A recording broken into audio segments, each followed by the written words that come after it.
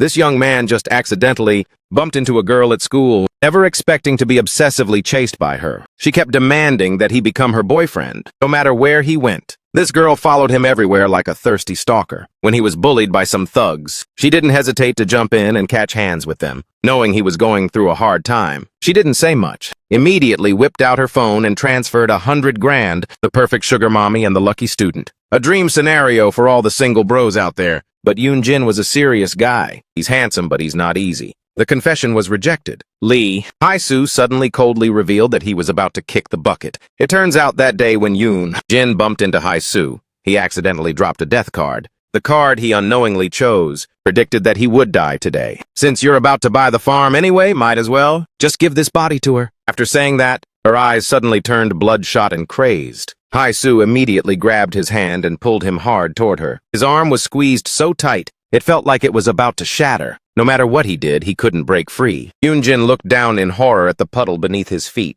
Underneath was a reflection of many ghastly hands clutching his arm. At that moment, Hae-soo had transformed into a giant female demon, looking at him with hungry eyes, before he even got to ask her out for dinner. How the hell was he about to become her dinner? Whoever said the other day that she doesn't eat meat, and there's nothing to fear, come out here and talk. Shaken to the core, he used every ounce of his strength to yank his hand away and ghosted out of there. The demon immediately chased after its body. Despite being massive and heavy, its speed was fast as the wind. Just as the demon was about to catch him, it slipped on a banana peel and fell flat on its face. Talk about divine protection, taking that chance! Yoon-jin managed to hide in a narrow gap between the buildings. The demon behind him could only howl in a blind rage. Just then, the light at the end of the road appeared. He was only a few steps away, when suddenly, the sound of something being ripped apart echoed through the night. Without him noticing, Yoon-jin had just been taxed. The demon's hand also froze for a second. Shocked, looking at its hand holding one of his arms, its fury reached a breaking point.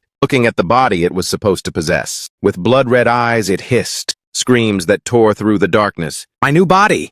Yoon-jin lay there trembling as his body grew weaker. The demon had now drawn close. Its voice was cold and sharp, hissing through its teeth. "If I can't have this body, then I'll just devour you alive." With that, the demon roared, opening its massive mouth full of fangs, ready to finish him off. However, just as Yoon-jin closed his eyes and accepted his fate, the sound of splashing footsteps running across the water suddenly rang out. It was the white dog he had picked up today. Rewinding to this morning, when Yoon-jin went out to take out the trash, he saw a stray dog, scavenging with its head down, searching for food. Seeing it intently chewing on a scrap of food that had clearly gone bad a long time ago, he instinctively felt a bit nauseous. Yoon-jin turned away to toss the trash bag in the bin, and intended to leave, but for some reason, he still looked back at the dog eating so heartily like that. A feeling of pity welled up inside him. After that, he went into the convenience store to buy a sausage. Returning to the apartment complex, he held the sausage out to the dog and called softly. It looked up at him for a brief moment, then immediately snapped up the sausage and wolfed it down. Yoon-jin gently patted its head. "Eat up, don't go digging through trash anymore, okay?" After saying that, he stood up and left, leaving the dog behind in a daze. It ate half the sausage and then suddenly spat it out, looking up at his fading silhouette with a silent gratitude. As the sun set, he returned home and saw that same dog still sitting by the trash. Yoon-jin stood still, watching it for a while, and thought to himself, "Why is the dog from this morning still here?" Eventually, he decided to ignore it and walked inside. A few minutes later, the first drops of rain began to pitter-patter against the window. The rain got heavier by the second. The image of the white dog huddled by the trash kept haunting his mind, unable to leave it behind. Yoon-jin finally ran out and brought it home. He carefully wiped it down and blow-dried its fur. As soon as it was free, the dog shook itself, splashing water all over Yoon-jin. It looked up at him as if asking for permission, then jumped straight onto the bed. Curling up contentedly, Yoon-jin laughed helplessly. "You're just gonna take over my place like that?" He went to get it a bowl of water and a few sausages. Seeing it lie still, he asked, "Not eating? Guess you don't like it." No sooner had he spoken than it trotted over, dipping its head into the bowl and gulping water down. After drinking, the little dog approached him, sniffing his feet, then timidly placed a paw on him. Seeing Yoon-jin didn't mind, it got bolder, stepped right onto his lap and curled up in his arms. He stared wide-eyed at the tiny creature, casually claiming his space. Give them an inch and they'll take a mile. Back to the present, as Yoon-jin was about to be cooked, the white dog quickly rushed in, pouncing on the demon. The demon was stunned. Before it could realize what was happening, a flash of white light zipped across. The demon's limbs were instantly sliced to pieces, causing it to scream in ultimate agony. Within the white mist, the dog had transformed into a tall man, holding a razor-sharp greatsword. Eon-jin squinted, vaguely witnessing it all. He saw someone standing in front of him, protecting him. It was a guy with long hair and gold earrings. He turned back to look at Eon-jin, who was barely breathing, and said, "Happy birthday, my grandson." But before passing out, those words were the last thing he heard. That person's hand reached out toward him, gradually blurring his entire vision. Some time passed. When Eon-jin opened his eyes again, everything was still hazy. Slowly, the light and shapes came back into focus. He realized he was lying in bed, drenched in sweat as if he'd taken a bath. "So hot," he gasped, reaching up to wipe his face. His sticky palms made him blurt out in surprise, "Whoa, that's a lot of sweat." Eon-jin fumbled around looking for his phone. The screen lit up with a bunch of unread messages. The most recent one was from Sung-gun. "Yo, you dead or what?" "Wait, what?" He sat up in a panic. "What time is it?" Eon-jin scrambled to grab some clothes to change. "Crap, when did I even pass out last night?" Suddenly, he froze. Last night's memories came flooding back all at once. He immediately lifted his arm to check it. It was still there. He clenched his fist and opened it again. Everything seemed normal. A wave of relief washed over him, but it was followed by intense confusion. What the hell actually happened? Thinking back to the girl from before, a name flashed in his mind. "Right, Lee Hai-soo." Suddenly the sound of a phone call from his homeroom teacher pulled him back to reality.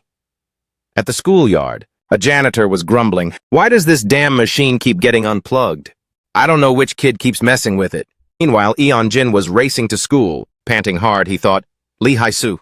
I wonder if she showed up today." Walking onto the campus, he wiped the sweat from his forehead and let out a sigh. The scenery looked so peaceful under the clear blue sky. He sneaked along the hallway, eyes scanning the area. Ahead, he heard two of Hai-soo's friends talking to each other. "Hey, why has Lee Hai-soo been acting so weird lately?"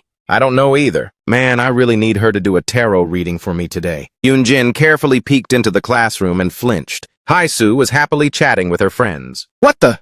"She looks completely normal," he thought, suddenly hesitating. "Should I just ask her straight up about yesterday?" Just then, his two best friends appeared right behind him, showing up to school exactly at lunchtime. Only a total slacker would do that. "Hey, why didn't you read our texts? You had us worried for nothing. He only came to school to find his girlfriend, I bet. See, told you he was a hoodlum." "No, it's not."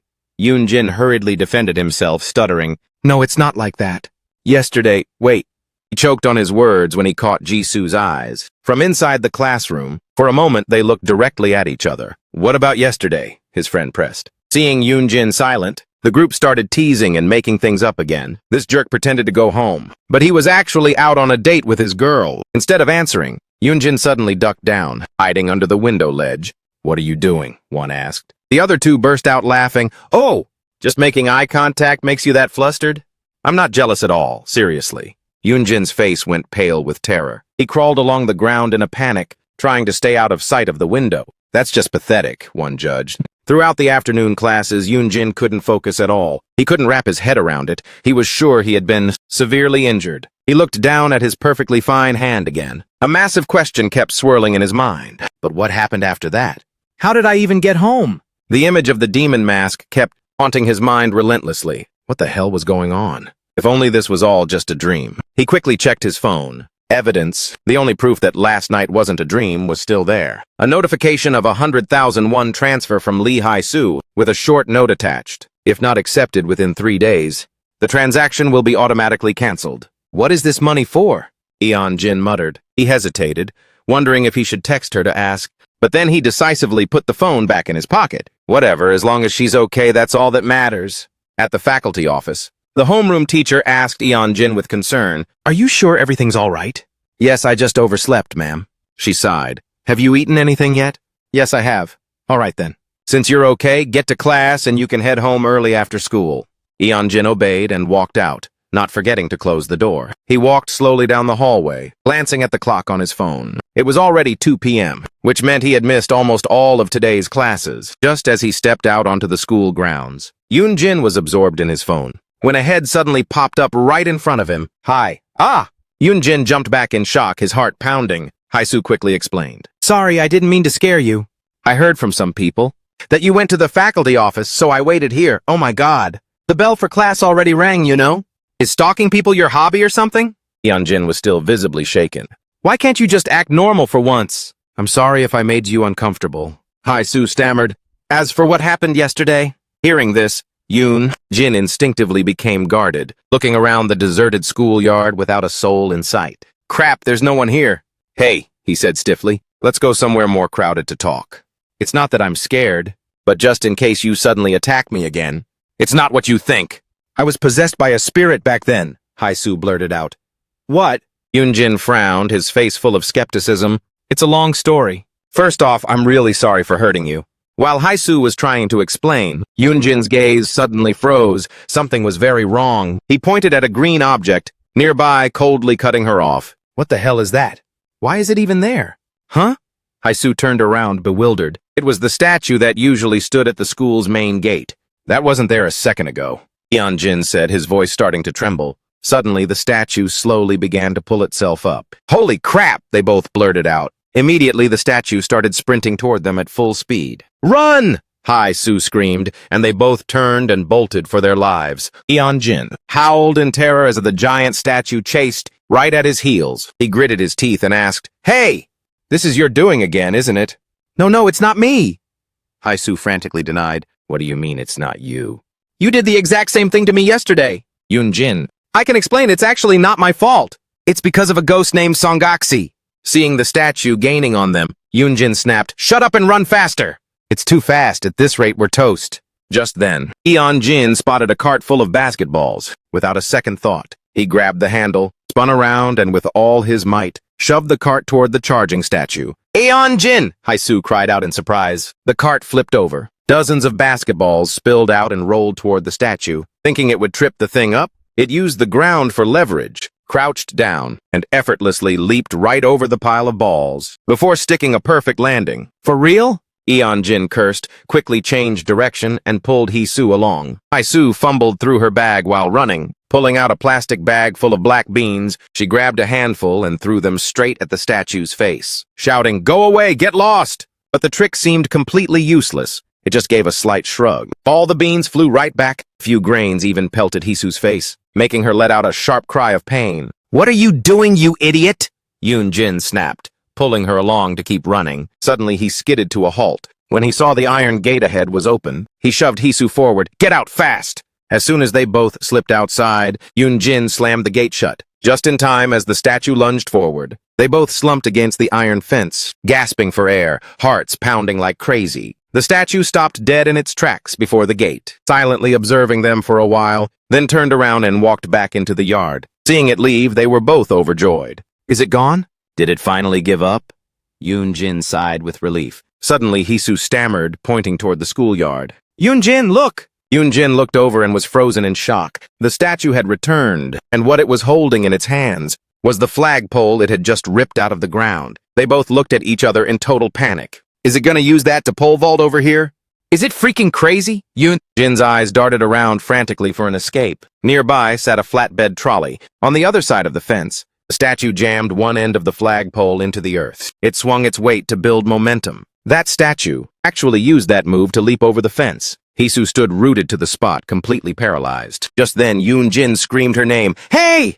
Hai-Su, get out of the way! She snapped out of it and scrambled back. Jin stared intently at the statue. It dropped from the air like a high jumper, but instead of a landing mat, it hit the trolley. The impact sent the trolley crashing into the dump, flipping it upside down. The statue also sprawled out in the middle of the trash, reeking of a foul stench, making them both pinch their noses. Yet, to their absolute horror, it scrambled back onto its feet, its eyes sharp as daggers, locking straight onto Jin. Let's go, he urged Hai-Su. But the statue suddenly blocked them, right in front of their faces, so fast that no one could react. Its eyes flared with murderous intent. It lunged straight at Jin and grabbed him by the throat, lifting him high into the air. Jin! Hai-Su could only scream in desperation. It looked at him with pure, unadulterated hatred. Just a little more pressure, and his neck would snap like a twig. Stop it! Hai-Su shrieked in terror as she saw Jin beginning to suffocate. She quickly pulled a string of brown prayer beads from her shirt, yelling, Hey!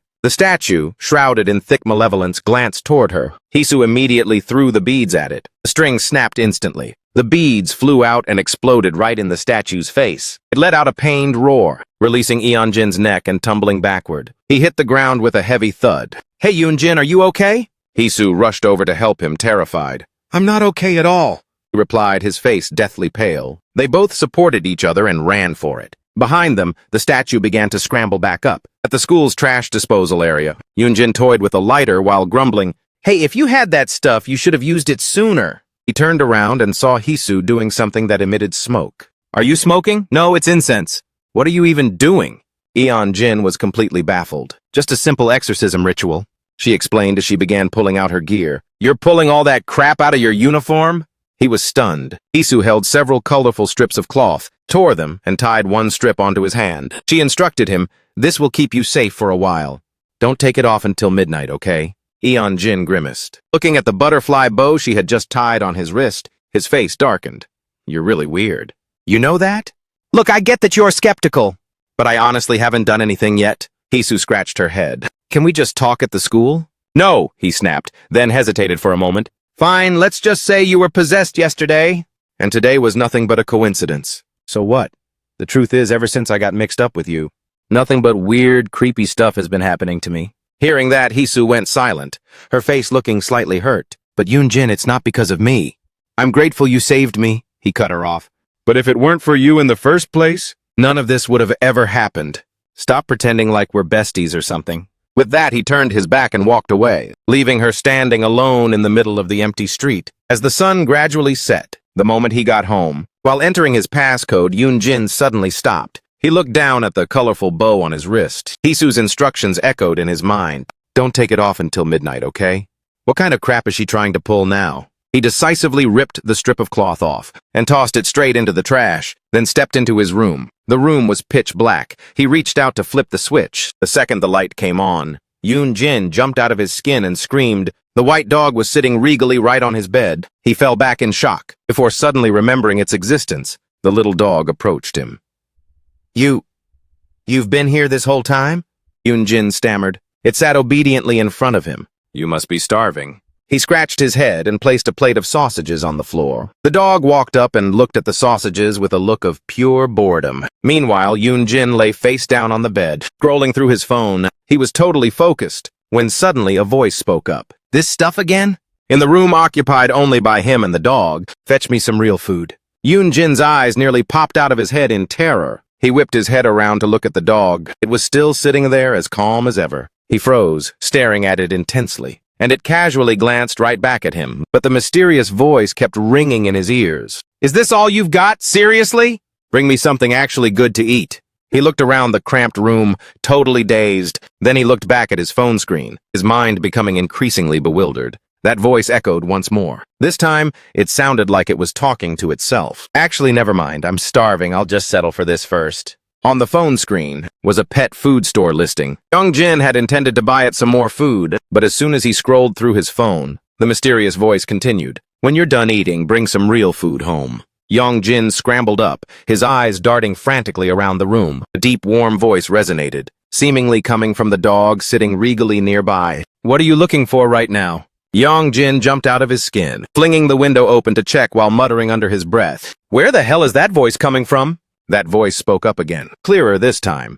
"Are you only just hearing me now?" Eunjin whipped around, his eyes dark with fatigue, staring fixedly at the empty space in the room. "Is someone here?" He froze as a cold sweat broke out, and then he saw it. The little dog was baring its teeth, looking exactly like it was smirking at him. Eunjin faced it, standing paralyzed for a few seconds. He slowly sat down, picked the dog up to examine it thoroughly, and began prodding and poking every inch of its body. He turned it over, flipped it around, checking so aggressively that the dog started to get annoyed. It snapped irritably. "Hey, show some respect!" The shout right in his face made Eunjin jump. He hastily set it down and scrambled back a few steps, maintaining a safe distance to observe. Looking at the harmless appearance of the creature before him, he thought to himself, "No way, this dog actually talks." Everything was beyond his wildest imagination. Am I dreaming? His head was spinning. After the recent string of unbelievable events, seeing him standing there like a statue, "You're tripping. Scared to believe what's going on, right?" "Honestly, I've been here all day. But you're only just hearing my voice now? Then Dien used his spiritual power to manipulate a nearby drawer. Clatter, clatter. The cabinet doors flew open. A bunch of clothes and socks came tumbling out, flying straight into Yoon-jin's face. Annoyed, he pulled a tattered shirt off his head. Disgusted, he threw it aside and let out an involuntary shout. But at that exact moment, he suddenly realized something. The shirt was missing a sleeve. Remember now what happened yesterday? Horrifying memories suddenly came rushing back. The female demon, the chase, and the sensation of his arm being crushed. The last thing he remembered was its gaping maw, preparing to swallow him whole. A sharp, stinging pain suddenly crept into his mind. Yoon-jin quickly clutched his shoulder, checking to see if his left arm was still there. It was still there. He was lost in a daze between memory and reality. What the hell are you talking about? You're wondering how this is possible, aren't you? As if reading his mind, the dog, Jin, continued. Who do you think I am? Of course I could stop that monster and talk to you like this. Seeing the look of absolute shock on Yoon-jin's face, hearing all this for the first time, must be pretty overwhelming, huh?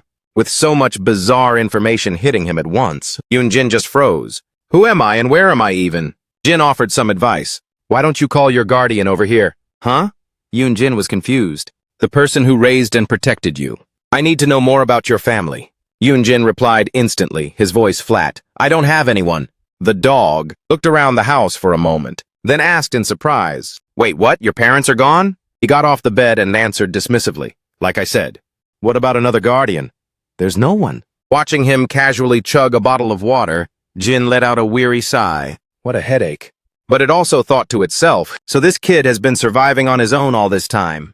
Looks like I didn't pick the wrong person after all. Meanwhile, Yoon-jin was groaning inwardly. What kind of crazy situation is this? I can't even remember last night clearly. And now there's this mess on top of it. Jin looked at his back, complaining, Hey, I saved your life. Why haven't I heard a single thank you, Yong? Yoon-jin turned back and gave it a disdainful look. You saved me? A puppy is stronger than that monster? So you're a monster too? At this point, Jin was fuming with rage. It coldly declared, You dare call me a monster? I am your ancestor. The firm assertion made Yoon-jin freeze in his tracks. He stood there, sweat pouring down his face. An ancestor? He stared fixedly at the dog in front of him, muttering blankly, Dogs are humans' ancestors? So I was a dog in my past life? You idiot! Jin snapped, steaming with rage. I'm not a dog! Then what are you? He asked back naively. Ugh, Jin was about to go crazy with this descendant. I'm just inhabiting this body. To you, I look like a dog, but in reality, I'm not. Oh, Yoon-jin replied indifferently. So you're possessing a dog? Let's put it that way, the dog nodded smugly. But immediately after, he dropped a blunt truth. Then you're still a dog anyway. I told you I'm not, Jin snapped, trying to explain. But without a suitable human body, you're still just a dog right now. I already said I'm not. Okay, he nodded as if he finally understood. So an ancestor's ghost is possessing a dog. It sounded a bit annoying, Jin muttered, but it made sense. Calling it a ghost was accurate enough. Yoon-jin cut to the chase. So what do you want from me? He wearily threw out some theories. Do you want offerings? I don't have money for that stuff. Hearing that, the little guy just silently turned away. But Yoon-jin kept muttering, If you need that many offerings, why don't you find a richer descendant? At the same time, Jin's face suddenly darkened.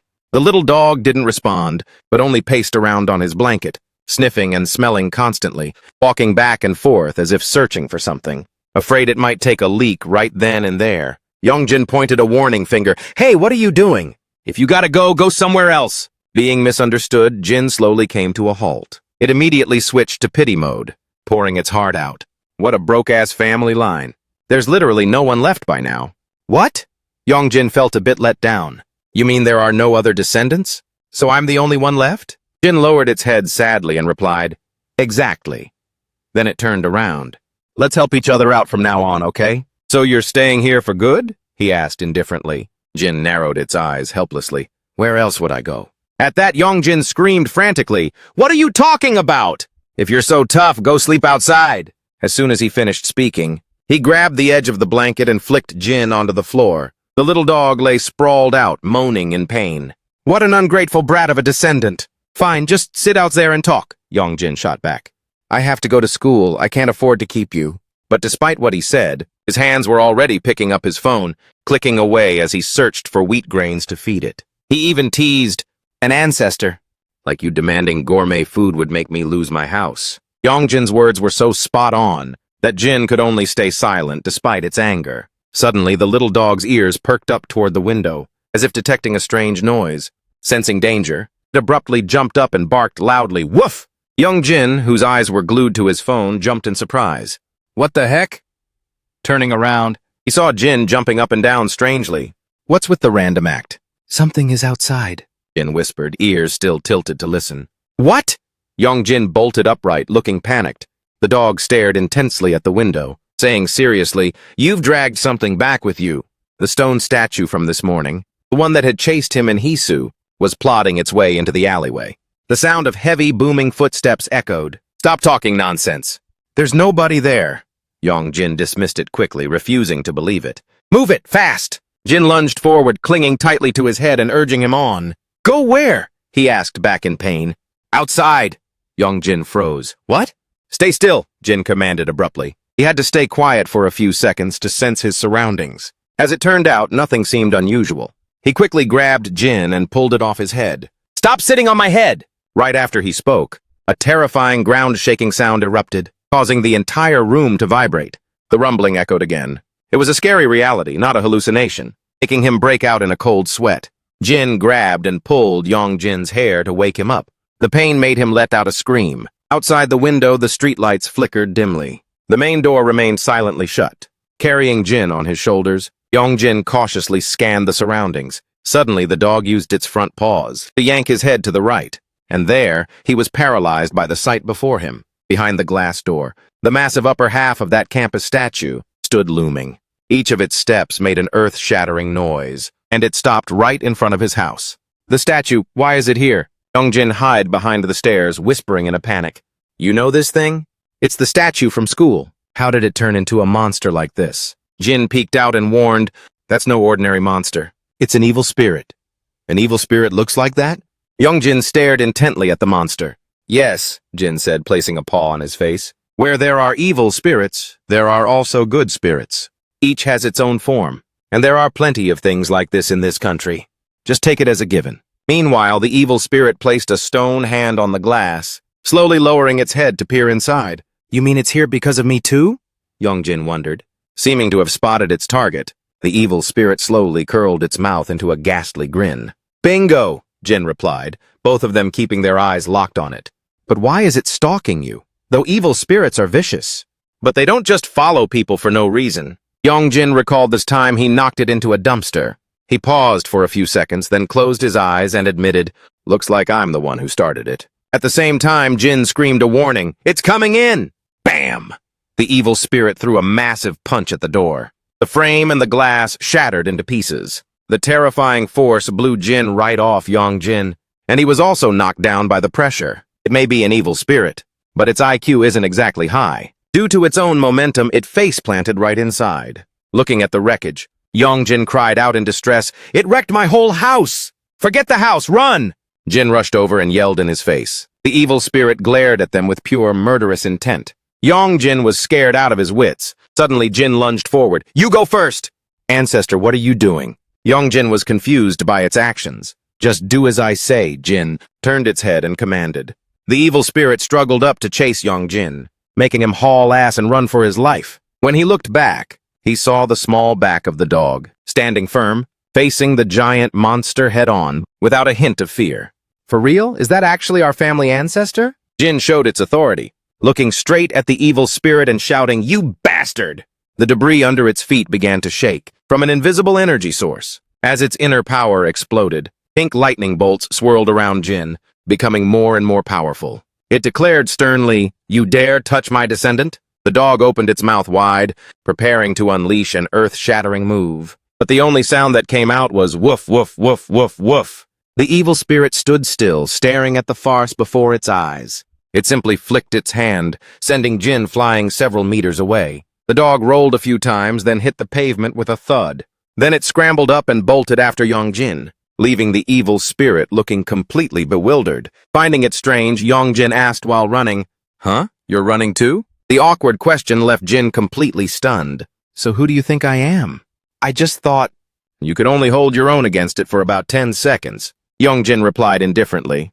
"But it's weird. How did you manage to save me yesterday?" Or were you just capping? You're really something. What do you get out of mocking me? Whoa! Before he could finish, the evil spirit caught up. It lunged down from above and snatched Yongjin up. Ah! He was terrified. Damn it, it got me! Suddenly, the jacket slipped off Yongjin, sending him falling straight to the ground. The evil spirit stood frozen for a few seconds, holding the jacket. Then it gleefully put it on. It even zipped it up, smiling with satisfaction. Hurry, get up! Yongjin scrambled to his feet, trembling. The evil spirit, looking bizarre in his jacket, placed its hands on the ground, getting into a starting sprint position. Seeing that, the two of them were scared, shitless, and bolted, running forward with everything they had. Just as the evil spirit was about to launch, a voice suddenly rang out, "Come here!" Sacred scripts manifested, and a radiant aura appeared in midair. Jisoo, holding a megaphone, was blasting Buddhist chants at maximum volume. The sound struck the evil spirit's mind directly, leaving it writhing in agony. Yongjin looked at her in shock. Jisoo stood there without a trace of fear, tightly clutching the phone connected to the speaker, which continuously played sealing incantations. Is that Lee Jisoo? Luckily, she had arrived just in time. The 8-hour-long chanting video on her phone was still playing, and the sound from the speaker caused the evil spirit's body to instantly burst into flames. It's scared now? Yongjin asked tremulously, watching the fire consume the monster. Then suddenly blurted out, "Oh! My jacket!" Jisoo still didn't take her eyes off the flames. Suddenly, Yongjin stiffened. Something was wrong. Did we win? Right after he spoke, a single hand and foot, completely unscathed, stepped out from the flames. The evil spirit had resisted the power of the Buddhist chants. It slowly stood up, lifting its head with a look even more terrifying than before. Jisoo backed away in shock. "No way, my chants aren't working?" In the blink of an eye, the evil spirit appeared right in front of her and swung its fist. "Watch out!" Yongjin rushed in and tackled Jisoo to the side to help her dodge the blow. The heavy impact sent them both tumbling to the ground. Yongjin groaned in pain. Terrified, Jisoo turned around to see the evil spirit raising its foot, aiming straight for the speaker. With a thunderous stomp, the speaker shattered. The concrete road also cracked wide open. The evil spirit leaned down and picked up a chunk of broken concrete. It hoisted it onto its shoulder, wound up and spun around, hurling it directly at the two of them. Careful! Concrete fragments rained down on Jisoo, scraping her legs. Yongjin quickly raised his arms to shield her, but he was still struck by large stones on his body and head. A horrific explosion occurred. After the smoke and dust settled, both lay collapsed on the ground. Yongjin struggled to sit up, trying to call out Jisoo's name as she lay motionless. "Lee Jisoo!" The evil spirit stepped out from the explosion. Yongjin looked at it in horror, but a strange noise coming from Jisoo caught his attention. She was trying to light a bundle of incense. "We have to run!" Yongjin shouted. "Please," Jisoo pleaded weakly, still stubbornly trying to light it. Yongjin was about to yell again in frustration, but he suddenly froze, his eyes filled with pure terror. The evil spirit was standing tall right over Jisoo. It was lifting a car with both hands, ready to crush her. Images of his pet dog, Jin, flashed through his mind. "You said you were coming out!" Yongjin scrambled up desperately and sprinted toward Jisoo. "Then help me!" Summoning every last bit of strength, he let out a roar and leapt to shield Jisoo, ready for the end. But instead of the sensation of pain, his feet suddenly stepped into a boundless void. All around him was a completely foreign land. The space began to transform. Yongjin stood dazed, not understanding what had just happened. What the hell is this? The sky before his eyes suddenly grew murky. Where did everyone go? A sense of dread welled up inside him. He instinctively cried out, "Lee Jisoo, ancestor!" Suddenly, a pair of legs appeared behind him. A deep, warm voice spoke up. "Only now do I hear your desperate plea for help." Hearing that familiar voice, Yongjin was stunned. He whipped around and called out Jin's name in amazement. A man dressed in black ancient attire emerged from a hazy white mist. His appearance was incredibly mysterious, especially his golden pupils, glowing brightly in the darkness. "Who are you? What's with this outfit?" Yongjin asked, bewildered. "Who else would it be?" the man replied calmly. Yongjin gasped. "Do you not recognize my voice, my descendant?" The man smirked. His face began to flicker, shifting between a human form and the face of the dog, Jin. And Yongjin finally started to suspect the identity of this person. He muttered, "Ancestor?" "That is right," the man said, stepping right up behind him. His voice affirmed, "We are your ancestor." The sudden proximity sent a chill down Yongjin's spine. The man gently took his hand and began to tell him, "In the beginning there were 12 gods." He continued, "And I am the god who rules over the dragons." A surge of warm power flowed from his hand into Yongjin's body, causing his palm to glow brilliantly. From there, an earth-shattering energy exploded. At that very moment, Yongjin returned to reality. The words still echoed in his ears. "I will lend you my strength." Without a second's hesitation, he immediately used the power he had just received to summon a weapon to fight the evil spirit. Jisoo witnessed the scene and could not believe her eyes. Yongjin let out a loud roar. With eyes blazing, he charged straight at the evil spirit. The ancestor's power manifested as a giant blade, slicing the car in half with ease. A thunderous explosion rang out. Seizing the moment while the spirit was still dazed, he lunged forward, delivering a sharp slash across its hideous body. Carried by the momentum, he tumbled hard onto the ground. "Yongjin!" Jisoo screamed in worry. "What the hell is this?" "I really sliced a car in half," he said, struggling to speak. "What the heck are you doing?" Jin, in his dog form, barked out in frustration. "Get up before it chops you into pieces!" Yongjin quickly scrambled to his feet, grabbing the sword again. He held his breath and cursed under his breath. "Damn, this is heavy!" Suddenly he flinched. He realized the gash on the evil spirit had already healed. Out of nowhere, it started growling in rage. With bloodshot eyes, it lunged at him like a starving tiger. It swung its elbow, delivering a devastating blow to Yongjin. Caught off guard, the sword flew from his hand, and he was sent flying into a nearby pile of scrap metal. As he struggled to crawl back up, the evil spirit was already looming right over him. It let out a roar and charged, making him turn pale with fear. Jin suddenly jumped at the spirit's face and barked loudly. "Run now, hurry! Bail out while you can!" Yongjin immediately turned tail and ran. "Wait, why are you running, you idiot?" Jin, driven crazy by his stupidity, started yelling at him. "You handle it yourself!" he shouted back, totally capping. Seeing its prey about to escape, the evil spirit grabbed Jin, tossed him aside, and leaped high into the air. In an instant, it caught up to Yongjin. "Use the sword!" Jin yelled from where he lay sprawled. Yongjin gritted his teeth, spinning around and tightening his grip on the blade. He suddenly unleashed a horizontal slash. The evil spirit was forced to arch its body to dodge it. Taking advantage of that split second, he poured all his strength into the next strike. "Keep it up, Yongjin, I'm coming!" Jisoo suddenly screamed out in support. As if he'd just been buffed, Yongjin swung his sword wildly. Even the evil spirit felt second-hand embarrassment watching him. Suddenly, the sword slipped from his hand. It went flying, slicing through nearby flower bushes before soaring high into the air. In the blink of an eye, Yongjin turned around and bolted again. The evil spirit immediately stuck to him like glue. The sky was filled with falling flower petals, scattered everywhere. Suddenly, the evil spirit's eyes widened.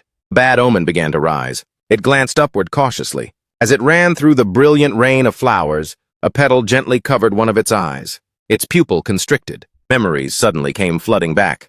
Inside a room, flickering lights cast two blurry shadows on the wall. An athlete and a man in a safety helmet.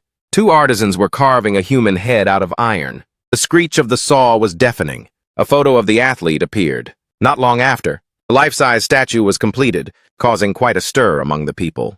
"Oh my God, it looks exactly like him." Even the TV reporters came to film it. The statue modeled a legendary track and field athlete, South Korea's #1 pride. The host stared at the statue for a long time before, wondering, but why is he bald?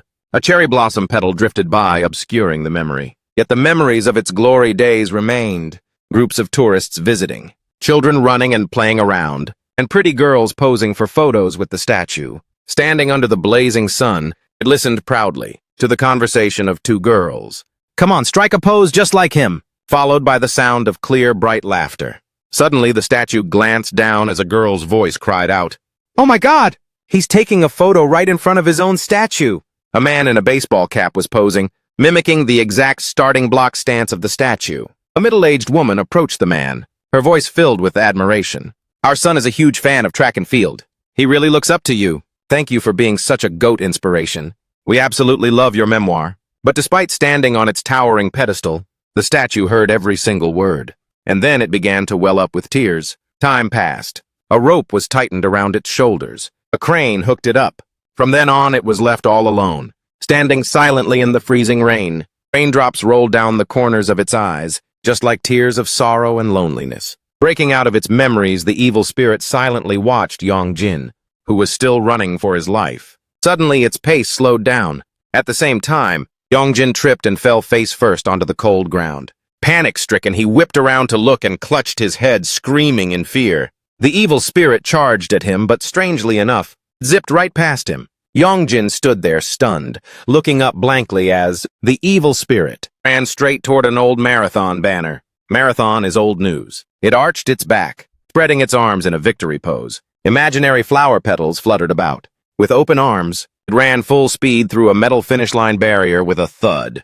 It was immersed in the feeling of glory. As it finished first, the cheers and thunderous applause of a crowd echoed endlessly in its mind. It proudly bit down on a gold medal, imagining the scene where the woman from years ago praised it, and everyone asked for its autograph. It had become a celebrity, an idol loved by children everywhere. The evil spirit just kept running and running toward the flower petals, as if running toward a victory, shining brightly in its own delusion. Meanwhile, Yongjin and Jin could only stand there frozen, not understanding a single thing. Lee Hisu also stood there with a giant question mark over her head. Suddenly, a flash of light streaked across the sky. In a blink, the evil spirit vanished, leaving the three of them standing there in a daze. What the hell was that? Jin narrowed his eyes in thought for a moment, then spoke in a raspy voice. It seems it has achieved its purpose and moved on to the afterlife. Why so sudden? He wondered aloud. Like I said, the dog explained, evil spirits aren't dangerous as long as you play by their rules. And what rules are those? It depends on each soul's reason for existing, Jin said slowly. That's why I asked why it was so pissed off. It was definitely your fault. Are you kidding me right now? Yoon-jin immediately fired back. Not long after, night fell over the city. Yoon-jin returned to his room, groaning in pain while checking the injuries on his arm. He winced and asked Jin, "Is my rib cracked or something?" "You don't need to worry about that," the dog reassured him, then suddenly turned to look at Hisu, who was sitting quietly in the corner. "Young lady, are you okay?" Hisu scratched her arm, hesitating to answer. Then she suddenly bowed her head low and shouted, "Thank you." Yoon-jin's eyes nearly popped out, while her face turned bright red from guilt and embarrassment. "You're Yoon-jin's ancestor, right?" In the dead of night, at the finish line of the marathon, the broken metal barrier suddenly flickered with a strange light, then mended itself back together. A car smashed in half nearby suddenly lifted up. No, its fragments automatically assembled perfectly. The shattered glass of a shop window healed itself. A snapped apricot branch reattached itself to the trunk. Under the streetlights, the silhouettes of 3 children, 2 boys and a girl appeared. They had their arms around each other, laughing happily, before fading into the night. In a small room somewhere, an ancient sword was placed solemnly on a shelf. Hisu hesitated for a moment before gathering the courage to ask, "Are you really Yoon-jin's ancestor, sir?" Jin was stunned for a few seconds, then raised an eyebrow. "So you can see me?" The little dog asked curiously, "Are you a mage?" The girl quickly shook her head and whispered in response, "No, I'm not a mage."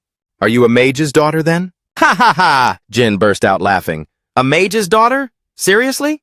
Recalling the time Jin saved her life, Jisoo said with deep gratitude, "Last time you saved me from that monster, but I fainted right after." She gave a gentle smile. "I haven't had the chance to thank you properly yet. Thank you so much, sir." At that moment, Yong-jin suddenly cut in. He stared at Jisoo, wide-eyed in disbelief. "You can actually hear this dog talking?" "Mm-hmm," she nodded honestly. Hearing that, Yong-jin instinctively let out a sigh of relief. "So I'm not schizophrenic after all." Hisu looked at him and couldn't help but giggle. "Schizophrenic? Oh, please." Then Jin smiled and asked her, "How did you know I'm this kid's ancestor?" "Well..." Hisu looked at the dog and the boy sitting before her. She involuntarily imagined what Jin would look like, in human form, and compared him to Yong-jin. Then she gave a sincere smile. "Because you two look exactly alike." "Wait, what?" Yong-jin couldn't accept this reality. Blushing, she mumbled an explanation. "Yong-jin, can't you see it?" "See what?" he pressed, raising an eyebrow. "Your ancestor's appearance, I mean." Jin suddenly turned and started grilling Yong-jin. "You can't see how insanely handsome I am, huh?" The little dog was incredibly confident in his top-tier looks. He smugly added, "It is only natural for women to feel shy in the presence of my beauty." "Ugh, stop," Yong-jin scoffed in disgust. He grabbed a mirror and shoved it in front of Jin. "Yeah, you're just so handsome." The moment he finished speaking, the man and the dog immediately started brawling, beating each other up. Meanwhile, Hisu pulled out her phone. "Yong-jin, look at this." As soon as he glanced over, she snapped a photo. A bunny filter, munching on a carrot, appeared right where Jin was, in midair. "What is that?" he immediately cried out. Yong-jin stared at the phone and screamed at the top of his lungs. "Oh my god, how did you do that?" He absolutely refused to believe his eyes, telling himself it must just be an app glitch. She turned to Jin and said, "Great ancestor, please move closer to Yongjin." Instantly, a filter, labeled nauseous, appeared right next to Yongjin's face. Then a mask filter followed suit in the exact same way. Still stubbornly in denial, he deliberately waved his hands all over the place, around him to check if Jin was actually there. Jin just frowned, acting like he couldn't care less. It was getting later and later. The streetlights outside had flickered on. The clock struck 9:05 p.m. "But aren't you going home?" Yongjin suddenly spoke up. "It's already 9 o'clock. Hisu was startled. She stammered, wanting to say something but then stopping. Finally, she whispered, "I can't go back there." Yongjin took a sip of water while staring at her. "Why?" he asked. Hisu took a deep breath to find her courage. "My mother is also possessed, just like me. She's strong enough to summon an evil spirit with ease." Hearing this, Yongjin's eyes widened. "If I go home like this?" The girl's voice trembled with a mix of fear and sadness. "My mother will forcibly possess me again and come after you, just like that evil spirit did." "Why would your mother come for me?" he asked curiously. "Because she wants your body," she replied bluntly. Jin was also stunned upon hearing this. "Why my body?" Yongjin furrowed his brows. Hisu whipped around, her sharp gaze locking onto his.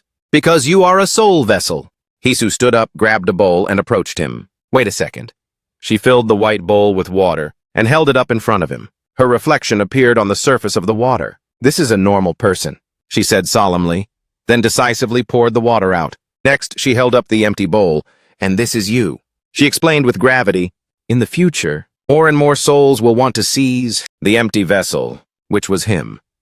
Yongjin could only gulp nervously, but I didn't know how to explain it before, so I just kept my mouth shut. "Everything those spirits are after is actually you," she said, looking him dead in the eye. "What the hell?" Yongjin frowned, completely lost. "You really have no clue?" Jin, who had been quiet the whole time, suddenly chimed in. The dog said bluntly, "All this weird crap keeps happening because of you." Hearing that, Yongjin's face went pale. He suddenly flashed back to what he'd said to Hisu. "What did you do this time?" "Freaky stuff keeps happening ever since I got mixed up with you. If it weren't for you, none of this would be going down." Back then, she kept trying to explain, "No, it's not me," but he wouldn't listen at all. Yongjin's expression darkened. "Nothing happened before your birthday." Hisu's voice suddenly echoed in his ear. After saying that, she also fell silent. Suddenly, she walked over to Jin, quietly knelt down and said with deep respect, "Sir," she pleaded earnestly, "please, I need your help." Jin stared at her for a moment, then cocked an eyebrow and asked, "You said your mom is a shaman? Does she worship ghosts like they're gods or something?" Hisu flinched at the question. "She doesn't realize what she's doing, sir," Hisu explained hurriedly. "My mom wasn't a famous fortune teller before, but she was always so devoted to her prayers." The image of a woman sitting in the middle of a forest flickered to life as she spoke. Until one day, she came home and claimed she had received a deity. After that, the shrine that used to be empty suddenly blew up and it became famous, to the point where people had to book an entire year out. She remembered peeking from behind the door, watching the clients come in for their readings. But to me, that thing didn't look like a god at all. Her voice began to shake, as she recalled the terrifying grin of the demon standing right behind her mother. When she was little, she'd once naively asked, "Mom, is that spirit you're serving really a god?" In an instant, a massive slap sent her tumbling to the ground. She clutched her face in pain, listening to her mother's curses. "How dare you blaspheme the gods!" Her mother's terrifying face from that moment still haunts her to this day. "It's an evil spirit." Jin's voice rang out, cutting through her flashback. Hisu pursed her lips and continued her story in a low voice. "Since that day, I've tried to escape the spirit haunting my mother, but it's no use. Eventually, it summoned a dark spirit and forced itself on me." After hearing this, Jin nodded slowly. "A spirit shaman? I see. No wonder standard rituals haven't been working." But at some point, Jin had hopped onto the bed and started scrolling through his phone, acting completely indifferent. "I'll help you," Jin said unexpectedly, making Hisu look up, unable to believe her ears. He smiled and explained, "You risked yourself to save Yongjin. You deserve to be helped." He turned to Yongjin. "This is the right thing to do, isn't it, Yongjin?" Yongjin was confused. "Wait, why me all of a sudden? I have to help too?" Meanwhile, Hisu was bowing repeatedly, crying out with joy. "Thank you, sir. Thank you so much." Ignoring Yongjin's frustrated protests, Jin just smiled contentedly. "It's late. Go to sleep." The girl nodded obediently. She used a roll of toilet paper as a pillow and lay down. Whoa, whoa, whoa! Yongjin yelled. What are you doing? Huh? I'm getting ready for bed, she replied nonchalantly. Why are you sleeping here? I told you I can't go home. Then sleep at a friend's place. I don't have any friends, she said, shaking her head sadly. Yongjin thought for a moment. What about that girl with the hair bun? Isn't she your friend? She's a friend of the dark spirit, not mine. Oh, come on, just play along and act close for a bit. Yongjin buried his face in his hands in despair. Yongjin, she pleaded softly. Please, just hear me out. What now, you want to crash at my place? No, he answered, cold as ice. I'll just sleep, I promise. What the hell are you saying? Don't you get it? He snapped irritably. Just go to sleep then. What else are you planning to do? Jin stretched out on the bed and teased in a playful tone. Sharing a bed, huh? Then glanced at Yongjin. I'm heading out, he said. What the hell are you talking about? Yongjin's face turned beet red as he yelled while the man left the room. Yongjin? Hisu spoke up apologetically. I'm sorry, but could you lend me a pair of shorts? Any old ones will do. Yoonjin looked dazed. That night, the lights in the small house went out.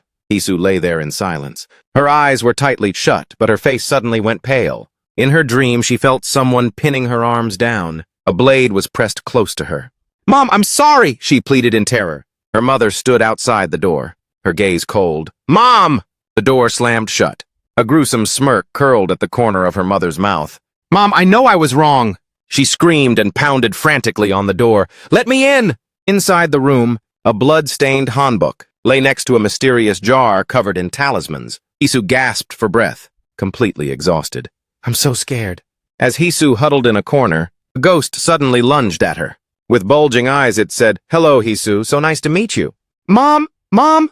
She moaned in her nightmare, tears streaming down her face. Seeing this, Jin immediately went over, lay down beside her, and helped her gradually calm down until she fell into a peaceful sleep.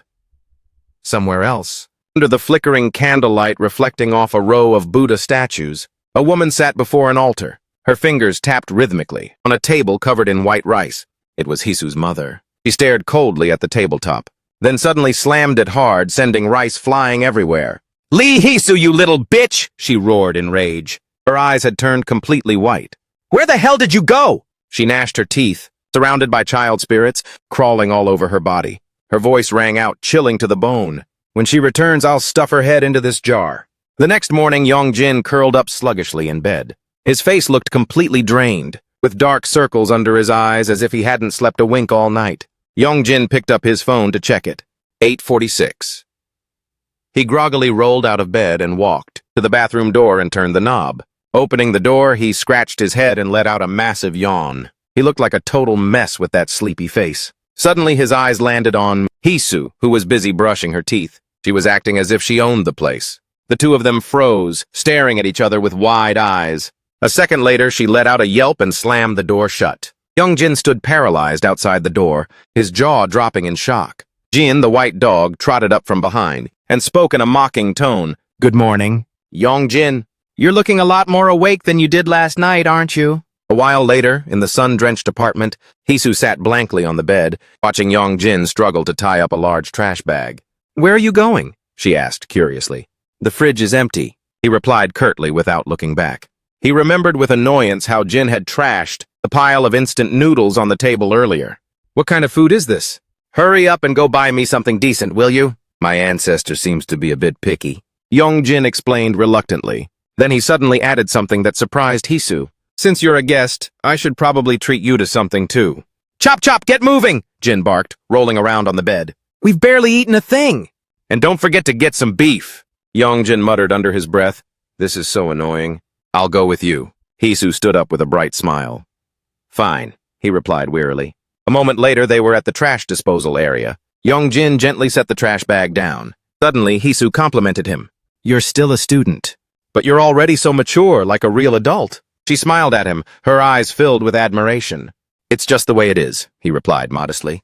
The two of them walked on in silence. Yongjin felt a bit shy and awkward because of the compliment earlier. He stole a glance at her. Hisu was still as radiant and glowing as ever. She smiled warmly, looking up at the sky and musing. The weather is so beautiful today, isn't it? He suddenly remembered the harsh words he had said to her and felt incredibly guilty. If I hadn't met you, none of this would have happened. The look of shock and sadness on her face from that moment flashed back in his mind. He blamed himself, thinking it was all his fault. Lost in thought, his pace began to slow down. Suddenly, he worked up the nerve and called out, "Hey!" Hisu turned around. "Yeah?" He mumbled, barely able to get a word out. Seeing his hesitation, she waited in silence. Suddenly, Yongjin let out a groan, clutching his head and slumping down in frustration while she looked on, bewildered. He kept his head down, unable to look Hisu in the eye, but his voice was deeply sincere. "I'm really sorry." "For what?" she asked, scratching her back in confusion. "I said some really nasty things to you. It's all my fault." It took Hisu a moment to realize what he was talking about. She was surprised and at a loss for words. Yongjin still had his head down, his voice barely a whisper. "Even so, you've still helped me out a lot." His palms began to sweat, his voice trembling slightly. "Thank you." Actually, he was blushing so hard his face was beet red and he was sweating buckets. He still tried his best to speak his mind. "No matter what happens later, I will... You really are more mature than everyone else." Hisu suddenly leaned down and looked him straight in the eye. "Huh?" Startled, he stood up abruptly. "Don't even sweat it," she said. "I don't mind at all." Hisu crossed her arms and gave him a bright, reassuring smile. "Besides, it was partly my fault anyway. You even got hurt because of me, right? So let's call it even. We're good, okay?" But Yongjin was too flustered to know how to respond, so he just turned his face away. "Fine, I get it." He breathed a secret sigh of relief. "Anyway, let's just go shopping." After that, they both headed into a nearby supermarket. Hisu was just about to toss a large bag of candy into the cart when Yongjin stopped her. "Hey, what are you buying this for?" he asked blankly, still holding on to the bag of candy. "Just something to snack on whenever you're hungry," she explained. "All right, thanks," he replied helplessly. "Do you need anything else?" she asked innocently. That should do for now," he said dejectedly, adding, "But hey, I'm almost broke, you know." "How come?" Hisu didn't get it. "Just go ahead and buy it. I'll pay, okay?" "Why on earth would you pay?" She pulled out a credit card and grinned mischievously. "It's fine. It's Yongjin's money anyway. There's almost 10 million won left on here." He was speechless and felt completely defeated. "Just think of it as an exorcism retainer fee," she said quickly. After finishing their shopping, they walked out of the supermarket. Hisu happily chewed on her candy, while Yongjin was loaded down with a huge bag of groceries, feeling a bit stunned inside. "This is the first time I've ever gone to the store and bought this much stuff. By the way, your cooking is actually pretty fire," she suddenly remembered, to compliment him. "It's just mid," he replied.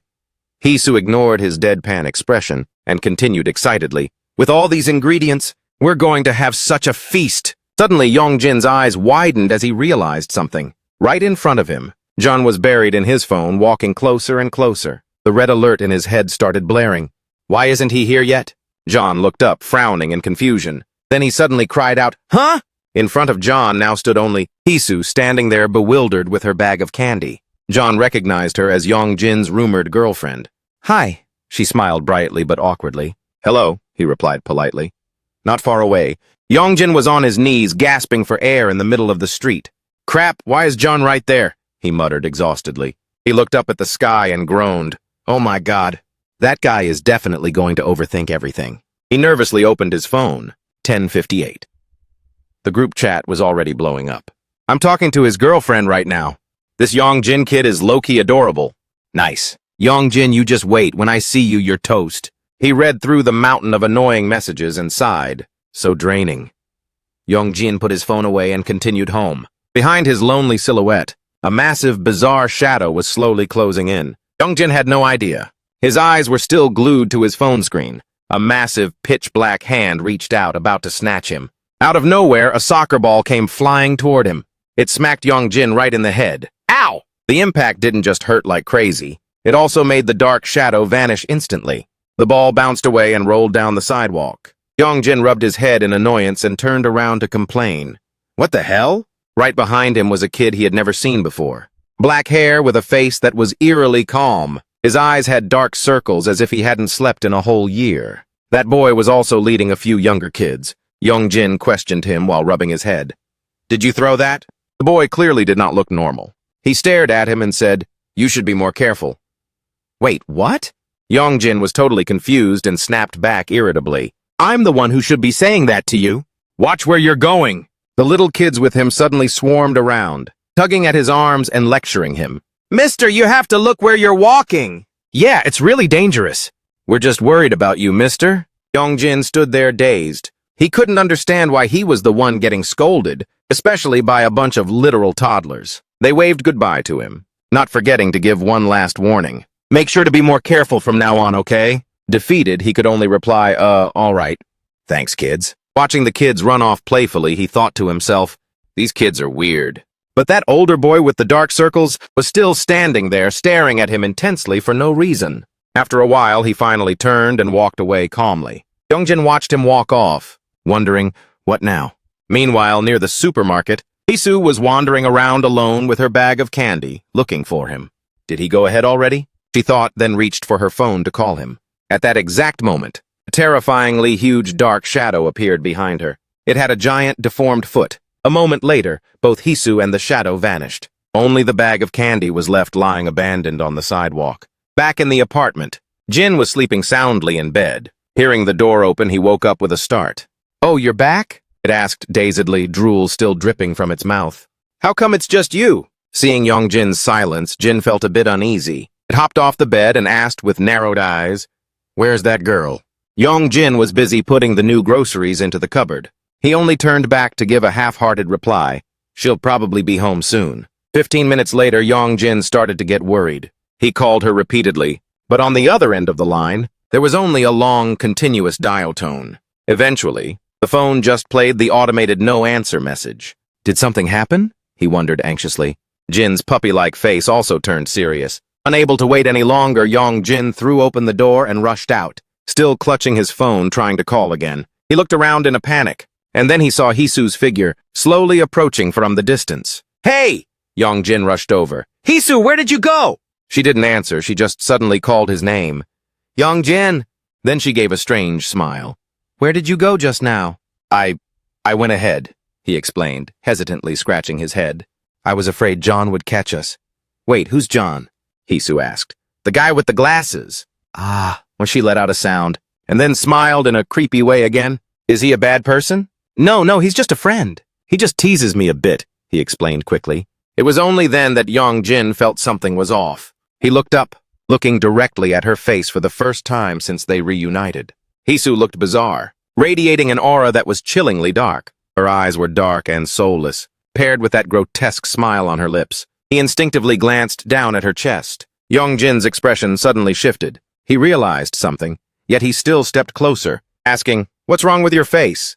Instantly, Hisu's eyes turned blood red. A bone-chilling wind blew past, mingling with her ghostly laughter. The disguise shattered.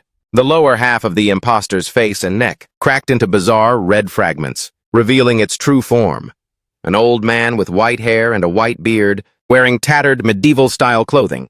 He brandished a tattered piece of cloth, grinning widely with a terrifying, piercing gaze, and proclaimed, I am Ongbabi.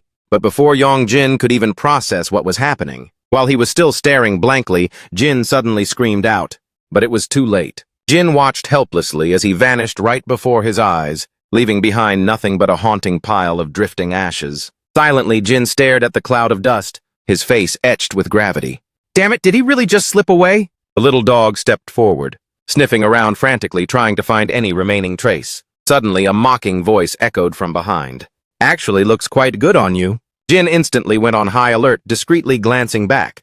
He saw a figure dressed in black, standing only as tall as an elementary schooler. So how's the dog life treating you? The person taunted. It was the same boy with the dark circles who had saved Yongjin before. Confidence for days, huh? Jin spoke up. The boy with the terrifyingly gloomy eyes looked at Jin. It's been a minute, hasn't it? He said. With a sharp gaze, he called out the dog's true name, Ding Mao Bingshu. Huh? Jin was bewildered. This person was clearly connected to the demon realm and possessed extraordinary power. He looked at the boy's tiny body and asked suspiciously, What's the deal with that body of yours? The strange boy suddenly smirked, though his eyes were full of resentment. I can't tell if you're actually asking or if you're just trying to clown me. Jin really didn't mean anything by it. He just scratched his dog face blankly. How exactly did you break the seal? The boy asked with murderous intent. I have no clue, Jin replied calmly, shaking his head with a smirk.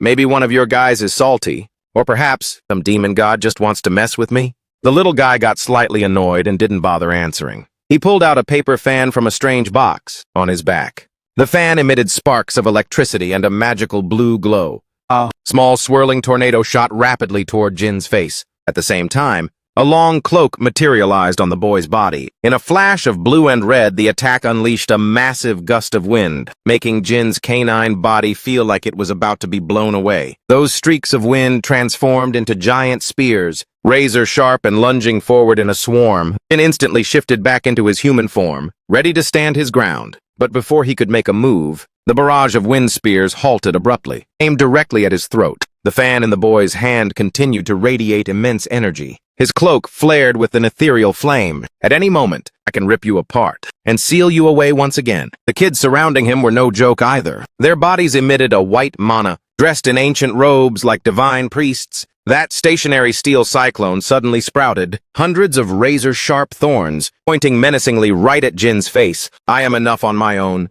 Let me ask you this, Jin spoke calmly, without a trace of fear. He easily shifted back into a dog, escaping the thorn matrix to interrogate them. You guys messed with my body, didn't you? The boy remained silent, then suddenly gave a strange smile. He folded his paper fan and tapped it hard against his palm. Simultaneously, the frozen vortex behind him shattered, collapsing into nothingness. The boy tucked the fan behind his back. As his mystical cloak vanished, taking a box lid from the other kids, he replied, "Why don't you go ask that angel?" He turned to leave but added a clarification. "This is the first time I've seen something like this too. Why did you seal me?" Jin suddenly spoke up, making the kids turn back with wide eyes. "Because you're afraid of me?" His question made the boy freeze in his tracks. He turned his head toward Jin, frowning slightly, his lips quivering. But in the end, he just stayed silent. After a long pause, he muttered, "What a moron." The boy's figure vanished into a cloud of white smoke, without even waiting for his followers. "Moron? Who are you calling a moron?" Jin grumbled in irritation as they left right after speaking. "A gentleman like me will let it slide this time." Only then did Jin suddenly remember something important. Now is not the time. He buried his nose in the ground again, continuing to sniff around, ignoring the innocent calls. "Puppy! Puppy!" Jin looked up and jumped out of his skin. A child's face with bright shining eyes and a round, drooling mouth had pressed right against his face out of nowhere, still mumbling, "Puppy!" A pack of kids crowded around. Jin's eyes sparkled with pure excitement. "The person you're looking for is the guy in black, with the messy hair, right?" One kid asked, "Let us find him for you." Meanwhile, another boy was happily squeezing Jin's ears, shouting, "They feel just like rabbit ears."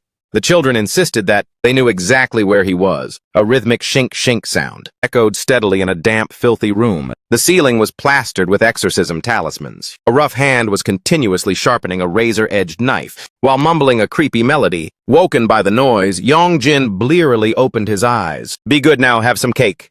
The first thing he saw was the silhouette of a terrifying old man, squatting on the floor. "What is this? Where am I?" Jin looked around in a daze, only then realizing he was tightly bound in a pile of tattered straw. The sound of sharpening became more frantic, blending with the eerie singing, "Crying babies get caught by tigers, bad kids get bagged up." He tilted his head, revealing malicious eyes on a wrinkled, withered face. Jin's eyes widened in horror. He realized that this was the same old man who had impersonated Hisu earlier. Fear turned his face deathly pale. He gritted his teeth, straining to break free from the straw binding him. "Jin." A mournful call made him freeze. Looking to his side, he saw Hisu tied up exactly like him, eyes red and swollen from crying. "Don't tell me you were caught too?" Suddenly, a pile of white salt dumped onto the floor out of nowhere, right in front of Jin. The old man kept singing, paying no attention. "Salt them well to make sour fish sauce. Looks like we're about to be pickled." Hisu sobbed. "I've heard this song 4 times already." "Pickled?" Jin was terrified. Immediately after, he felt salt pouring out from all over his body. The old man stopped singing, letting out a harsh cough. Jin stared in shock at his body being drenched in salt. But what horrified him even more was that he was completely naked. Jin let out a pathetic moan, then buried his face in the pile of salt, his face turning beet red. "My clothes. Where are my clothes?" he whispered. "Hey, Hisu." "Don't tell me you saw everything." "I didn't see anything," Hisu replied awkwardly, turning her face away. "And you better not look at me either." At that moment, the old man stopped sharpening the knife. He stood up, clutching the sharp weapon. The sound of creaking footsteps drew closer. Jin didn't dare look up, sweating bullets. Hisu also lay face down on the floor, holding her breath to listen. The noise stopped. The silence was bone-chilling. "Is he gone?" Jin thought to himself, then dared to steal a glance. A hideous, withered face with a savage grin stared right back at him. "Wide awake, are we?" He chuckled gleefully. Jin froze, paralyzed in silence. The old man's neck suddenly elongated, lowering his head all the way to the floor, staring directly into his eyes with a ghastly look. "You're a naughty brat, aren't you?" Jin asked back, bewildered. "How am I supposed to be a naughty brat?" Hisu, who had stopped crying at some point, also turned to protest. "Exactly, we're good kids. And good kids are supposed to get rice cakes." Her fear had turned into a sense of unfairness. "Give us some rice cakes." "Hey, don't provoke him." Jin warned her in a panic. "You lot," the old man growled. "How are we going to prove we're good kids?" "Then how do you prove that we're bad kids?" Jin shot back tensely. "Are you guys filial children? Try proving it then." "What?" Jin was stumped. He had no comeback for this. "I don't even have parents." Upon hearing that answer, the old man's eyes looked ready to pop out. He shrieked in rage. "You disrespectful brat! How dare you be disrespectful to parents?" At that moment, Jin and Hisu flinched in terror. The old man raised the knife, pointing it straight at Jin's face. He smirked. "Good. You're the premium kind for making fish sauce." Jin slumped down, defeated, no longer having the strength to argue. "That's not it!" Hisu cried out. "Jin really doesn't have parents." Bobby didn't care at all. He grinned widely and said, "You're an unfilial one too." Hisu interjected. "Wait, is being unfilial the only thing?" He turned back to criticize Jin. "Being disrespectful to parents is just like killing them. That is a monstrous sin." He wildly swung the sharp knife up, preparing to strike down. In that split second between life and death, Jin spoke calmly. "They're dead." The old man froze. The screaming stopped instantly. Then he whipped around, pointing right at Hisu's face. "Then you're the unfilial child." "I'm sure of it." Both were stunned, not understanding what was happening. "What is it this time?" Jin muttered, annoyed. The old man began to recount a vision of a young woman sitting before an altar praying, "O Ongbabi, my daughter is disobedient and out of control. Please take her away. Signed, Hisu's mom." "Your mother prays every night." "Asking me to take away a rotten daughter like you," he said. Hisu was speechless, her face full of sadness and disbelief, stammering, That's my mom?" Suddenly a loud noise erupted from outside. A bell rang out, ringing piercingly, cutting the conversation short. Ongbabi went quiet, glancing toward the door. With a thoughtful expression, he stepped toward it. He turned back to warn the two terrified youngsters, "Be good and wait here." His shadow gradually vanished behind the door. When the noise died down, the door slammed shut. Jin and Hisu stared at each other blankly. Feeling low-key lucky, he strained his body, trying to sit up. The cumbersome, ragged cloth made every movement extremely uncomfortable. Hisu had to brush her hair to shake out the salt. "This is our shrine," she suddenly realized. "Wait, what?" Surprised, he face-planted back down and groaned in exhaustion. "We're cooked. How did this happen? Weren't you the one who wanted to come here anyway? What can we even do now that we're here?" Jin grumbled. She waved her hand as if suggesting, "Well, you pull out a knife like this." "Hey, I left the knife at home and I totally forgot the offerings too," he replied helplessly. Hisu widened her eyes innocently and spread her hands in a quirky way. "Doesn't it just spawn automatically when you do that? That's what happened last time." "Wait, what?" He was completely bewildered. Despite the high-stakes situation, the two of them were still casually chatting away. "Do you think this is a comic book or something?" Jin snapped. "Well, my bad if it's not. First off, we need to get out of here." He continued, "If we go through this door, we'll definitely run into that old man again." "Jin!" Hisu suddenly called out. She had stood up at some point. She pointed seriously toward another door at the back. The two decided to exit through that way. Salt showered down with every step they took. As soon as they stepped out, Jin's eyes widened in shock. He looked around. From the brilliant ceiling to the walls adorned with carvings of intricate religious figures. Dazed, he stared at a giant Buddha statue, and then at the massive swords planted all around it, wondering, what on earth is this? "Hey, Jin," Hisu called. She had just found a wardrobe in the back. "Maybe we should just wear these for now. It'd be embarrassing to go out looking like this." They shed the salt-caked, ragged cloths, turning their backs to one another. "No peeking, okay? You neither." They each went to a corner. They quietly put on the temple robes. Jin picked out a white set, with only a simple tie at the waist. The hem of his robe fluttered occasionally, exposing his thighs. He shyly tried to cover up, looking flustered. "Where did my clothes go?" "How am I supposed to go out dressed like this?" Hisu, draped in a yellow kashaya, laughed and replied, "I'll cover the cab fare for you." "No need." She pointed toward the massive, glowing door ahead. We've reached the courtyard, haven't we? But Yong-jin stood there with a blank expression when he suddenly spotted something. He frowned as sweat began to pour down. His gaze turned serious. Hey! Outside that brilliant doorway stood a rather tall figure. I think someone's there, he said. Both fell silent, staring intently at the door. The figure had already approached very closely. The door frame slowly opened. A person in a red top and purple pants was stepping inside. Paralyzed with tension and fear, Yong-jin and Hisu scrambled to hide in a small cabinet, tucked away in the corner. Outside, the sun had nearly set. Darkness slowly swallowed the silent shrine courtyard. Only the fading twilight cast a glow on the lonely trees. After sitting in the cabinet for a while without hearing a sound, he wondered, why is it so quiet?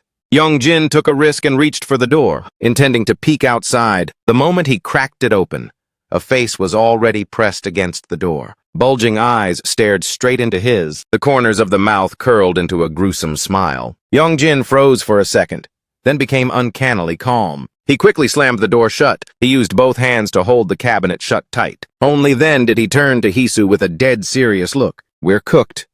What's wrong? She asked, getting shook. But it was useless. The intruder easily pulled open the cabinet door on Hisu's side. The massive figure appeared, but the head was hidden by the cabinet frame, making it look even more terrifying. Hisu suddenly froze, as if she recognized the person. She grimaced. Then she backed away and called out to Yong-jin's shock, Mom? Immediately after, a hand reached in, grabbed her by the head, and violently dragged her out. Ah! Hisu screamed in pain. Lee Hisu! Yong-jin yelled in panic, unable to react in time. She dragged her out and shoved her down onto the cold dirt floor. Hisu trembled, not daring to look up. A cold voice rang out. You're back? Why didn't you say a word? The dark silhouette gradually became clear. Hisu, she called her daughter's name with a chilling tone. Mommy was so worried.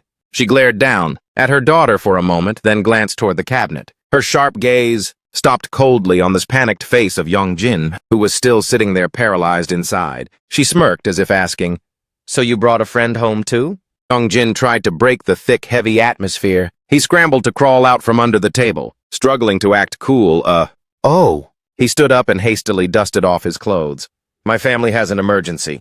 I think I should head out first. The woman just stood there in silence. The corners of her mouth curled into a fixed smile. All right, next time. Come over and play next time, okay? Yong-jin added, trying to dispel the terrifying silence. At that moment, Hisu's face looked completely hopeless. She looked up at him, her eyes filled with confusion. Yong-jin grew even more tense. He turned to her and blurted out a lie.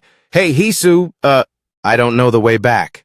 Could you walk me home? She still said nothing, only keeping that bone-chilling smile. Yong-jin quickly grabbed Hisu's hand. Both awkwardly turned, intending to bolt outside. Suddenly, she puckered her lips, making a strange whistling sound, exactly like before. That noise made Yong-jin freeze in his tracks. His feet felt as if they were nailed to the floor. She slowly turned around, her voice gentle yet cautionary. Since you've met your friend's parents, shouldn't you say hello? An icy shiver ran down his spine. Yong-jin blankly looked down at his feet. A mangled hand, gray and hideous, was gripping his ankle tightly. Right after that, a swarm of other hands erupted from the floor. Clutching onto him, dozens of withered skeletal faces, with sunken sockets, were screaming out. The muffled moans of silent despair clung to his body. Hisu's mother finally revealed her true form. Her eyes glowed with a sharp, piercing light. In an ice-cold, sassy voice, she spoke. Were you never raised right? Shadows rushed in, engulfing Yong-jin. Along with a swarm of ghostly hands, he stood frozen, completely dazed. She called his name, her pupils shrinking as they pinned him down. Children who aren't taught manners and need to be taught to listen. Evil spirits lunged forward, pushing both him and Hisu to the ground. There's no need to look back. Hisu's mother wore a triumphant smirk. Because either way, none of you are getting out of here. Just then, a mysterious voice echoed from the entrance. What do you think you're doing? It was the boogeyman. He stepped inside, clad in tattered rags. Hisu's mother glanced at him. Honey, if you're done with your work, just leave. The evil spirits clinging to Yong-jin suddenly tightened their grip. The boogeyman narrowed his eyes and remained silent for a moment. As if reading his mind, the woman replied, Yeah, that's the one. Is that so? The boogeyman said coldly. Yong-jin. And Hisu looked at him with a faint glimmer of hope. But then he suddenly spoke up. His words made both of them turn pale. These kids are good kids. He criticized the woman. And you are a terrible mother. He pointed directly at her face and snarled. Bad parents are the ones who need to be punished. Hisu's mother scoffed. Has this old man gone senile? What? Do you even know why you're locked up in here? She asked. Let me tell you how it is. She gave a slight flick of her finger. A white silk ribbon flew out from nowhere, surrounding the boogeyman. He swung his blade to cut it, but the silk immediately lashed around his hand and proceeded to bind his entire body tight. Isu and Yongjin watched the scene in horror. Wrapped completely in the silk ribbon, the boogeyman began to shrink. In the blink of an eye, she pointed a finger down, sealing him inside a porcelain jar. With a flick of her wrist, a talisman slapped onto the jar's mouth. You're old, but you don't know your place, she said indifferently. If you can't even recognize your own master, then what good are you? Yongjin watched her warily. The woman turned back and smiled at him. Are you kids done eating yet? She suddenly asked a random, unrelated question. The evil spirits clinging to them abruptly let go. Immediately after, Yongjin felt his head spin and his limbs go limp, left with no strength at all. He looked down, his hands shaking uncontrollably. What's wrong? Her voice was stone cold. Didn't you say you wanted to go home? Yongjin was panicking. His body wouldn't move. He was completely paralyzed. Yongjin, Jisoo whispered beside him. Look over there. In the distance, the evil spirits were huddling together, giggling at one another. I think we've been played, she said. Suddenly, an invisible force gave a hard shove, sending Yongjin thudding onto the floor. Just go, Jisoo's mother's voice rang out, now as malicious as a demon. You're not going anywhere. Mom, Jisoo murmured in terror. She squeezed her eyes shut, her face turning pale. Please, Mom, stop it. Mom? The woman glared straight at her. You know damn well I'm not your mother. What kind of game are you trying to pull? She warned, shut up and stay put, before I lock you up with the rest of them. Then she turned back to Yongjin with a smug grin. Now it's your turn. At that moment, another voice called out from outside. Shaman, are you in there? Being interrupted. Jisoo's mother shot a furious look at Yongjin, then turned and walked out, slamming the door shut. The surroundings suddenly shifted. They were back in the original room. Yongjin was still dazed. Are we back? He let out a shaky breath. Your mom is seriously terrifying. That's not my mom, Jisoo whispered. I know, Yongjin replied. I was just saying, she's probably a very kind person normally. My mom is very gentle and sweet. She's never even said a harsh word to anyone. She fell silent for a moment, lost in thought. Memories of her gentle mother before the possession and the brutal reality of her being possessed clashed together, making her heart ache. Yongjin, she called out weakly. What is it? I'm sorry, Jisoo suddenly said. You're in danger because of me. Yongjin rolled his eyes in frustration. Are you for real? I bet in your eyes. I'm just selfish and a total pain. Right? She felt slighted as tears began to well up. No, he replied before adding, but you're definitely being a pain right now. I'm so sorry, she burst into tears. Jisoo's crying gave Yongjin a massive headache. Stop crying and stop apologizing. He sighed. Looks like we're cooked for real. Hearing that, Jisoo cried even harder. We really are cooked. She apologized while blaming herself. I'm sorry for asking for your help. You must be so scared too. But, she choked out. If I didn't do anything, my mom... She sobbed as she spoke. I saw Mom's skin, it was rotting. Jisoo remembered that horrific day, when she could only hide in a corner, terrified, witnessing her mother's flesh slowly decay. The demon inside her body had said, this body won't last much longer. Why are you only telling me this now? Yongjin questioned. I didn't want to be a burden to you. You're already a burden, he complained. Jisoo turned her head away, sniffling. That was right before that evil spirit possessed my mom. What if it's already too late? Hey, Yongjin's voice cut her off. Don't jinx it. And stop with the I'm sorry already. The atmosphere fell back into silence. Is there some kind of condition for possessing someone? Yongjin wondered.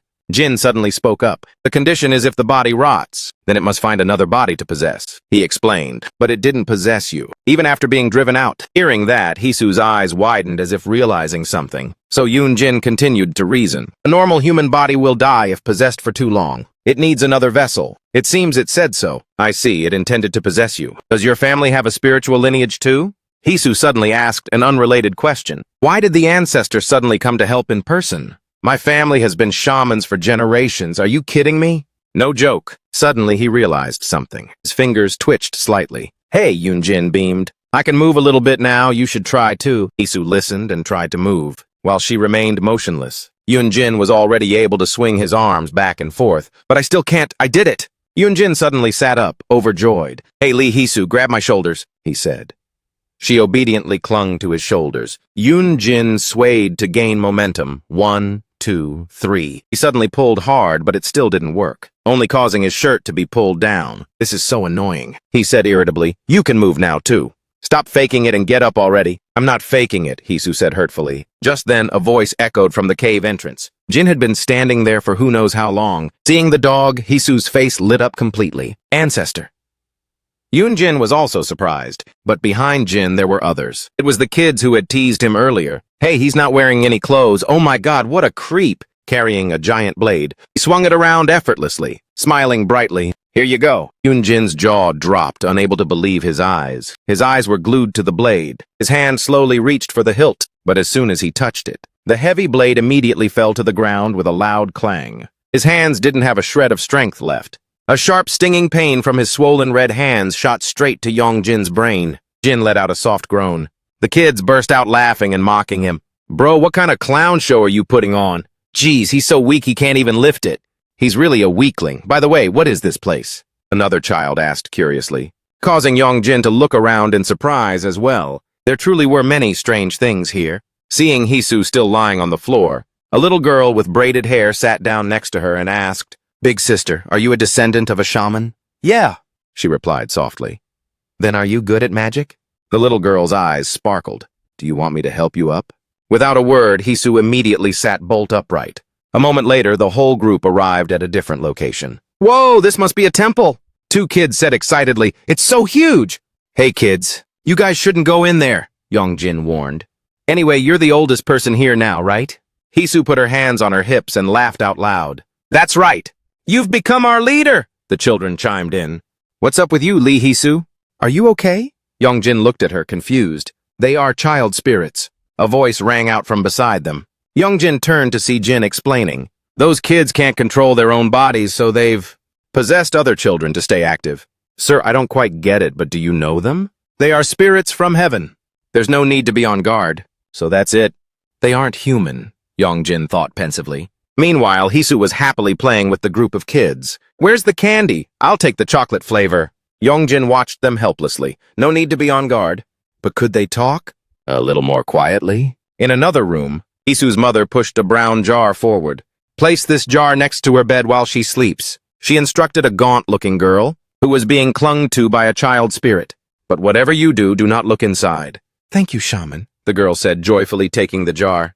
She closed her eyes and used her fan to cover half of her face, then blew out a misty red haze. The spirit, clinging to the shoulder, smelled that aura and immediately vanished. I don't know why, but I feel so much better after talking to you, the girl said in surprise, a relieved smile spreading across her pale face. My body feels lighter too. I'm using my energy to suppress those evil entities, so don't let your guard down, she said, lowering her fan. If this still doesn't work, we'll have to perform a full exorcism. Yes, ma'am, how much do I owe you? The shaman smirked. Just take it. We're trying to save your life here. Who cares about money? The girl was stunned, looking at the shaman as if she were a living saint. Just leave 10,001 as a small fee. That'll do, she added in a gentle voice. Yes, thank you so much. After the girl bowed in gratitude and left, the smile on the shaman's face turned inscrutable. A wicked glint flashed in her eyes. You'll be back for a Thanksgiving ritual anyway, she thought to herself. Oh, the next time you come, I might not be here. Wait, why is that?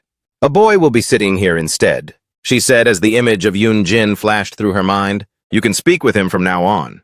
I've already briefed him on your situation. But what about you, shaman? I'm going up to the mountains to meditate for a while. She smiled, but her eyes hid a deeper secret. Don't worry, that boy might be young, but his spiritual power is intense. Just treat him as if he were me. She gave a cryptic smile. He serves the same deity as I do. Suddenly, a noise from outside caught her attention, startling the girl. Is someone there? It's nothing, she said, calmly taking a sip of tea. I have a pet cat. It's probably just chasing mice. Outside the room, a broadsword fell to the ground. What are you doing? A child scolded. Breaking stuff all day long? We can just clean it up. Meanwhile, Hisu walked toward a corner of the room. Huh? What's this? It was a brown jar. Curious, she reached out her hand to open the lid. Why is there a jar in a temple? Hey, don't touch that. Jin turned his head and shouted in panic. Get back now, another child warned loudly. Hisu backed away in terror. Her hand accidentally knocked the lid off another jar nearby. Huh? A huge explosion occurred, blasting Hisu backward. One of the children tried to use his power to catch her, but the boy was also knocked to the ground. "Hisu, sister!" the boy called out worriedly. Hisu grit her teeth, pain evident on her face as she sat up. What just happened? Yongjin charged toward her with his blade, yelling, "Lee Hisu, get out of the way!" Hisu turned around. She froze in place. Right behind her was the faceless spirit, with twisted, deformed fingers. Terror drained the color from her face. Her eyes were hollow, her mind completely paralyzed. Yongjin gripped his broadsword tightly, let out a roar, and threw it with all his might straight into the center of the spirit. The blade pierced through and embedded itself in the wall behind. The demon vanished into thin air. The children nearby clapped in applause. "Man!" Yongjin panted, his whole body limp from exhaustion. Suddenly, a chilling voice rang out. "So many little rats in here." Yongjin froze, his entire body stiffening. Hisu's mother stepped out. "You guys are being way too noisy." The children turned their heads to look at her. She turned toward Yongjin. In a somber voice, "Yongjin, are you done recovering?" Yongjin didn't react, just standing there petrified. Eerie laughter began to echo. In fear, he glanced at Hisu's mother. She was smiling in a sinister way. Her blank white eyes emitted a glowing red light. "You truly possess a perfect body." Yongjin and Hisu were both terrified, watching her slowly approach. "You should have stayed hidden." "Don't meddle in my business, you fool." Yongjin's face turned pale. He grit his teeth, unable to utter a word. She took a puff of her cigarette and blew out a stream of red smoke. Just then, the child spirits inhaled the smoke all at once. They stood up together, moving solely like puppets being controlled. "Why are you planning to toy with these evil spirits again?" A clear voice rang out, catching her attention. The boy holding the prayer beads stepped in front to block the other spirits. His body emitted a soft blue light. "I won't let that happen. You've done something very wicked, haven't you?" Hisu's mother sneered with a look of pure contempt. "A shaman doing things like this?" The child dressed in red spoke up. "It's always the shamans with the strongest spiritual powers who commit such foul deeds," the child in blue explained. The boy's eyes lit up. He was furious, demanding, "Where are these children's fingers?" She said nothing, only curling her lip in disdain. Just at that moment, a call made her shift her gaze. "Shaman!" The girl clutching the jar stood there, stammering, What is this?" Her face was ashen and drenched in sweat. Her terrified eyes darted in another direction. Yongjin also looked over in fear as their eyes met. The jar in the girl's hands suddenly cracked. An eerie red light flashed from the fissure. The jar shattered. Something resembling a sphere escaped, transforming into a monstrous spirit. Opening its maw wide, it lunged at Yongjin. He was scared out of his mind, instinctively raising his hands to protect himself. "That body is mine!" the spirit shrieked, opening its mouth to swallow him whole. But right at that moment, it suddenly exploded, falling right in front of Yongjin. A cold voice echoed, "How dare you?" Hisu's mother clenched her fists, her eyes full of contempt. "How could it ever belong to you?" Her glowing red eyes burned with absolute possessiveness. "It is mine." Yongjin looked on, scared spitless by the scene before him. A giant black circle appeared right in front of Hisu's mother. Tisk. She clicked her tongue in annoyance and turned to look at the girl lying motionless on the floor. "One down." Suddenly, the sound of an incantation filled the air. She whipped around in surprise, only to see the children with their hands pressed together, chanting non-stop. They had already surrounded her. "A lot of cheap tricks, I see," she sneered, pulling a hairpin from her head. "These petty games." She held the hairpin and sliced a line across her finger, drawing blood. Droplets of her blood fell to the floor, spreading across the ground like red serpents, then forming into 2 crimson words of malice. "This hatred." The boy watched in shock at the evil energy manifesting before him. Her face now looked incredibly savage. Her grin stretched wide, reaching all the way to her ears. It won't be that easy. She thought of the outraged citizens, protests, and the mounting layers of resentment. That curse would spread across the entire world. She approached the boy and leaned down. "Why believe in those gods?" she whispered. "You asked me where the fingers are?" She opened her mouth wide. Inside, instead of a tongue and teeth, were countless children's fingers. Seeing the horrific sight, the boy screamed at the top of his lungs. His desperate cry seemed to give her immense pleasure. She burst into laughter. The red aura radiating from her acted like a magnet, attracting countless demons and monsters. When the girl took a closer look at the crowd before her, she gasped in horror. "Brother, these children..." Before she could even finish, fear totally consumed her. At the sight of those mindless, unfeeling monsters charging straight for the boy, the dark shadows opened their mouths wide, looking menacing. In the meantime, Isu's mother was inhaling a strange aura into her body. The girl rushed out, trying to shield something, but with a thud, she collapsed to the ground. The boy beside her saw this and worriedly asked if she was okay. But then he realized the horrifying truth. Have those fetuses been taken over by demons? He looked at the deformed ghouls, his heart aching with sorrow. They could never bloom like flowers, could never become human, and would never see their parents again. The girl's eyes welled up with tears, shimmering droplets rolling down her cheeks.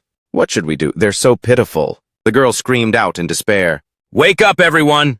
Let's go find your mothers. The woman smirked with pure disdain. What kind of crap are you trying to pull? She ignored her, continuing to suck the aura into herself. The ghosts went berserk, lunging wildly at the girl. Seeing that, the boy shrieked while trembling, looking at her with eyes full of burning resentment. Do you think you won't be punished for this? Suddenly, a hand from behind slammed the boy's head down onto the ground. Despite the pain, he struggled to look up and threatened her. When my brother gets here, you're toast. She just glanced at him and smirked, her tone full of mockery. Go ahead, try calling him. Call your brother, call whoever. I'll send all of you to the other side, together. With that, an invisible hand gripped the boy's head tightly, gradually obscuring his vision. Through a small gap, he saw that she didn't even care. She turned away with a cold, triumphant gaze. Now that no one's in the way, shall we get back to work? After this, I will become a god, no. Even more than that. Yoon-jin looked at her with pure hatred, while beside him, Hisu's eyes flickered with fear. Yoon-jin grit his teeth in helplessness. As she reached out to touch Yoon-jin's head, suddenly something sliced through the air, forcing her to jump back a few steps. It was a knife. The force of the throw was so strong that it embedded deep into the wall behind. Before she could even recover from the shock, a mocking voice echoed out. A god, and even more than a god? How laughable. Since when did someone like you dare to invoke the title of a god? The one who spoke was Jin, still in the form of a dog, but his entire body radiated an oppressive, murderous intent. Stunned, she clutched her bleeding wrist. A dog? She muttered, staring. The dog stood firm within his magic circle. You can still stand like that? This was no ordinary dog. Jin frowned. It seems you cannot see my true form. Your eyes must have lost all their divine power, haven't they? She asked suspiciously. What the hell are you, really? From beneath Jin's feet, a small light flickered, then gradually grew brilliant, enveloping him. From within that light, Jin emerged in his original form as a deity. He stood there with arms crossed, looking completely arrogant. I am a god, obviously. Both Yongjin and Jisoo were beyond shocked. Jisoo's mother was stunned, unable to believe the sight before her eyes. To the two terrified children, Jin's appearance was like their last life buoy. Jisoo's mother grit her teeth, eyes wide. A god? But Jin kept an expressionless face. Can you see my true form now? After a moment of being frozen, she suddenly curled her lip, seemingly still certain of her victory. Then she laughed manically in an eerie way. Well, aren't you a handsome fellow? Jin only gave a slight contemptuous smile. The two faced off, neither willing to back down. You'd better keep that form, unless you want to die in the body of a dog. She narrowed her eyes, sizing up Jin's attire. Looks like some kind of martial god. Young Jin was full of questions. What? Why is the ancestor just standing there? Jin remained calm while watching her babble on, but his gaze suddenly shifted toward Young Jin. From Jin's perspective, the boy was slumped on the ground, completely drained of strength, surrounded by swirls of red aura. Seeing Jin's distraction, Hisu's mother demanded, Where do you think you're looking? Don't even think about playing tricks, it's useless. Well, Jin replied, it's just that you're in a human body. So I was just hesitating for a moment. Yongjin seemed to sense that Jin was calculating something. He thought to himself, could the ancestor be planning to do something to me? In this state? Brushing aside her doubts, she began to chant with a sneer, Is that so? If you claim to be a deity, then let's see if you can block a sorcerer's strike. With those words, she unleashed a direct blast, attacking Jin with devastating destructive power. Ancestor! Yongjin screamed in terror. With just one move, she blew Jin away. What happened? She taunted. And you call yourself a deity?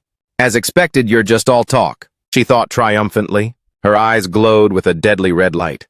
If you were truly a god, then exorcising me from this body would be a piece of cake. Jin remained silent and motionless, enduring the humiliation.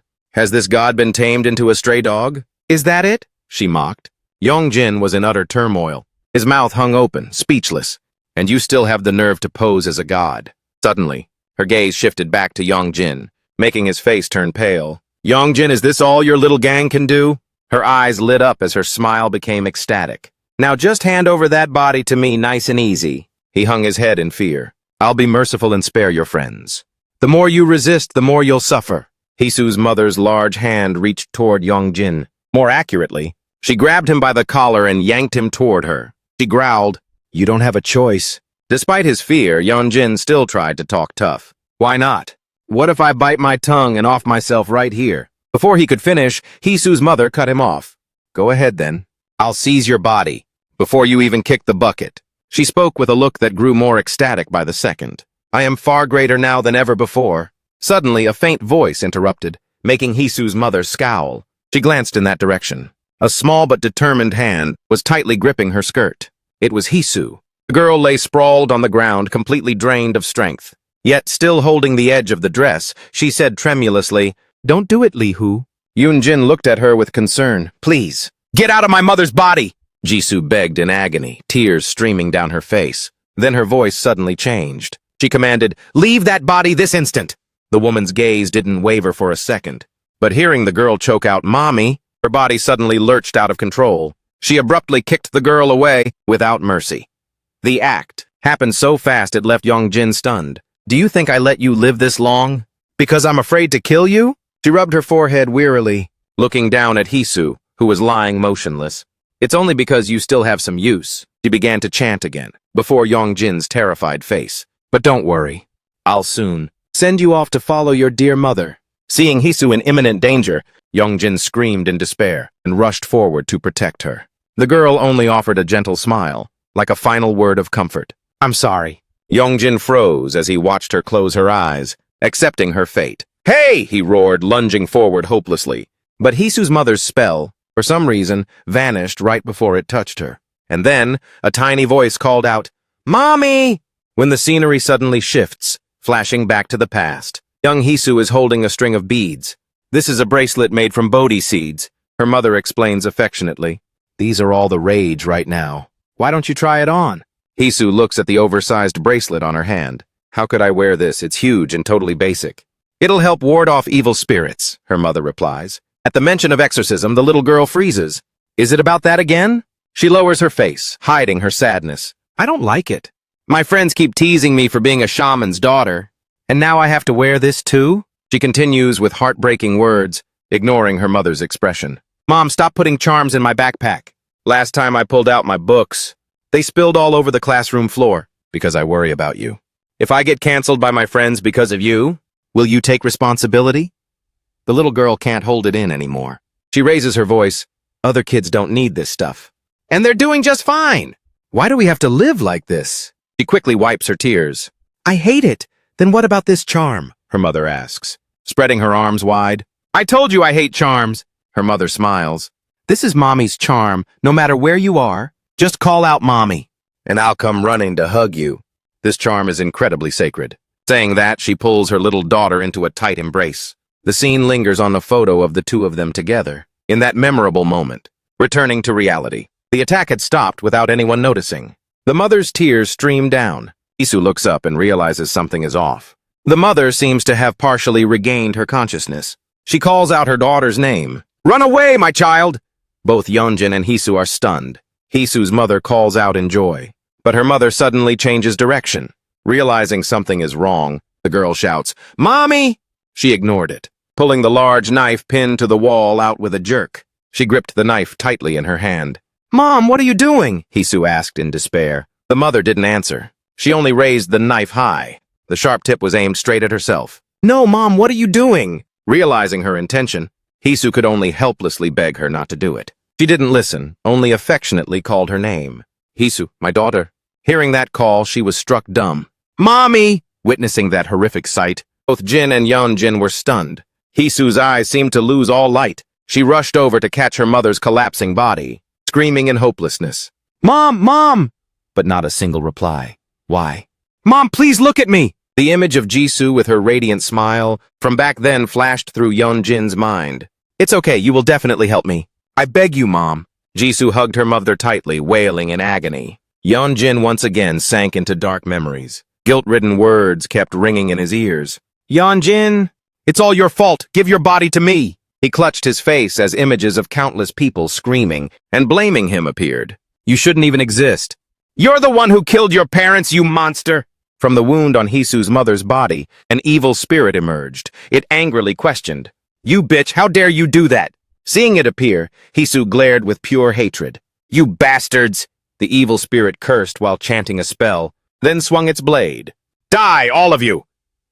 Hisu quickly shielded her mother to protect her. But suddenly, the weapon in the spirit's hand vanished. It soared high into the air, then slammed firmly into the ground. What? It turned around, confused. The one holding its weapon was a young boy, but the aura emanating from him was anything but ordinary. His eyes were filled with murderous intent. It was Yeonjin. The sound of the blade scraping against the floor echoed. Screeching sounds. What the hell is this? The evil spirit sneered. Its grin stretched all the way to its ears. Are you guys not afraid of death anymore? You've got some nerve. As soon as it finished speaking, Yeonjin vanished right before its eyes. While the evil spirit was still looking around in confusion, he appeared right behind its back. A slash lunged forward. It luckily managed to dodge, but the prayer beads on its body were sliced through. Damn it! The evil spirit backed away, looking at the beads scattered across the floor. What is going on? How was my magic broken?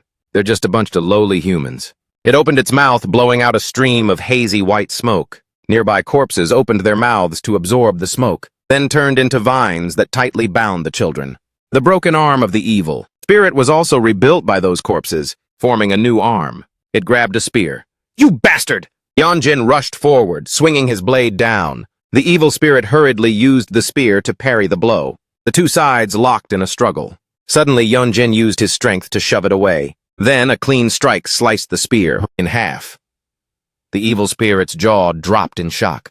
But Yeonjin didn't give it any time to recover. He leaped up, landed, and drove the blade straight into its hand. Ah! It screamed in pain. It quickly yanked its hand back, doing a mid-air flip to create distance, then landed on a high platform. Who are you? You were just puking blood from my spell a moment ago. It roared in frustration. Either way, you're just a low-life human. Yeonjin suddenly burst out laughing. Why are you laughing? A child called out. Yeonjin gripped his blade and charged straight at the evil spirit. It was startled, but then its eyes suddenly noticed a sealed jar nearby. Without hesitation, it hurled the jar straight at Yeonjin. Here, catch this! Its face was full of wicked delight. But out of reflex, Yeonjin swung his hand and shattered the jar. Instantly, a swarm of pitch-black insects poured out, completely swarming him. Dumbass, the evil spirit grinned widely, then landed a kick that sent him flying back. To steady himself, Yeonjin plunged the blade deep into the ground, anchoring his body firmly. He looked up, his eyes filled with hatred for the monster before him. The evil spirit burst out laughing, his voice dripping with mockery.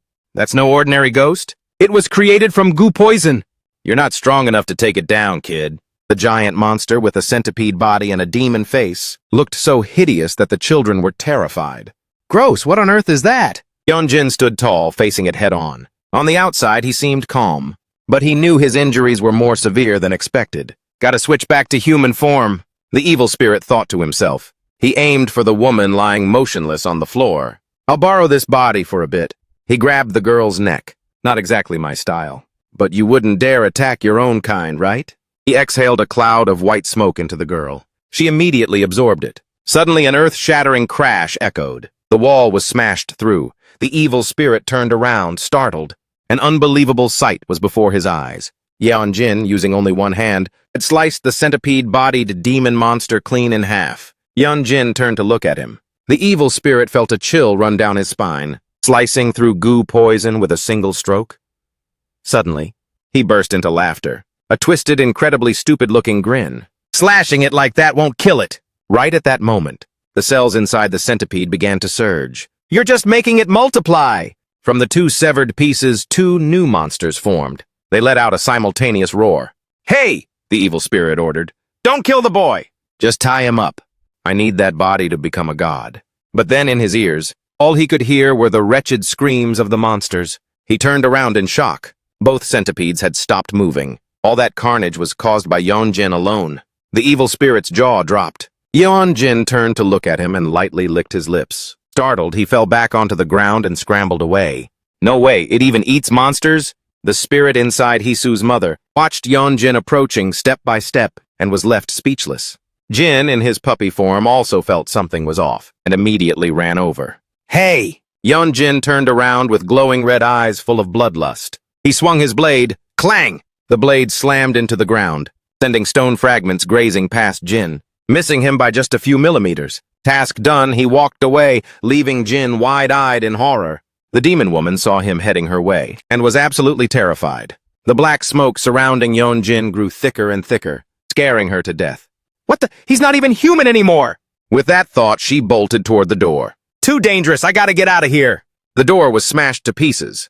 Thanks to that, the demon woman managed to escape outside. Her face was contorted in pain. Right then, Yeonjin caught up and delivered a heavy kick straight into her body. He landed and stomped his foot right onto the demon woman's neck. Slamming her face into the ground, she plowed a long trail through the dirt. Her entire face was buried in dust and debris. Yeonjin's foot felt as heavy as a ton of bricks, pinning her down so she couldn't even lift her head. Seeing the blade being raised, the demon woman panicked. The moment Yeonjin lifted his foot, she tried to flee. Seeing his prey try to run, he gave her another kick that made her eat dirt. Yeonjin's expression remained indifferent, as if he were looking at a mere insect. Flickering images like movie scenes started flashing back. The scene of someone falling down while being cursed by the world. The more she remembered, the more she felt like she was losing her mind. But the nightmare continued to haunt her. The image of the stake and the girl upon it fueled her resentment. "I am a god!" The sounds of grievances, wailing, and the crackling of fire echoed in her ears. The final image was a distorted smile within the sea of flames. The scene shifted again. A clear blue sky, silk fabrics fluttering gently in the breeze. Offerings piled high like mountains, money, white rice, and fruits. Someone even offered up an entire roasted pig. The villagers bowed their heads in reverence, chanting solemn prayers. Before them, the village shaman held a fan and a bell performing the ritual. The ceremony came to an end. The shaman turned around and smiled. "The gods have heard our prayers. Tomorrow the rain will fall." Unfortunately, the next day was still scorching hot. The shaman's hands trembled as her pupils constricted. Why, she asked herself 1,000 times. Why isn't it raining? Furious, she kicked over the altar. Damn it! How did it end up like this? Sweat poured down her face like a stream. I can't feel anything anymore. Has my power faded? No one will ever respect me again. Indeed, the villagers had all abandoned her. Why? She stared at the sacred painting that had hung there for years. A creeping fear began to settle in her mind. Or perhaps there were never any gods at all. At this ridiculous thought, the shaman stood there, dazed. That's it. From the very beginning, it was all because of my own talent. She was suddenly pulled back to reality by hushed whispers. The few remaining villagers were looking at her, then walked away in fear.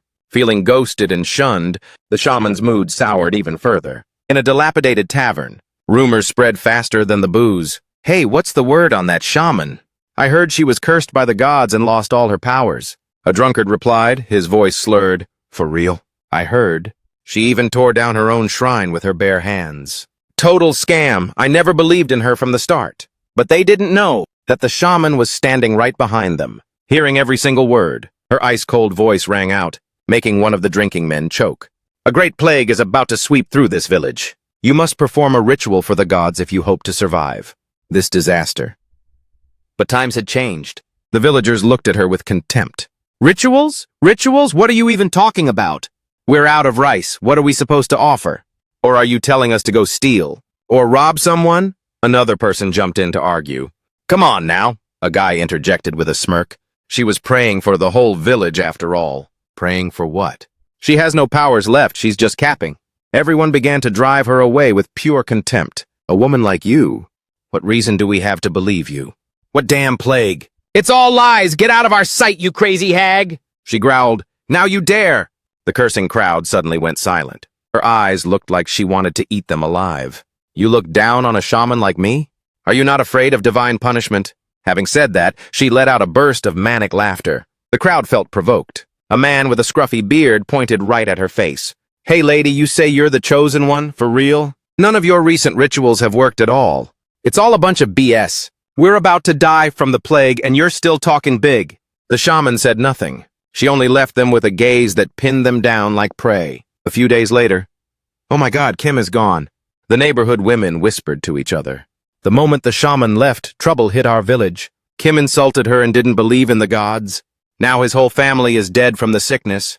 His wife and kids are also bedridden, hiding behind a nearby wall. The shaman listened, a satisfied smirk forming on her lips. She knew that soon enough, these people would be begging her to come back. The gods are truly not to be trifled with. It's because Kim kept saying the shaman lost her juice. That's why it ended up like this. I heard the Park family is also holding an exorcism. They did so many bad things and couldn't even have kids. Now they have to crawl back to the gods. In a cheerful mood, the shaman exhaled a stream of black mist. From the newly dead corpses, countless invisible, hungry ghosts crawled out obediently and slithered onto her body. At the same time, she departed, leaving behind a crowd consumed by fear. Now she's our only hope. Hey, Dongyi's mother, watch the girl carefully. Things are wild lately, don't let her go out at night. After that, wealth and fame returned to her once again. In the midst of the requiem ceremonies, the woman wore a satisfied smile. More time passed by. In the dead of night, a desperate cry rang out. Dongyi, oh my child! The mother sobbed uncontrollably, tears streaming down. The villagers were horrified to hear the news. What happened? The little girl is missing! I told her not to let her out at night. A ghost must have snatched her. Hey, don't jinx it. She probably just wandered off somewhere. Everyone, please help find her! Under the round, full moon, in a dark and gloomy corner, a scrawny little girl lay curled up on the cold ground. She trembled, clutching her stomach, her body nothing but skin and bones. The shaman smiled and called out, "Come here, daughter." She sat down, holding out a fragrant piece of cake. Her voice was sinister. Are you hungry, Suyi? The girl's eyes lit up, with a look of pure craving. Suyi was too weak to even speak. She could only make faint sounds as she tried to reach her skeletal hand toward the cake. Eat up, child, the shaman said happily. But then, from her sleeve, she pulled out a large axe. The gleaming blade swung up and then slashed straight down. The target was that outstretched hand. Task finished. The shaman covered a nearby jar and walked away. She didn't know that from a distance, another little girl with a freckled face had witnessed everything. She stood behind a door, her face pale with horror. The shaman returned to her room, looking around. Dongyi? Where did she go? She muttered to herself. Going out at night without a word, a ghost will snatch you away. In the corner of the house, inside a large jar, Dongyi was holding her breath in terror. The next morning, the shaman held another ritual. Dongyi's mother stood in the crowd, her eyes red from crying as she prayed for her daughter. Suddenly, she gasped. Dongyi was climbing out of the jar, running toward her in a panic. Seeing her child, the mother burst into tears of joy. The little girl hugged her mother tight. Trembling, he points his finger at the one who started it all. The entire crowd stands frozen, unable to believe their eyes. Exposed, the female shaman's face darkens with rage. In the dark night, torchlight flickers. A man collapses to the ground in sheer terror. His hands shake as he points toward a bamboo tube. From within, a finger bone falls out. The parents who lost their child wail in agony. The female shaman is quickly bound in ropes. The air is thick with curses and screams. Give me back my child, you wicked demon, she sneers. Regretting it only now? What? The shaman lays all her cards on the table. This is exactly what you all wanted. You had nothing to say when you wanted to use me. But the moment your own interests are touched, you start howling. Children? Your deaths are caused by your own bottomless greed. Those words leave the villagers stunned and dizzy. You fools must pay the price! Laughter hisses through her teeth. The villagers can no longer contain themselves. They shower her with spit and a barrage of insults. You psycho, aren't you afraid of divine punishment? The shaman's smile suddenly twists. Why on earth would I fear the gods? If gods truly existed, I wouldn't have survived until today. Amidst the crowd, a woman grabs a torch. Frantically charging forward, she throws it straight at the shaman. Die! The grieving mother's curse rings out. The fire catches the straw and kindling, slowly climbing up her body. Yet the hag remains calm. Even if the gods manifest, they can do nothing to me. The villagers watch, dumbfounded, as she is burned alive. The shaman's mouth stretches from ear to ear. Now that I am here, all of you shall die. A voice melds with the flames. I am God. The god of resentment, the god of greed. You are all feeding my power. Her body crumbles into ash, but the ghastly sound continues to echo. I shall be the embodiment of God. At that very moment, on the ground, two red streaks of light gradually connect, forming a magic circle that imprisons Ian Jin and the demoness. As soon as that thing appears, countless jars vibrate and then explode all at once. Countless red vapors, like slithering snakes, escape, lunging forward to ensnare the demoness. They devour the resentment and the last remaining breaths. The demon is reborn. All right, time for your payback. The demoness's eyes flare like high beams as she charges at Yeonjin. A swarm of snakes and scorpions lashes out at him relentlessly. But Yeonjin effortlessly dodges the attacks. I'm gonna waste all of you! The demoness screeches. The flames surrounding her erupt with fury. She unleashes her power of pure malice once again. The kids in Hisu are scared stiff. Watch out, bro! A child looks at the cleaver, tensely blocking the demoness's strike, thinking to himself, he looks even more terrifying than that demon right now. On the face of Yeon, Jin is a total villainous smirk. He hoists the cleaver, catching the demoness off guard. The blade glides through her like a gust of wind, completely, dismembering the snakes surrounding her body into pieces. The demoness groans and collapses as new snakes begin to sprout from her severed arm. She seizes the chance to fire red silk threads. Just die! Yeonjin leaps high, slicing through the threads. The demoness is struck with horror. From midair, Yeonjin swings his blade again. Black smoke converges around him, slowly manifesting into dragon scales. One of his eyes suddenly turns stark white. He is enveloped by a colossal black dragon. Great-Grandpa Jin, in dog form, is absolutely shook. Yeonjin raises his blade as the dragon's body coils. Simultaneously, the demoness unleashes a swarm of vipers. What the hell is that kid trying to do? Jin is panicked by the unfolding scene. The dragon and the centipede are about to clash. In the distance, a folding fan snaps open. The bodies of the demoness and Yeon. Jin are both paralyzed as if their pressure points were struck. A crisp, clear sound rings out. A sonic whirlwind tears through, forcing the two entities apart. Vortex shatters the demoness, leaving only a few muffled gurgles before blowing Yeonjin away as well. The fan folds shut, and the wind vanishes. Yeonjin looks up in total confusion. The owner of the fan speaks, Hanguk. Bone-chilling aura emanates from the fan's body, wrapping around Yeonjin, enclosing him like a cage. The other person lifts the fan and forms a hand seal. Yeonjin's hand holding the knife immediately lets go. His consciousness finally returns. The one who just intervened is the DG Shenzi, a celestial being with eyes that look done with life, staying silent from beginning to end. The kids excitedly run over. Big bro! The demoness, though blasted away, still tries to crawl forward. Seeing her survive like a total tank, the children are terrified. What the hell is that? So gross! The celestial being only gives a cold glance. What are you? The demoness wheezes. Her arm, like a dry twig, tries to reach for him. That power. How can you use the mountain god's authority? But the boy looks at her like she's a total moron, spitting out a few incredibly arrogant words. Because I am God. Wait, what? The celestial slowly continues. The DG Shenzi. His entire being radiates a supreme haughtiness, coming from the great Lord of the heavens. The demoness is stunned. A god? Her worn-down fangs tremble. Saliva flows uncontrollably. Are you really a god? The clear eyes of the children watch tensely. Tears begin to stream down from the demoness's empty eye sockets. She drags her mangled feet, stepping closer, her hand gripping the hem of his robe. But why? Her voice is full of spite. Why didn't you listen to my prayers? Why did you never come? She recalls the most desperate moment of her life. Where were you when I needed you most? If you had appeared sooner, I wouldn't have ended up like this. Why did you let me die? What kind of god just abandons their own believer? The god feels as if he's listening to a joke. He flicks her filthy hand away and brushes off his robe. Prayers? Look at yourself. I'm sure you only prayed for your own filthy personal gains. No god would ever listen to prayers like those. As soon as the words left his mouth, countless small demons suddenly crawled out from the demoness's sleeves, draining the very last of her life force. You were blinded by immediate greed, forgetting your duty as an exorcist and committing 10 great evils. The celestial cold-bloodedly listed her crimes. No! The demoness shrieked. What's there to be salty about? He scoffed. Don't you see the souls who died wrongfully at your hands? So what? They started it.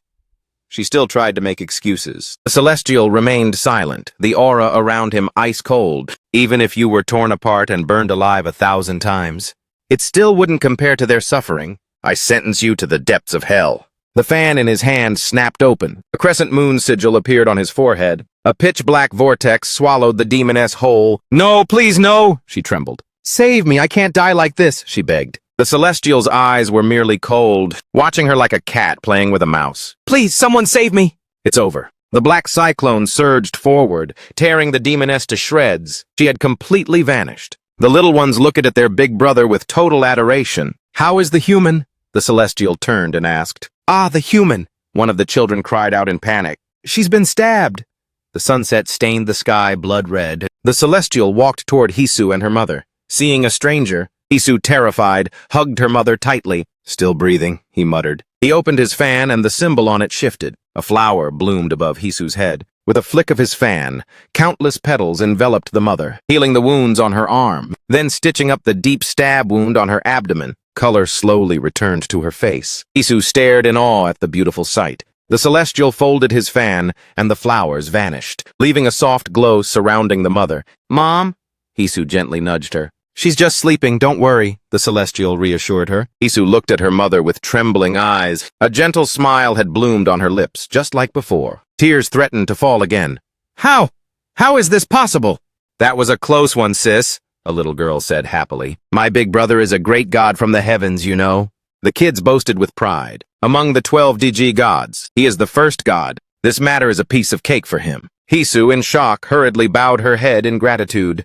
"Thank you, my lord." The Celestial covered his mouth and coughed, hiding the crimson blood stain on his sleeve. "No need for thanks." He said, "Can I ask you for a favor?" His arm trembled as he gripped the fan tightly. Too much power had been consumed today. He waved the fan lightly, sweeping away the swarm of small demons surrounding two others. The glass barrier imprisoning them shattered. "When that exorcist wakes up, have him collect the fingers of these children and perform a ritual to set them free." With that, the Celestial departed. Out there in the fading twilight, the atmosphere was eerily quiet. The Celestial stood there. His gaze held a hint of amusement as he looked at Jin, who was still floating in the mist. Beside him was a puppy. "Hey!" he called. Jin, in puppy form, flinched. "Let's go."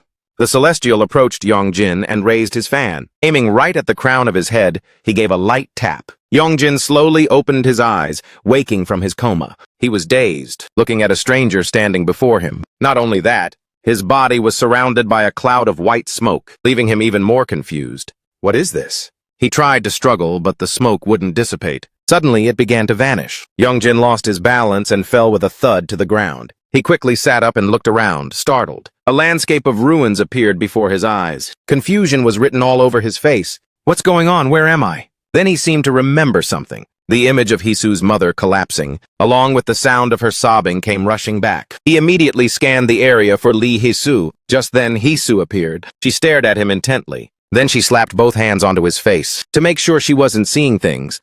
Are you okay?" she stammered. Jin's face flushed. "I'm fine. What about you?" Seeing that her friend had finally woken up, Hisu was so happy she could cry. Her tears began to fall again. "That's such a relief. I'm so sorry, Jin. It's all my fault that you—" "I'm really okay." He looked at her confused. "What about your mom? Is she all right?" "Yeah," Hisu smiled. "Luckily, thanks to the little god and the great god's help, all her wounds have healed. She's sleeping now to recover her strength." But Jin understood even less of what was happening. Jin, in puppy form, walked up at that moment. "Are you fully awake now, ancestor?" He stammered and scratched his head. "What on earth did I miss?" "I'll tell you when we get home," Jin replied. Another voice chimed in. "Is that so?" A young boy in traditional robes looked at Jin with a very friendly gaze. "Are you that curious too? How are you going to explain this now?" The whole group stared blankly at the boy. Hisu spoke up to break the silence. "Let me introduce you. This is the great god. He's a great god from the heavens." "Wait, a great god?" Jin looked at her, then back at Jin, who was glaring at the boy with a look that said, "What are you looking at?" Jin and the great god had a silent standoff. Suddenly, he pointed behind the boy and shouted, "Yo, look, a balloon!" But this childish move only made the great god fuming. The children gathered around him. "Big bro, are you okay?" The great god snapped his fan shut, glaring resentfully at Jin's group. "We're leaving." White smoke enveloped him and the children. They laughed and waved goodbye to everyone. "Let's go, bye-bye, see you later." "What the hell was that?" Jin watched the teleportation scene with his jaw dropped. "Are they friends of yours?" Hisu asked in admiration. "Jin even gets help from the gods?" "What, no," he stammered. Suddenly a warm voice called out, "Hisu?" She turned quickly to see her mother standing at the door. "Mom!" She trembled and rushed to embrace her. Jin couldn't help but smile at the heartwarming sight. Hiding behind the door, old man Bobby also shed silent tears. He didn't step inside, just watched from afar, then picked up his basket and tottered away, muttering a song about crybabies get taken by tigers, good kids get sweets. The sound gradually faded from where he had stood. A handful of candies was carefully placed on a piece of cloth. The sunset finally faded away. A notification popped up on the phone screen. Your order has been delivered, along with a photo. It's been here for 8 hours already? Young Jin muttered, looking at the bulky bags in front of the door. Oh man. He checked the items in the bags. Everything was spoiled. Are you some kind of high-ranking official here? Receiving tributes from the locals or something? Jin stood nearby with a judgmental look. Hisu bought this for me. It was just delivered. Young Jin snapped back. What are you thinking? What official? Jin glared at him. Are you raising your voice at your great-great-grandfather? But Young Jin ignored him and punched the code to enter the house. How dare you talk to me like that? Jin got even angrier being ghosted. I can let other things slide, but your attitude is unacceptable. Fine, then you can just go hungry, Yoon Jin said, carrying the bags inside. You disrespectful brat! Jin scolded from behind. Just get in and remember to close the door. Young Jin interrupted. As he walked in, he picked up the sword left outside. I'm hungry, hurry up and serve dinner. Jin announced coolly as soon as he entered, then turned and walked off, leaving Young Jin with his hands full. Go wash your feet first. Young Jin reminded him while pulling out his phone. Hisu had sent him a text. Young Jin, thank you so much and I'm really sorry.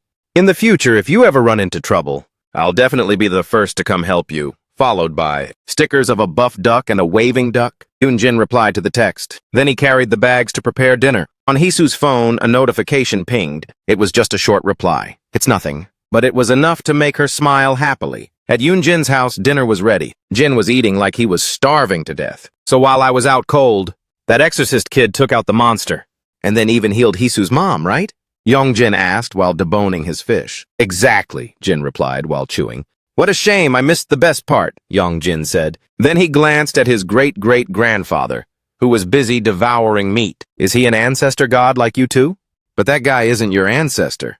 Both focused on their meal again. Young Jin felt secretly frustrated. Where were you back then, ancestor? I was literally about to die and you were nowhere to be seen. You should have been the one to save me. If it weren't for that kid, I'd be toast. Every silent reproach of his felt like a needle, pricking his great-great-grandfather's conscience. As he sat there eating, Jin, feeling called out, could only stay silent. The meat in his mouth even fell out on its own. No, it's not that I didn't want to save you, Jin explained. Every word came out heavy. It's that I couldn't. He remembered the sword on Jin's back in his human form. Wait, so that sword on your back is just for show? I wear it to look cool, Jin replied flatly. I've lost all my power. That sentence made Young Jin pause. He calmly analyzed the situation. Is it because you saved me from that god? Jin was a bit surprised that he knew about it. A few seconds later, he answered, That's right. That event is the root of everything. That night you were actually already dead. The horrific scene flashed back. A warm light radiated from Young Jin's chest. In that memory I used all of my power, Jin continued, and even this divine jade. The jade hanging at his hip glowed brilliantly. Then it was slowly stained black. To bring you back from the dead. Your extraordinary healing ability is because I passed my power to you. Young Jin froze. What do you mean by that? I already told you, Jin replied with a dead serious face. From now on you must help me, so that I can regain my strength. In the dead of night, atop a skyscraper, a figure holding a bow was silently observing from afar. It was a girl with dangerous, glowing red eyes. She stood under the moonlight, looking in a certain direction. Then, in a split second, it vanished without a trace. Blue skies and white clouds. A new day begins again. Eon. Jin was putting on his school uniform when he suddenly clutched his arm in pain. His arms and both legs were shaking uncontrollably. Why do my arms and legs ache so much? Did just a little running leave me this wiped out? Hey kid, Jin suddenly spoke up in his dog form. Do you have anything like a historical chronicle? He paused for a moment to choose his words. You know, those books. That record the world's changes in chronological order. That kind of thing. You're acting like I'm stupid, Yong. Jin lost his patience. I honestly didn't expect you'd have one. Jin wondered out loud, caught off guard. That's hilarious. Youngjin grumbled and tossed a book onto the bed. Can't believe I haven't thrown out this 10th grade history book yet. Jin asked curiously, what's this? A history textbook, Yoonjin replied, then said his goodbyes. I'm heading to school. All right, be careful. On the way, Yoonjin was messing with his phone as he walked. Jin's words from last night kept looping in his head. Your abnormal healing ability was also passed down from my power. If that's the case, I should be stronger, shouldn't I? Why hasn't my stamina improved at all? Thanks to that, from now on, demons won't be targeting you anymore. Even though Jin's words left him a bit speechless, he felt somewhat relieved. I guess that's a fair deal. While lost in thought, he suddenly bumped into a sculpture. Remembering what happened last time, a chill ran down his spine and he quickly backed away. Right then, a device resembling a walkie-talkie clipped to the chest of a freckled boy walking ahead suddenly started beeping. All 5 colored lights on the device lit up at once. Jin didn't notice and kept on walking. The boy's earpiece also blared a warning. The boring battle was over. He looked confused when the device returned to normal. The two of them just passed each other by. As the freckled boy adjusted his glasses and looked up, he could only see the back of Jin walking away. In the hallway, the freckled boy hid behind a corner. He held up a device with a 3-eye design and started filming. To be precise, this is a homemade ghost detector. The screen kept analyzing everyone caught in the lens. His work seemed serious enough, but his sneaky behavior made him look exactly like some creep taking creep shots. Suddenly, a hand snatched the device away. A girl with a ponytail held it up to inspect it. "Hey, what are you filming? Don't tell me you're taking up skirt videos." Another girl with short hair glared at him. Getting grilled like that? He froze and scrambled to explain. "No, I wasn't filming you guys." "Then who were you filming?" This is a ghost detector. It's an app that senses spirits." "What are you yapping about?" The ponytail girl snapped. "You were pointing the camera right at us." "Check the photo album." "No, I didn't record anything. I was just looking." Just then a voice rang out. A handsome guy put his arm around the freckled boy's shoulders. "Ji-won, what are you doing? Hunting ghosts again?" Boy named Ji-won jumped in surprise. The other guy didn't waste any time and turned to explain to the two girls, "Sorry about that, this guy is obsessed with ghost stuff. He was just checking if our school is haunted." Seeing the hot boy, the girls immediately got all shy. "Oh, it's Kyung!" Another hand snatched the device from Ji-won. "He's been like this since middle school. He's kind of socially awkward, so cut him some slack. We'll deal with him." "Hey, I'm not socially awkward." Ji-won stubbornly tried to explain. Kyung tried to talk some sense into his friend. "Ji-won, don't give people the wrong idea. Stop filming. You've got plenty of other toys anyway." Their friend Ga held up the phone to show the two girls. "Check out his album. It's literally all just selfies." "Oh my god, stop looking." Ji-won, held in a headlock, screamed in frustration. "This weirdo is actually trying to act cool. Look! Ha ha ha!" And finally, Do Kyung had to step in to end this roast session. "I am so sorry about this." The two girls gave a half-hearted nod and got the hell out of there. Once they were out of sight, Ga immediately switched back to her usual cold self. She crossed her arms and glared at Ji-won. "You need to chill out. Who walks around with a camera like that these days? You trying to get beat up?" "At least let me explain," he replied. "Explain what?" she asked disdainfully. "You're about to get dragged to the dean's office." Seeing things getting heated, Do Kyung walked over to Ga. "Hey, can you tone down the swearing a bit? You're really asking for it. I wasn't even swearing." Do Kyung turned to Ji-won. "Anyway, Ji-won, why did you come up to this floor? You didn't even bother putting your backpack away. What do you think?" He gave a blunt reply, making Do Kyung's face go pale. "Don't tell me something happened again." "Hey," Ga interrupted Do Kyung, "don't listen to him anymore. If you keep acting like this, he's just going to keep pushing his luck." "What? I never do that!" Ji-won shot back, feeling wrongly accused. The whole group was standing in the hallway of Class 12-1, back when we went on that field trip. "Didn't you find it weird?" Do Kyung tried to convince Ga. Ji-won's voice recorder actually captured a ghost's voice, and the radio kept repeating "so much fun," and "let's play together too." Ga looked at him like he was a total idiot. "It's an electronic device. It was probably just signal interference." "Exactly, interference!" Ji-won seemed to remember something, leaving the other two stunned. He began to analyze it. Ghosts are created from a strong energy field, if such a being is nearby. Electromagnetic waves will be affected. Lights will flicker and sensors will glitch. It causes interference that makes devices malfunction. After finishing, he even gave Ga a look of approval. I didn't know Kang-ga was so well-versed in the paranormal. Who knows? Maybe you've got what it takes to be a ghost hunter. If you want, I'll even take you on as my apprentice. Ga's face twitched. "Acting like ghosts are real, you idiot. Have you ever even seen a ghost?" "Of course," Ji-won shot back. "It's looking right at your face." "Damn it!"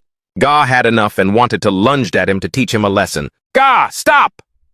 Do Kyung quickly held her back. "Is this punk for real?" Ga stomped her feet in rage. "I really want to hit you! I really want to hit you!" Just then, the device in Ji-won's hand lit up again. "Target identified inside Class 12-3. Is there actually a ghost in there?" Ga was also shocked. "Holy crap, inside this class?" "Stop yelling," Ga warned. The classroom door was immediately opened. "Want to check it out?" Do Kyung asked quietly. "I'll ask them for permission." Having Do-kyung along is really convenient, Ji-won said happily. Suddenly, two girls walked out of the class. Oh, Do-kyung? Who are they? My friends from middle school, Do-kyung explained, putting his arm around Ji-won. Ji-won got straight to the point. Can we come into your classroom for a second? Go ahead, the short-haired girl nodded. The long-haired girl suddenly asked, but what is this thing? She was about to press some buttons on the device. Sorry, don't touch that, Ji-won said, quickly pushing her hand away. If you touch it with hands full of negative energy like that, it'll break. What, is this guy crazy? The whole class crowded around when they saw the school's heartthrob arrive. Meanwhile, Eon-jin was scrolling through his phone, looking confused at Jisoo's message. Eon-jin, can you come to the science lab right now? I have something to give you. I can't give it to you directly. The others might get the wrong idea. Can't you give it to me after school? He messaged back. Where are you going? Eon-jin sighed and stood up. Where to, Eon? Just hitting the restroom. As Eon-jin said that, he looked up from his phone and froze. At the sight before him, the back door was blocked by the popular crowd. Just try telling them to beat it. Eon-jin, being an introvert, felt mentally drained just looking at them. The moment Eon-jin and Do-kyung made eye contact, Do-kyung quickly dispersed the crowd. Hey guys, stop blocking the door, get inside. One guy laughed mockingly. You actually believe that nonsense too? So what? Do-kyung replied dismissively and turned toward Eon-jin. With a guilty look on his face, my bad, man.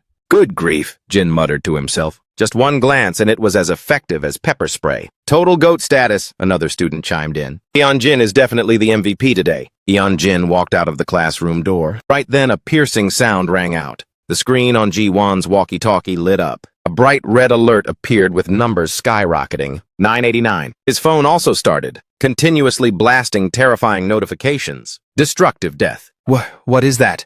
Do-kyung asked, his face turning pale. What's wrong with that device? Isn't it supposed to be for talking to ghosts? I think I've found the cause of all the weird stuff going on in your class. Meanwhile, the cause itself, Eon-jin was still completely oblivious. My mom just made this! Jisoo happily held out a string of prayer beads. She told me to give one to you, too. You called me out here just to give me this? Eon-jin was speechless. He noticed that Jisoo was wearing an identical one on her wrist. Tell her thank you for me. He replied nonchalantly and quickly shoved the bracelet into his pocket. Seeing that he didn't seem very interested, Jisoo looked confused. Aren't you going to put it on? Look. Eon-jin acted embarrassed. Well, if both of us wear this, what if people mistake them for couple bracelets? Jisoo couldn't believe such a silly thought. Eon-jin, these are prayer beads. Do you think no one else in the world wears prayer beads? You're the only one who'd think they're couple bracelets. Seeing Eon-jin remain silent, she urged him, just put it on. My mom made it because she was worried about you. It's fine, Eon-jin replied. Those ghosts won't dare touch me anymore. My ancestors told me so.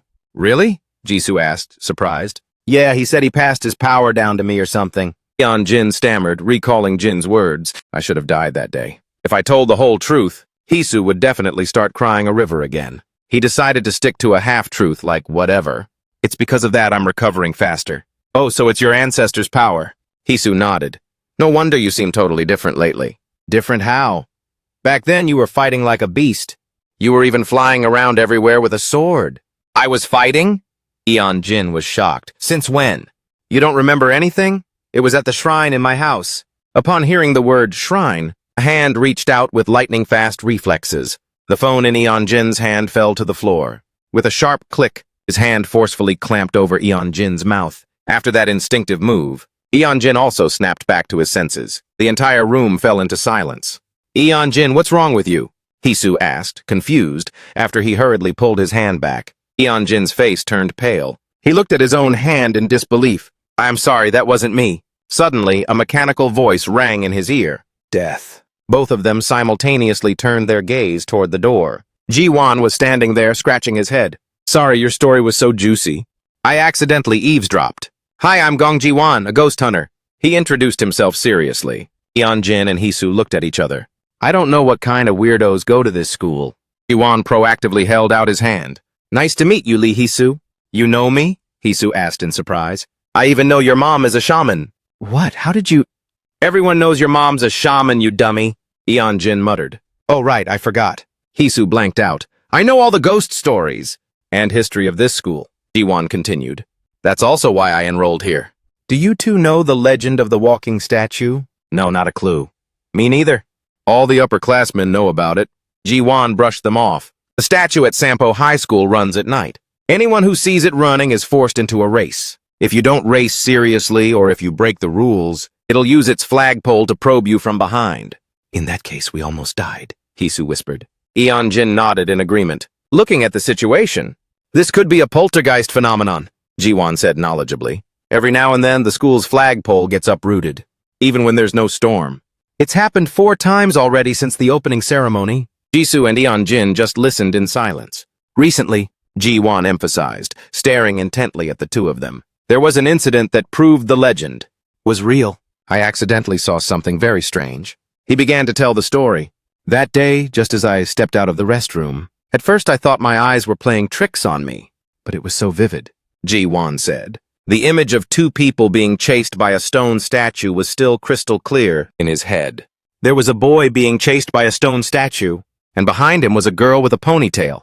Every word of the description made both Eon, Jin, and Jisoo flinch. Jisoo even instinctively yanked off her hair tie.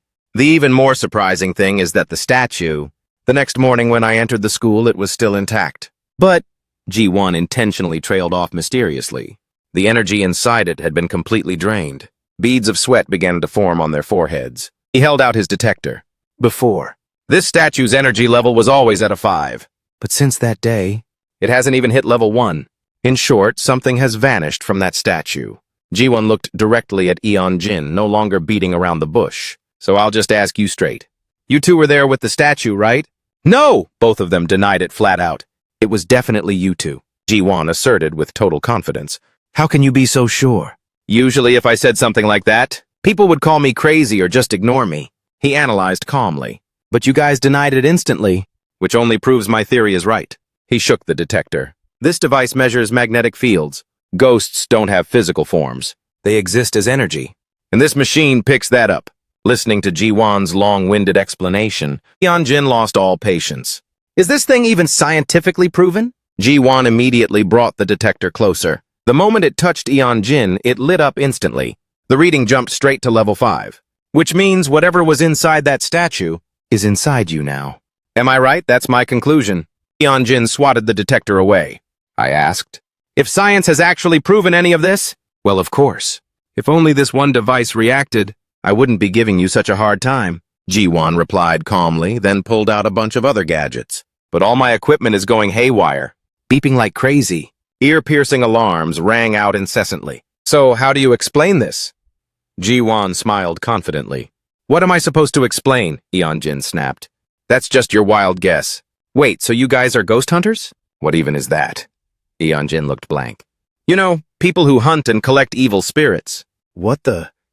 The more Eon-jin heard, the more confused he got. I don't care what you say, I'm not buying it. He firmly ended the conversation. That stone statue or whatever has nothing to do with us. With that, he turned to bail. Hey, Lee Hisu, let's go. Why do you guys keep lying? Ji-won sighed. Fine, whatever. I wasn't actually planning to show this. But a few fragmented sounds played, making Eon-jin turn back in shock. Ji-won was playing a video on his phone. Phone cameras these days are almost as good as DSLRs, he said, nonchalantly zooming in on the image. This distance is just perfect. We're cooked, Eon-jin thought to himself. I'm not a bad guy. You don't have to hide anything, Ji-won reassured.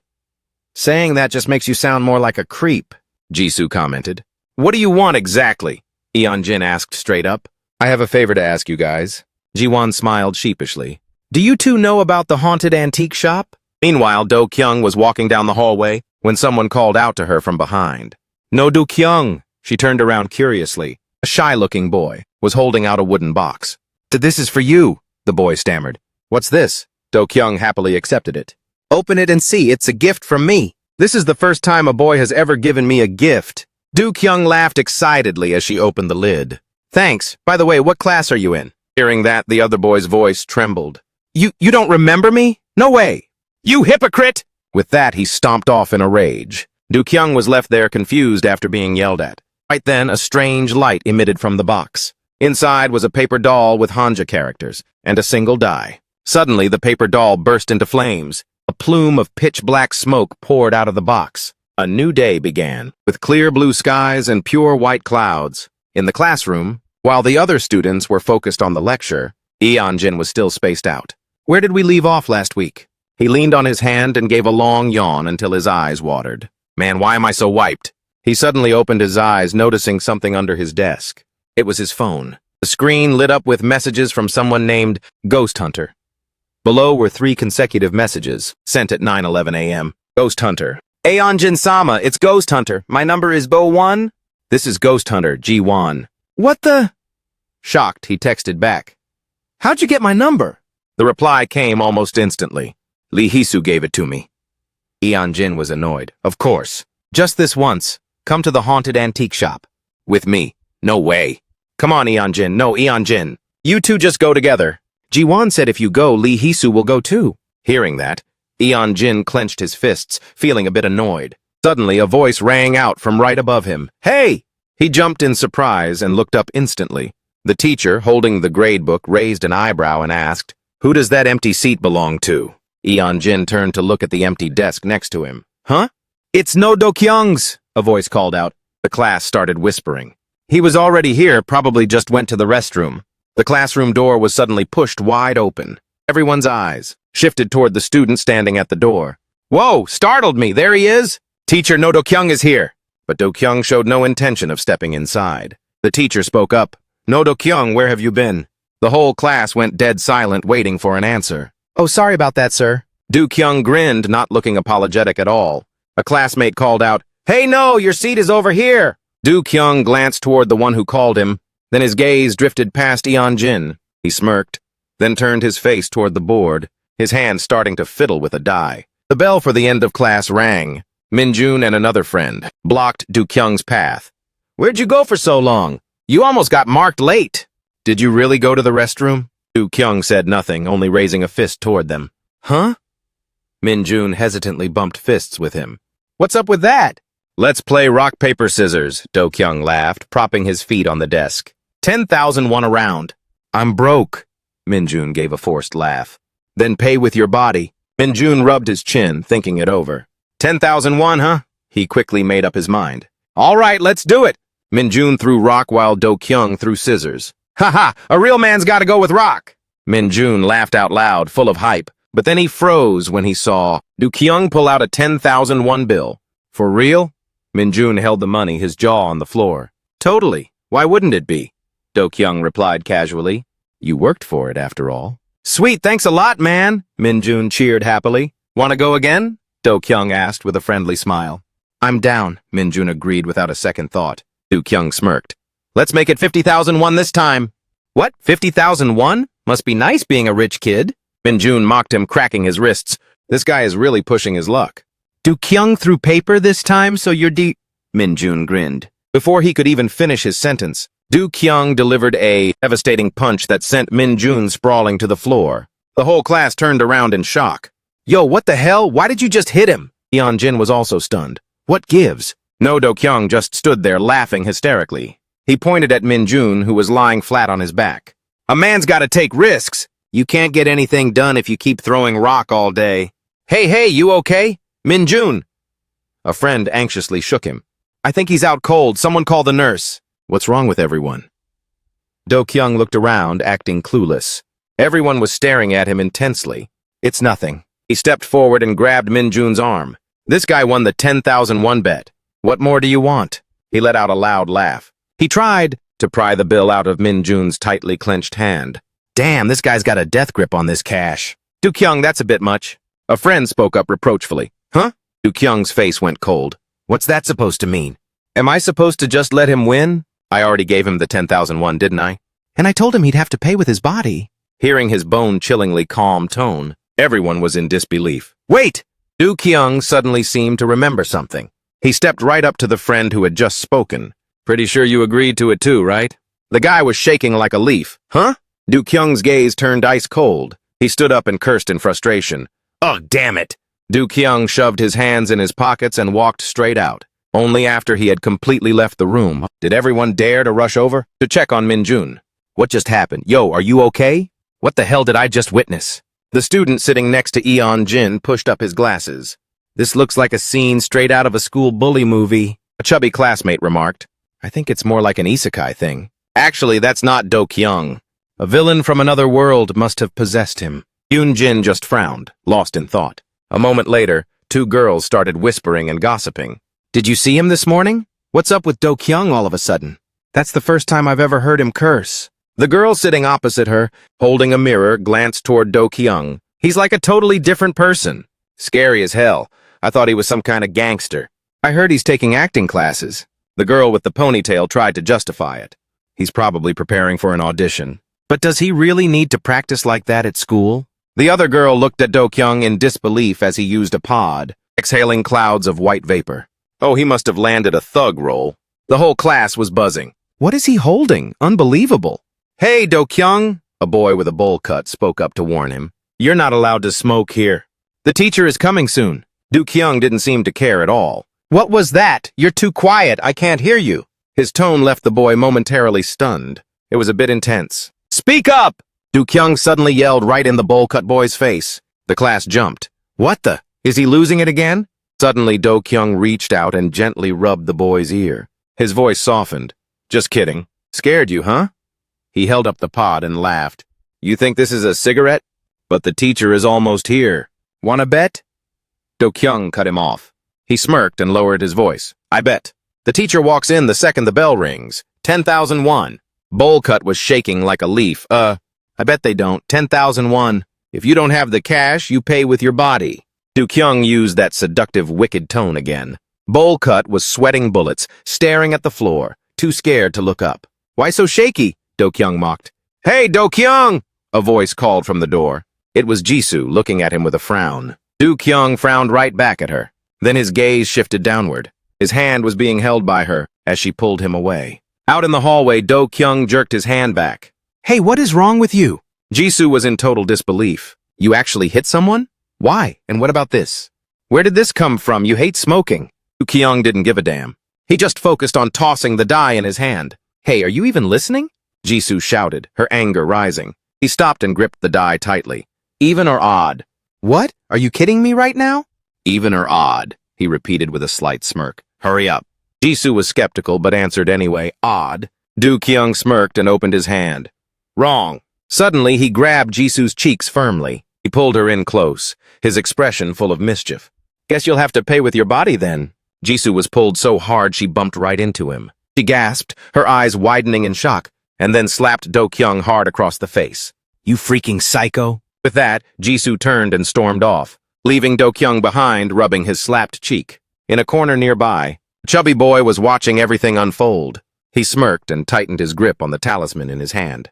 On another bright day, Ji-won was walking down the hallway. He unlocked his phone and a message thread appeared. Eon-jin-sama, if you don't answer, I'm going to post those blurred photos on the paranormal forum. Eon-jin replied, shut the hell up. Ji-won messaged back, Eon-jina, just this once. This is my final wish. Before I kick the bucket. He looked up at the sign for class 12-3.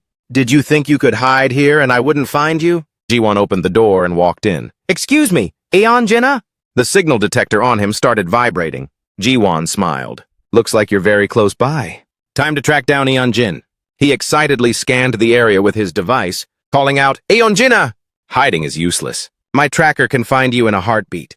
A powerful force suddenly struck the detector in his hand. Ji-won fumbled and the device crashed to the ground. Do-kyung was already standing right next to him before he knew it.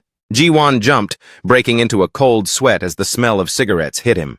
Do-kyung slowly leaned down and picked up the device. It immediately started vibrating uncontrollably. At the same time, the gadgets all over Ji-won's body began to blare. Shilly. Ah!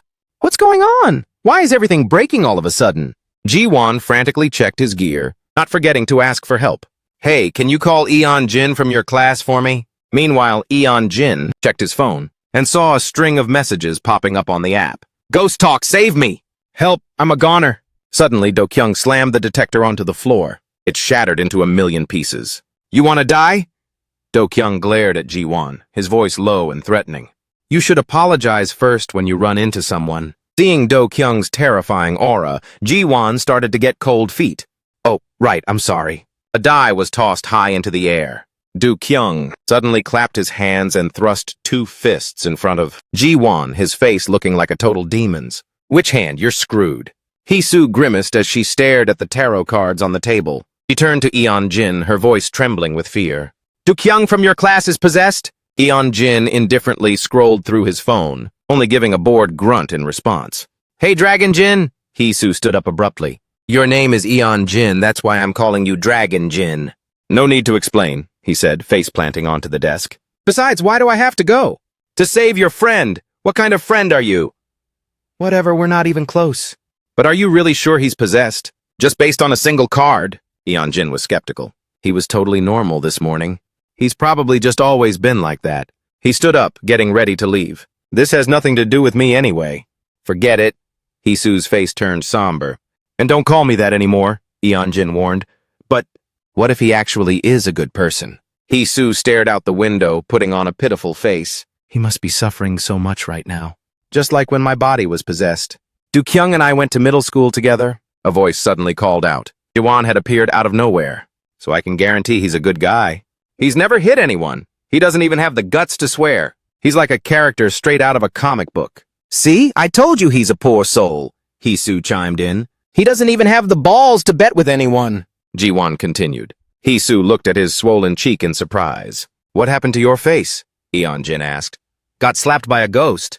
Seeming to see right through their plan, Eon-jin said flatly, I'm not going. Ji-won looked down, then looked up to face Eon-jin.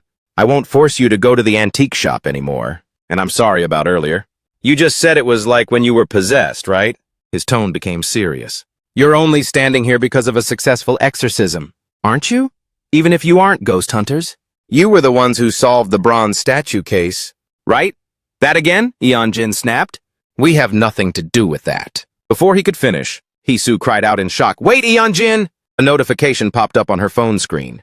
Ji-won has transferred 50,000 won. He sent a deposit. Now what? Eon-jin groaned. I'll pay the rest if you agree. Ji-won said, Please help me! He bowed to them. Please save Do-kyung, I'm begging you. Eon-jin recalled Do-kyung slapping Ji-won to the ground, the equipment screeching relentlessly, and that chilling, raspy voice. Even so, he gave a flat refusal. No. He walked coldly past Ji-won. Help him yourself, Hee-soo! I'm out. Eon-jin left, and Hee-soo rushed after him. She glanced at Ji-won with pity as she passed, then quickly followed. Ji-won was left all alone in the room. In the hallway, their footsteps faded away. Eon-jin thought to himself as he walked, they're trying to drag me in again. What kind of mess is it this time? Sorrowful memories suddenly came rushing back. He just wanted to live a normal life, just like before. That voice from the past had been echoing in his head since that day. Kid, you're already dead. No, Yongjin told himself. From now on, his own safety came first. He would absolutely not get mixed up in anything else. Lost in thought, he suddenly ran right into Do-kyung. Do-kyung, he thought to himself. A friend walking with Do-kyung gave him a playful nudge. See, those girls are looking for you. Heh, Yongjin glanced over. Staying like this might actually suit you better. He thought they would just pass each other like strangers. But suddenly, a hand shot out. Yongjin blocked Do-kyung's path. His hand, as if it had a mind of its own, grabbed Do-kyung by the collar, leaving the friend standing there in total shock. Even though he made the first move, Yongjin himself looked absolutely terrified. At that moment, Hee-soo was racing down the hallway looking for him. She called out, Yong! Before she could finish his name, she froze when she saw Yong-jin clutching Do-kyung's collar.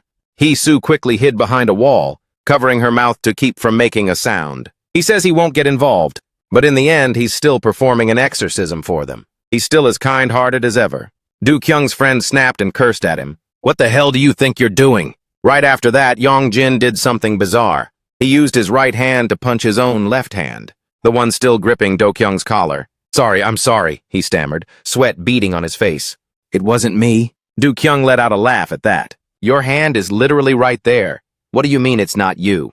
Yeah, exactly, Yong-jin stuttered. Hearing that, Do-kyung angrily loosened his tie and pulled out a die. He tossed it into the air, then snatched it up, clenching it in his palm. He hid the die in one of his hands and thrust them both forward. Yong-jin gave a smug smirk. Which hand is it? Do-kyung and his friend laughed mockingly. Meanwhile, Hee-soo, hiding behind the wall, was worried sick. What the? Yong-jin was stunned. He felt his left hand starting to move again. It slowly rose up, terrifying him. His hand was acting on its own once more. The hand automatically pointed at Do-kyung's left palm. Do-kyung paused for a moment, then opened his hand. The die was sitting right there. Spot on. He walked over, placed a hand on Yongjin's shoulder and brushed past him. Watch that hand of yours, buddy. After they left, Yongjin stood there staring at his hand, his mind spinning, after walking a short distance. Joe. Kyung looked back at him with a puzzled expression. Back in class, he couldn't stop looking at his hand. Suddenly, it jerked up on its own. What's going on? The hand curled into a tight fist and aimed straight for his face. Before he could react, it punched him square in the face. A friend wearing glasses walked by and asked curiously, "What are you doing? A new trick? That's pretty cool." Yongjin had to use his right hand to pin down his left hand to stop it from acting out. Practicing a talent show act for the field trip? The friend asked with a laugh. Suddenly, the left hand jerked violently again. Hey, help me hold my hand back, he cried out. The friend immediately helped, but he grabbed the right hand instead. No, the left one, not the right, Yongjin snapped. His left hand was spinning out of control, as if it wanted to punch someone. Yongjin, the friend said, do I really have to be part of this cringe fest? Why is this so gross? Yongjin had to use all his strength to pin the left hand back down. Finally, it stopped moving. He let out a sigh of relief. It's over. A friend playing games at the desk in front turned around. Hey, Yongjin, is it possible that you, he asked seriously, have alien hand syndrome? What the hell is that? Yongjin wondered. Right after leaving the classroom, he immediately went online to search for that strange syndrome. After reading through the signs, Yunjin thought to himself in terror, oh my god, why does this sound exactly like me? Could it be a brain issue? I have been hitting my head a lot lately. No wonder I've been feeling so sluggish. Or is this a symptom of something serious? While Suho was lost in thought, a figure approached from behind and suddenly raised a hand. Reflexes faster than thought, Yunjin's left arm swung up automatically to block the attack. It was Suho. He was surprised by Yunjin's reflexes. Whoa! Suho gave an awkward laugh. I guess getting punched so much has made your body react on its own, huh? Yunjin thought dejectedly. What now? That's not it. Yunjin tried to explain. My hand right now. Whatever. Suho cut him off, not bothering to listen. Hey, is that Joe Kyung guy in your class? Yunjin gave him an annoyed glare. Tell him to give me back my vape. Suho ordered. What's that? It's a vape, you idiot! Suho snapped. It's your stuff. Why don't you go ask him yourself? Yunjin countered. Why are you telling me to go? It's such a hassle. You coming to find me is even more of a headache, Yunjin argued back. I'd have to walk across the entire 11th grade wing. This guy, Suho frowned, his gaze turning menacing. I told you not to piss me off. I told you I'm Yunjin. Before he could finish his sentence, his left hand started moving again, giving a sharp jerk. Startled, he quickly pinned it down with his right hand. Fine, I'll go get it for you, he said hurriedly. See? Was that so hard? Suho said with satisfaction, always talking in circles. I'm off, Yunjin replied, brushing past him. Look at the way he runs, Suho scoffed behind his back. In the hallway, Ji-won was holding a strange device with colorful rods to detect temperatures. Suddenly, the green stick started glowing. He immediately pointed the meter in that direction. The screen, which was showing 9 degrees, suddenly plummeted, down to -1 degree. That's weird. How could it be -1 degree there? Yunjin walked into the classroom and saw Do Kyung sitting at the back desk, making his heart race. He just stood there staring, trying to hype himself up. Just act like you don't know anything, to avoid getting into a fight. Why are you lurking behind me like that? Do Kyung's voice rang out, making Yunjin jump out of his skin. Planning to try your luck with another bet? No, it's not that, Yunjin said, terrified. Suho told me to get back something you borrowed from him. Borrowed? Do Kyung smirked, reaching under the desk. Is he scared of getting trashed after losing the bet? So now he wants it back? He didn't say anything about that, Yunjin muttered, averting his gaze. Suddenly, Do Kyung leaned his head back. He stared intently at him and laughed. You want to catch these hands instead of him? Who would want that? Yunjin immediately snapped back. I'm not that bored. Do Kyung looked surprised. Whatever, you just keep it then, Yunjin said irritably, turning to walk away. Oh, it's for that guy from earlier, right? Do Kyung suddenly said. I'll give it to you. Yunjin turned back. Yeah, exactly! But then he pulled out a die and tossed it. He caught it and clenched it tightly in his palm. If you guess right, Do Kyung smiled creepily. Even or odd? The class started whispering while Yunjin was terrified. Huh? No, there's no need. Wait, it's already started, Do Kyung urged him. Hurry up! There's nothing in this for me, so why do I have to do it fast? Come on! Must be odd, right? Do Kyung smirked and raised his hand. Yunjin flinched as the whole class held their breath in fear. Just as Do Kyung's fist was about to strike down, Yunjin's left hand suddenly moved on its own. It shot up, blocked Do-kyung's arm, and shoved it away hard. At that exact moment, his finger delivered a powerful flick right to Do-kyung's forehead. Bam! Do-kyung fell backward, his back slamming into the bulletin board. He collapsed to the floor as the entire class gasped in shock. Everything happened way too fast. Even Yeonjin himself couldn't wrap his head around what he'd just done. Wait, what? What just flew by? The hand propping up Do-kyung on the floor twitched slightly. Yeonjin flinched, his face turning pale as a ghost. Do-kyung staggered to his feet. He covered most of his face with one hand. No one could see his expression right now. In the tension-filled air, Yeonjin awkwardly tried to explain. It's because of my left hand. He suddenly realized he'd let the secret slip. Why did I say it was my left hand? And that it's being controlled by a parasite? What? A sarcastic voice rang out. Still acting? Another guy mocked. Oh man, you almost had me thinking you were some hidden pro. A girl with hair rollers nearby listened but was totally clueless. Wait, what does parasite mean? Yeonjin was sweating buckets. He stammered, unable to find the words. So. He glanced at the guy with glasses and forced himself to continue. It's because Do-kyung asked me to play the role of his rival. Rival? The glasses guy was puzzled. Wait, what? Are you guys rehearsing for a play? In an instant, that somewhat forced explanation miraculously made sense, and Yeonjin successfully convinced the whole class. Oh, that's right, Do-kyung is going to be an actor, isn't he? Ah, that actually makes a lot of sense. Everyone fell for it hook, line, and sinker. But Yeonjin still hadn't fully recovered from the shock. Maybe it's because of Do-kyung's usual reputation, he thought to himself. Whatever, just let it slide. Then the guy with glasses walked over looking annoyed. Hey, you should have given us a heads up first. You scared the crap out of me. Do-kyung stood there listening to everyone gossip about him. Wow, Do-kyung is seriously good. He gets so into every character. Wait, so were you and Minjin just acting earlier too? That was some next-level method acting getting hit like that. He could only let out a mocking laugh. Then, with a toothy grin, he chuckled and mumbled, Hey, Yeonjin. Hearing the way Do-kyung called his name, Yeonjin started getting all worked up again. Now Do-kyung lowered his hand, revealing an expression that looked straight up demonic. He marveled, This is actually getting interesting. Yeonjin broke into a cold sweat. I'm cooked.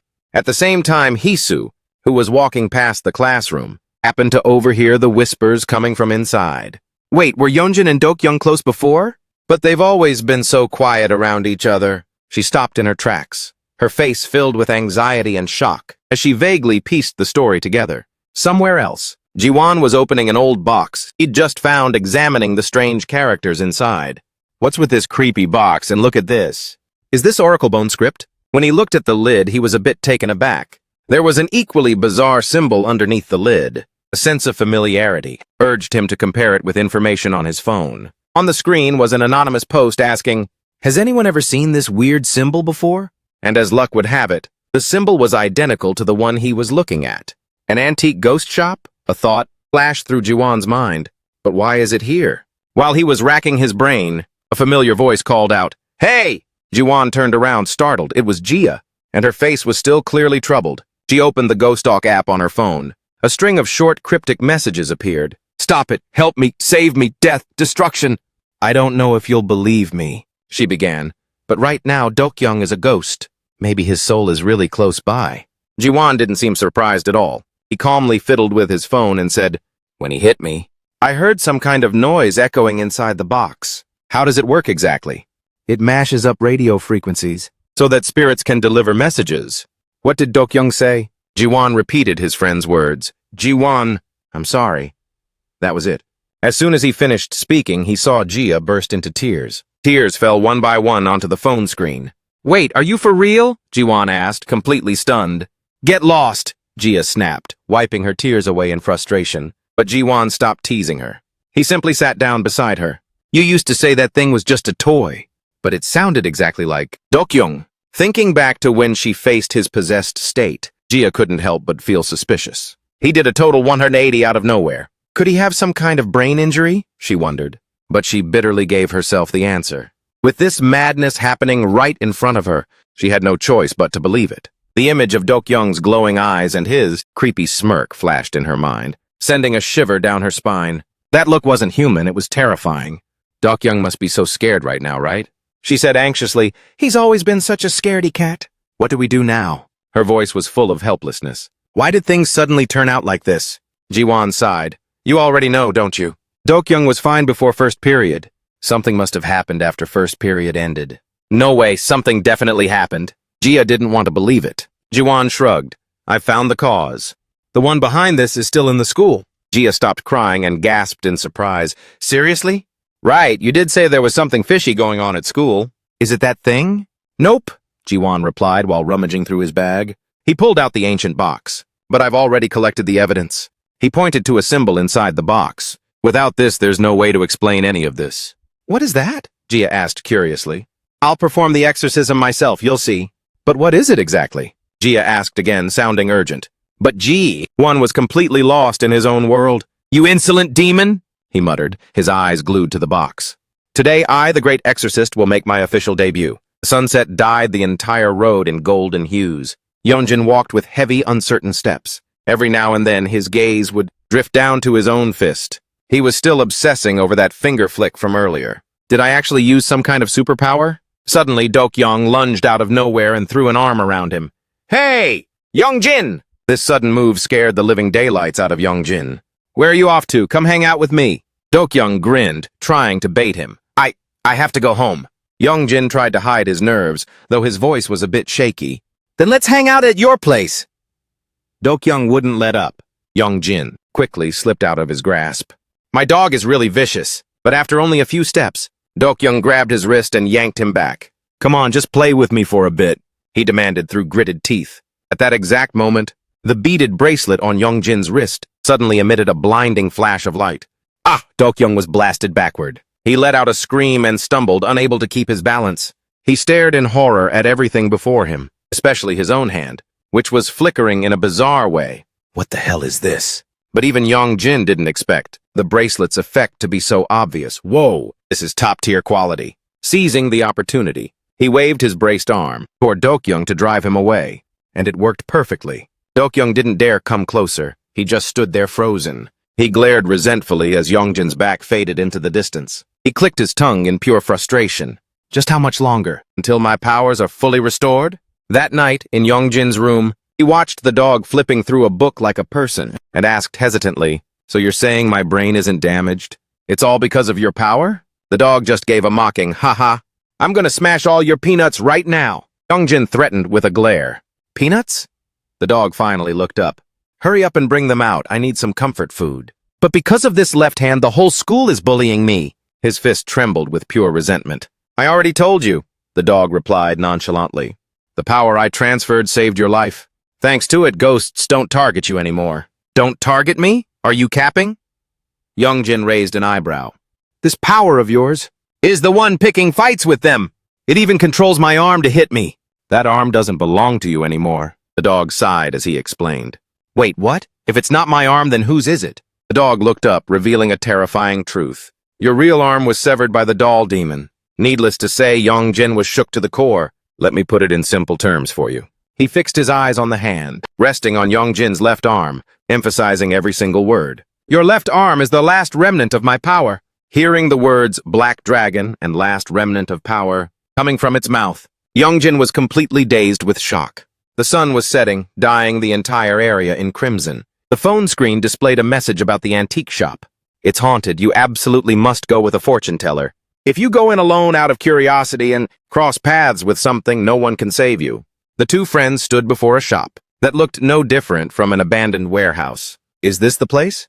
Jia clicked her tongue. It just looks like an old house. While Ji-won was scared of everything, Jia remained strangely calm. Whatever, let's just go in and check it out. Wait! Ji-won dropped his backpack and started rummaging for something. If we go in together, they might get suspicious. Let me go in alone. Even though he was scared to death inside, he still tried to act brave. In another scene, Jin, in dog form, was retelling the legend of his past. My power was originally forged from 4 dragons. The red dragon, blue dragon, white dragon, and black dragon. His eyes suddenly turned pensive. But now they have all vanished. Only the black dragon remains. He looked at Yeonjin's left arm. That arm of yours is the very last of my power that remains. It was manifested from the power of the black dragon. Yeonjin listened with his jaw on the floor. It was the most powerful, but also the most arrogant of the 4 dragons, Jin remarked. Yeonjin froze at the mention of the black dragon. He held out his arm. What if you take this arm back? But Jin looked at him like he was a total idiot. Then you'd lose an arm. It would just disappear, like gone for good? Yongjin was in complete despair. To be precise, it's already been crushed. Everything I'm telling you is the truth. Hearing that made Yongjin just want to cry. Come on. But hey, Jin asked curiously, why do you hate it so much? For a mediocre body like yours, this power isn't exactly a downside. It's ruining my school life, Yongjin complained. I don't know about ancestors or whatever. Oh, by the way, kid, Jin suddenly cut him off. You're not even listening to me, are you? Yongjin was speechless. I want to ask you something, Jin said. What is it? He pushed a history book forward. Is there any record of the Earth God or of your clan, for instance? Say what now? Yongjin was confused by the unfamiliar names. This book doesn't have any records after the Dangun era. Entirely. Yongjin flipped through the book, muttering, this is all Three Kingdoms period stuff. Jin shook his head. Besides this, what else? Then Yongjin flipped to another page. Are you looking for this? This is all of it. There's nothing else left. That's strange. Jin's small bead-like eyes narrowed. What now? Yongjin was done. Suddenly there was a knock. Yongjin turned around, curious. Yongjin! A voice shouted from outside, making him jump. In a dusty, gloomy room, Jiwon placed a mini camera on a shelf. Ancient artifacts were scattered everywhere, from ceramic jars to old wall paintings. Is anyone here? He called out. Are you here to buy something? A raspy voice replied, startling Jiwon as he turned around. An old woman stepped out from behind a curtain, the smell of decay wafting from her. Staring at the creepy old woman, Jiwon began to stutter. You wait until the camera is rolling before you dare to speak up. Hello, outside? Jia stares intently at the ghost detector screen, her face tight with tension. She tries to recall Jiwon's instructions. If I'm not there, and you see green light streaks like these, call me immediately. Inside, Jiwon gets straight to the point. This cursed item came from this shop, didn't it? The old woman glances at the wooden box. So what? As I thought, it's because of this. Jiwon grits his teeth. Please tell me how to break the curse. The responsibility lies with the one who cast it. I only sell the goods, she replies slowly. Then was the person who bought this a Sampo High student, wearing the same uniform as me? I don't disclose customer information. It won't be easy to pry information out of her, Jiwon thinks to himself. The old woman looks at him, her expression full of suspicion. Why are you here talking all this nonsense? If you're not buying anything, get out. Ah, then I'm relieved. Jiwon breathes a sigh of relief. I was just testing you. I'll buy this item. He fiddles with the wooden box. My friend bought this here and recommended it to me. But since this is for cursing someone, it'd be a hassle if you couldn't keep a secret. The old woman still shows no sign of doubt. A moment later, she brings out a wooden box and a silk pouch. This cursed object takes effect just by looking at it. You must not open it to see what's inside, understood? Jiwon watches blankly as the old woman pulls a yellow talisman out of the silk pouch. This is the talisman for the caster. Her raspy voice warns him, and remember, if you only want to play a little prank, then tear this talisman within 49 hours. If I tear it, the curse will be lifted? Jiwon asks. That's right, the old woman smiles kindly. 49 hours, huh?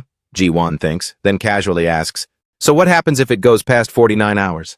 The smile remains on her face. Who knows? The darkness of the room mixed with her chilling laughter makes Jiwon freeze him in his tracks. He could only nod half-heartedly. He'd been getting the creeps for a while now. I know how to break the curse now. Time to bounce. Thinking that, he immediately put on a goody-two-shoes face.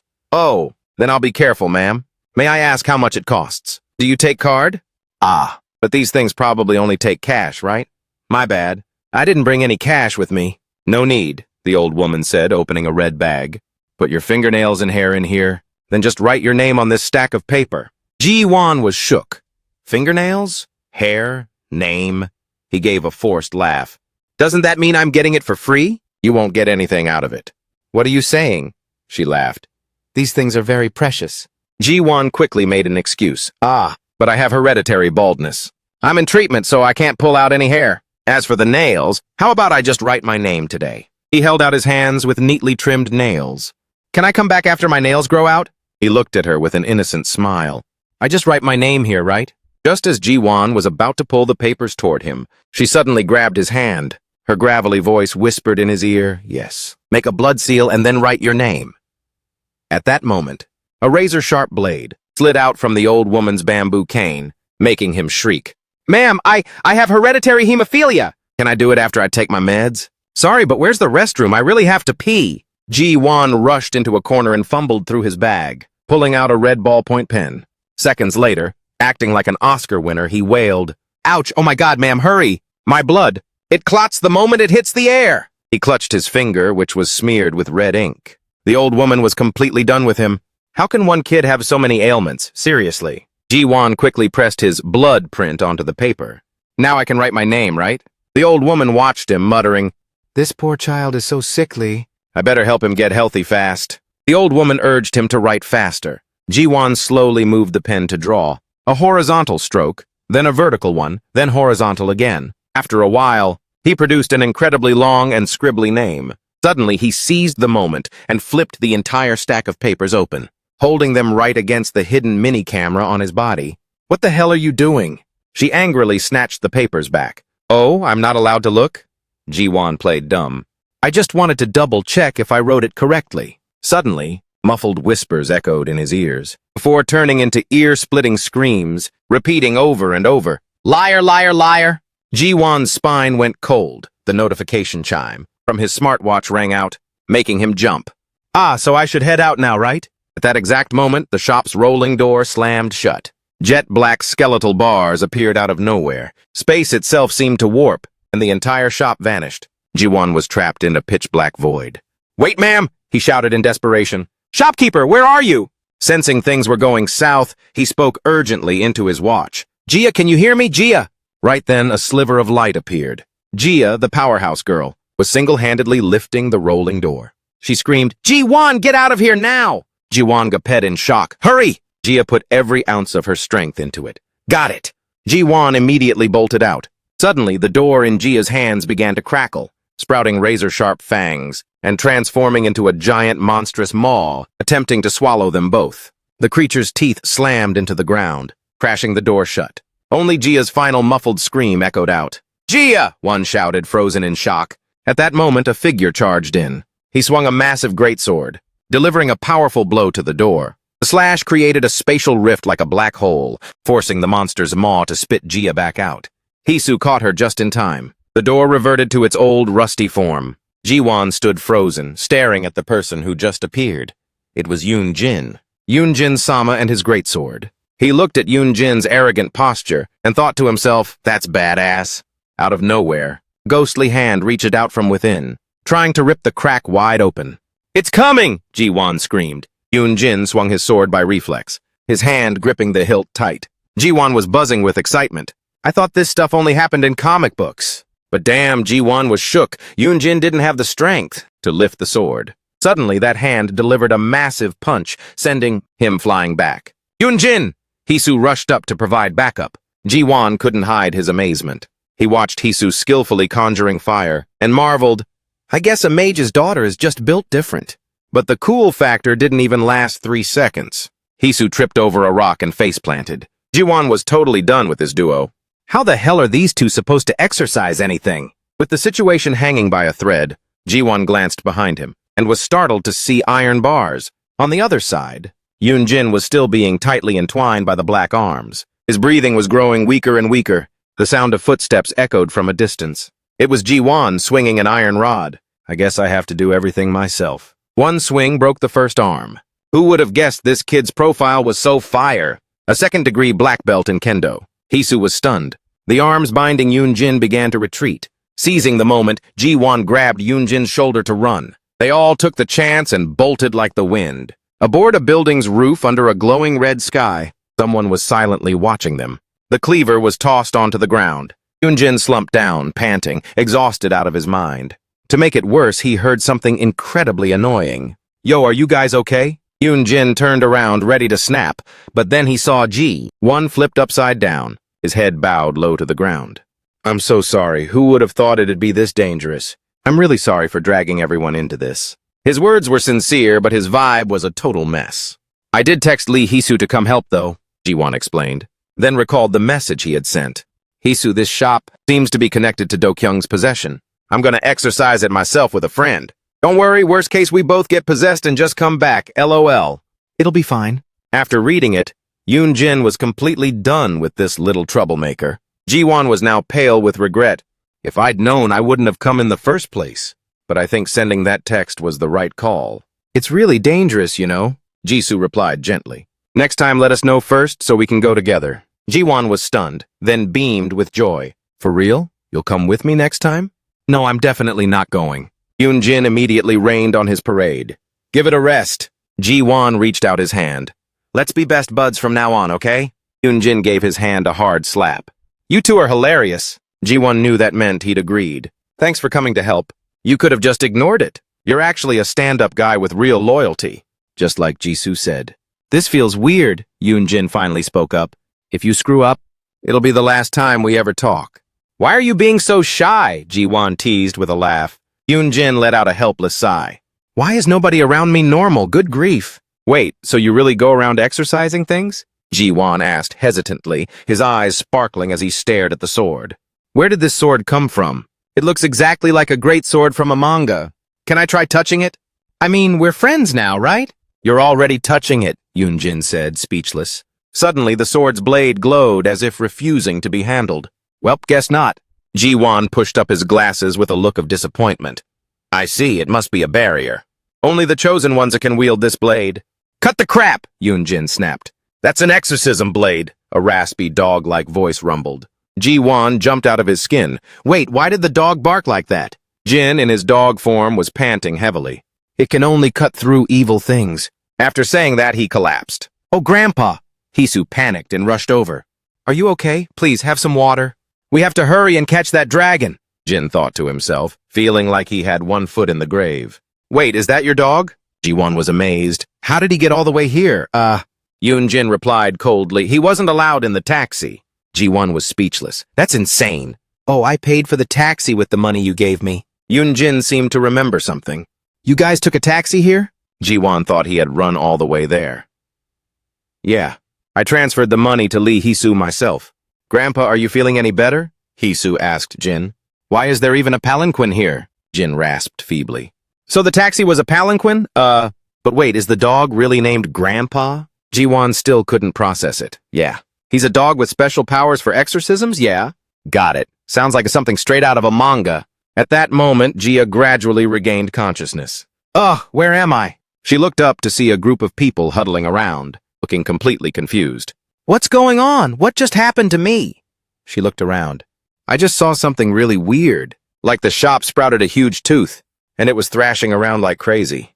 That's wild, Hisu remarked. All right, Jiwon turned on his iPad. Now that, Kanja's awake too, let's get down to business. He turned the iPad screen around. You guys need to see this. The latter part is distorted so the footage isn't clear. On the screen was the recorded footage from inside the shop. He fast-forwarded to the part where a piece of paper was shown. But I managed to catch the most important part. Under a starry night sky, someone opened the door and entered the shop. Hey, old lady, the person called out. The possessed Dokyoung looked at the person. How much longer? Just got back and you've already lost an arm? The person looked at Dokyoung's severed arm, asked curiously, and then covered their mouth to stifle a laugh.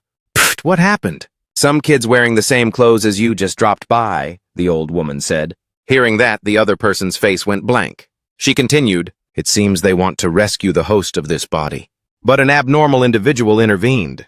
An abnormal individual? Dokyoung grew curious and stood there picking his ear. Wait, could it be Han Yong-jin? The old antique dealer repeated the name with curiosity. Han Yong-jin, some random guy who once beat me in a bet, Dokyoung replied, flicking his finger into the air. Yeah, he flicked his finger once and I went flying. So I don't think he's a normal human.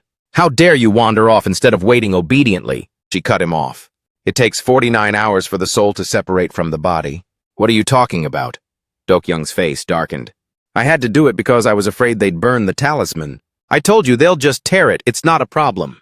You shouldn't have taught them how to tear the talisman in the first place. Dokyoung flared up in anger. Seeing him act like a wild animal, the old woman seemed pleased. Humans may look calm on the outside, but their hearts are filled with fear. You have to give them a little insurance before they'll sign the contract. You were the same. Her voice was gentle, but Dokyoung couldn't find a way to argue back. Besides, they won't tear the talisman, she reassured him. People nowadays look down on black magic.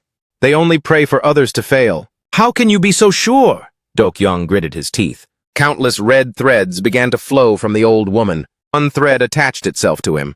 Just look at your siblings. Is this not proof enough? Even if they burn the talisman, you won't disappear. You'll simply return to me. Leaning on her cane, she moved in close to Dokyoung. Do you really hate being by my side that much? Right at that moment, a person wearing a mask suddenly appeared at the door. Stepping inside casually, "Excuse me, coming in." Elsewhere, a terrified voice rang out. "What, 49 hours?" Hisu was stunned. "A whole day has passed already." Jia replied. "About 15 hours left then," Yongjin added. "Does anyone here know who Kim Sun-yu is?" Jiwon asked.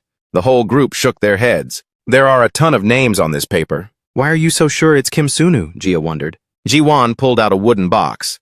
"I found this at school." "Look," he said, pointing at the characters carved on the box. Then he compared it with the name on the paper. "It's a perfect match." The whole group nodded. "Whoa, no cap, it's true." "The ink still looks pretty fresh?" "Must have been recent," Jiwon analyzed. Right then, Jin barked a few times. "What's he saying?" Hui translated for Jiwon. "He says that reads as da back," Jiwon muttered to himself. Then he suddenly snapped to, "The gambling demon, encyclopedia mode on!"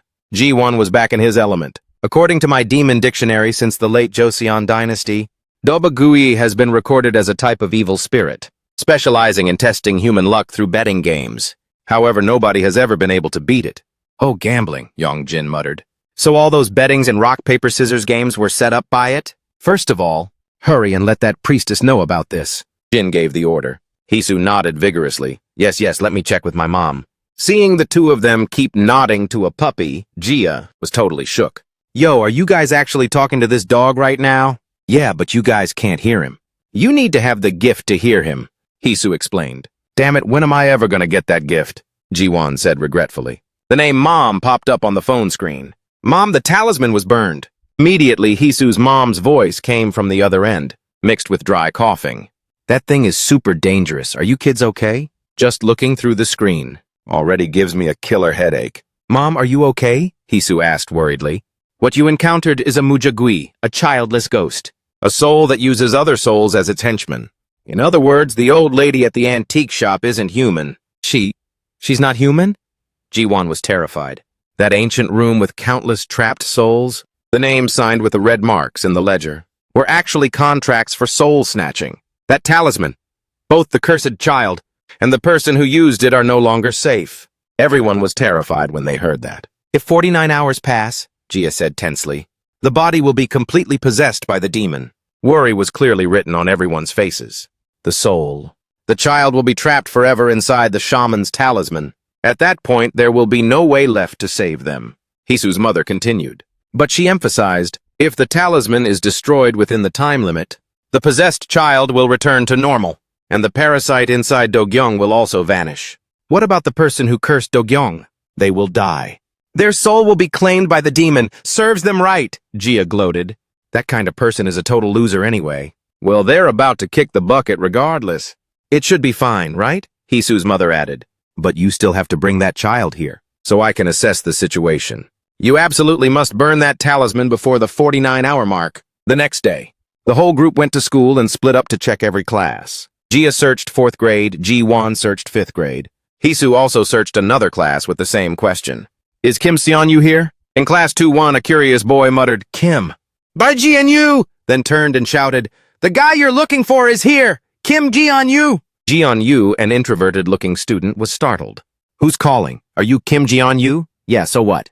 The person looking for him was none other than Yongjin. "Why me?" He grumbled to himself, then cut straight to the chase. "Do you have the talisman?" Upon hearing that, Seon-yu jumped in surprise and stayed silent. Then suddenly he shoved Yongjin hard and bolted outside. "Hey, stop!" Yongjin rushed after him. "Why is he so fast?" And just like that, the chase began. Hey, stop right there!" Yongjin screamed. But after only a few meters, he was panting heavily. Wait a sec." His limbs were shaking like an 80-year-old man. "Why is this so hard? My legs feel completely paralyzed." "Well, did you find him?" Jia opened the door and asked. "Over there," Yongjin replied breathlessly, pointing toward the chubby boy who was waddling, away up ahead. "That guy?" Jia immediately charged toward him, with the speed of a track athlete. "You little brat, stay right there!" But with her "your time is up" face, Seonu didn't dare to stop. "Hey!" Ji-won shouted from afar. "You gave your hair and fingernails when you bought that. Didn't you? You're dead meat." Those words acted like a stun move. making Seonu freeze in his tracks. That's a contract to offer yourself to the devil. Gia also caught up and grabbed him, screaming, "Give me the talisman. If you don't want to die, hand it over." What? Seonu turned pale, still in denial. "Don't lie to me!" "It's the truth," Hisu said. "She's a shaman," Ji-won added, pointing at Hisu. "I'm not a shaman," she quickly denied. Gia looked at the chubby boy and said, "But if we just burn the talisman, everything will go back to the way it was." Then, Seonu finally stammered, "Will Dokyeong go back to normal too, really?" "Yes," Gia replied. "It's not too late to set everything right." "Give it here! I'm not giving it!" He gritted his teeth. "You're unbelievable," Ji-won sighed. "Gosh, please," Yongjin groaned in exhaustion. "What's the point now anyway?" Seonu's face twisted. "I'd rather die." In another space, the name Kim Seonu had been stamped, marking him as the chosen one. On the old woman's forehead, red strokes followed one after another, forming a seal over Seonu's name. A ghastly scratching sound echoed at the door. My life is cooked anyway. Seonu kept his head down. Now that things have turned out like this, it's over for me. He sneered. "You guys hate me anyway, right? You'll probably just talk trash about me all over school. Who even cares?" Yongjin was speechless. "Well, acting like this definitely makes you annoying." Ji-won spoke bluntly. "Actually, I didn't think it would get this out of hand," Seonu muttered. "We get it. Just give us the talisman and we're done." The two kind girls comforted him. "Just apologize to Dokyeong later. He'll understand." "Understand my foot!" Seonu snapped as if someone had stepped on his tail. "What do you guys even know about Dokyeong? That jerk just acts like he's nice, but in reality he looks down on everyone." The other two remained speechless. "If Dokyeong comes back," Seonu bit his lip, "he might act all forgiving in front of you, but he'll definitely beat me to a pulp behind your backs. Because that bastard," he raised his head and screamed, "is a total fake!" A memory from middle school flashed back. In a noisy classroom, Seonu sat doing his work, grumbling, "So damn loud I can't think. Why do I have to be in the same class as these people? We were supposed to be sorted by academic performance. So should we let Seonu continue as class president?" The teacher's voice rang out. The class started buzzing. "Teacher," a boy said, putting his arm around the student next to him, "I nominate Dokyeong for class president." The class cheered while Seonu just hung his head. "I nominate Dokyeong too." Seonu's expression darkened. Finally, Dokyeong and Seonu both walked up to the podium. "I think it makes more sense to let Seonu continue as president," Dokyeong stammered. "Come on, don't be shy," his classmates cheered from below. In the end, Dokyeong won by a landslide. Seonu only got 2 votes. "Dokyeong, 21 votes. Congrats to the new president!" Friends swarmed around Dokyeong. Seonu was shaking with rage. "He only got elected because he's popular." They should have picked someone competent. What the hell does that smooth talker even know how to do? "Who were those 2 votes for?" Whispers started to circulate. "He probably voted for himself." The kids in the back snickered. Seonu felt exposed and turned beet red. "A bunch of idiots daring to make a joke out of me. You guys just robbed me of my opportunity. Don't you know that?" On the board, the homeroom teacher listed a series of subjects: literature, math, English, Korean history. Seonu held his test results in his hand. Suddenly, someone in class shouted, "Yo, Dokyeong took first place in our class." Seonu froze. The girls began to gush. "Whoa, a real-life class president. Handsome, smart, and rich, he's literally the GOAT. He's perfect, 0 flaws. I heard he doesn't even have a girlfriend yet."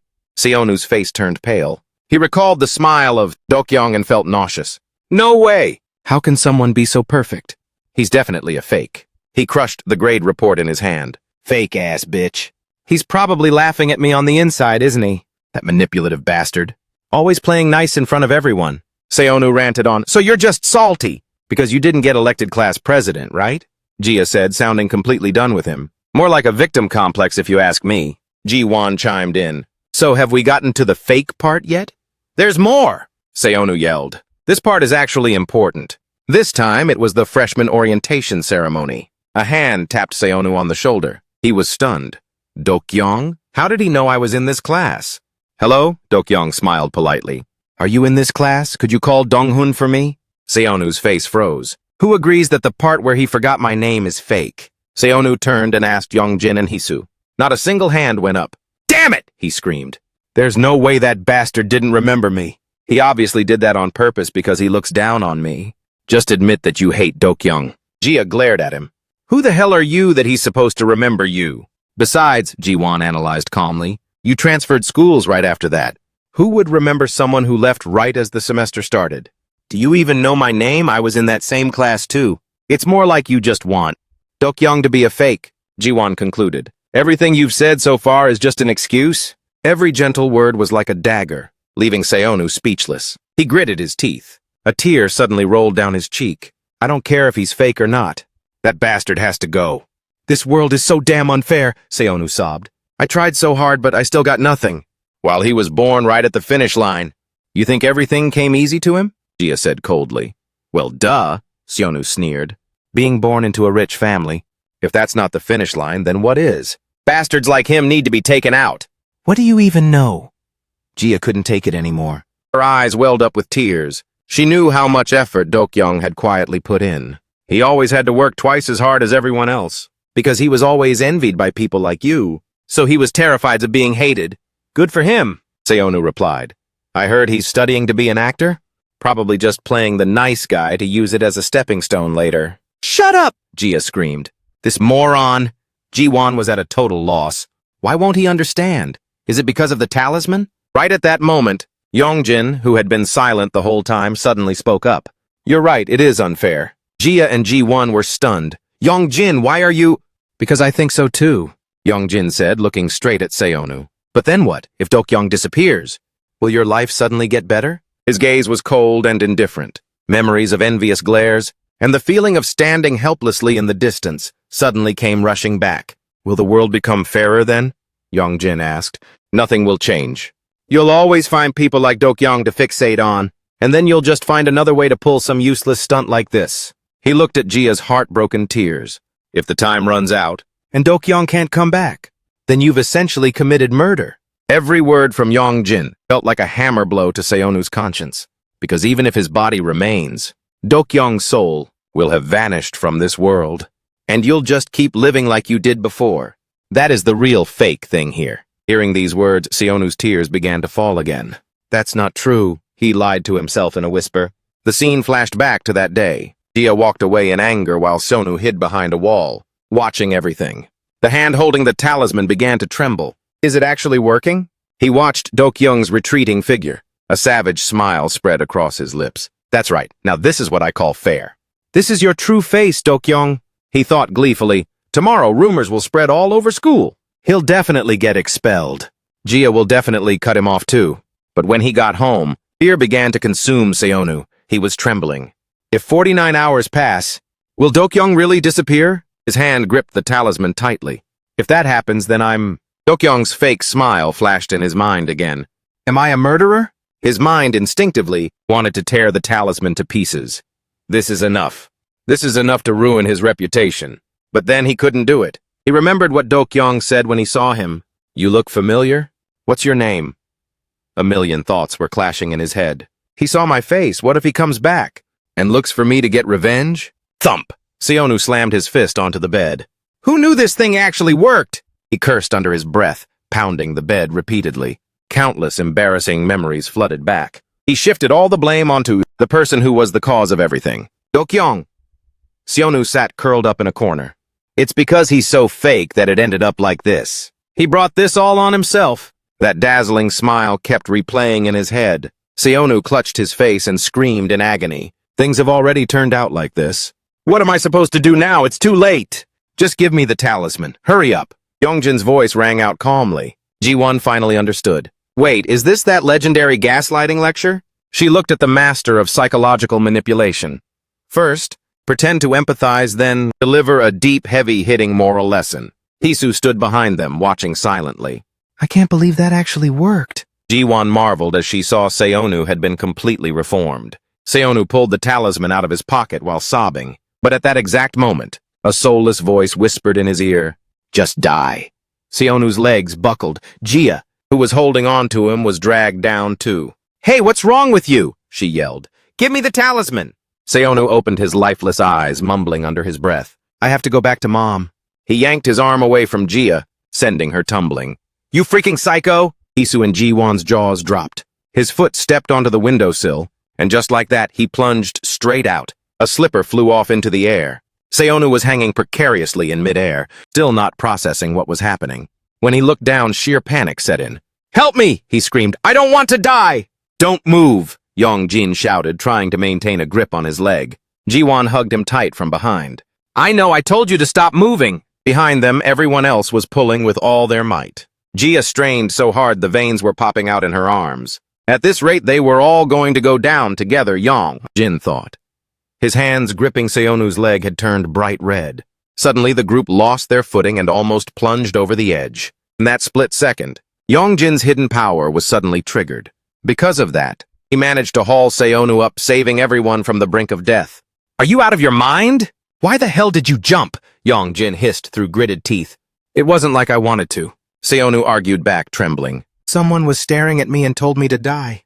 After that, I don't remember a thing. He literally said he'd rather die, Ji-won pointed out. Hey, we need to burn that talisman right now, Hisu said. She noticed a mark on Seonu's neck. On his neck? Isn't this the symbol from that antique shop? Suddenly, the mark began to burn hot. Ah, it burns, Seonu cried out in pain. See, it's the talisman, get it out fast. Ji-won urged anxiously. Seonu pulled out the talisman. That's the one? Gia snatched it. Get the lighter out. Burn it right now, what are you waiting for? Finally, the flame flickered to life. But Dokyeong had already appeared. An icy breath blew out the flame. Happy birthday, he spoke in a low, deep voice. Everyone was terrified. Happy birthday to my lovely self. Gia, hurry up! Ji-won screamed and lunged forward to grab Dokyeong. Seonu also charged in. You bastards! Dokyeong slammed his elbow into Ji-won's head. Yong-jin stood in front of Gia. Burn the talisman now! Tears streamed down her face, but she struggled to stay calm enough to light the flame. As the talisman finished burning, Dokyeong collapsed. Did it work? Dokyeong! Everyone called out to him. He slowly opened his eyes and struggled to sit up. The group rejoiced. Dokyeong! But a different voice came out of his mouth. Sorry about that, he smirked. Dokyeong logged out yesterday. Dokyeong shook with laughter while everyone else stood frozen in shock. He mocked them. Look at your expressions. No way. Ji-won was dazed, but it hasn't even been 49 hours yet. Dokyeong burst out laughing. Ha ha ha, what kind of joke is this? Was that really the right talisman? Ji-won turned to ask. It was, but wait, it's not the talisman's fault. Dokyeong spoke with a sinister grin. It is the right talisman, but now it's just trash. It has nothing to do with me anymore. How can that be? Yong-jin and Hisu were bewildered. If so, then the real Dokyeong, Gia, collapsed. He's gone, he said nonchalantly. Your efforts were all for nothing, you idiots. But why? It wasn't supposed to be until after 49 hours. Ji-won grabbed his phone, trying to find an answer. Dokyeong stepped forward and grabbed him by the collar. Ji-won! He crushed the tracker on Ji-won's chest. He mocked, the moment this toy stopped beeping, you should have realized, before the owner of this body kicked the bucket. He kept calling for you. Ji-won shed tears of deep regret. Don't cry, Dokyeong said, his smile turning cruel. He raised his claws. You'll be reunited with your friend soon enough. In another dimension, the real Dokyeong was facing a mysterious evil spirit. Do you want to make the deal with me? The childless ghost proposed. I will give you what you desire. Who are you? What kind of BS are you barking? Dokyeong growled. He said nothing, only snapping his fingers. An invisible force sent Dokyeong flying into the locker. The gambling demon old lady rushed over, catching a white porcelain vase. She then glared at the childless ghost. Damn you, how dare you! She roared. Black smoke from every corner surged toward him, but as it drew near, it suddenly retreated. Who are you? She asked in terror. Taking 49 hours just to claim one soul, the childless ghost said, picking up the porcelain vase.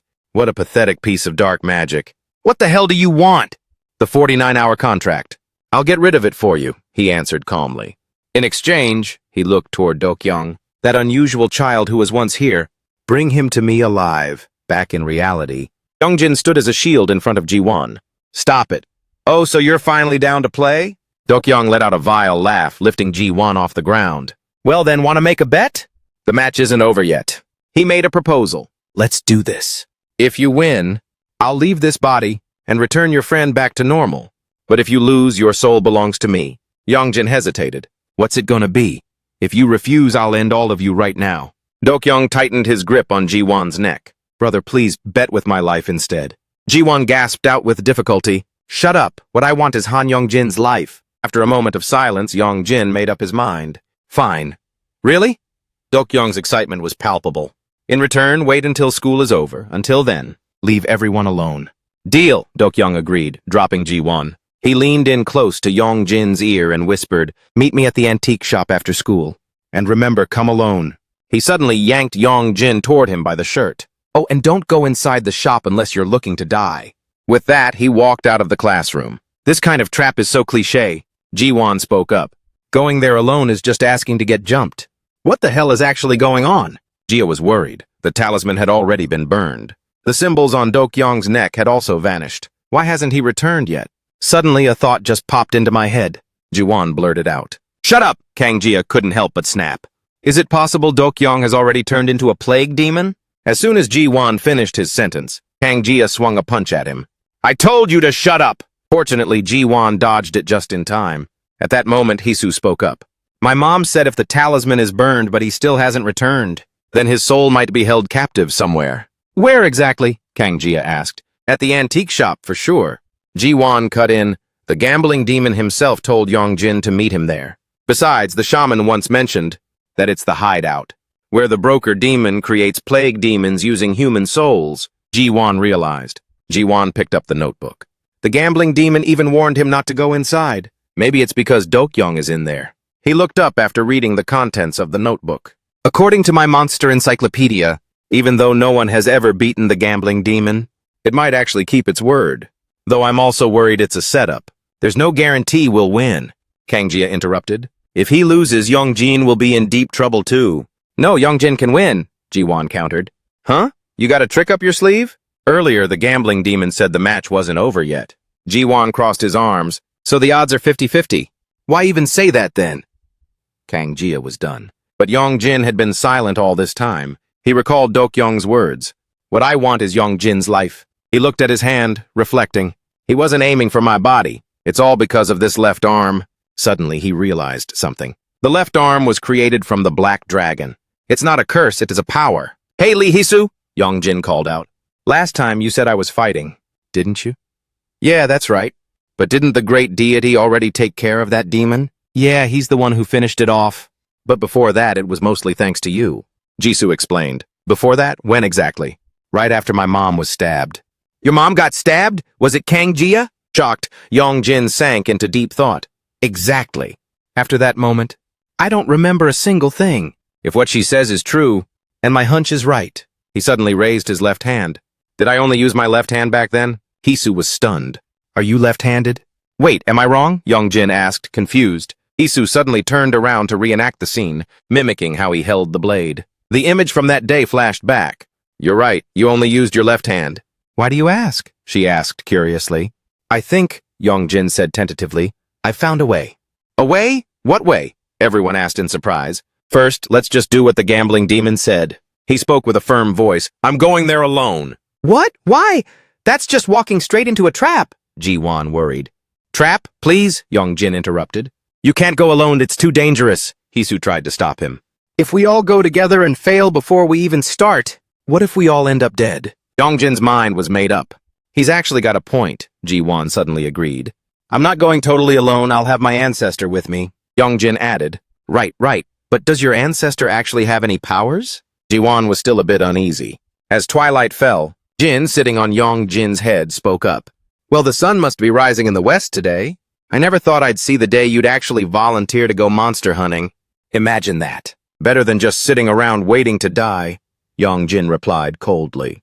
That's my grandson, Jin said, patting his head with satisfaction. They crossed an alleyway and reached an abandoned store. Is this the place? Yong-jin was taken aback. Just as I thought, this place is reeking of dark energy. We have to be extremely careful, Jin warned. Are you sure we'll find him? I can hear it. Try calling out to see if the boy answers. The moment Yong-jin stepped inside, a nasty stench hit him. Ew! What's that gross smell? Dokyong! Answer me if you're in here! He shouted. Everything was suspiciously quiet. Suddenly, Jin saw something lurking behind him. Yong-jin! My grandson! Jin warned. Get out of here right now!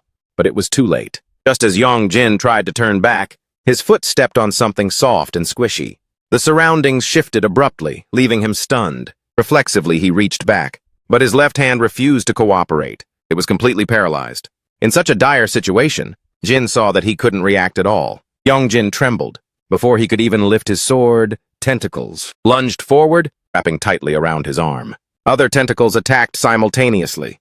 Helpless, he could only close his eyes and brace for the impact. Slash! Right then, a blade flashed, slicing the tentacles in half. It was Dokyoung. He had saved him just in time. "You idiot!" He scoffed, then glared at Yongjin. "I told you not to come inside!" With that, Dokyoung grabbed Yongjin by the collar and dragged him away. The sudden move sent Jin flying back. He was immediately ensnared by more tentacles. "Yongjin!" he cried out in fear. Inside the shop, something massive was rising up. The old woman's voice echoed.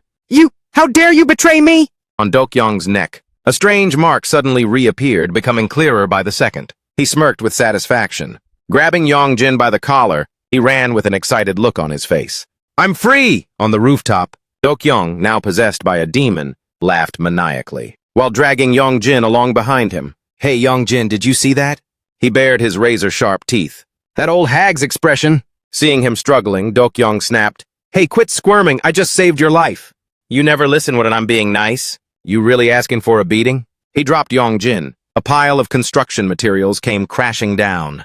Dokyoung jumped down and quickly ran over to him. Yongjin lay sprawled weakly in a thick cloud of dust. He coughed violently. Dokyoung stood there coldly, hands in pockets, looking down at him. A die dropped to the ground. Dokyoung covered it with a cup. Instantly, countless other cups appeared, surrounding Yongjin. "What is this?" he asked in shock. "What do you think?" Dokyoung laughed aggressively.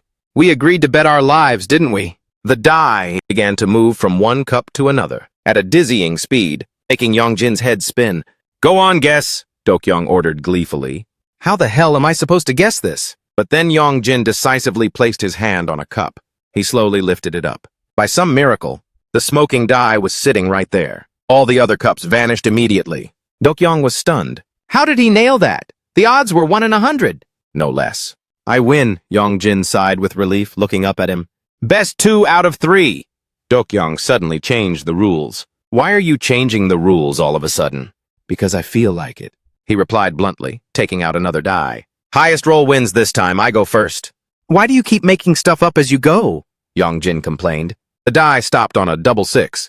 Yongjin read the result. He snapped in annoyance. "Who gave you the right to change the rules like that?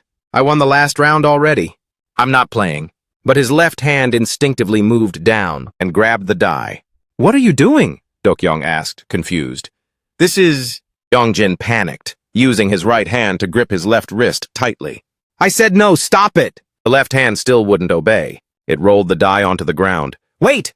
That wasn't me!" he explained frantically. "It's rolled," Dokyoung sneered triumphantly. "Either way, your dice is only going to show a 1. I've got this in the bag." But suddenly, the tables turned. Yunjin's left hand smashed the dice to pieces. Both stood frozen, staring at the fragments on the ground, reading the number on the largest fragment. "Are you freaking kidding me?" Dokyoung roared in rage. "You lost." "How did I lose?" Yunjin provoked him nonchalantly. "It could have been a 6, but you went and smashed it. There's no rule against smashing it." "Who said you couldn't?" Yunjin argued. "That's an unwritten rule. If we're playing by your logic, then there's no rule saying we have to play 3 rounds either. Best out of 2. I should have won since the last round." Dokyoung gave a thin smirk, then covered his face and laughed out loud. "Guess I'll just have to beat you to a pulp." A surge of dark energy radiated from his palm. "That's right. That demon never said I had to bring him back in one piece, as long as he's still breathing, right?" The moment that thought finished, Dokyoung vanished from where he stood. He charged like a lightning bolt toward Yunjin, throwing a punch with a demonic expression. Yunjin was startled but quickly regained his composure. He reached behind his neck, drew the blade lent by his ancestors, and decisively swung a strike at Dokyoung. The blade's momentum drove it into the ground. Dokyoung, with the insane speed of the possessed, easily backed away to dodge the blow. He was utterly shocked to see that Yunjin could react that fast. Yunjin gripped the blade tightly, but he couldn't control it. The blade raised itself forward. "What the? Since when was I even holding this?" Dokyoung's voice roared out as he fiercely questioned him. "You're no ordinary human, are you? Why didn't you say so earlier?" The blade moved instinctively again, pointing straight at him. A different voice resonated from Yunjin's mouth. "I will take your head." "You bastard!" Dokyoung flew into a rage. "Hey, that wasn't me talking!" Yunjin quickly pleaded, trying to stall for time. "Wait, if you're not down, let's play one more round." The sore loser snapped back. "The fun's over, you hear me?" Yunjin was terrified. He set a condition. "If so, in the match I won fair and square. Let Dokyoung return." "That Dokyoung bastard again," he rasped. "Didn't I tell you? He's been stone dead for ages. After hearing that, Yeonjin's world went dark. But you said if I won, you'd bring him back. He gloated, mocking him for finding his weak spot. Fine, if that's what you want. I'll give this corpse back so you can have a funeral. His true power exploded. But first, you have to beat me. Du Kyung aggressively lunged toward him. Whoosh! A net gun was aimed straight at him and the trigger was pulled. A rainbow-colored net flew out, snatching Du Kyung and slamming him flat on his face. What the hell is this? The net took effect, making the demon howl in agonizing pain. At that moment, Yeonjin was stunned. He looked toward the direction the net was fired from. Got him! Talk about a total plot twist, Jiwon said, still holding the gun next to him. Hisu was calling out anxiously, Yeonjin! How did you guys know to come here? Yeonjin asked, bewildered. Flip your tie over and see, Jiwon smiled. Yeonjin did as told and saw a tiny device stuck to it. What's this? That's a GPS tracker, Jiwon explained. Sorry if that's a bit much, but I was worried. You told us not to come. But this was way too dangerous. How could we let you fight alone? But more importantly, he held out a sword. My swordsmanship is actually better than yours. Yeonjin, hurry up and cast it, just like last time, Hisu urged him, flustered. Cast what? Suddenly, 2 giant dice cups appeared in the sky. They fell down, covering Jiwon and Hisu, making a thunderous noise. Yeonjin was horrified, looking up at Do Kyung, who was hovering in midair. He slowly descended, head down, muttering insults at that bastard. He lifted his head, revealing glowing, piercing, demonic eyes. I told you to come alone, didn't I? Yeonjin was in a total state of panic, but that's all right. Do Kyung spread his clawed hands. His voice softened. This actually makes it more interesting. He conjured up another cup, waving his hand to unleash his power. The 3 cups shuffled continuously, one after another. The speed was much faster than before, eventually forming a single row. What kind of game are you playing? Yeonjin asked, trembling with fear. There's only one empty box. He spoke coldly, his hand slicing through the air across a cup. This is useless. Once they're locked in, they're completely cut off from the outside world. Inside, Hisu called out in terror, Yeonjin, what's going on? Are we trapped again? Jiwon screamed. Du Kyung stood before the 2 cups and ordered Yeonjin. Pick one of the 2 boxes, well? You should at least save one of them, he enticed. Don't worry, just choose one. I'll finish the other one off fast, and so fast they won't even realize they've logged out of life. He smirked, mocking Yeonjin. It's tragic, isn't it? They came all this way to save you. Yeonjin remained rooted to the spot, staring intently at the 2 giant dice cups. And now one of them has to die by your hand. The gambling demon taunted. Let them go. Yeonjin's voice dropped to a low growl. You said you only wanted my life. Yeah, well, I don't feel like it anymore, he clapped back instantly. The demon's hideous face broke into a wide grin. His grotesque face split into a laugh. Why should I play by your rules? I could have finished you from the start. I could have wiped you out easily. It's just that I love to gamble. He pressured him into making a choice again. Now which one are you saving? Choose fast, before they suffocate in there. Hearing the word suffocate, Yeonjin was terrified. What's the surprise? With a sealed box like that, where exactly are they going to get air to breathe? Inside, Jiwon and Hisu were finding it harder and harder to breathe. The more you stall, the more your friends will... It choked itself, faking suffocation just to troll him. Make your choice, Yeonjin. Yeonjin's face turned dark and grim. He stood frozen, momentarily paralyzed by indecision. Hey, look at that expression on his face. You should have known better and been scared from the start. It mocked him under its breath. This is so satisfying, you piece of trash. It touched the cup on the right and gave a hint. Oh, let me give you a tip. The girl is in this one. Then it burst out laughing like a maniac again. The situation was hanging by a thread. Suddenly, a voice echoed in Yeonjin's mind. Kill him! His eyes turned bloodshot. But thinking of Do Kyung's safety, he desperately tried to resist that command. I can't. If I do, then Do Kyung will... He shifted his focus back to the cups. What if I just slash the boxes open? But what if I accidentally hit them? A pair of fiery red dragon eyes flashed in Yeonjin's mind. His hand instinctively tightened its grip on the blade. His legs moved beyond his control, automatically lunging forward. He swung the blade back to gain momentum. Seeing his decisive move, the gambling demon was struck with shock and fear. Yeonjin delivered a thunderous strike, channeling the dragon's power into the 2 cups. They shattered completely but miraculously. Ji-won and Hisu inside were left unscathed. Instead, the one who took the hit was the gambling demon, a gash. A deep hollow appeared on its chest, flashing with red light. Only then did Yeonjin realize that this blade was meant specifically to destroy the unrighteous. Ah, this is it. I'm toast. Ji-won slumped to the ground in terror. Hands on his stomach, he frantically felt all over his body. Strangely, there wasn't a single wound. He looked back and couldn't believe his eyes. The demon's true form was lying sprawled out on the ground. He quickly turned on the camera to scan the frequency. Sure enough, there was an extremely powerful magnetic field. Hey, what are you doing? Yeon-jin urged. Hurry up and get Do-kyung out of here. The demon looked up at him. Unbelievable. How is he holding up? When seeing the reflection in the eyes, Yeon-jin, a massive, powerful dragon, was enveloping him. Yeon-jin carried Do-kyung on his shoulders, with Hee-soo and Ji-won following behind. Yeon-jin, hurry up, run ahead. He replied, once I finish up here, I'll follow right away. It's even more dangerous if I go with you guys. Let's go, Hee-soo, Ji-won chimed in. We're only going to get in his way. Look at the state of that thing. Yeon-jin definitely has the upper hand now.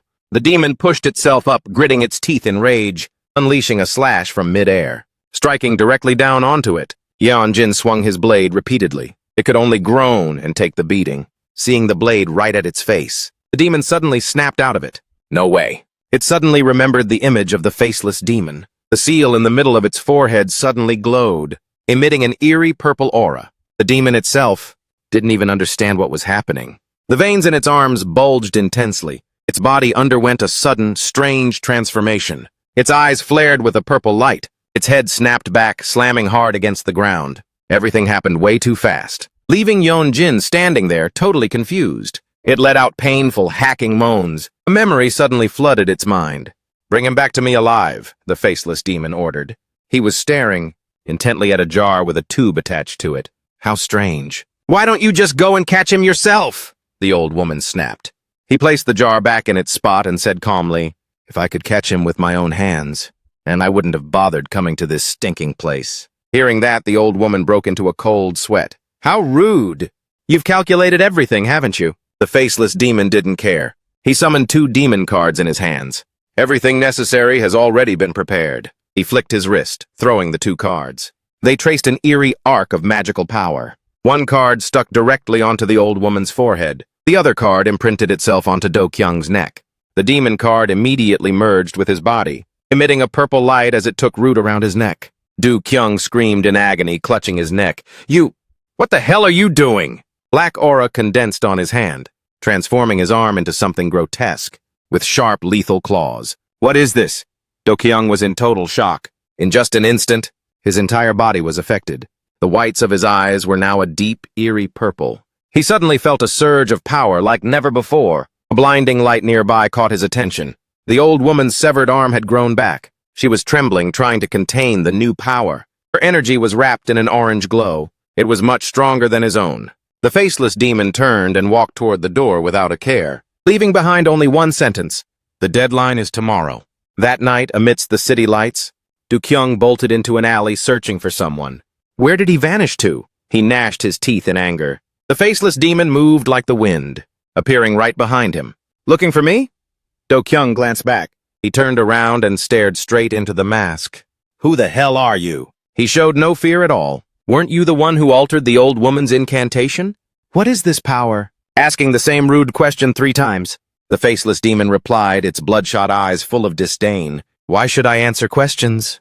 From a piece of trash like you? A gust of wind suddenly blew past. He was already behind him again. Then he continued deeper into the alley. Wait! Do-kyung shouted frantically. That deal! That trade! He looked at the demon's back. He blurted out, do it with me instead. No can do, he shot back immediately. The faceless demon turned around, covering its mouth as it mocked him. Truth is, I don't trust bottom-tier demons like you two. You're even weaker than your own master. She is not my master! Do-kyung screamed. I only made that contract for my own reasons. That's why I was forced into that pact. And what does that have to do with me? The faceless demon said coldly, the condition of the deal is to bring Yeon-jin back here alive. Anyone is fine as long as he's caught alive. Kyung placed his hand on his chest. I guarantee that with a free body, I can move much faster. That house is the old woman's true form. She can't leave that place. I'm the only one who can actually get the job done. Therefore, give me the same power you gave her. I'll definitely bring that bastard back to you. His determination seemed to move the faceless demon. If you want it, I can grant you more power. I just fear you won't be able to handle it. I can handle it, Do-kyung shouted. Instantly, a black demon card flew straight into his forehead. quickly melting into his flesh. An excruciating pain washed over him. The evil energy surged into his head, forcing him to his knees, screaming, "Tisk, tisk, I warned you, but you didn't listen." The faceless demon spoke indifferently. "Filthy low-life demon. A trembling body, yet you still demand high-level power." He suddenly stopped him as he struggled to sit up. The seal on his forehead had perfectly integrated into his body. A strange voice came out of his mouth. "You said you'd grant any request." The demon card on his neck also took effect. "I just need to catch him and bring him here, right?"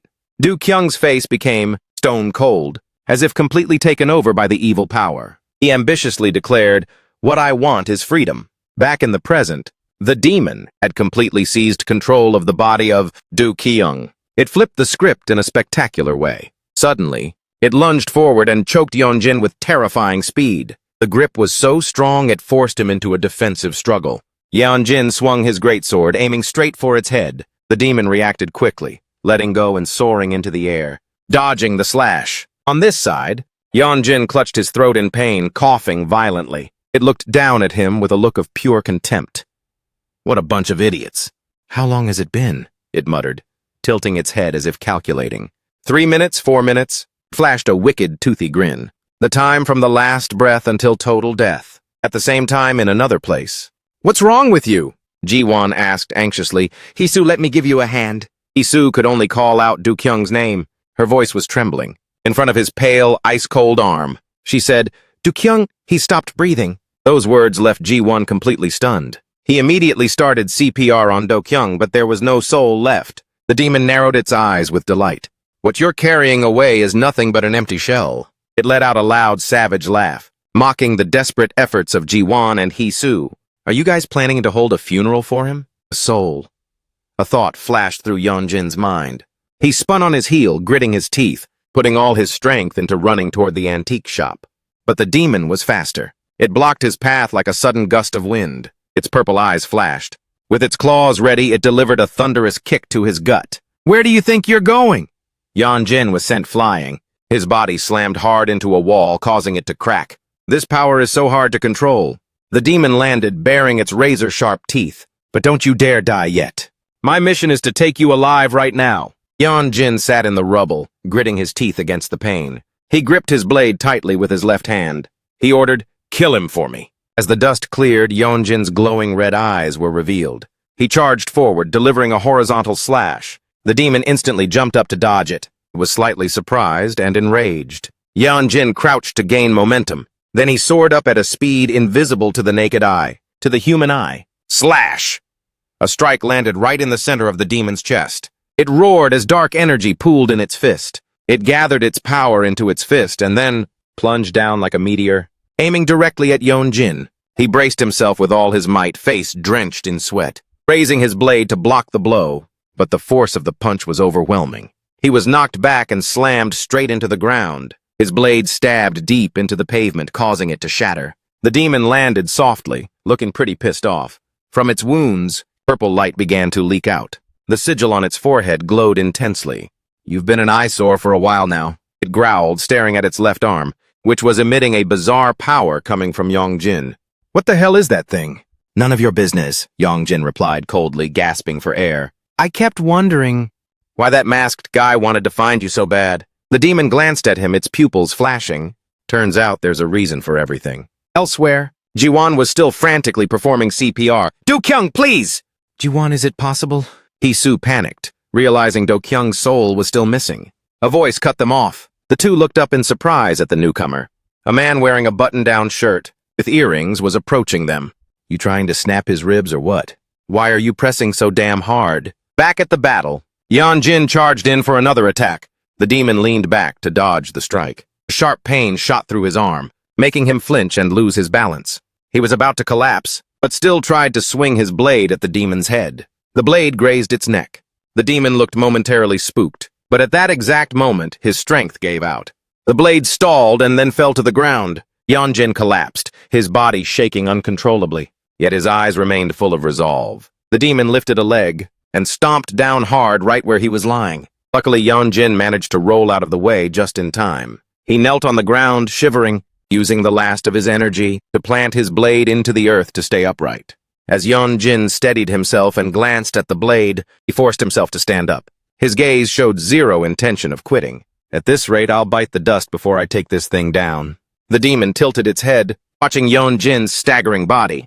This bastard looks like he's possessed by someone. His left arm, Yeon-jin's blade automatically thrust forward once again. Dragging him along, the demon also lunged toward him. But there was a different look in its eyes, as if it was plotting something. Suddenly, it loosened its clawed hand. The surrounding power vanished into thin air. Yeon-jin was caught off guard. The demon unexpectedly used its other hand to punch him hard in the chest. The ancient symbols on its forehead glowed once more. Just as I thought, it grinned sinisterly, confirming its own suspicion. Yeon-jin was blown away, the ground shattering beneath his back.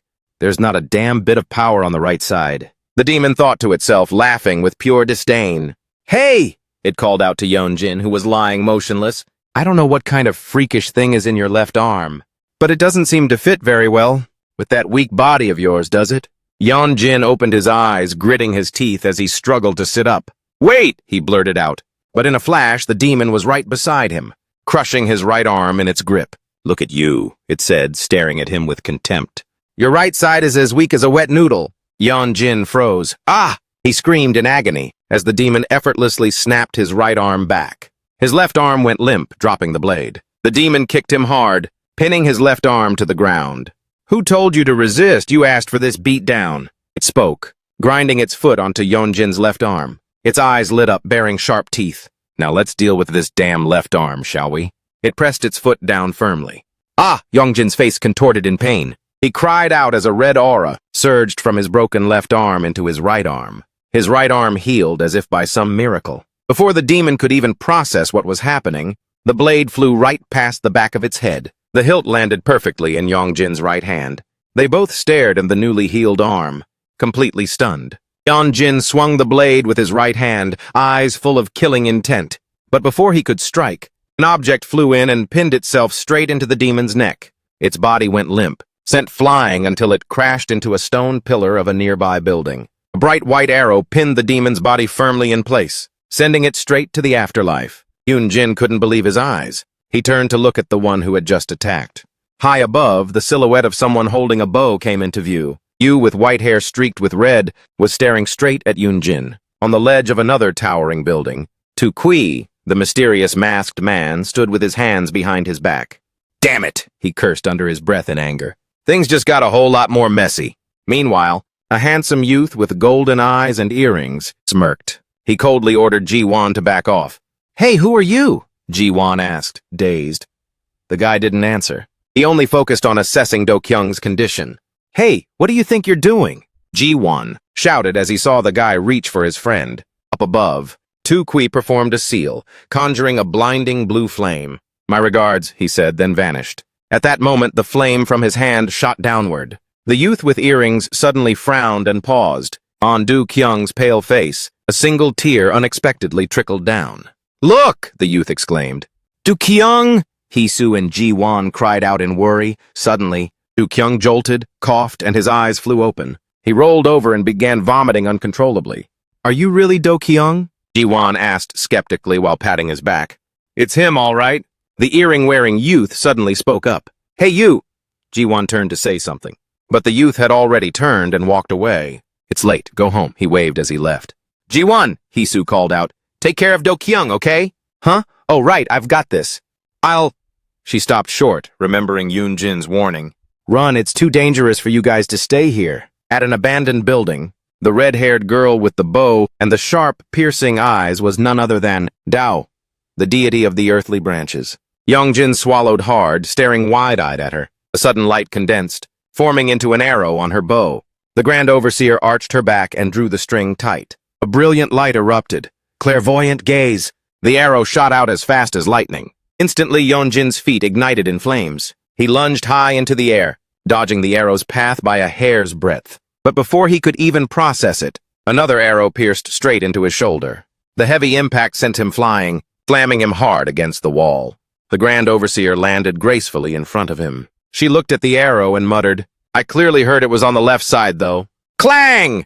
Yeon-jin dropped the sword in his hand to the ground. Then, he suddenly gripped the arrow embedded in his shoulder and ripped it out violently. The bright red flames from his hand instantly incinerated the arrow into ash. Those flames then swirled around the sword on the floor. In a flash, Yongjin snatched the sword and unleashed a powerful slash at the Grand Overseer. She had to lean back sharply, barely dodging the blow. But instead of being scared, she flashed an excited smile. After a few acrobatic flips, she came to a halt amidst the thick clouds of dust. Yongjin lifted his head. His face looked like that of a demon, pitch-black eyes and a chilling wide smirk. The Grand Overseer raised an eyebrow, eyeing him like a fascinating prey. Definitely the left arm. Meanwhile, at another location, Jin was being tied tightly to a wall. KuBI sat nearby, keeping watch. His eyes were bloodshot, overflowing with hatred at the thought of Yongjin. "How dare you do that to me?" Suddenly, a figure holding a cigarette appeared behind the door. "Who's there?" KuBI asked in a low voice. The person simply flicked his cigarette ash calmly. He wore earrings, with a smug smirk playing on his lips. "Are you with that brat?" KuBI stood up, his voice sounding like it came from the depths of hell. "Think whatever you want," the youth shrugged. "In that case, I'll just have to take you hostage." "Fine by me. Bring it on if you've got the guts." As soon as he finished, KuBI instantly transformed into a horrific form. Tentacles erupted from his body, coiling tightly around the young man. "If you dare act cocky again, I'll kill you!" he threatened, crushing the youth's arm in his grip. The youth nonchalantly took a puff of his cigarette. "Is that all?" Feeling disrespected, KuBI roared, his eyes turning red with rage. "You bastard, I'll turn you into a pile of rags!" Boom! He charged straight at the young man. Thick dust billowed up and then quickly settled. KuBI was stunned. The young man stood there, indifferently putting out his cigarette. All around him were the tentacles that had been beaten to a pulp. "Is that all you've got?" he asked in a raspy voice. Who are you? How can this be?" KuBI stammered, unable to believe his eyes. The young man smirked. "Me! Look," he said as he yanked off his earring. It instantly transformed into a Ruyi Jingu Bang, erupting in blazing flames. "I am none other than Sun Wukong." Wukong gripped the staff tightly, turning it into a razor-sharp spear, then delivered a powerful slash at KuBI. A massive explosion shook the surroundings. "Whoa, look at those fireworks," locals nearby chatted. Sun Wukong pulled out his phone and snapped a photo. He smirked triumphantly, capturing the moment of the aerial explosion that he had created himself. High above, the bursts of light painted a stunning scene like fireworks. But below, the sight was a total 180. Walls were in ruins and dust filled the air. Amidst the wreckage was the silhouette of a brown-haired youth holding a spear. He leaned down to pick up a bag from the ground. The sound of sobbing caught his attention. The brown-haired youth turned around. Still alive? A scarred arm was clutching onto something tightly. Before him was the monster, covered in wounds with its clothes in tatters. It was holding something close in its arms, sobbing relentlessly. "My children? Oh no, I couldn't protect you." Its voice trembled through tears. "I'm sorry." Suddenly, a spear point slammed down into its head. He looked down at it coldly, his voice full of contempt. "Think you're human or something? You're just a pile of grudges." He looked up and caught sight of a strange phenomenon. Jin is being pinned down by a massive boulder. Only his two small legs are sticking out. The young man, shocked, approaches and lifts the boulder up. He sees Jin lying motionless. Meanwhile, in another development, Yongjin's eyes are filled with bloodlust. He grips his spear and charges at Grand Overseer. A powerful blow strikes down, cracking the ground wide open. She uses her strength to leap into the air to dodge. Just as the Grand Overseer said, "Hack long." She looks down at Yongjin, who is radiating pure, murderous intent. Suddenly, Yunjin snaps out of it. The darkness in his eyes begins to fade. At that moment, Grand Overseer draws her bow, aiming straight at him. "Twathi!" she shouts. The arrow streaks forward and pierces Yunjin's arm. Before he can even process it, from where the arrow hit, iron chains start to manifest. "Ah!" Yunjin screams in pain. The chains quickly bind his arm tight, pinning him to a nearby pillar and sinking deep into the ground. Grand Overseer holds two long iron rods, scraping them together. They make an ear-splitting sound. The rods spark with a red light, and then one of them turns into a sharp blade. "You're right-handed, aren't you?" she asks softly, pressing the blade against Yongjin's shoulder. "Huh?" He looks dazed. "That's lucky then. I'll cauterize as I cut. Bear with it for a moment." "Wait!" His eyes widen as he tries to stop her. Suddenly, a familiar voice calls out, making her freeze. Grand Overseer!" That commanding tone belongs to Jin. She slowly turns her head, gritting her teeth. Standing before her is Jin, but in the form of a small puppy. "Yongjin, put the blade down," the puppy commands. Immediately, Yongjin's sword hand trembles, dropping the weapon to the ground. You Grand Overseer is taken aback. Does it hurt a lot? Jin asks Yongjin softly. Chen, he is no longer in the form we knew. You Grand Overseer thinks to herself. Still not done yet? The brown-haired youth suddenly walks over. He smirks. Why are you attacking an innocent civilian like that? A mere mortal? You Grand Overseer gasped in surprise. His arm is about to snap off. Neither me Grand Overseer nor Z Grand Overseer were there. She quickly backed away, dispelling the chains. Yongjin! Jin urgently called out his name. The brown-haired youth raised an eyebrow at Jin, then turned to another creature trying to sneak away. Wait, that thing over there hasn't been taken care of yet? You Grand Overseer whipped her head around in a panic. Instantly, she drew her bow and aimed at the bizarre-looking creature. Ah, please have mercy! It shrieked in terror, eyes welling with tears.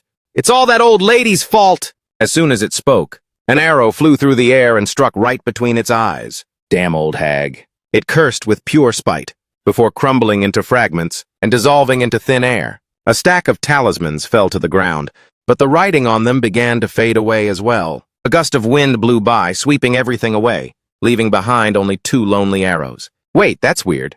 You Grand Overseer wondered aloud. How could a low-level ghost keep moving after being hit by a divine weapon? The brown-haired guy threw out a sarcastic jab. Maybe you're just hitting like a wet noodle? She didn't bother with his pettiness and cut straight to the point. Don't you think something's super sus here?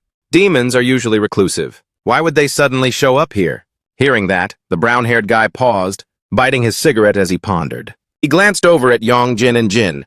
I think that's the reason right there. Slap, slap.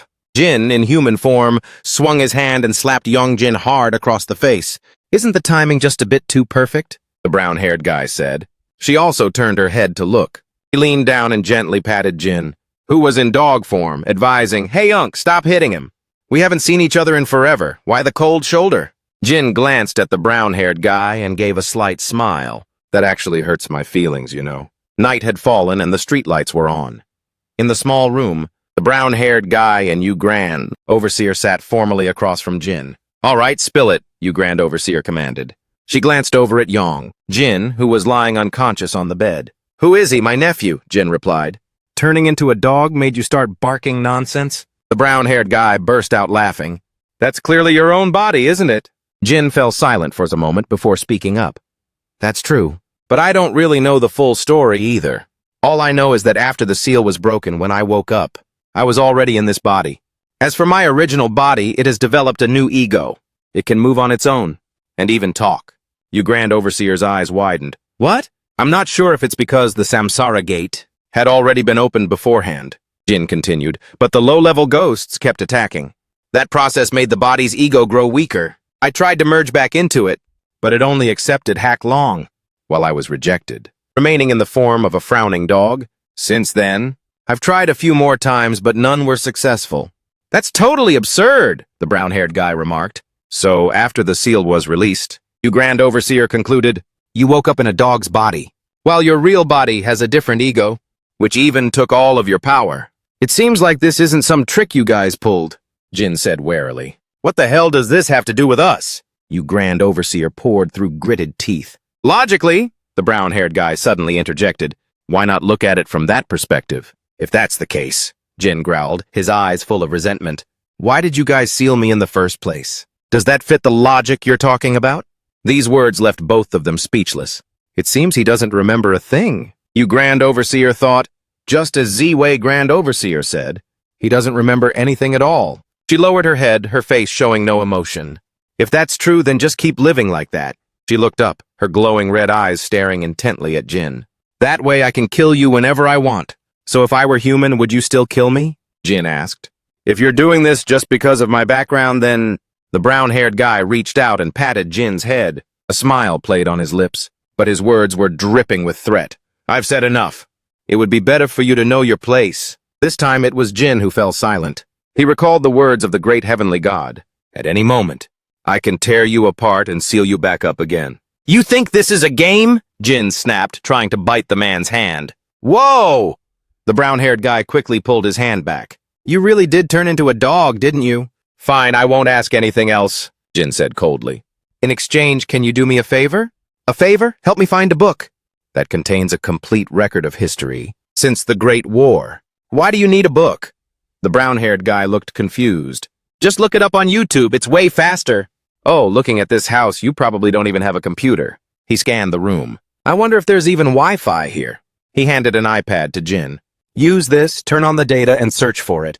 As for how to use it, just ask your nephew. He added, but I doubt you'll find what you're looking for. How do you know what I'm looking for? Jin got irritated. Aren't you trying to find info on the earthly branches? The brown-haired guy spoke bluntly. There's nothing left. The era we once lived in. His expression turned mysterious. Even the moment you were sealed. And everything that happened after, it has all been wiped from history. There are no records of the 12 gods. The brown-haired man's words left Jin stunned. He insisted they had been erased from history, all because of some dragon. Time passed as night fully set in.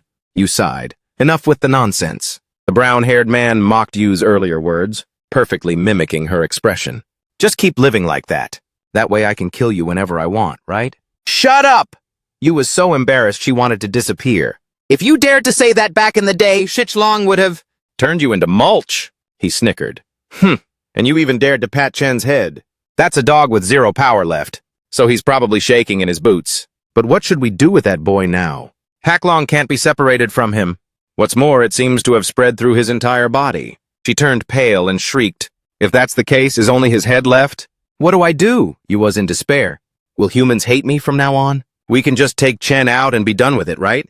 The man offered a solution and quickly turned around. I'll go handle it while he's weak. Don't get cocky. Yu quickly grabbed him, gritting her teeth in caution. What if he remembers everything? Who knows what he'll do then? Z said if we can't separate them, just keep monitoring him. Fine, he replied. There's plenty of business regarding Chen later anyway. Handle it yourself and report back to Z. The brown-haired man leaned down and got into the car. Are you heading home, sir? The driver asked. Yeah. It turned out that from the start. You never intended to mess with Chen, huh, you? Only now did she realize. Hey, give me a lift to the crib. Middle of the night, the clock struck 3 a.m. Jin remained motionless, staring intently at his nephew. One frowning dog, one person lying still. Finally, Yong-jin spoke up. Why are you staring so creepily? Why are you awake already? Who could sleep with someone staring at them like that? Yong-jin grumbled. Yong-jin, Jin called out with a grave expression. I have to scold you. Why did you use the blade with your left hand? That's going to harm you. Don't ever do that again. Why? You said that power wasn't harmful. That left arm doesn't belong to you. I mean, don't rely on it too much. Just the left arm? Yong-jin recalled his left leg, and his right leg using the power you channeled into them. All to take over my body, right? My body is just a vessel for you, isn't it? So you heard everything, Jin remarked. Yet he remained calm. That's exactly why I said it's dangerous. The most dangerous thing here is you. Yong-jin interrupted loudly, clenching his fists to restrain himself. Saving me? You left me until I was on the brink of death. Just to seize this body? Actually, you said the demons are targeting this body. But the most dangerous demon is right here, isn't it? Where? No, it's not like that. It's true I lied to you at first. At first, huh? Yong-jin caught the keyword. So that stuff about the left arm doesn't count as a lie? Back at Hisu's shrine or at school, there were plenty of times you could have come clean. Now that you're busted, you finally decide to tell the truth? Do you think I'm stupid or what? But I wasn't certain myself, which is why I needed time to think. Thinking back now. Yong-jin cut him off again. We've never had a real talk about this. What do you want from me anyway? You want this body, don't you?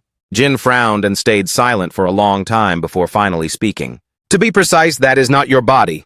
The dog stared intensely at Yong-jin, his eyes glowing bright. That is my body. And by right, Jin added coldly, you aren't even supposed to exist. A terrifying scene flashed before his eyes. A man was crying and hurling accusations. It's because of you that your parents are dead. In the background, many others were wailing in agony. You should never have been born. Yong-jin froze, stunned as a surge of anxiety and fear washed over him. The clock on the wall now read 3:25 a.m. You said this is your body, right? Yong-jin asked Jin. If that's the case, Yong-jin continued coldly, then this is my house. Without another word, he picked the dog up, carried him outside, and slammed the door shut. Get the hell out of my house. Left outside, Jin stood there completely speechless. A light drizzle began to fall. Yong-jin was tucked away in his warm bed, sleeping soundly. Before long, the rain began to pour. The sound of heavy rain drumming on the roof woke him up. Why does it have to rain right now? He grumbled, pulling the blanket over his head. Feeling annoyed, Yongjin opened the door and stepped out. He was startled to see Jin still huddled there, silently watching the rain in the gloom. He was about to quietly close the door again, but a voice made him freeze in his tracks. I have nowhere else to go. Jin stood silently behind the crack of the door. I'm sorry for what I said earlier. Jin expressed his regret. That is your body now. I don't intend to do anything to it. You don't need to worry. Jin's heart wavered a little. He lowered his head and turned to go inside. The next morning, after a long and exhausting night, Jin woke up. He removed the medical bandages from his body. He stood in front of the mirror. Touching his arm, he let out a smirk. Even monsters aren't this freaky. Just as he stepped out of the bathroom, he was horrified. He discovered a pair of dog paws stepping on the tablet. The brand new one? On the bed. Oh my God, get off! He rushed over. He shoved Jin aside. So rude, the grumpy dog huffed. But Jin didn't care. All of his attention now was focused on the tablet. Where did you get this from? Those people from yesterday gave it to me. They said this was a book. They gave you this? That's right. They said if I open that YouTube thing, I could see historical records. They told me to just ask you. Seeing Jin's eyes glued to the tablet, Jin immediately realized, turns out you really like this stuff, huh? Just show me that YouTube thing, and I'll give it to you for good. For real? Jin was surprised. Jin added, on one condition. What is it? Jin glared at him, acting all dangerous. Then he made a very simple request. Make breakfast for me. As soon as he finished speaking, Jin's stomach growled loudly. At school, Jin heard his classmates buzzing about Dokyoung. I heard he's going around apologizing to everyone. Apologizing for what? I thought he was just practicing his acting. Word is, Dokyoung even taught those thugs a lesson. What exactly is going on? Jin wondered. It seems like he still remembers everything. When the soul left the body, in another classroom, Dokyoung was bowing his head, apologizing to a classmate. You bet 50,000 and then got your jaw clocked, remember? When did I get beat up? I don't remember any of that at all. Dokyoung kept waving his hands in denial. They all happily let it slide for him. Jin thought to himself, maybe he was cast as a character who found the light and reached enlightenment. A female student said, this is exactly why keeping up appearances is so important. Perhaps, Jin thought idly. I told you so!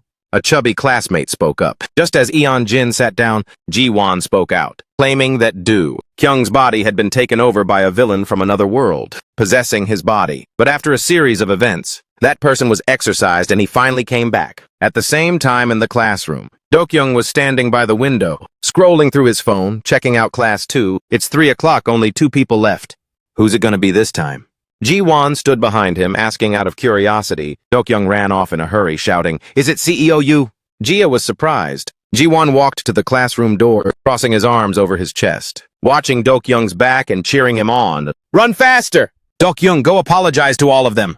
Being too kind is also a sin, Jia argued. Hey, that's not Dokyoung's fault. She gritted her teeth in frustration. Why does he have to do that? All because of that jerk of a class president, daring to play dirty and hex other people. You know it's not just about that, Ji-won reasoned. It's because he's jealous, Jia blamed. Exactly, jealousy. That Kim Seong-yu guy? Before Ji-won could finish, Jia left him standing there, urgently chasing after Dokyoung. Hey, Dokyoung, don't apologize to that bastard! Ji-won stood stunned, watching her go. Then he muttered the rest of his unfinished sentence. He put chocolates in your desk? On White Day. And you ate it with Dokyoung. Back in class 2, Dokyoung slowly walked in. All eyes were on him. Hey, that's Dokyoung. Seong-yu was huddling in a corner. Hearing that name, he was terrified, thinking it was all over. Everyone is going to cancel me from now on. But Dokyoung cut through his train of thought by calling out to him, Seong-yu. Seong-yu was clutching his head in fear. Hearing the voice, he let go of his head. Dokyoung was already standing by his desk. Seong-yu looked up. I'm sorry it took me this long to remember everything. He spoke softly. Hearing the apology, Seong-yu's eyes welled up with tears. I was the one who chose it, but I didn't even remember. Class president, Dokyoung called gently with a warm smile. His sincere call made Seong-yu unable to hold it in any longer. He broke down, buried his head on the desk, and sobbed. I'm sorry, Dokyoung. It's okay.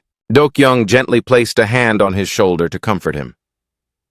Jia had just reached the door and witnessed the whole thing. In her eyes, Dokyoung was so kind right now. He seemed to be glowing with an aura, making her heart skip a beat. She remembered a time they chatted before. Whoa, hey, what are you doing? Memorizing the names and faces of our classmates. He answered thoughtfully. I borrowed this from the teacher as the vice president. Wow, that's truly legit. She just let out a casual remark. Suddenly, Dokyoung stopped. Oh, he looked at Eon-jin's photo and birth date and said, "It's Eon-jin's birthday soon." After saying that, he turned and smiled at her. That pure, sun-kissed smile left a deep impression on her. "Dokyoung, are you actually an angel?" In the classroom, Jia put a carton of milk on Eon-jin's desk. "For you." Here, Eon-jin was on his phone. Surprised, he looked at the milk, then at her. Jia shyly turned her face away and reluctantly said, "Thanks." "Huh?" He was surprised. She let out an annoyed sigh. Suddenly, Ji-won grabbed Yongjin's shoulders, leaning down to whisper in his ear. "I heard from Jisoo that you were the one who saved Dokyoung. And you saved me too." She glanced around, then shyly repeated, "Thanks." A guy wearing glasses standing behind them. Yongjin witnessed the scene in utter shock. Jaw dropped from the shock. After speaking, Jia quickly ran out of the classroom. "What was that about?" Ji-won asked Eon-jin. "You," the guy with glasses stammered. Another guy picked up the milk carton to check it out. "Pistachio flavor? No way, that's wild." "Are you two timing?" the guy with glasses asked Eon-jin in disbelief.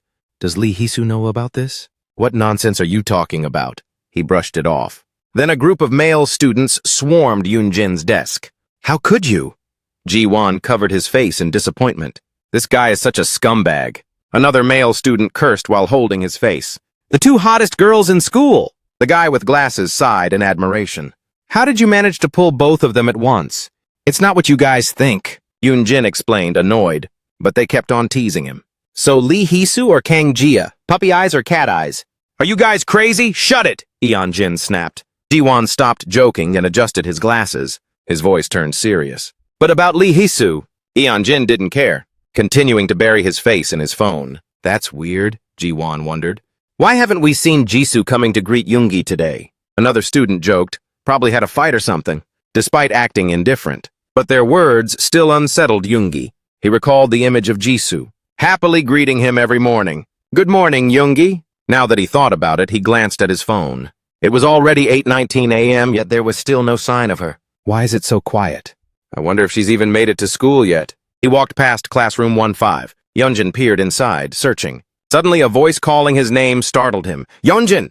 He turned his head back, feeling anxious. It was Dokyoung holding out a can of Coke for him. He took it. "Are you okay?" Yeonjin asked.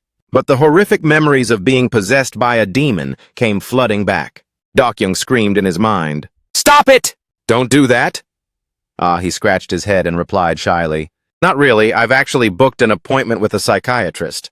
Please keep this a secret for me." "I'll forget it right away," Yeonjin replied. "But why did you call me out here?" "I have something to tell you." "What is it?"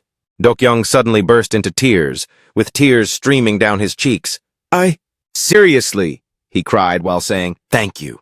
This sudden action left Yeonjin frozen to the spot. He had no idea what was going on. All he saw was Dokyoung bowing his head and sobbing into his hands. Under the clear blue sky, Yoonjin asked in bewilderment, "Did you see everything, even the fake stunts?" "That's right," Dokyoung replied while wiping his tears. "You were absolutely incredible." "Not at all," Yoonjin said humbly. He took a sip of Coke and suddenly realized something. "Wait, so your soul was still hanging around back then? Why didn't you just return to your body right away?" "About that," Dokyoung awkwardly gripped the can. "I was being held captive." The image of his soul being imprisoned by a demonic hand flashed back. He was held by someone wearing a mask. "A mask?" Yeonjin blurted out. But on the way back to the classroom, he still felt confused. "I remember it was an old lady, so how could it be a mask? That doesn't make sense." He was deep in thought when he suddenly stopped. Standing right in front of him was Hisu. His mouth hung open instinctively. Both stood facing each other in silence. A moment later, she spoke. With a worried look, "Yeonjin, hey!" Then she slowly brushed past him. Her long hair fluttered in the air. This left Yeonjin completely dazed. He turned around about to say something, but two other girls had already run up, chattering away with Jisoo. The awkward situation left him just scratching his head. Inside the small room, the sound of a history lecture from the computer tablet kept echoing. The cause was the emo incident. Yoonjin opened the door and dropped his backpack. "You're back, Jin? Wait, excuse me for a moment." "My grandson is home." Yoonjin widened his eyes. "Who are you talking to?" "This YouTube thing is really cool," Jin replied happily. "The person in here is telling me stories. Next time we will learn about the death of King Gojong and the Russo-Japanese War." "Okay, see you then." Jin gave a big smile back at the screen. Yeonjin was speechless. At this rate, he probably wouldn't get bored even if left home alone for 2 days. "Where are you going? Let me come with you." Jin asked when he saw him packing. I'm going on a school training retreat. I can't take you along. Training? You mean gathering everyone for drills? More like mental discipline, Yongjin replied. Good, excellent. Jin praised, his eyes sparkling. So the youth of this era still haven't lost their warrior spirit? Jin ignored him and set down a large bowl of food. I've prepared some food for you. There's sausages and beef jerky. Just eat it while I'm away, okay? Meanwhile, the man on the computer tablet continued to ramble on. Hearing this, Jin got so mad he turned pale and said sarcastically, Doesn't he ever get tired? Tell him to save it for later.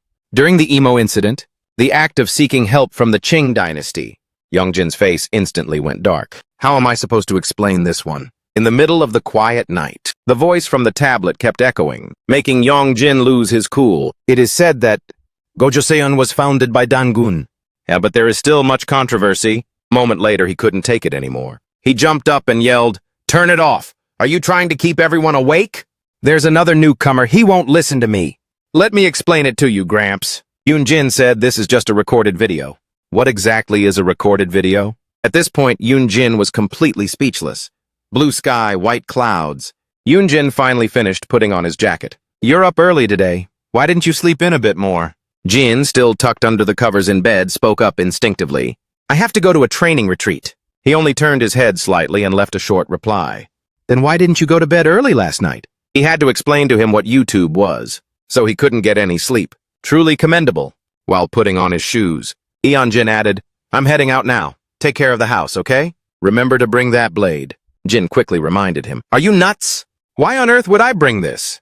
Won't you need it for training? No way I'm taking it. After saying that, he left the door open, wide open, as he disappeared in front of the bus. A large crowd of students was standing there. Hey, Yongjin, have you seen Lee Hee-soo? The two male friends teased him, making him angry. Ah, he probably did. They're bound to meet privately anyway. I told you she's not my girlfriend. Jiwon rubbed his chin thoughtfully. The last time I saw her, the way she dressed looked exactly like Yongjin for real. What was she wearing that made you say that? It's like she borrowed Jin's clothes. To wear. Like all jackets look the same anyway. Why are you so worked up? Suddenly, a voice called from behind, Yongjin! In front of him was Hee-soo, holding a cat-patterned bag. Take this with you to eat, okay? This gesture left everyone wide-eyed. Jiwon took the liberty of opening the bag. He smirked. What's this? There might even be a handwritten letter in here. Inside were some honey cookies. There weren't any feelings before, but it's for real now. Jiwon quickly jumped to a conclusion. That must be it. Suddenly, there was another call. Yoonjin! It was Dokyung. He tilted his head slightly and scratched his hair. Later on the bus, Can I sit next to you? Jiwon didn't miss the chance to tease him again. Kang Jia versus Lee Hee-soo versus Dokyung. Let's go. Go my foot. Let's do a roll call and see if everyone is here. Everyone take your seats. Yoonjin and Dokyung both fell silent. After a moment, they glanced at each other. I'm sorry, Dokyung spoke up. You probably wanted to sit with your friends. No, it's cool, Yoonjin replied nonchalantly. I was planning on sitting alone anyway. What's on your mind? I just want to get closer to you. Dokyung half closed his eyes, a smile playing on his lips. Those words made Yoonjin extremely suspicious. On the bus, one person was dozing off. Another rested their chin on their hand, looking outside. From within the pitch-black bushes, white hair fluttered. What was that? As soon as the words were out, it quickly vanished. He couldn't help but let out a curse under his breath. He hurriedly nudged the friend sitting next to him. Yo, something huge and white just appeared out of nowhere, and then it just vanished. Probably just missed, dude. Is there something huge and white in the mountains? Maybe it's the Jangsan biome. Word is, it's a ghost. It only shows up in Mount Jangsan. Whatever, not our problem. No matter how fast Jangsan biome is, it's still slower than a bus. Is that so? Jiwon, who had been sitting quietly, suddenly spoke up. I heard its speed is so insane that it can leap from mountain to mountain in just a minute. While most people didn't care, he remained motionless, lightly adjusting his glasses. Jangsanbom. Jiwon immediately whipped out his tablet. It seemed like he had just realized something. According to my encyclopedia of monsters, it's an urban legend. Starting from the modern era, it was first spotted in the Taebaek Mountains. That's why it's called Jangsan biome. According to witnesses, it can mimic the appearance and voices of humans. On the bus, Dokyung was still laughing and enjoying some snacks, while Yoonjin maintained a cold attitude. Hee-soo sat in another seat, quietly reading a book. Only Jiwon's eyes were shining with pure excitement. Long white hair flickered in and out of sight. Behind a tree, Above that, a glowing golden orb shone brightly. The eyes inside snapped open, staring straight ahead with pure murderous intent. From now on, you have 5 minutes to change into your gym uniforms. Then assemble in the hallway. Why so intense? Is there no break time at all? A moment later, all the students were lined up with their backs against the wall. The teacher in the red jacket slowly paced back and forth. Yeonjin stood silently in the middle. Even when it was time to split into groups, he just sat by himself. At lunchtime, a meal tray was placed down across from Yeonjin. "Hey, Yeonjin, finally caught up with you," Jiwon said cheerfully. "Couldn't sleep? Your dark circles make you look like a total panda." Seeing that he didn't care and started to turn away, Jiwon quickly pulled him back. "Hey, don't leave. It was a struggle just to find you." "Do you know what the next program is?" Jiwon started rambling again. "Courage test. The perfect choice for a school as famous for weird ghost stories as ours. A treasure hunt in the woods on the way here. You heard the story about Jangsan biome, right?" "Jangsanbum?" Yeonjin repeated, his spoon still in hand. "Exactly. Today we might actually have a chance to run into it." Jiwon was pumped. "So come with me. Why are you being like this?" "You said you'd go with me anytime." Jiwon started throwing a fit. Lee Hisu was the one who said that, not me. Speaking of which, Jiwon asked, "How come Hisu is nowhere to be seen?" In Yeonjin's head, an image suddenly flashed, him and that girl talking to each other awkwardly. He quickly shoved a spoonful of rice into his mouth. She's probably busy with something else. Ever since that gambling demon incident, she's seemed pretty down. Jiwon added, "I can kind of guess why." "Why? Because of the fight with the gambling demon?" "No. You told us we were just dead weight and kicked us out, remember?" "I never said that," Yeonjin said, sounding a bit panicked. "I didn't kick you guys out. It was dangerous, so I just told you guys to run ahead." "She thinks she wasn't any help and was just in your way." "That's exactly why," Jiwon said, seizing the moment to explain. "Honestly, when it comes to swordsmanship, I'm way better than you. That blade is so cool, but you have no clue how to use it. What a waste. I'll teach you when I have some free time." A moment later, Yoon-jin shoved both hands into his pockets and slowly walked outside. Suddenly, a figure flitted past, catching his attention. He quickly looked up. "Lee Hisu?"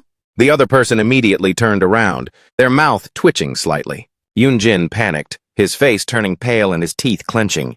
"Is that really Lee Hisu?" But the other person was very calm. "What's up, Yoon-jin?" This situation sent countless thoughts racing through his mind. "Back then, I only told you to run ahead because it was dangerous.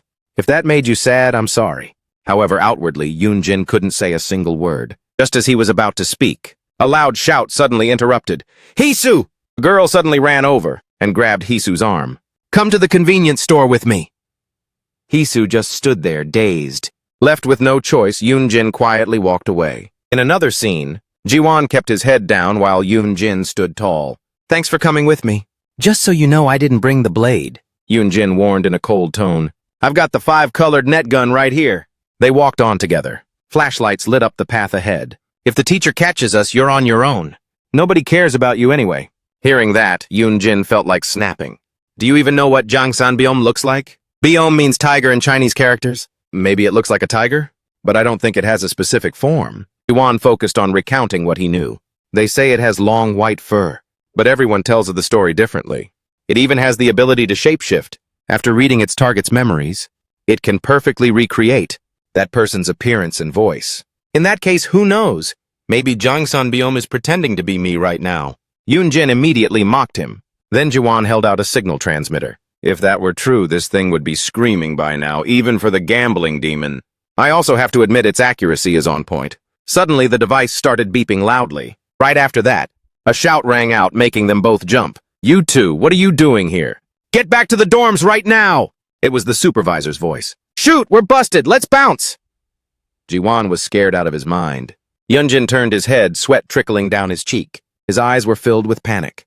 He saw the eyes of something glowing with a yellow light. It was staring intently at him. At the same time, a sudden tremor shook the ground. "Yeonjin!" Someone calling his name made him flinch. He stared into the pitch-black bushes. Jiwon suddenly appeared. "What's wrong with you? Are you okay? Wait, did I hear that wrong?" It was 10 p.m.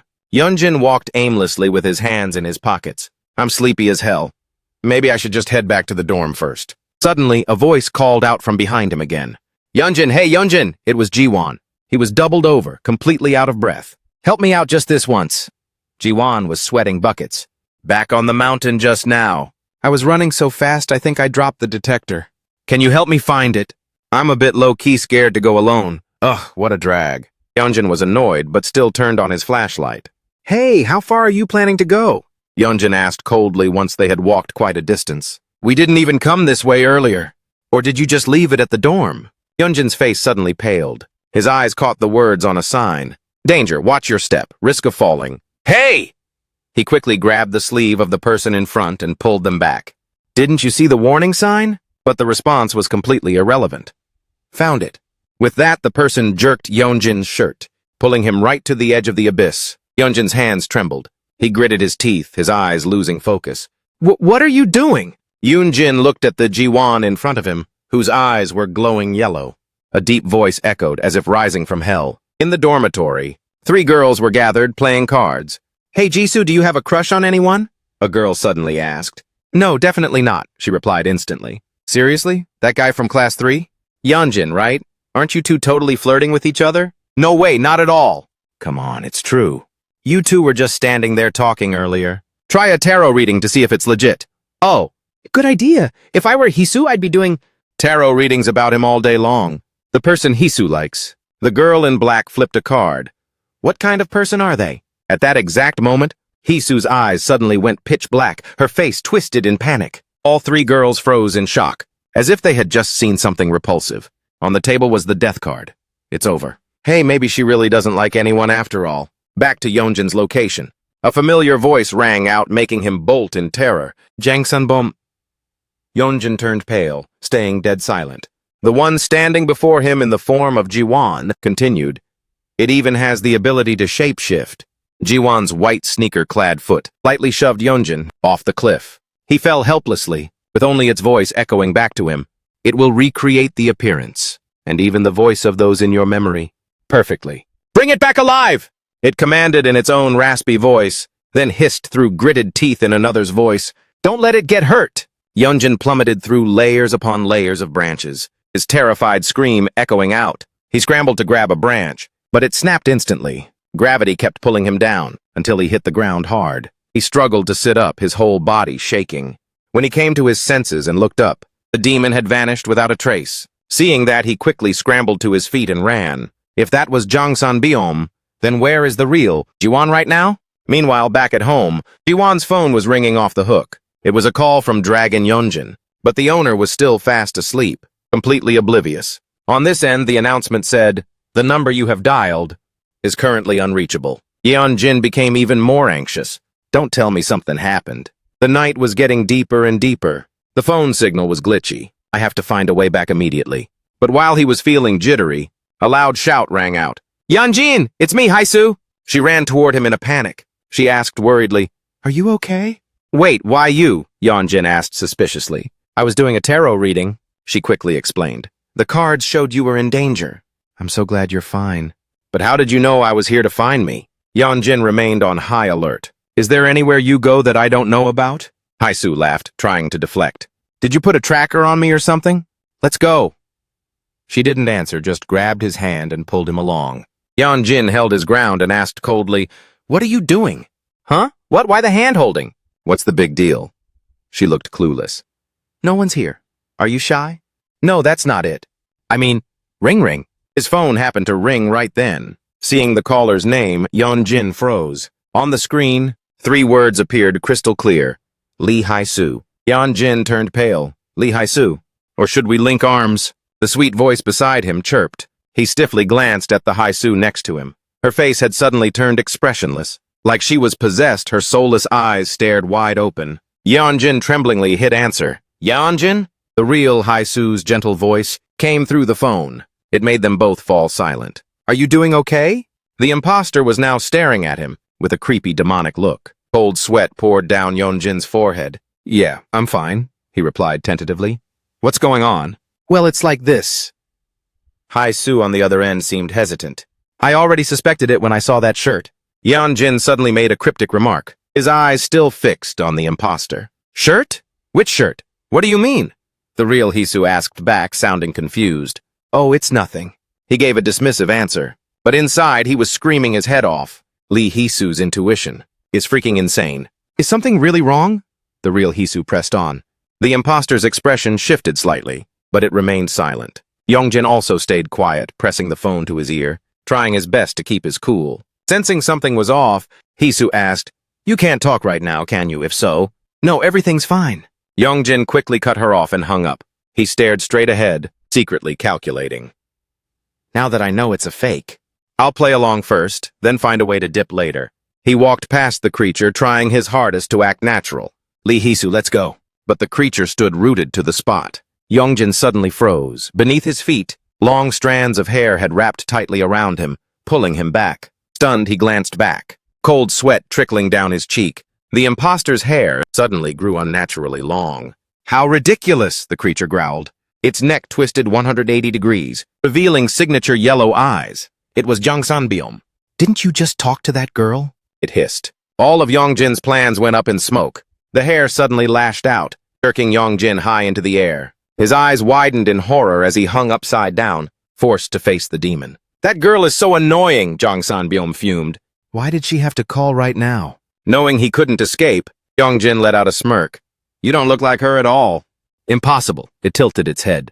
"In your memories. This is exactly what she looks like. If you're gonna mimic someone, you should at least commit to it." Yongjin called it out, staring at the familiar shirt the demon was wearing. "That's my shirt." Feeling embarrassed, Jang Sanbyom exploded in rage. Its pitch-black hair lunged forward, tightening the grip on Yongjin's neck. "Shut up." Yongjin is choking, trying to loosen the hair coils. He remembers Jin's advice. Remember to bring that broadsword along, but now he deeply regrets it. A surge of glowing red power, suddenly activated within his palm. "Yongjin, why can't I get any peace even after coming all this way?" He reaches out his hand as powerful energy pours out like a waterfall. Yongjin is stunned. His pupils have turned red amidst the dust and smoke. The broadsword, carrying dark red energy, suddenly appears. Somehow the sword just manifested instantly. Energy swirled around his feet. Yongjin was violently pulled forward by a mysterious force, charging straight toward Jiangshan. He grit his teeth, trying to hold his body back. But the broadsword in his hand seemed to have a mind of its own, swinging itself to deliver a slash into the demon's body. At a breakneck speed, it jumped from one tree trunk to another, heading straight into the deep forest. Yongjin turned pale as his strength severely depleted. His body was moving on its own again, but before he could catch his breath, a massive tree trunk suddenly appeared before him. The sword dodged it, but he slammed right into it. "Ouch!" He fell down in pain, rubbing his bright red nose. Good thing Hack Long was there, or I would have been toasted. Looking at the sword in his hand, he silently calculated to use his left hand for now. Yunjin looked at the demon hiding in the distance, determined to take it down. Suddenly, a gentle voice unexpectedly rang out. "Yunjin-ah," in the middle of the haunted forest. The sound made him jump, giving him goosebumps all over. From behind a tree, a woman in a white dress peeked out. Yunjin trembled, unable to believe his eyes. "Mom?" But his mind immediately snapped back to reality. "That's not right, it's a fake." He still held his sword and charged forward relentlessly, looking at the familiar woman with a gentle smile. He had to try and convince himself. "It's just reading my memories and mimicking them. Don't look." But memories from long ago suddenly came rushing back. The gentle mother who always wore a smile. From the days of his childhood, without a second thought, he lunged into his mother's arms. Memory and reality intertwined, making Yonjin unable to tell what was real and what was fake. Tears streamed down that woman's face. She whispered, "I'm sorry for everything, my son." Hearing that, he stiffened slightly. A glimmer of tears appeared in his eyes, yet the aura around him continued to surge violently. The broadsword in his hand swung high against his will. Yonjin's face went dark as he sobbed and screamed, "Wait, stop!" He tried to dig his feet into the ground to hold back, but the broadsword kept driving forward. Yonjin tried to lock his wrists tight, struggling to stop his out-of-control body. The sword kept lunging ahead, aiming straight at the woman who looked exactly like his mother. "No! Please stop!" he begged helplessly as memories flooded back. The nightmare from his subconscious rose up like a tide. "It was you! You were the one who killed your parents!"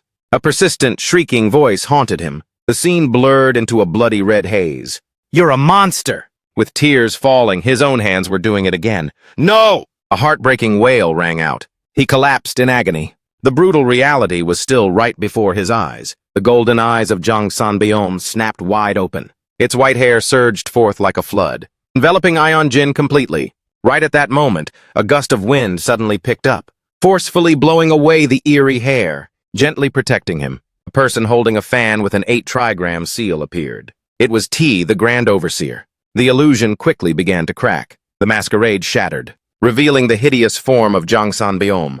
It stared in shock as its game was ruined. Meanwhile, Tai was distracted by Yongjin sobbing. Seeing the other man's trembling body, he couldn't help but snap, "Get a grip!" The demon over there had silently shifted its form. Tai also quietly opened his fan, ready for battle. A freezing whirlwind, carrying the breath of the bone-chilling hell. But its target wasn't him. Amidst the passing wind, a clone of Yongjin suddenly appeared, raising a broadsword with surging murderous intent. Tai was shocked. He quickly leapt up, gripping his fan tightly on high alert. Blade and fan collided violently, sending sparks flying. Tai used his small fan to stop, the massive blade in its tracks. Jangsan-beom grew increasingly bloodthirsty, convinced that victory was already his. But on the other side, T maintained a stone-cold expression. Suddenly the demon's eyes widened, the broadsword in its hand. The knockoff version began to show, cracks from clashing with the real deal. With a flick of T's wrist, the sword shattered into pieces. Losing ground, it landed and muttered, "That." The weapon in its hand suddenly transformed. The corner of its mouth curled up. It had perfectly shape-shifted into Tai, grinning ear to ear while holding an identical weapon. "Looks pretty legit." Jangsan-beom swung its arms frantically. Black energy gushed out in torrents. Winds swirled like steel blades, destroying everything in their path. Tai quickly grabbed Yongjin by the collar, trying to keep them both from being swept away. After taking a moment to recover, he stared in disbelief at his own spitting image. He couldn't help but be amazed. This monster can even mimic divine artifacts? Tai and Jangsan-beom, now in the same form, stood facing each other. Tai glared at it without blinking, his expression cold to the core. In the next second, Jangsan-beom lunged to attack him. Tai, however, appeared remarkably calm. He swung his fan open to counterattack. A single swing of his fan shattered its outer shell, tearing through the illusion. Then Tai folded his fan, his tone full of disdain. "You idiot, you think this lame copycat trick?" His face darkened, and the surrounding temperature dropped significantly. Actually works on me?" With that, T opened his fan again. A glowing dragon sigil appeared on the fan. Next, he snapped the fan shut. Now it looked no different from a club for Tai to strike with. He slammed the fan hard onto the ground, causing the ground to cave in and water to burst forth. A brilliant golden light spread along those water trails. Black markings began to appear on his face. His pupils lit up. With an amber hue, Heidijimutu, sharp rock pillars immediately erupted from the earth and shot toward Jangsan-beom. It was blocked by those rocks rising right in front of it. As the rocks stabbed up from beneath its feet,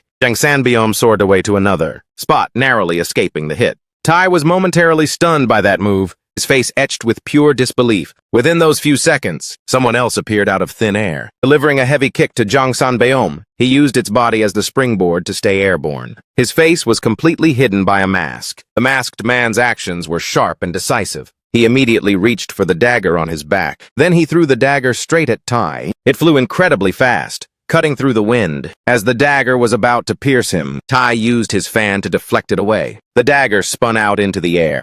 Taking that chance, masked man zipped past T, rushing in the opposite direction. Only then did T realize his true target. His face turned to panic. The masked man instantly appeared before Yongjin, giving him a serious fright. He reached out to grab him, Tai Shan Wu Huanliu. However, the masked man missed Yunjin at the last second. He was pulled back as a thick aura enveloped him. Tai reached Yunjin just in time, saving his life. Immediately after, he used his technique to get them both out of there, leaving the masked man standing there in shock. He held out the dagger's sheath to his side and waited. His dagger spun wildly through the air, then slowed down and dropped perfectly into the sheaths. Jangsan-beom stood silently behind him. His cold voice rang out, "Still standing there?" The next words were hissed through gritted teeth. "Chase them down!" Jangsan-beom was terrified by the masked man's vibe. His face was pale with dread. A split second later, it bolted away, following the masked man's order. Now only he stood there alone, seemingly lost in thought. In the blink of an eye, it was already midnight.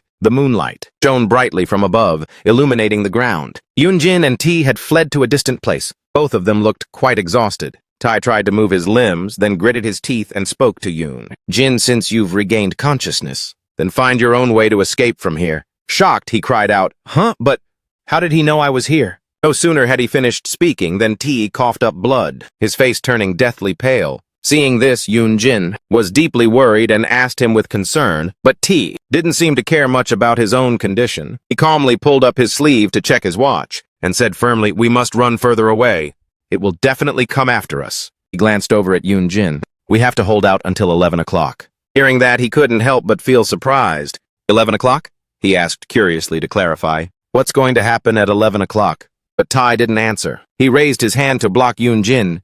"It's here!" A screech echoed from deep within the forest. Something was rushing fast toward the two of them. That thing was none other than Jang Sanbyom. It had already caught up to them. Its face looked even more terrifying. With eyes wide open, it screamed, "Huan Liu!" Swirls of black energy instantly appeared, spiraling toward T and Yoon-jin. He unfurled his fan and mocked with a cold voice, "I already told you. Those copycat tricks of yours won't work on me." On the fan, this time, a sigil of 2 rats appeared. He swung the fan, creating sharp ice shards that spread toward Jang Sanbyom, surging forward like waves. The expansion was lightning fast. Those icy spikes stabbed directly at the monster, catching it completely off guard. They froze it solid. Jang Sanbyom thought everything was settled. But suddenly, from within the block of ice, 2 daggers were hurled out. Tai recognized them instantly. His face filled with disbelief. He immediately jumped back, but didn't forget to shield Eon-jin. However, those 2 daggers were a step faster than T. They slammed straight into his shoulder and knee. Eon-jin, standing behind, remained safe, but his face went pale. Panicked and worried, he screamed, "Hey, kid!" Tai was almost paralyzed. He weakly told Eon-jin, "Run." He didn't want to leave him behind, so he was about to unleash his hidden power. Seeing this, T shouted to stop him. "Don't rely on the black dragon," he hissed through gritted teeth. "I told you to just run!"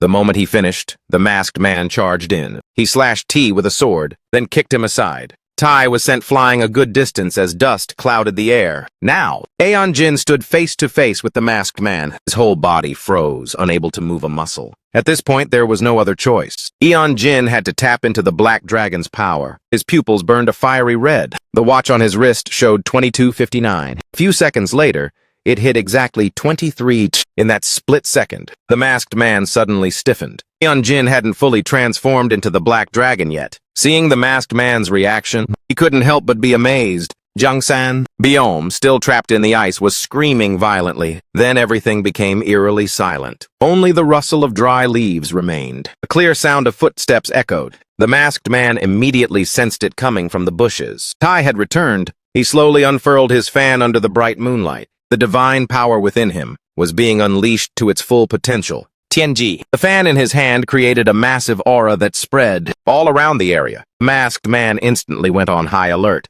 Jang Sanbyom curled up inside the block of ice, its eyes wide open, staring out. Tai gave his fan a sharp flick. A massive gale erupted, heading straight for the masked man and Jang Sanbyom. Shuifeng! He was quick enough to dodge to the side, staying completely unharmed. But right behind his thigh, a deep slash appeared out of nowhere. The masked man looked down in disbelief. Meanwhile, Jang Sanbyom took the full force of that hurricane. It was sliced into pieces by the wind and slowly faded away. Once the wind died down, Tai spoke in a cold, detached tone. From now on, 11 p.m. is the hour of T's divine awakening. It was the moment his power reached its absolute peak. Behold my power. Tai had now transformed into a tall young man, no longer looking like a little kid. Yoon-jin fell back, staring at him with wide eyes. What's going on? He didn't realize at all that the person standing before him was still T. Who is this? Where did that kid go? Suddenly a low moan sounded beside him. When he turned to look, Yoon-jin jumped back in pure terror. On the ground was a leftover eye of Jang Sanbyom. After a few whimpers, it also vanished into thin air. Now the masked man dropped into a combat-ready stance, gripping his 2 swords tightly. From the very beginning, he hadn't uttered a single word to the 2 of them. Every emotion was hidden behind that mask. A second later, the masked man lunged at T. His speed was dead serious, but T remained incredibly calm, not even flinching. The masked man didn't attack head-on, but leapt high, preparing to bring his blade down. Tai just reached back, and with his fan, easily parried the attack. Meanwhile, the masked guy was only using one hand. His other hand was hidden behind him. He immediately swung that other hand for a horizontal slash, but he only managed to slash through his afterimage. A stream of white mist suddenly appeared, surrounding him. Suddenly, a hand was placed on the masked man's shoulder. In a split second, Tai slammed him headfirst into the ground. Caught off guard, the masked man couldn't react in time. Tai didn't stop there. He used his hand to press down hard on the man's face, pinning him. He crouched down and spoke to him coldly.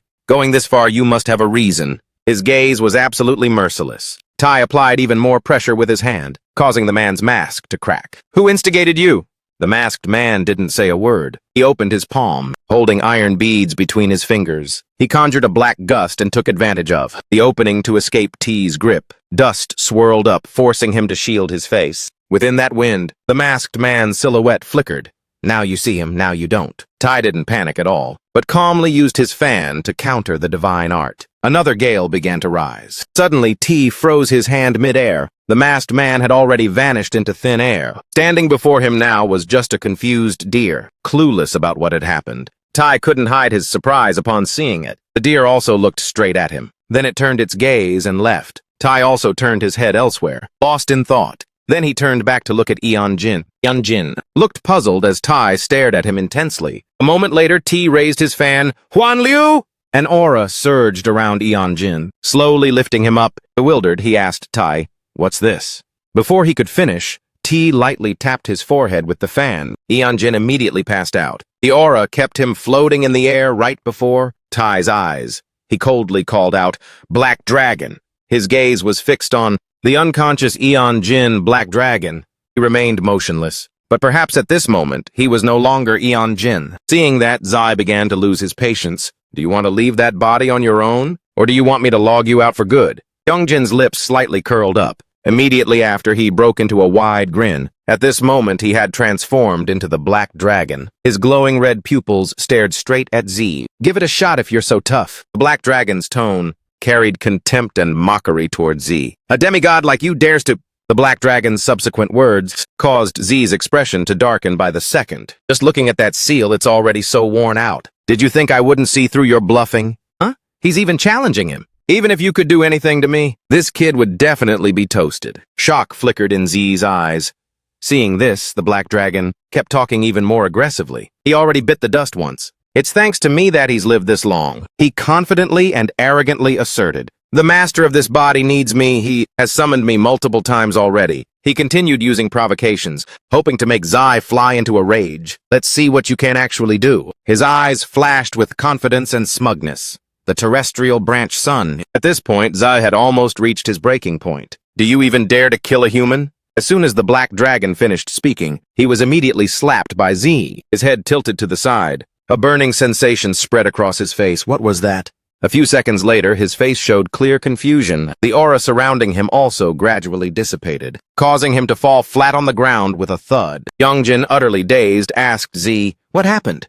Z lowered his head in thought for a moment, then turned to lead the way. "Follow me, I'll take him back to the dorm." Yeonjin was still sitting on the ground, watching his retreating back, feeling completely lost. He hesitantly called out to Z again. Yeonjin awkwardly asked for confirmation. "You're really him, that kid, right?" Z didn't turn around, only asked coldly, "What's your name?"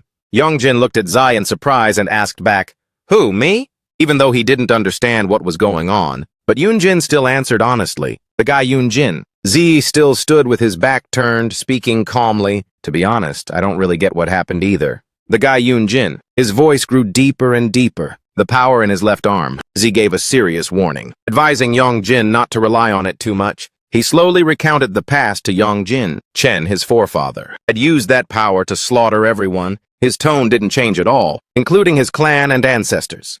Z calmly continued. Because of that, his clan had to endure endless despair and chaos. The next words left Yeonjin frozen in shock. Unfortunately, he was born in that very man's body. Z recalled everything Yeonjin had been through and sighed. Despite all that, he defied all logic to find his true self and carry on. A phrase echoed in Yoonjin's head once more. He was never supposed to be allowed.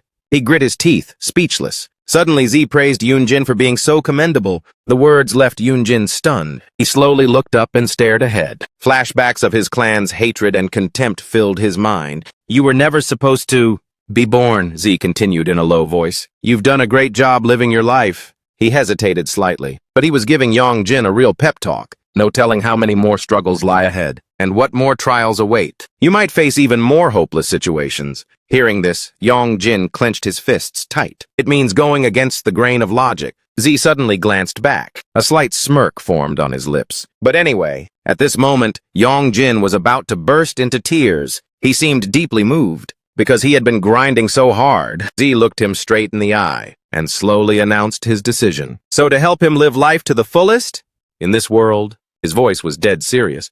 With eyes full of determination, I'm going all in. To protect him, Yongjin opened his mouth. He wanted to say something, but the words got choked up. So from now on, at this moment, tears were streaming down his cheeks. He doesn't have to tough it out alone anymore. The moonlight from above shone down on the two of them. The surrounding space also became ethereal. Yongjin just kept walking along the path. His eyes were worn out. He was now completely dazed and soulless. Yongjin raised his hand. He just stood there staring at it. Suddenly a weapon appeared out of thin air. It made him hesitate. This broadsword? Tai suddenly appeared and reached out to take back the blade. It's not convenient for you to carry this, is it? Just leave it to me. Yongjin hesitated slightly while looking at him. I have something to ask. His question made T freeze up. He didn't know how to answer. Why do you want to help me? Tai used the horsetail whisk in his hand to create a path. Follow this road and you'll get back to the dorms. Yunjin focused on listening to him. This weekend at high noon, Tai continued speaking. The disciples will come to pick you up. Follow them to see me. Yunjin asked blankly, what is high noon? He explained irritably, 12 p.m. this Sunday. After saying that, T vanished into the unfamiliar forest. Yunjin followed the path T had created. He looked up in dazed wonder at the scene before him. There stood a high-rise building with a view that was pure luxury. Suddenly, a voice rang out, Yongjin! Yongjin glanced over there anxiously. He watched the silhouette running toward him, his heart racing with nerves. Lee Hisu, is it really her? Hisu ran over and grabbed Yunjin's face tightly. She asked with extreme concern, Are you okay? Are you hurt anywhere? Yunjin was dazed for a long time before he finally reacted. But right then, his legs suddenly gave out. Hisu rushed to catch him. Yongjin! Yongjin! He tried to speak up to reassure her. Hey, I'm okay. I'm just a little tired. Hisu noticed Yongjin was acting a bit off, so she checked on him. Earlier, when I was talking to you on the phone, what exactly happened back then? Aren't you going to tell me? However, he still firmly refused. What was the point in telling her? It would only make her worry more, and she couldn't have helped anyway. After hearing that, Hisu couldn't help but blame herself.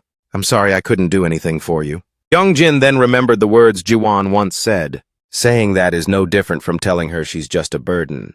Hisu might actually think that way. He scratched his head in frustration, thinking to himself, that's not what I meant.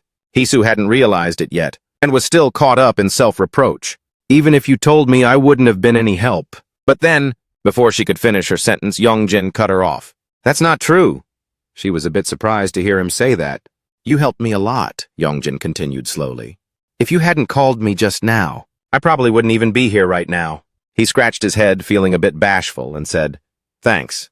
Yongjin was so shy he didn't even dare to look Hisu in the eye. About what I said earlier regarding you not being able to help. It's because I was lost, so I didn't know how to explain it to you. The GPS wasn't working either. I only said that because I didn't want you to worry, so don't get it twisted. Besides, seriously, you helped me a ton. Hearing those words, Hisu was deeply moved. Thank you. She was so happy he said that. As expected, Yongjin is really kind-hearted. And Yongjin quickly clarified again. I'm not just saying this to butter you up. It's the truth. Just then, from another direction, panicked shouting rang out. Yongjin! Yongjin!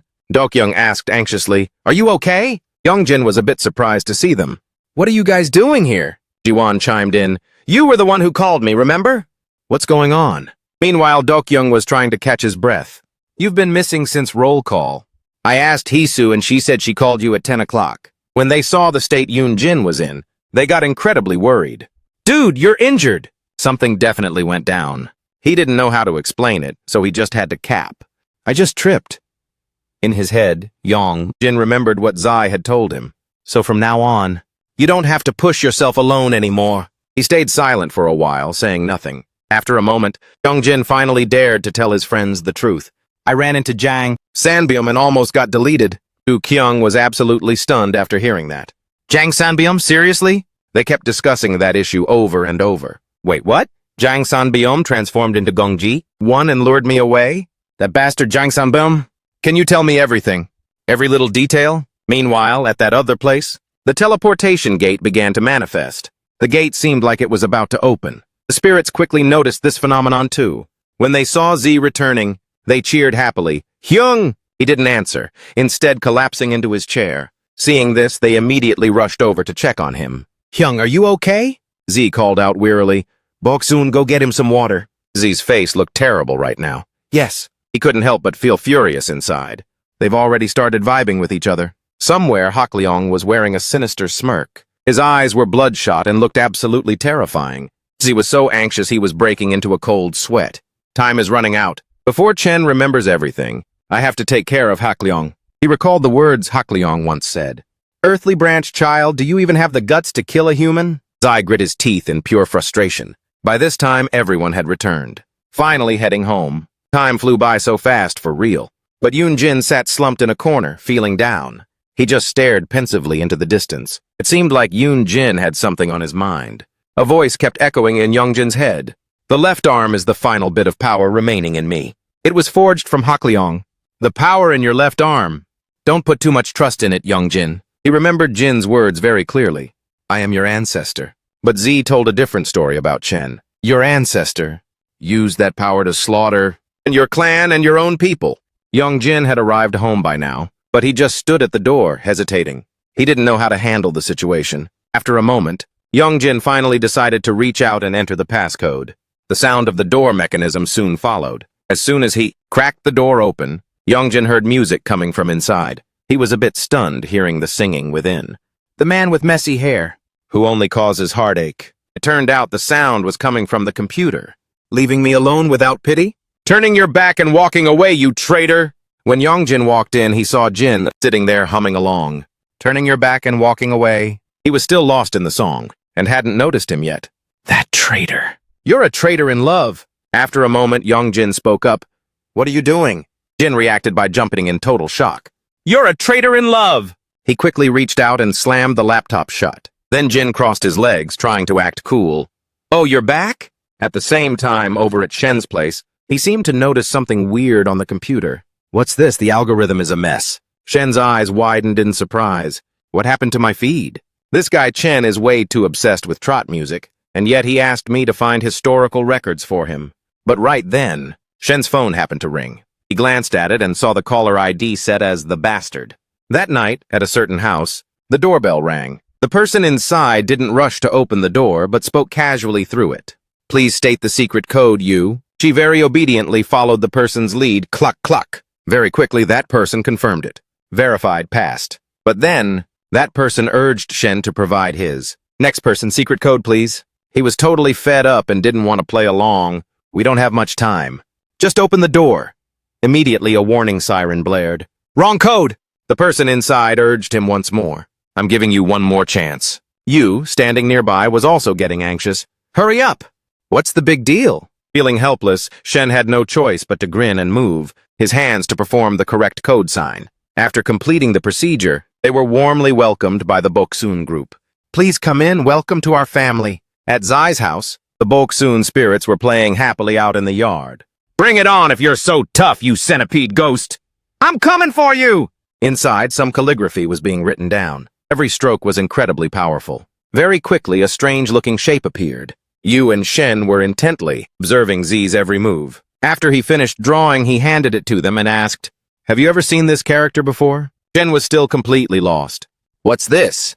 Then Yu, who was nearby, exclaimed, I've seen this one before. Excitedly, she gestured toward the demon's forehead. Shen, standing next to her, was also suspicious. On the forehead? He tried to dig through his own memories. Wait, I think I've seen it too. Guy then corrected them. This isn't the power of a demon. Shen grew curious and asked further, Then where did they get that power? Shen suddenly got hyped. No wonder the combo didn't work. You finally realized what was up and cried out, No way! You couldn't even one-shot it, Zai. Being the only serious person in the conversation, Z said, It seems like there's a certain force behind the scenes, masterminding things and granting power to the demons. Would you like me to translate any more dialogue from this scene? Their goal is Chen's body. Meanwhile, Youngjin still had no idea what was going on. He was just chilling at home washing dishes. Youngjin! What do we do now? Jin was a bit annoyed at being called out of the blue. I only took a tiny nap. And the sword just vanished. Maybe you should go back and get it. Youngjin heard this and stayed silent, not saying a word. After a long pause, he finally spilled the truth. The sword, it appeared in my hand. Jin was stunned by the news. What? He kept pressing for answers. Did something happen? Young Jin froze and didn't respond. Z's words kept echoing in his mind. Chen, your ancestor, used that power to slaughter your clan and your own people. Sweat began to pour down his forehead. Jin waited in silence for an answer. In the end, young Jin decided to keep it all hidden. It's nothing. However, Jin wasn't that easy to fool. No. What happened that made you use Hakleong's power? I warned you not to use that power recklessly. Feeling completely exposed, Young Jin turned his face away, unable to look him in the eye. Jin, how I use it is none of your business. Young Jin slammed the door and stormed into his room. Jin could only sigh. This kid. Jin lowered his head, seemingly calculating his next move. Back with Zai. He continued to ask, do you guys have any intel on the masked man? Both of them answered in unison. A masked man? Up until that point, they didn't quite get it. What do you mean? Yu's reaction was no different. I have no idea what you're talking about. Zai then explained the whole situation to them. I witnessed an engraved demon and a masked guy fighting together as a team. He looked like he had a lot of experience, but he wasn't strong enough to actually empower a demon. Power on this scale would have to be almost godlike. Hearing this, sweat started dripping from Yu's forehead too. Whoa, if that's the case. Right in the middle of their heated discussion, a figure quietly slipped inside. Yu quickly spotted them. The mask! That person didn't show even a hint of fear. The person's fist swung out, but Shen dodged it just in time. Just like that, a battle broke out between the two of them. Shen smirked with a cunning grin. The other guy didn't panic at all. He remained completely composed. The mask finally began to tear apart. Revealed behind it was a blond young man. He flashed a radiant smile. That doesn't belong to you, does it? Earthly branch celestial guardian, Mao. You could hardly believe her eyes. Mao Guardian? Along with, at that moment, the spirits were picking up the mask pieces regretfully. This is an intangible, cultural heritage made by a master craftsman. Do you really like this that much, bro? Just like that, Shen and Mao started blaming each other. This Shen guy chopped it in half. It's all Mao's fault. All right, enough. C was in no mood to deal with this drama anymore. Just drop it. Shen's gaze suddenly caught on to something. He saw Mao holding the blade and asked curiously, is that Chen Guardian's blade? They continued chatting quite comfortably, totally unaware that Z was getting extremely annoyed. How'd you get your hands on it?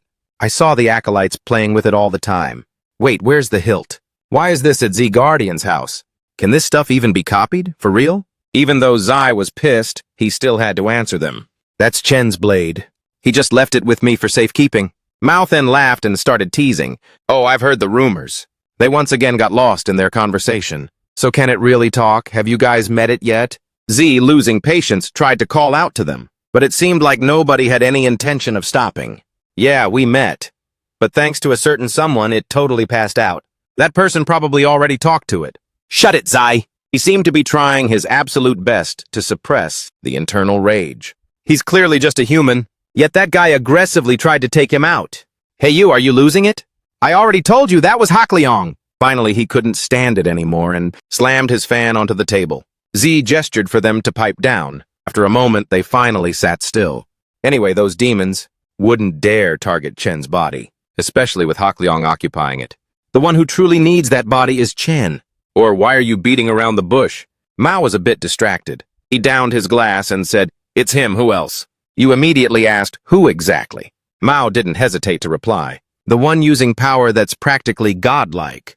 It's definitely him, no doubt. He was annoyed by the vague, half-baked response. But who specifically? In the dead of night, the entire area was eerily silent. Suddenly, a rustling sound came from the forest. The man in black asked, back empty-handed? The masked man admitted bluntly, it wasn't just Chan. Z-Guardian was there too. The man in black then noticed something. Not just that, you've got a fatal wound. Blood kept oozing out of the gash. The masked man immediately pulled his arm back. It's just a scratch. But the man in black looked totally unimpressed. I didn't expect much anyway. He then cross-examined him. Didn't you say you destroyed Z-Guardian's power? The other guy seemed a bit annoyed and defensive. Are you saying it's my fault? It's your fault for being too weak. The masked man was so insulted that he got furious and clenched his fists. He lunged and swung his sword at the man. But it seemed the masked man completely underestimated his opponent. The other man stood his ground, unshakable. I ask for a favor and they send this loser? What a lazy and arrogant piece of work. That leader of yours, pass this message along to him. Thanks to him, things just got a whole lot more complicated. Even though the masked man was fuming, there was absolutely nothing he could do. He just stood there in stony silence. Scene changes to a space of ruin and desolation. A youth abruptly appeared out of nowhere. He walked among the scattered debris. Suddenly, the entire place fell dead silent. Eonjin stood there dazed, lost in thought. Who is that? That face looked up slightly, devoid of any emotion. In an instant, he froze, eyes wide with a flash of terror. The other person lunged forward, reaching out to snatch him with a bizarre, eerie expression. His hands gripped Eonjin's face tightly, pinning him down with immense force. His eyes were filled with pure horror. Not a single word could escape. In Eonjin's mind, only one question remained. Who are you? The strength from those hands continued to choke the very breath out of him. Eonjin felt like he was a goner. Can't breathe. Back to reality on a large bed. Jin, in his animal form, was lying right on top of Eonjin's face. The room momentarily fell into an eerie silence. An assassination plot? He immediately bolted upright. His arm sent Jin flying off him. His face? Eonjin looked completely shocked and stunned. Was it just a dream? Scene changes to a large apartment. In a kitchen with a messy pile of dishes, a voice suddenly called out. Didn't you say today was your day off? Jin looked at Yong. Jin, who was getting dressed, asked curiously, Where are you heading? Without turning around, he replied, A part-time gig at Dangan. He grew wary upon hearing the name. Dangan? Dangan has been around for thousands of years. Yongjin cut Jin off before he could finish. Not that Dangan. A job notification popped up on the phone. Cockroach catcher wanted. Need someone to catch a roach right now. The giant kind, fee is 30K1. Make it snappy. He calmly explained it was just a side hustle app. See, thanks to that guy, our food budget just doubled. Yongjin turned and headed toward the door, not forgetting to say his goodbyes. I'm out. I'll probably be back late. You're on your own for lunch, okay? Before leaving, he turned back to glance at Jin once more. He was currently sprawling out on the bed, scrolling through his laptop while chillaxing. I can take care of myself.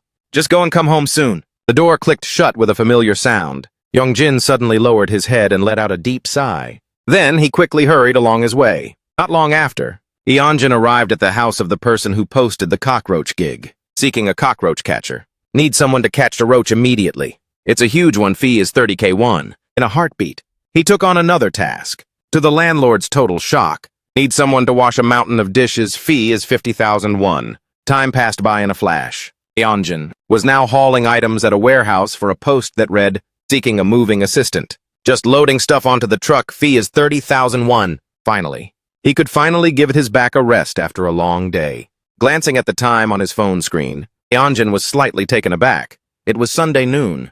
He remembered Z's specific instructions. The disciples will come to fetch you. Follow them to me. Thinking of this, he looked around and searched for a while, his fingers tapping frantically on his phone screen. That day, Z had told Yongjin that he had gone against natural law. He had found his true self and continued to live. A search result for natural law appeared on the phone. Noun, truth, righteousness, or moral principles. A natural phenomenon like flowing water, possessing an innate, irreversible quality. He fell into silence, simply staring at it. Just at that moment, a brilliant beam of light erupted beside him, accompanied by a loud call that made him jump.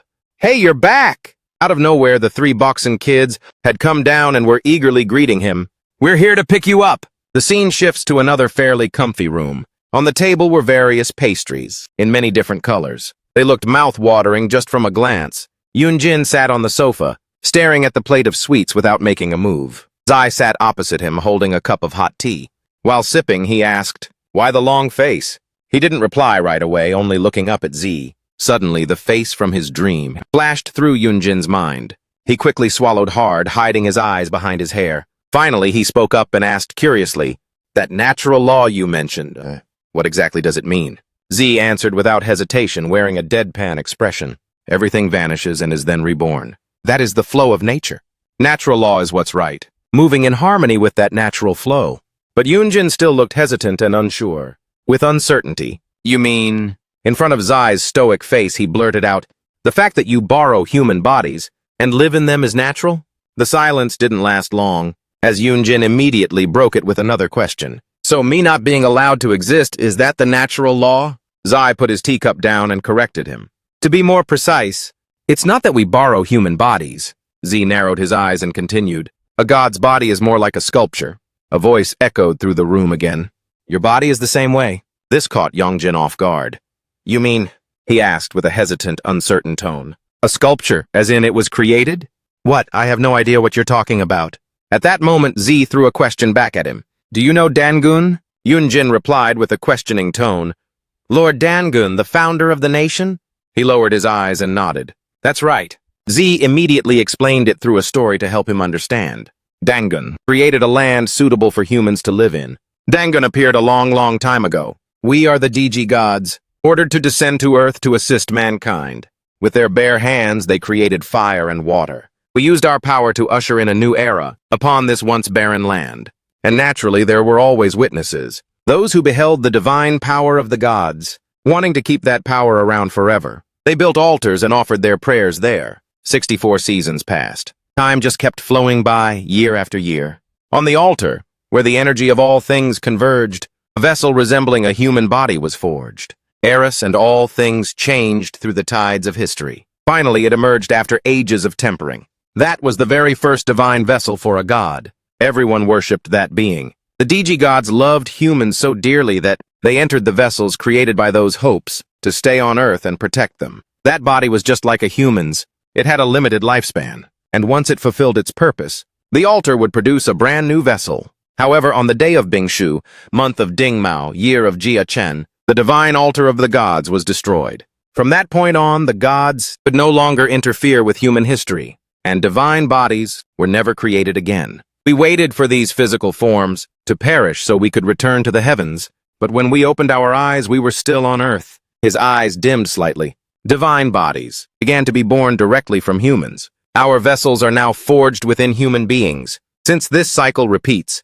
we are effectively grounded here forever. In the end, we had to accept the natural law and live alongside humans. The divine vessels that humans gave birth to. They called them the children who do not cry. The more Yunjin heard, the more his blood ran cold. Your current body is one of those vessels. His eyes went blank and soulless. Faced with a name that felt both familiar and strange, that name Yunjin, Zai fixed his gaze on Yunjin and spoke slowly. According to natural law, he bluntly laid out the obvious truth. The one inhabiting that body should be Chen. Chen's face appeared, completely devoid of any emotion. Now Yunjin could only remain silent, as if buried under Zai's heavy words. If you accept your fate and submit to this natural law, I will personally perform the rite to guide your soul. He coldly began to threaten him. But if you refuse to comply, each heavy word fell into Yunjin's ears. You will have to fight to the bitter end, just to protect yourself. The living room fell eerily quiet. Zizi raised his voice. I'm asking you. The question carried a much deeper meaning. Do you want to follow natural law, or do you want to go against it, Yunjin? Yunjin didn't respond immediately, keeping his silence, without showing a single trace of emotion. Yunjin sat in silence for a long moment before finally answering. It's not like there's a choice between living and kicking the bucket. Z remained expressionless, simply eyeing the young man in front of him. Yunjin's lips curled into a defiant, arrogant smirk. Of course I'm choosing to live. Under the table, he clenched his hands together tight, even as he kept his voice steady. I told you before that you would face hardships and trials, far more brutal than anything you've seen. Z looked up, his tone questioning. Will you be able to handle it? Yunjin was anxious, but he stood his ground and replied, maybe the old me would have just given up and tapped out. Visions of his past flashed through his mind once more. Those days of crushing loneliness, living a life that was both hard and hollow. The times he was insulted and bullied beyond repair. Yunjin felt he had already gone through enough hell. His life was already miserable and pathetic enough as it was. His solitary figure was the most vivid living proof of that. Because he had to bear everything all by himself, Yunjin's voice suddenly changed.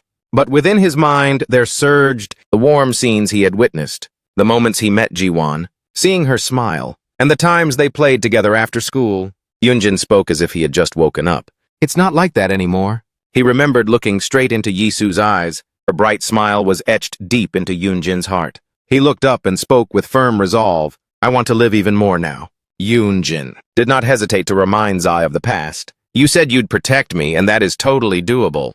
His words made Z pause for a moment. Then that same voice echoed in his ears again. Aren't you going to exist forever? At least until I kick the bucket from old age. An unexpected laugh escaped, ringing through the suffocating atmosphere around Z. Immediately after, he burst into a loud laugh, startling Yoonjin quite a bit. Z glanced at Yoonjin with approval. Well said. That was an excellent answer, Yoonjin. Yoonjin was a little surprised, sitting frozen in place, as he heard Z continue, unyielding spirit. Z lowered his eyes, radiating danger as he dropped a line. A weak will is easily corrupted. Yoonjin felt a pang of anxiety hearing that. Though Zai was only giving a few instructions, you must always remember this determination. Just then, a loud shout rang out. Hey bro, the gang, led by Boksun, suddenly appeared with excited faces. The girl looked at him and held out a box. A gift for you. The lid of the box was opened, revealing a set of clothes inside. According to the kids, this was divine raiment. Yoonjin was skeptical. Divine raiment? Boksun looked at him eagerly. Try it on, bro! Beside her, a boy with sparkling eyes urged him on. Try it on, bro! They made it impossible for him to say no. A few minutes later, Yoonjin emerged in his new outfit, featuring a red and black color scheme. He appeared looking absolutely grand. Those little angels crowded around him, showering him with endless compliments. It looks so good on you. You look fire, bro! Z, who had been sitting all this time, stood up to give some advice. Stop using Black Dragon from now on. Use your own strength to wield my blade. Yoonjin hesitated, speaking up with a bit of timidness. But that blade is insanely heavy. Without that power, I can't even lift the thing. In response, he only met Z's calm, steady gaze. Black Dragon is draining your body dry. After using its power, how exactly do you feel? The moment the question was asked, it immediately brought back images of his own struggle. There were times his arms would shake out of control. Even his legs were the same. Every single step was a battle. Back then, his entire body felt completely spent. It felt like he was about to check out for good. Just then, Zai spoke up, catching Yoonjin off guard. It's not that it makes it easier for you to lift the blade. It's just burning through your physical stamina however it wants. Z didn't seem to care much, offering only a simple explanation. You don't even have muscles. How could you possibly lift such a heavy blade? This comment directly bruised Yoonjin's ego. He felt the need to clap back immediately. Why you gotta be so savage, man? He pointed a finger toward the group of angels over there. What about these kids then? Are you saying they're all bodybuilders or something? Z calmly answered everything, hitting Yoonjin where it hurt once more. As long as you have divine power, you can lift the blade with ease. You only have a mortal body but no divine power, that's why. Every single word he spoke was a critical hit for Yoonjin, leaving him speechless. Even though you're in that body, your fitness level is worse than an average person's. Do you even work out at all? After a moment, Z let out a helpless sigh. He began to give instructions. Concentrate your energy into your right hand, Yoonjin. Yoonjin hesitated, still not quite getting how to do it. Z, however, completely skipped over the build-up, simply reaching out and exerting force effortlessly. But what left him in such a state of shock was Z pointing at his hand and saying, Next, close your eyes. Focus your mind and maximize the senses in your right hand. He looked straight at Yoonjin, like a true mentor. And then think of the blade. Yoonjin immediately closed his eyes and followed the instructions. Z's voice still echoed in his ears. It definitely won't be easy for you, but keep practicing. Just as he finished speaking, a sudden surge of power appeared. This directly stunned Zai, making his eyes widen in surprise. In some miraculous way, the blade was actually being controlled by Yoonjin with total ease. It took a while for him to snap back to reality, looking at what he was holding with shock. Amidst the excited cheering of the kids, a hesitant voice rang out from the heavens. How did... He had regained his composure and was now pondering and speculating. That divine raiment has the ability to transform universal energy into divine power. Yoonjin realized it and hesitantly uttered a few words. If so... But Z directly cut him off and spoke plainly. The divine power you can use is only temporary. He looked over and said with a hint of disdain, This is proof that you have a mortal body. An ordinary person's body simply cannot accomplish such a feat. But on the other side, Yoonjin acted as if he hadn't heard a thing, cheering softly in delight. Got it! He swung the blade around like it was a mere toy, leaving Z speechless in silence. At this rate, I won't even need to use my left hand. Then, as if suddenly realizing something, Yoonjin's eyes widened in surprise. Huh? His gaze fell upon his own hand. Regarding the hilt, Z spoke up to explain. When I received it from Thin, it bore its original form from the very beginning. He had used it in that state. Immediately after, the space fell into a state of tranquility again. His eyes still hadn't left Yoonjin. After everything that had just happened, suddenly Zai asked a question with an unclear meaning. Have you ever seen what's inside the cloth wrapping? Yoonjin was momentarily stunned, muttering back, Inside the cloth? Zai didn't mind and emphasized the question again. I mean the hilt of the blade. Under Z's quiet gaze, Yoonjin replied, Not yet. Why did he stay silent amidst Yoonjin's questions? Is there something in here? Finally, Zai said nothing more about the topic he had just brought up. No, it's nothing. Cutting to another scene, dishes were laid out, on the table looking delicious. Eat up.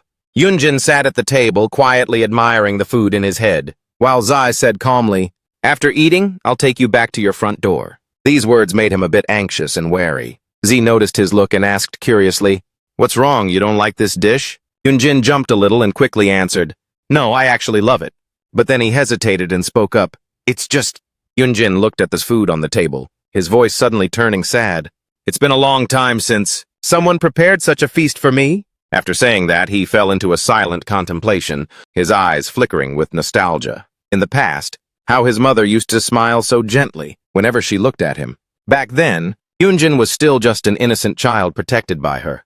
After a brief moment lost in memories, he suddenly found his voice again. A flood of memories rushed through his mind. Restless days and agonizing pain. A woman with tears streaming down her face and eyes full of extreme hatred. At that moment, Zai broke the suffocating atmosphere. If you want to ask something, just ask, Yoonjin. Yoonjin snapped out of it, but asked a question that was barely related.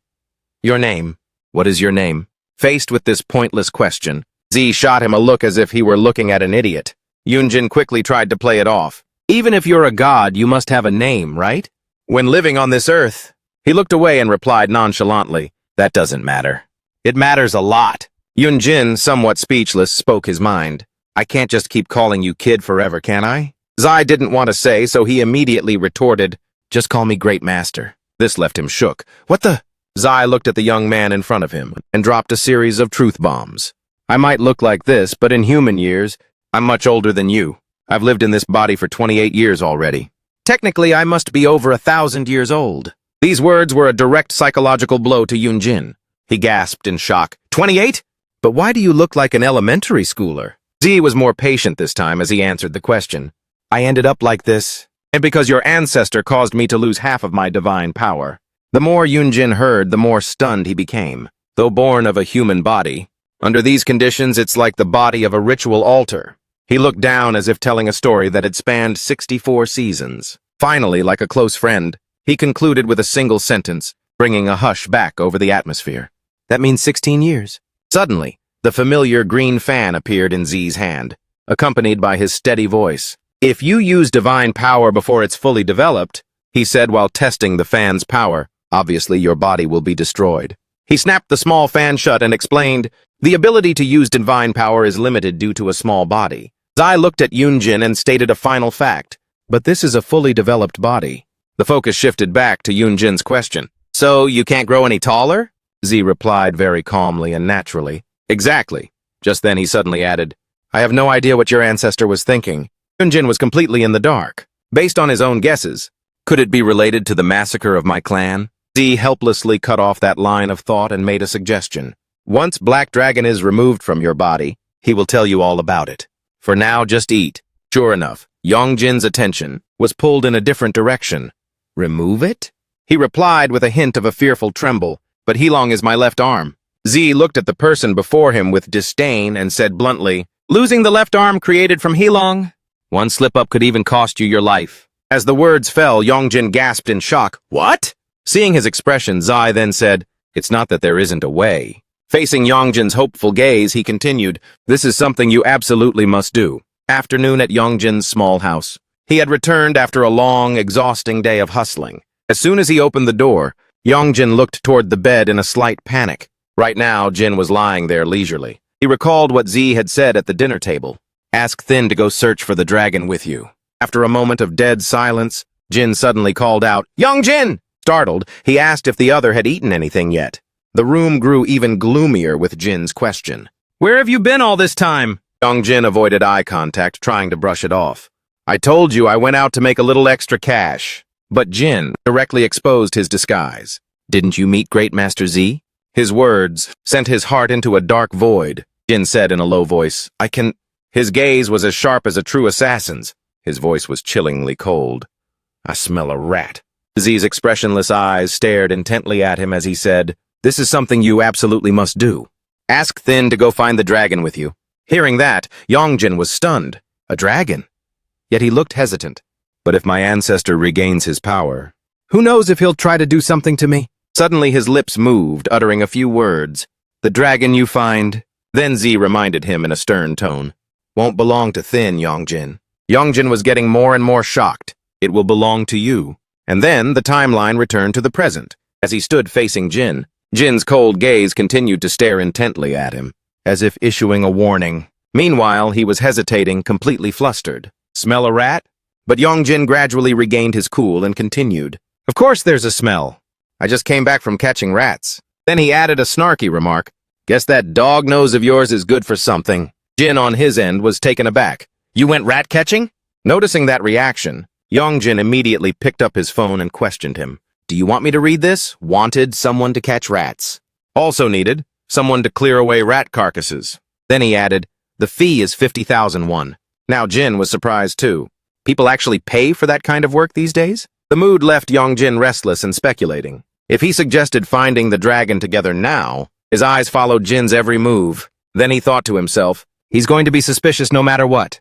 On the other hand, Jin was enthusiastically declaring, I could do that kind of work too. Then Jin jumped straight off the bed to make a proposal. Let me tag along from now on, Yoonjin. Hearing that, Yongjin asked skeptically, why would you come along? Jin's answer was instantaneous. I gotta put food on the table, don't I? However, he flatly refused. Forget it, if you come along, you'll just shed dog hair everywhere. It'd probably just be more work for me. After that conversation, the sky quickly turned a reddish-pink sunset hue. Inside Yongjin's house, though he was lying down, he kept looking at Jin anxiously. How should I say this? Because of that, a cold drop of sweat slowly rolled down his face. He needed a valid excuse. Suddenly, an unexpected memory rushed back, making him freeze up. Did something happen? And with just that thought, Yongjin took the initiative and said, Ancestor. He still maintained a very nonchalant exterior. Last time you asked what happened, right? As for Jin, he curiously replied immediately, Are you finally ready to tell me? Just waiting for the opportunity to strike, Yongjin intentionally blurted out a sentence. I almost met my makers, you know. Furthermore, he emphasized his point, catching Jin off guard. That's why I had to use the Black Dragon's power. Driven by curiosity, Jin immediately questioned him. Why is that? Yongjin maintained his nonchalance and replied, Well, I'm still alive, aren't I? The kid who helped take down the demon priest? Came to save me last time. After hearing those words, Jin's puppy-like face scrunched up slightly. In contrast, Yongjin continued to vent even more. What kind of ancestor are you? You didn't even know what was happening to your own descendant.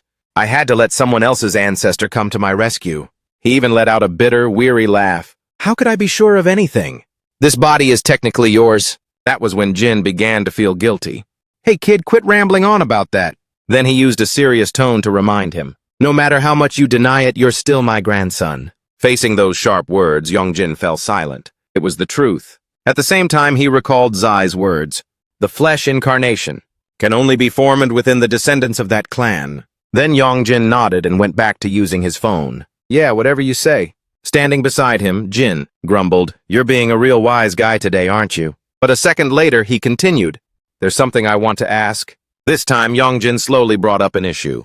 You said you were sealed away, right? In his mind, he thought about Jamin's murder. But out loud, he still asked, So have you forgotten everything that happened before? Like, why exactly were you sealed? Faced with that question, Jin's mouth moved slightly as he answered bit by bit. I don't know. Along with that, his face suddenly darkened. But one thing's for sure. Yongjin also got caught up in the emotion, looking at Jin with tension. But then he blurted out something unexpected. I am the strongest among the earthly branch gods who descended. Furthermore, he confidently stroked his own face. They probably sealed me away because they were just jealous. That caused skepticism to rise within Yongjin. He's that goofy, yet he slaughtered an entire clan? After that, he let out a sigh. Seriously, anyone can talk a big game like that. Every time something happens, you just stand there like a useless prop. And suddenly he burst into a dejected laugh. You're just camping out to hijack this body, aren't you? Jin immediately fired back as soon as he heard that. I already transferred all my power to you, didn't I? Besides, what could I even do in this form? Nevertheless, Yongjin continued to provoke him further. So you're admitting you're weak as hell now, right? At that exact moment, he lowered his voice to reveal something. If I can just recover one of the powers I once had. That very information was what made him jump. the situation will flip completely. Without a second thought, Jin rolled over, thinking he had hit the jackpot. Where exactly is that power? As for Jin, he suddenly spoke calmly. All right then. At the same time, he nodded with great satisfaction. We need to go find the dragon right here and now. It seems you're willing to cooperate. Hearing that, he just stood there dazed. Cooperate? Just like that, that stern gaze was directed at Jin. This isn't for me to do. Just a second later, Jin suddenly transformed back into his original state. But you have to be the one to do it. That alone scared the life out of him. After that transformation, the shock left Jin staring blankly at him for a while. As for Jin, he smirked and asked, Are you shook now? But Jin naively shot back immediately. Why should I be shook? To answer that question, he slowly sat down on the floor. I have to show my true form once in a while. How to fix that disrespectful attitude of yours. Jin's hand reached for a Sintamani stone tucked at his waist. Then he held it up, right in front of Jin so he could see it. After that, Jin continued to command, touch this Sintamani stone with your left hand. Just do as I say. Faced with that bizarre request, Jin had no choice but to reach his hand toward the massive gemstone. The moment he made contact with it, a blinding light immediately began to shimmer and radiate. It didn't just stop there. A beam of light even formed a long path, right through the air. What the heck is this? Jin followed the trail of light and whispered, It seems Jin is closer than I thought. Meanwhile, he mumbled to himself, If we ride, we can get there before dawn. However, those words only left him wondering exactly how far it was. He replied while keeping his eyes glued to the beam, From what I can see, it's about 500 ri. In the meantime, Jin looked it up on his phone. So that's around 200 ka, that's a pretty long haul. Suddenly, his expression turned to one of shock, as if he had just remembered something. The conversation between him and Zai flashed back to him in an instant. One of the dragons seems to be residing at Mount Sakri. When he first heard the name of the place, Jin raised an eyebrow in confusion. Mount Sakri? But Z gave him the answer immediately after. That's where you went for your training session. Still skeptical, Jin questioned, It's really there? But Z only gave a cold reply. I'm not entirely sure myself. Then Zai provided more information about the deity with the animal form, but I did see the spirit god. Additionally, he carefully cautioned him. Normally, those entities only appear in lands that are sacred and secure. Finally, Z asserted with certainty, and there will definitely be a guardian god at that place. With that, the memory ended, leaving Jin stunned. Could it really be Mount Sakri? Jin overheard this and asked in surprise, Mount Sakri? Sensing his curiosity, he hesitantly explained, That's where I did my training. Did you see it there? However, Jin denied it and looked back at his phone. Not exactly, but based on this direction and distance. At this point, he already had the map open. It seems like that's the spot. Let's just head there and check it out. He also mentioned one more thing to him. We don't have to travel until tomorrow morning. The bus takes only 3 hours to get there, right? Having decided, he suddenly flopped down on the bed. But it's too late now, let's just go tomorrow. Jin quickly agreed, Fine. We'll set off tomorrow right after lunch. Jin heard that and hesitantly replied, What lunch? I still have school tomorrow. Seeing that, he gave a cold huff. Don't neglect your studies. What time do you finish class? He quickly blurted out the answer. Around this time. Only then did Jin start to tempt him. Can't you just skip out in the middle of it? That question made him feel uneasy. Why did you just say not to neglect my studies then? Before long, the time shifted from night to the early morning. The phone in his hand now showed 12:44. Jin was curled up in the backpack with a calm expression, though he looked somewhat stern. Since school let out early today, he was heading back home. Regardless, his own life was still the top priority. To be safe, Jin gave Jin a reminder.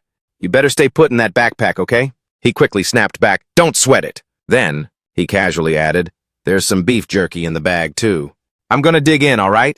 Hearing that, he scowled with total annoyance. Are you a dragon or a pig? Because he was so wrapped up in the argument, Jin didn't notice the figure looming over him. Before he could even react, by the time the attack was right on top of him, Jin's eyes widened as he looked at it. Directly in front of him were a pair of toned legs that looked like they belonged to a student. But fortunately, Jin reacted just in time to block the opponent's devastating kick. Gravel and dust scattered everywhere.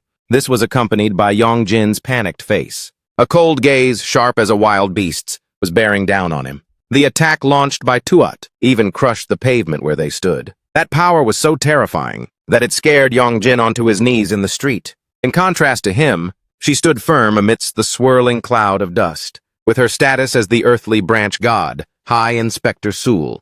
Sul glared fiercely at him, sensing the black dragon's power. Then she rolled her eyes and interrogated Yongjin.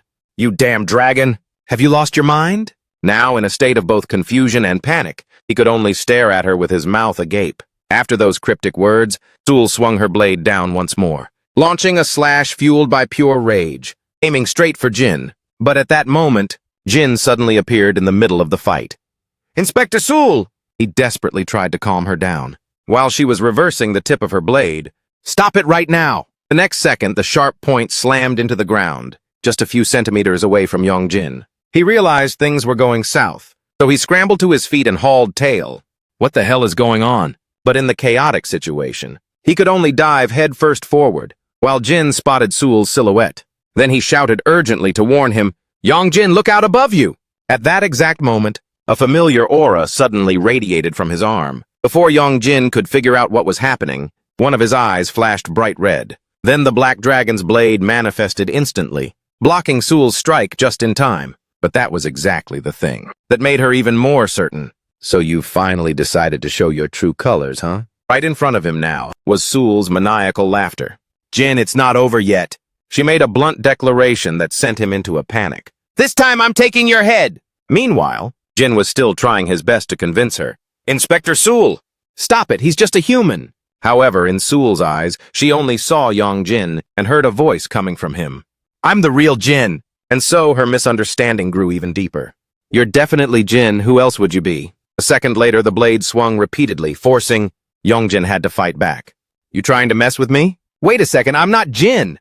"Whatever." As he tried to deny it, Jin continued to shout loudly, "I'm the real Jin!" This time, he couldn't hold back anymore and cursed, "You're still in there talking smack?" After scolding him, Yongjin continued the life-or-death chase with Sul. "Stop right there!" Suddenly, she crossed her two blades together and chanted an enhancement spell. Power erupted instantly, causing the ground to crack and debris to fly high into the air. As for Yongjin, he could only feel a surge of electricity right behind him. Meanwhile, Sul poured all her strength into it, making her eyes glow intensely. But just as the ultimate technique was about to strike, someone's sword parried the blow. Yongjin and Sul seemed to pause for a beat because of that sound. Then a cloak fluttered in midair as the mysterious guest landed with a selfless strike. The silhouettes of Shin and Oh gradually appeared above. Upon landing on the ground, he lightly touched the hilt of his sword. Finally, Oh gracefully used a specialized draw to neutralize the technique. But he wasn't done yet. He unexpectedly summoned countless soldiers to attack the target. "Pegasus deployment!" They followed his command and immediately drew their bows tight, shooting arrows one after another straight at Sul to force her to retreat. Gradually, the distance between them grew wider, leaving Sul to only grit her teeth in frustration. At the same time, Oh raised his sword and shouted, "Protect me! Pegasus deployment!" From their fighting stance, they spun around, each gripping a long, sharp spear tightly in one hand. Next, a protective layer of two spears was deployed in front of Yongjin and Jin. By the time he realized it, he was already under heavy protection. In contrast to Yongjin, Sul stood alone against everything. A few more moments passed. Jin then withdrew the horses and handed back the phone. "Here, the photo's done." Oh happily took it. "Thanks," he then proudly shouted. "The superhero is here!" Those words made her face darken. The hell? Finally, her anger boiled over, making Sul scream, "What do you want, you damn horsehead?" Being insulted out of the blue made him very annoyed. "She really called me a horsehead?" However, Shin chimed in, "Well, she's not wrong." As for Sul, she started accusing them again. "Are you guys on Jin's side?" Oh heard that and quickly blurted out, "Why are you so pressed?" However, she was still full of bloodlust and provoked them. "Come at me then, all of you!" But this time he interrupted her. "Chill out." Oh then quickly cleared Yongjin's name. "This kid is just a human. You almost committed murder back there." Upon hearing that explanation, Sul frowned in disbelief. "A human?" Meanwhile, Yongjin just sighed to himself, "I really want to go home. Forget finding or killing dragons." As for Sul, after thinking for a bit, she still insisted, "How is that possible? He smells exactly like a dragon." Shin coldly reminded her, "Blow your nose, girl." Then she quickly rushed up to Yongjin to check. Sul's expression instantly turned to shock. "What?" In total confusion, she pointed at him with teary eyes. "I clearly smelled a dragon on him, and I can even smell it right now." At that moment, Shin suddenly pulled Jin out. Of course you do. Because this old man was hiding behind his back. When she first saw him, Sul just gaped, not understanding what was happening. Then she widened her eyes and asked, "What now?" Shin then provided the explanation. This old man has been screaming the whole time. To make it even more convincing, Jin also spoke up reluctantly. "I'm Jin here."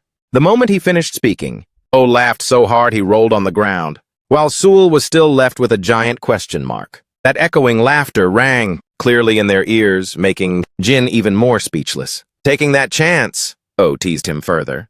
"He's not a native Korean dog, he's a French bulldog." And only then did Sul slowly realize. This dog is Jin? The corners of her mouth began to curl up, signaling something Jin had totally expected. Finally, she couldn't hold it in and burst out laughing. "That's peak!" Then Sul poked Jin's head. "You looked down on dogs a lot, didn't you?" "How does it feel being a dog now, huh?" He mumbled his response under his breath. "When did I ever look down on them?" Even so, she crankily cut him off. "Shut it!" They continued to mess around, while Jin looked away silently. This must be fate. Suddenly, he spoke up to remind Sul. "Shouldn't you apologize first? You almost killed someone." Because of that, she stopped laughing. But then he asked again. "No apology?" Sul immediately looked flustered. "Why should I apologize?" "You're the one who misled me first," Jin replied helplessly. "Didn't I tell you already?" But she still tried to shift the blame. "On the contrary, you should have let people know." But he blocked her words. "I said it, didn't I?" Being completely cornered, Sul could even feel Jin's smug laughter. Then she quickly looked at him and added, "Since you look like Jin, so—" The words she was about to say suddenly stopped because she was too embarrassed. On the other hand, Jin was a bit annoyed. "Do you gods never know how to admit you're wrong?" Finally, Sul couldn't take it anymore, so she dashed off in a flash. Holy cow. Oh waited for her to leave before coming over to chat. "I apologize to you on her behalf. It's because of some complicated stuff in the past." He also friendly reached out his hand to say hello. "Nice to meet you, I am O, the earthly branch god, the High Inspector of the Heavenly Court." He even added an extra introduction. "My name in the human world is Juno." Jin reflexively replied right away. "I'm Kwon Jin." Hearing that, he suddenly burst out laughing. "Jin? Like Dragon Jin?" Then Jin bowed directly to say goodbye. "Thanks for the help, we're busy so we gotta go now." He looked quite disappointed over here. "So busy you can't even shake hands?" Then Jin suddenly spoke up with a grumpy face. "We're on our way to find the dragon." He didn't even hide his bloodlust in his next words. "Once I get my powers back, I'm gonna crush all your noses." That single threat made O instinctively grab his nose and cry out. As for Jin, he continued to wear a wicked smile. "I'm in such a great mood today, Jin also quickly urged him, "Let's go, Grandpa." But before that, he added a reminder. "We need to go home and drop off this blade first." Jin, on the contrary, casually said, "It's better to have it. Just bring it along." Hearing that suggestion, Jin went, "Huh?" in confusion. "What do you mean? How can I carry this? On the bus?" "Fine." Suddenly, a voice interrupted them. Shin was the one speaking, and he looked very serious. "Hand that over to me." When Jin handed it over, he slowly touched both ends of the blade. A second later, two bright beams of light appeared and slowly faded into the blade.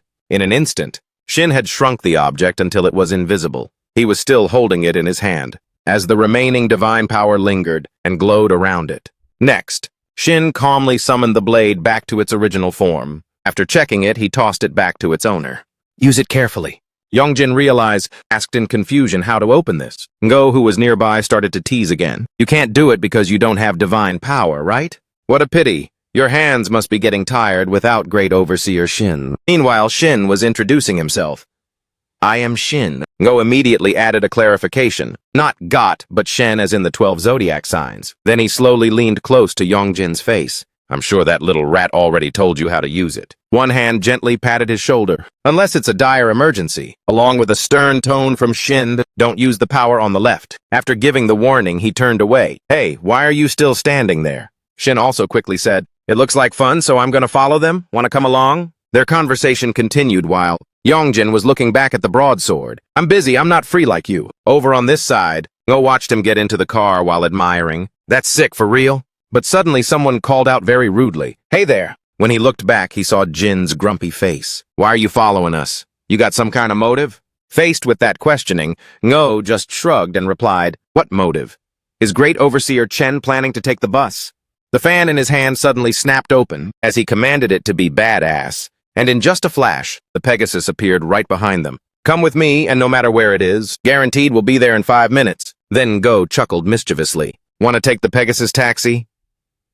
At the same time, but in a place filled only with dense jungle and vegetation, flickering through the line of sight, the warm breath of that creature slowly spread out. Its body was absolutely massive, but its appearance was hidden behind the lush green canopy. The sky today was incredibly clear and blue, in perfect harmony with the lush forest. Right now, Ngo along with Yong, Jin and Jin were riding like the wind toward that place. Turn left. Finally, the three of them landed with a shockwave that shook the entire area. With that landing, Ngo shouted out very leisurely, while the other person was already knocked out cold. We're here. Suddenly, Jin spoke up to give him a gentle reminder. Great Overseer Ngo, we have to go to the mountain peak, not here. In response to that was his calm attitude. I know, right? We're going to hike from here to the top. After saying that, he immediately snapped his fingers to recall his skill. The Pegasus that was carrying them just vanished, causing him to fall down. Now that's what I call a real adventure. Contrary to that enthusiasm, Jin just wearily said, I thought you gods were super busy. Find it fast. Though Ngo was still happily joking around. Others maybe, but I'm totally free. And then, the adventure journey began at Mount Yongjin's Sun. While on their way, Ngo suddenly struck up a conversation. Hey, Long. Then he curiously asked if he played any games. He replied in a soft voice. No, so he asked again. What about League? Even so, he still firmly blurted out the same answer. Don't play this time. Ngo was legit shook. Why? He didn't hide it and just came clean. Because I don't have a computer at home. He immediately suggested, then go to an internet cafe. That idea was immediately brushed off by him. It's a waste of money. But Ngo found it hard to believe and questioned further. You don't even play mobile games? And the response from him was very direct. Correct. At this point, he suddenly changed the subject. Then what's the point of living? Yongjin replied flatly. I just live. Hearing that, he made an offer. How about you come live with us? There's even an internet cafe room. Ngo quickly explained further. Actually, it's not my house, it's the monkey's house. Sin earlier just stayed in one of the rooms. He also proudly bragged to Yongjin, our mission is to protect humans after all. There's no way he'd say no. On the contrary, it was just reluctance from him. No thanks. Those reactions made him wonder, do you hate me that much? But in the end, Yongjin only coolly said, it's normal. Ngo then naively asked, what does normal hate even mean? Can you explain it more clearly? This time, Yongjin showed a bit of annoyance. Stop asking, I'm so tired I'm about to kick the bucket. Right at that moment, Jin suddenly spoke up in a very mysterious way. Hey, kid. Then his haggard appearance gradually revealed itself. Put out your left hand, Yongjin was surprised. Are you okay? Why do you look so wrecked? In the end, he had to follow the request, while Ngo was judging. Man, how are you weak as a snail? As for Jin, he transformed into human form and placed the pearl on his hand, as per usual. It immediately glowed extremely brilliantly. Then, a guiding path began to form. To Ngo's amazement, they looked in the direction of the light beam and muttered, right, go a bit further. Just as he was about to continue, Jin called out once more, Master Yong. Jin, having returned to dog form, was now exhausted. Carry me for a bit. This body is so out of shape. Legs are short, and the body is like a potato. Seeing this, Jin remarked, you eat so much, of course you're fat. Even Ngo smirked. In return, Jin just grumpily scolded him, you little brat. You should have trained your stamina beforehand. Can't even hold the broadsword properly. And just like that, they started bickering. I can hold it now, okay? He determinedly shut him down. Quiet. Move. A while later, Jin was placed inside the backpack to rest. The one carrying him now was actually Ngo. If I hadn't come along, you guys would have been in big trouble. Yongjin, following behind, replied, my bad. Gradually, they finished climbing the stairs. In front of them now was only a massive cliff face. Ngo paused for a moment to speculate. Is this the right way? Don't tell me we have to go through this rock. Suddenly, Jin proactively used his nose to sniff around, making him feel like teasing. Acting just like a fierce dog, huh? Very quickly after, Jin suddenly jumped straight into the bushes. Are we there already? Both of them followed, the direction he indicated, parting the foliage bit by bit. When they looked closely, they saw in the middle of a hollow, a creature was still fast asleep. Initially seeing it, Yongjin just stared with wide-eyed surprise. A trash bag? Meanwhile, Jin was dead certain it was a sacred beast. This side seemed to sense their presence, so Dojon proactively woke up. Then he immediately bowed in greeting. It is an honor to meet you, great overseers. Those ocean blue eyes slowly locked onto theirs. I am the guardian deity of this mountain. My name is Dojon. Dian immediately questioned him. You're the mountain god? Your condition doesn't look too good. At that question, Dojan's eyes flickered with a hint of sorrow. Please do not worry, sir. This is the consequence of the devastation of everything on the mountain. The ecosystem has been destroyed. Then he quickly got down to business. What brings the great overseers here? In person.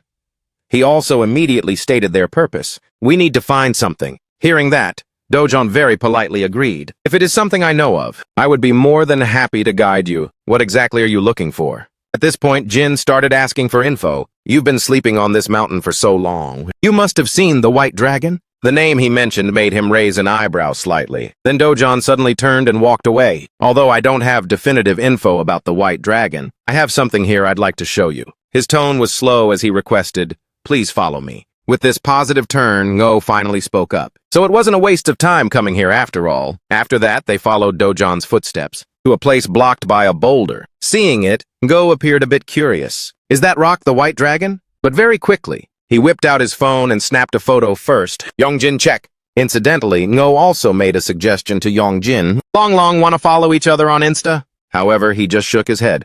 I don't have one. This made him shout in disbelief. Why the hell don't you have anything at all? Meanwhile, Dojin was slowly telling Jin, this is a sacred boulder. It has existed since I was born here. Then he continued speaking while looking towards the boulder. At night, it often emits a white light. Jin on this side quietly observed, I wonder if it's related to what you're looking for. A moment later, he spoke up to call Jin to get his attention. Hey kid. At the same time, Jin also used his human form along with the pearl. To verify, this time the pearl's reaction was very different, as it no longer glowed. Facing that change, Yongjin's eyes widened in total shock. In return, he maintained that posture, but nothing else happened. The light is out. After verifying the truth, Jin frowned slightly. So is it right or not?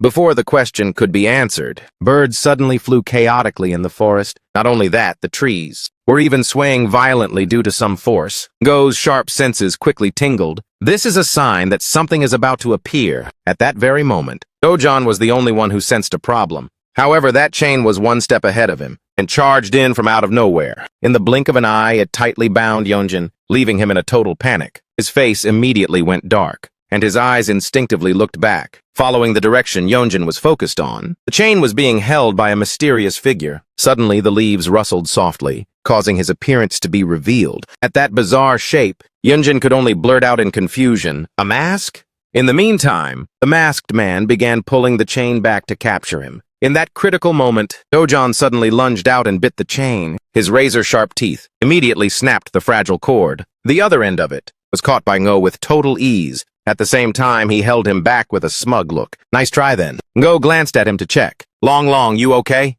Contrary to that nonchalant look, Yongjin was still terrified at that moment. He was still being tied up, while the other end of the rope was held by a hand. That sight was witnessed by Ngo in total shock. Then he hurriedly checked, only to find he was holding the masked man. Even Dojan hadn't expected this, so he was completely stunned. As for Jin, he could only scream his name in a panic. Yongjin. Yongjin himself didn't dare to budge, because he saw several drops of drool falling down. To be more precise, it was coming from the razor-sharp teeth of a beast. Gradually, the massive body of the dog man came into full view, making him even more shell-shocked. At this point, Ngo hurriedly blurted out, You bastard, when did you swap places so fast? Jin snapped irritably. Or did you just mess up the catch? While the situation was still unfolding unexpectedly, the dog man started turning around to leave, but that action was immediately spotted by him. Stay right there!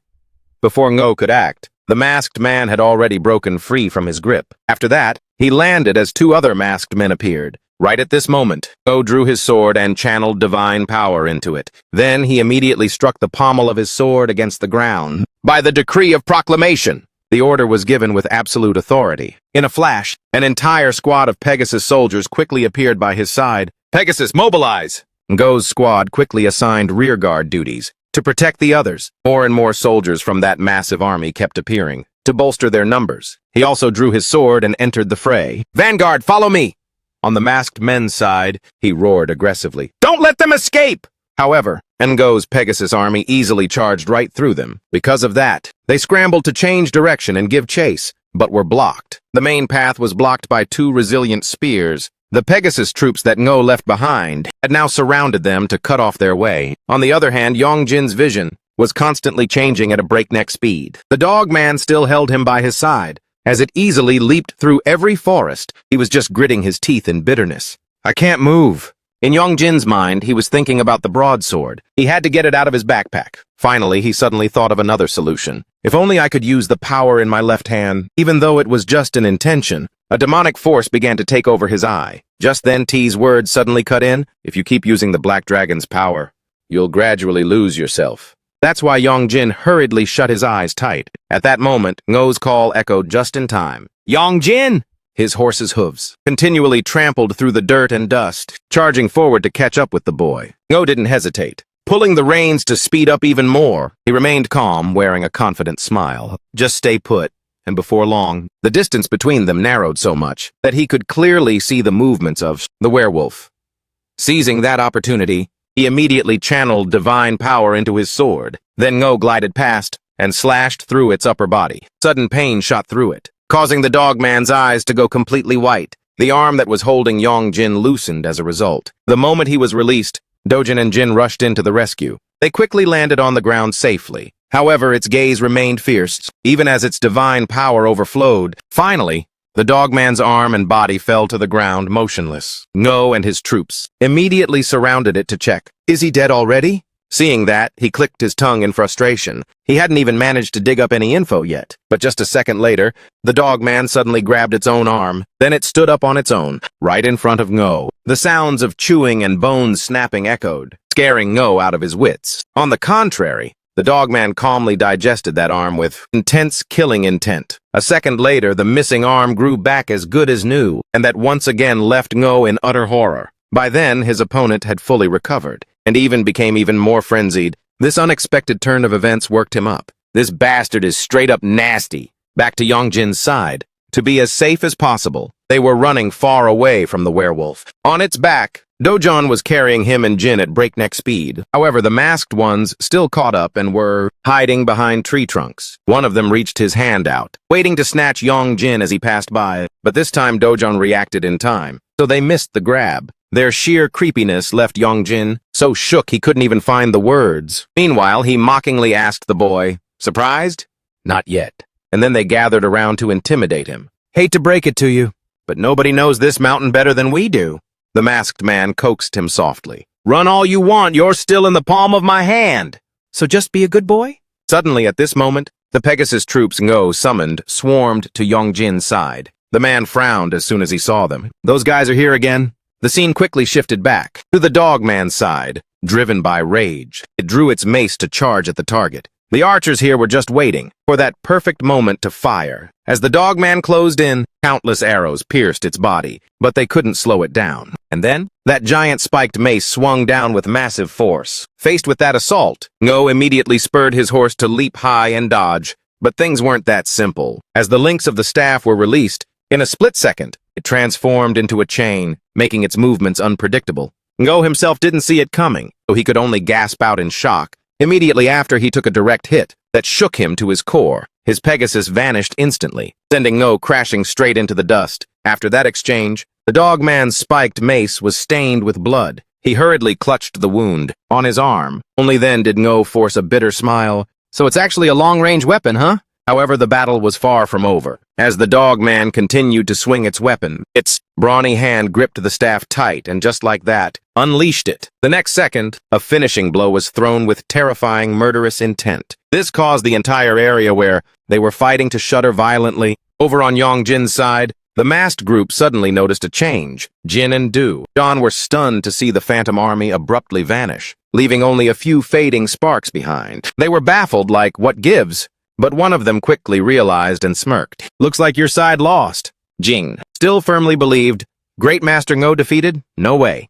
That's impossible. Meanwhile, they taunted, "Just a brat and 2 dogs." The masked man casually pointed at them. "Now surrender quietly." Suddenly, his laughter cut short. At the sight before him, Yongjin's robes were fluttering wildly in the wind. Jin didn't turn around, unaware of what was about to happen. As for Yongjin, he now held a sword that had been shrunk down. Divine power quickly flowed into it to activate the enlargement mechanism. Finally, the slight rustle of wind and the power fluctuations also caught Jin's attention as he looked back. When he looked back, he saw that the sword had been summoned and was ready for battle. Yongjin gripped it tightly and pointed the tip at the masked group. Jin and Dojon both turned their astonished gazes toward Yongjin. On the other hand, the masked group was very dismissive. "What the hell do you think you're doing?" One of them speculated. "Looks like it wants to throw down."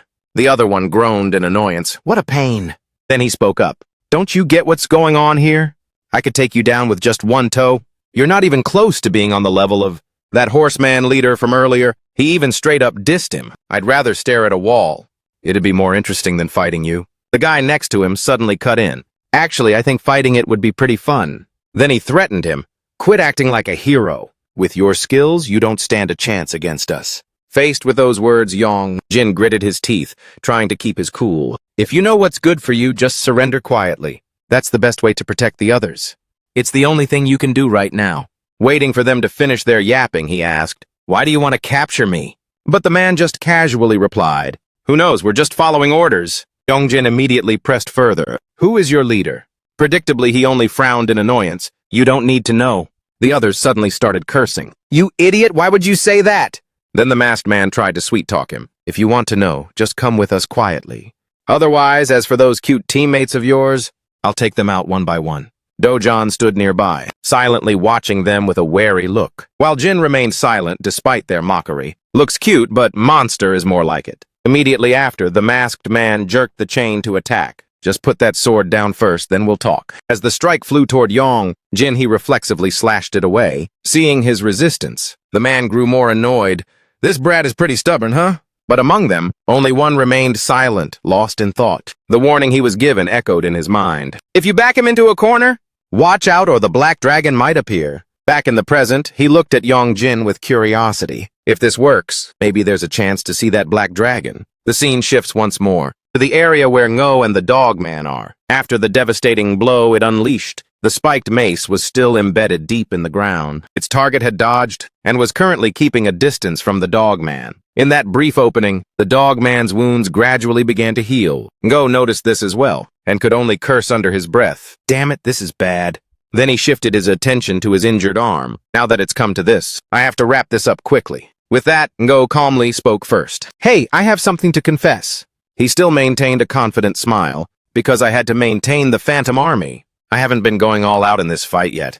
He readjusted his stance, drawing his sword with more precision. "Do you know what that means?" This time, Ngo pointed his blade directly forward. "Now I'll show you my true power."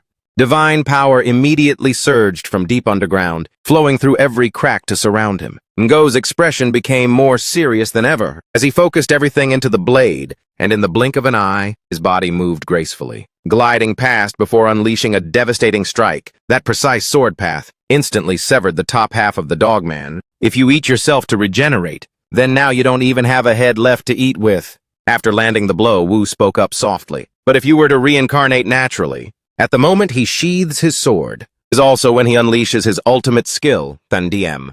Just burn it all to a crisp and it's over." With this smug confidence, Wu took the initiative to chat a bit more. "I really should have interrogated you first, but since Long Long is in danger..." Suddenly he saw the dogman's hand placed right on its own neck. In the next scene, it straight up sliced off its own burning part. They hadn't expected that at all, leaving them jaw-dropped and wondering, what the heck? As for the dogman, once the excess part was dealt with, its cells surged back to life. A new head from the socket sprouted up incredibly fast. Wu then let out a smirk as he realized something. Turns out this isn't just some mid-tier monster. Facing him was that dog head, stubborn as a mule. "I plan to play with you for a bit, then head out. But can this mess even be finished?" The scene shifts, back to the battle between blade and sword. Here, Yunjin was shaking like a leaf, while his opponent remained perfectly calm. Finally, the masked man declared him weak as hell. Then he easily knocked him away. "You're not even on my level." The shove from earlier sent Yunjin collapsing to the ground. The masked man impatiently barked, "Bring out the black dragon, before I chop off all your limbs." Playing with a lowlife like you is nothing short of torture. As Yunjin faced him, all he could show was a look of pure helplessness. The others sat there watching, totally getting a kick out of it. "He doesn't even realize we're going easy on him. Hey, forget that black dragon crap, just tie him up and let's bounce." At this rate, the cops will be here soon. As for Jin, he was now tied up and spiraling in confusion. What the hell should I do? His eyes didn't miss a single movement from Yongjin, and then an idea suddenly hit him. I wonder if this dog's body can even take it. With that, Jin immediately called out to Dojon to get his attention. Did you just say your name is Dojon? Jin, while channeling his divine power, gave instructions. While I'm using my power, get the boy out of here. However, he suddenly blurted out a warning. Please don't do that, Dojon softly advised. That body isn't on the same level as yours. If you use your power, you could be in serious trouble. Let me try instead. Please don't overexert yourself. In return, he was completely caught off guard. How the hell do you know about that? Facing that question, Dojon's eyes gazed pensively forward. Seeing Yonjin getting wrecked over and over, he slowly continued, Isn't that where the great inspector belongs? Looking closer, he could clearly see Yonjin's misery. Something has felt off this whole time. His inner thoughts began to pour out. To be born and exist in a position that one isn't meant to be in. And right now, he seemed to be knocked out, yet his hand still gripped the blade tightly. What on earth is that thing? Yonjin still refused to give up, trying his best to hold onto the hilt. The masked man continued his mockery. Even if your outer shell is superior to humans, he used stinging words to stab at the boy's mind. On the inside, you're just a weak human. What's more, his expression was absolutely terrifying. With your strength, you're not going to achieve jack. Overwhelmed by humiliation, everything around Yonjin suddenly went dark. From the start, the fact that he wasn't using the power of the Black Dragon to fight a monster like him was already an impossible feat. In a fleeting moment, he let his rage take control. Clenching his fist as tight as possible, the Black Dragon's eyes snapped open, unleashing a surge of frenzied mana. Then Yonjin's eyes instantly shifted to that familiar shade of red. Suddenly, at this very moment, Dojin spotted a brilliant golden flash of light. Watch your damn mouth. It was clearly radiating from Jin's body. That thing isn't over here. A sly, cunning smirk was spreading across his face, yet Yongjin suddenly slammed his head against the ground. That move left the masked man both shocked and confused, while the boy kept that same smirk on his lips, looking even more smug than before. That's my nephew. At the same time, Jin's body began to blur as the transformation took hold. Dojon watched the scene, his eyes wide with amazement. And as for Jin, he didn't forget to double down on his firm declaration. I will protect my nephew. At that exact moment, the rock where Yonjin was hiding reacted by glowing brightly. Yonjin recalled the moment he gave a wicked grin with thoughts racing through his mind. Unyielding spirit. I must never forget that determination. Yonjin gripped his sword tightly and admitted the truth. Yeah, there's no way I can win. Then he pointed his blade forward, his voice dripping with sarcasm. Of course I can't win. It's 3 against 1, for God's sake. Seeing Yongjin's expression, he barked, This kid has lost his damn mind. He darkly pointed out the masked man's main goal. Your goal is to take me alive. But from now on, even if I have to kick the bucket, I'll find every possible way to get out of here. Hearing that, he growled in fury, enunciating every word. Is that so? In that case, the masked man immediately lunged forward, aiming straight for Yongjin's legs. I'll just chop your legs off and call it a day. The boy widened his eyes and bared his teeth, bracing himself for the masked man's strike. He drew closer by the second. Yonjin held his sharp sword at the ready. Suddenly, the masked man's blade snapped in half against an invisible wall in front of the boy. He was dumbfounded by the sight. Yonjin stood there completely stunned. When he saw a wall surrounding his body, he was so tense that a bead of sweat rolled down his face as he tried to figure out what was happening. A foot stepped out from the thick cloud of dust. The hair and an earring belonging to Jin gradually came into view. At this very moment, the masked man lay unconscious after being slammed hard against the wall. His comrades weren't doing any better, having already collapsed on the ground. The silhouette of a dragon spiraled around, powered by a massive surge of white magic. Jin silently placed his hand on the sword's hilt. Standing in the center of the spiritual energy, the masked man gripped his knife tightly. Seeing there was no way out, he had a gut feeling about how this would end.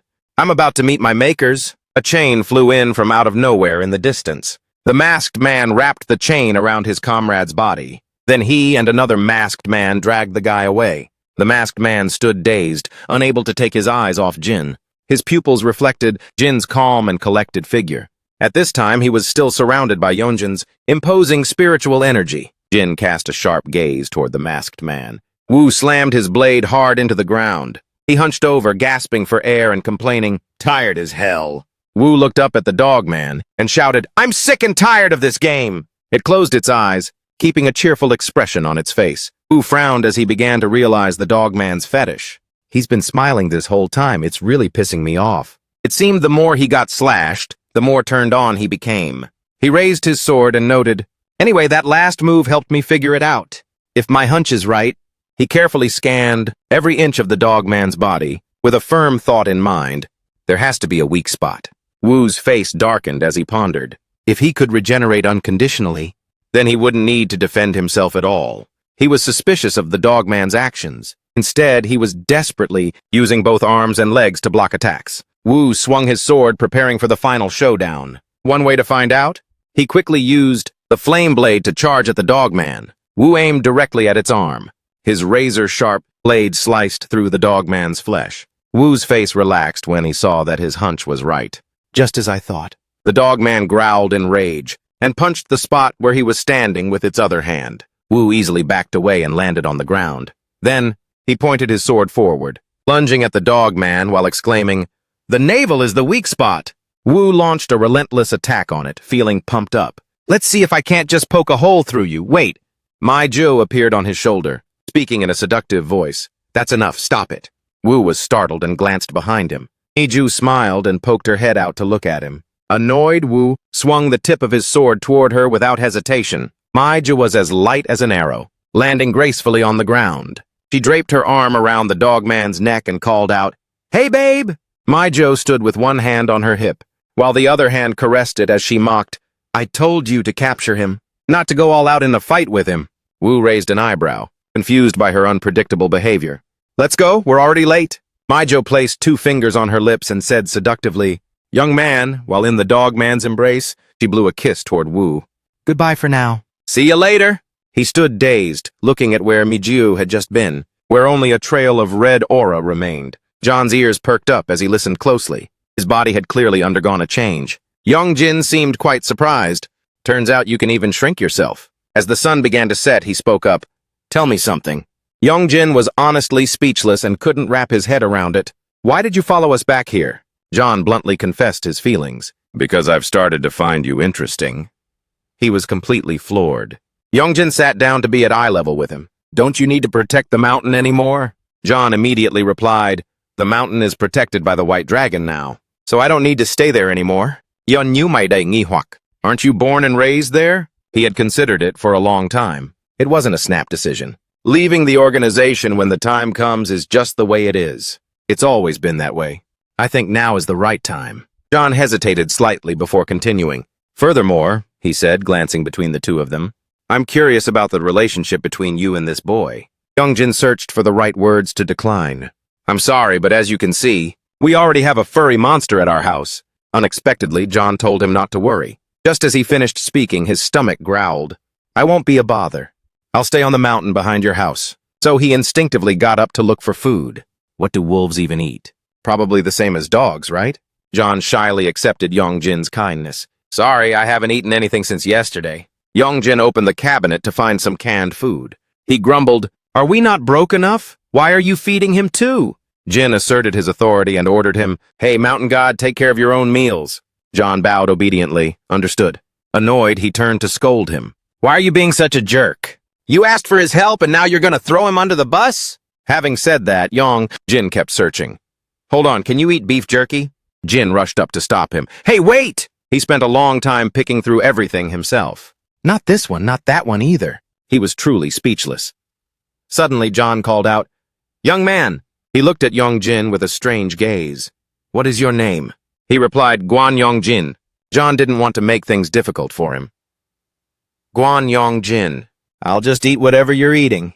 But he explained, "Animals aren't supposed to eat human food." He suddenly jumped up and did a mid-air somersault. A blue aura enveloped John. He transformed into a human form. John looked up calmly and asked, "Is this okay now?" After a moment of deliberation, Jin made his choice. "Here, I'll grace you with this kind." Young Jin hesitates, then makes a suggestion. "In that case, how about some instant noodles?" He is startled in shock. "Instant noodles? Isn't that a bit too bougie?" He says miserably. "What's so bougie about instant noodles?" A moment later, steaming bowls of egg noodles are served on the table. Jin sits nearby, drooling with hunger. "This meat broth is seriously top tier. I bet the taste is fire, too." John takes a sip of the broth, and it's like tasting a delicacy. He happily enjoys the meal. This is insanely good, Yong. Jin is relieved that it suits your taste. Just as he is about to take the first bite, a beam of light appears beside him. Jin also turns into a haughty person and demands, "Cook a pack for me." Jin grumbles in annoyance. The house is already cramped enough as it is. While the two are bickering, Cho obediently eats the noodles. Even if you eat in that form, it still affects your dog body. Didn't you learn your lesson from the diarrhea last time? Are you going to take responsibility? He nonchalantly replies, "For the toilet?" Late at night, Jin immediately hurries to kick the mountain god out. "Now leave?" He immediately obeys. "Yes, I'm going now." Unexpectedly, he throws out a set of blankets. "It's late, just sleep here tonight." He gets annoyed having another competitor. "The house is already small and you're inviting him to stay over, Yong?" Jin doesn't care about Jin's opinion. "Is your dog form or human form your true self?" Cho answers without hiding anything. "Both are my true self." He flashes a gentle, caring smile. "In that case, I assume you know how to shower yourself?" He confirms, of course. Then Yongjin turns cold and immediately demands, "Go take a shower then, you reek of dog smell." He bluntly states, "I almost gagged while eating." John apologizes awkwardly. Jin quickly checks his own body odor. The sound of splashing water echoes in the bathroom. Yeonjin and him each lie down in a corner to rest. He suddenly feels anxious. Thinking back, Yeonjin really doesn't know what to do. How can I bring Yeonjin into my body now? He already possessed the ancestor's body, didn't he? Will those old memories come flooding back to me? What do you mean by that? He can't believe his ears. Keeping two dragons in my body for real? She glances over at Ion. Jin, use the captured dragon to create your left arm. Then get rid of the black dragon. That's what I'm thinking. He firmly asserts, any dragon would do. They are all safer than the power. The destructive and terrifying power of the black dragon. But Ion Jin is currently lost in thought. The white dragon is definitely safer than the black dragon. So he boldly makes a request to the ancestor, swap the dragons for me. Jin is momentarily confused. At this point, Yoon Jin sits bolt upright, solemnly pleading with the white dragon. You can hear me, right? Please become my left arm. It bluntly speaks back. I refuse. Are you clueless? It arrogantly asserts itself. I am the power of the dragon god Shin. I cannot coexist with a human. Someone with such weak divine power and will, he doesn't know how to respond for a moment. Shin, I think this works out better. It suddenly makes a cruel observation. Imprisoning the black dragon in a weak human body is actually a pretty good idea. Yoon Jin turns pale. What? He panics, unable to grasp the situation. I'm asking for your help here. The white dragon coldly states, I can't help you with anything. It kindly offers a piece of advice. If the black dragon acts up, I can give him a slap. So make sure he doesn't cause any trouble. Yoon Jin is shocked, his brain temporarily freezing up. Jin suddenly speaks up, snapping him out of his thoughts. Who gave you the guts to do that? Seeing Yeongjin still dazed, he continues, asking about swapping the black dragon for the white dragon. He honestly admits to Jin, it's just that the black dragon always does whatever he wants, while the white dragon is much easier to negotiate with. His face immediately darkens, thinking, do you take me for a fool? Jin shifts the conversation again. Where did you get that saber from? Yeongjin frowns and answers tensely. I bought it on a second-hand app. He hums as he processes the info. You bought it? Then Jin uses his spiritual power to take out the robe. His eyes are full of scrutiny and pressure. Did you buy this there too? He's so stressed he's breaking into a cold sweat. This is an item that Gi recognizes. This one, his somber gaze shows that this is no simple matter. The high day gam of Z used to wear it. A trembling hand tries to reach up high. Wu lies on the bed receiving treatment. My hands are still shaking even now. He frowns, showing his annoyance. Is it because this isn't a body, created by the sacrificial altar, that it's like this? He asserts that it's just because your training is lacking. Asa nearby calmly analyzes the situation. It causes your body's balance to be thrown off, which is why your divine power has become unstable. Wu still can't get out of bed. He asks curiously, just how have you managed to keep your balance in that body anyway? Yet a faint aura still radiates from him. The simple answer, habit. He can't help but exclaim, oh my God! How can you even live like that? It's impressive. Wu starts making excuses to shift the blame, though it might sound like a total cop-out. But it's actually all because of the high day gam of Shu. He gets more fired up as he speaks. From the start, I had to waste my energy just to stop her. Wu is cut off and spooked by a foot. That's why my divine power was totally drained. And why I ended up at a disadvantage. When I faced that guy, Zhu stands haughtily looking down at everyone. Hey, you useless scrub. Just look at you getting beaten to a pulp like that. He struggles painfully to get up. I told you my level is just different from you guys. Zhu steps over Wu for the moment. Don't you dare act out again. Truly a reckless rookie.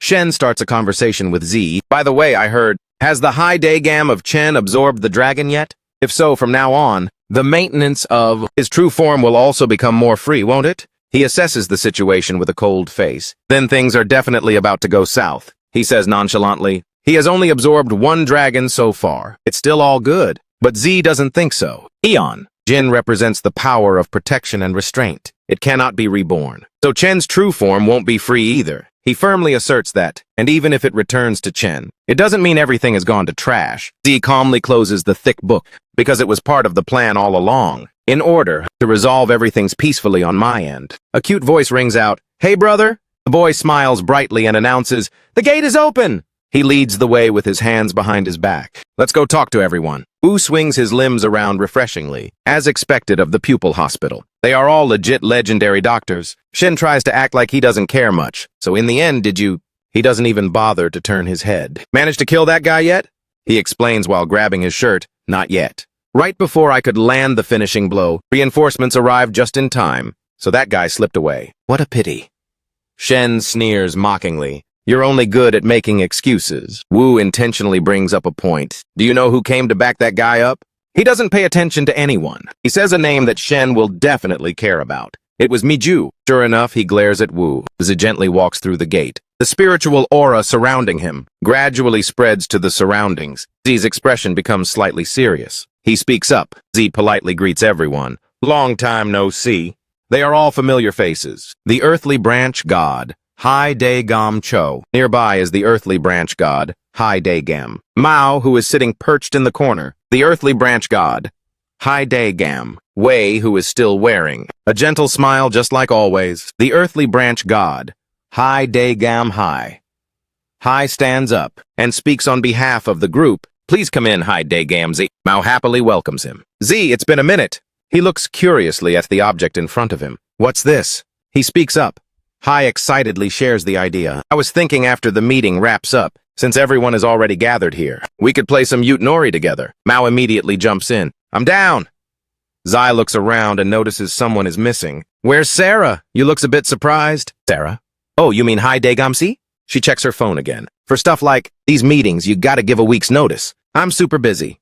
She also messaged that we should just summarize the key points and text them to her. Wu quickly finds a place to sit down. Is that lady still doing the fortune-telling gig? Z decides, it's fine. I'll just catch her up later. He notices another person is missing. Hai Daegam Yin isn't here either, is he? Mao innocently asks Shu nearby, Hai Daegam Shu? Didn't Hai Daegam Yin come with you? She snaps back grumpily without looking up. Why ask me about that old geezer? She looks annoyed, suddenly catching an attitude. Wei frowns and pushes impatiently. Let's just get down to business. I had to take time out of my busy schedule to come all the way here. Hearing that, Wu starts roasting him. You took a portal here, easy peasy. No cap. Yet you're acting like it was such a struggle to get here. Chen helps out with another burn. He's literally the one with the most free time out of all of us. Zai speaks up to cut through the noise. First, Z reveals a strange painting. Has anyone seen this before? He frowns deeply. What even is this? Mao tilts his head in confusion. Hai suddenly speaks up. There seems to be a clue about this. He leans in for a closer look. I've seen this before. Hai explains what he knows. A demon with that sigil carved on its body once murdered a human, or more accurately, it indirectly sent them to the grave. Yu is completely shocked. Did stuff like that actually happen on Jeju Island? He expresses deep regret. If I had discovered it a little sooner, that tragedy wouldn't have happened. That's why I remember it so clearly. Zai asks for more details. When exactly did that happen? Hai rubs his chin, thinking it through. It was shortly after this body of mine awakened. Not long after that. I think it's been about 15 years. He picks up on the information, so it's been around for 15 years already? He moves on to another topic. Then, have you ever seen a mask? He's a bit lost. A mask? Zai gives a concrete example. Like the Gasido masks, those types. Hai thinks for a bit, then confirms, I haven't seen them. But what does that have to do with this? He shares his thoughts. The demons with this sigil, and the masked ones, are acting as if they are on the same team. Z reaches a firm conclusion, and there's a mastermind behind them calling, the shots! Mao is incredibly worried. But what could their motive be? He continues with his theory. Judging by what has gone down so far, their target is definitely the true body. Z mentions a critical matter. As you all probably know, the true body currently holds human souls. Wei asks doubtfully, humans? He can't help but crack up. Hold up, is that thing really human? I'd bet anything on it. That brat is more of a demon, honestly. Wee is about to ramble with some toxic malice, so his demon squad.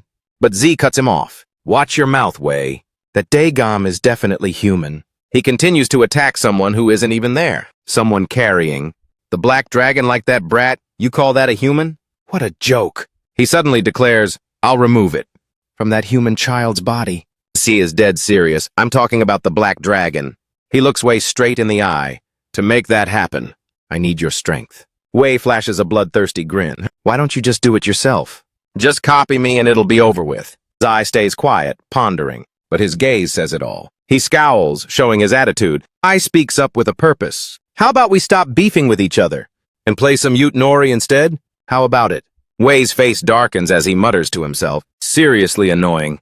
He clenches his fists, holding back. That's not even that human kid's body anyway. Wei just can't wrap his head around it. That body originally belonged to Daegam Chen. Shouldn't we just stick to the natural order? He's a bit of an extremist on these matters. Besides, I heard Daegam Chen lost his memories. So is that really the Chen we once knew? Wei keeps rambling non-stop, from the jump.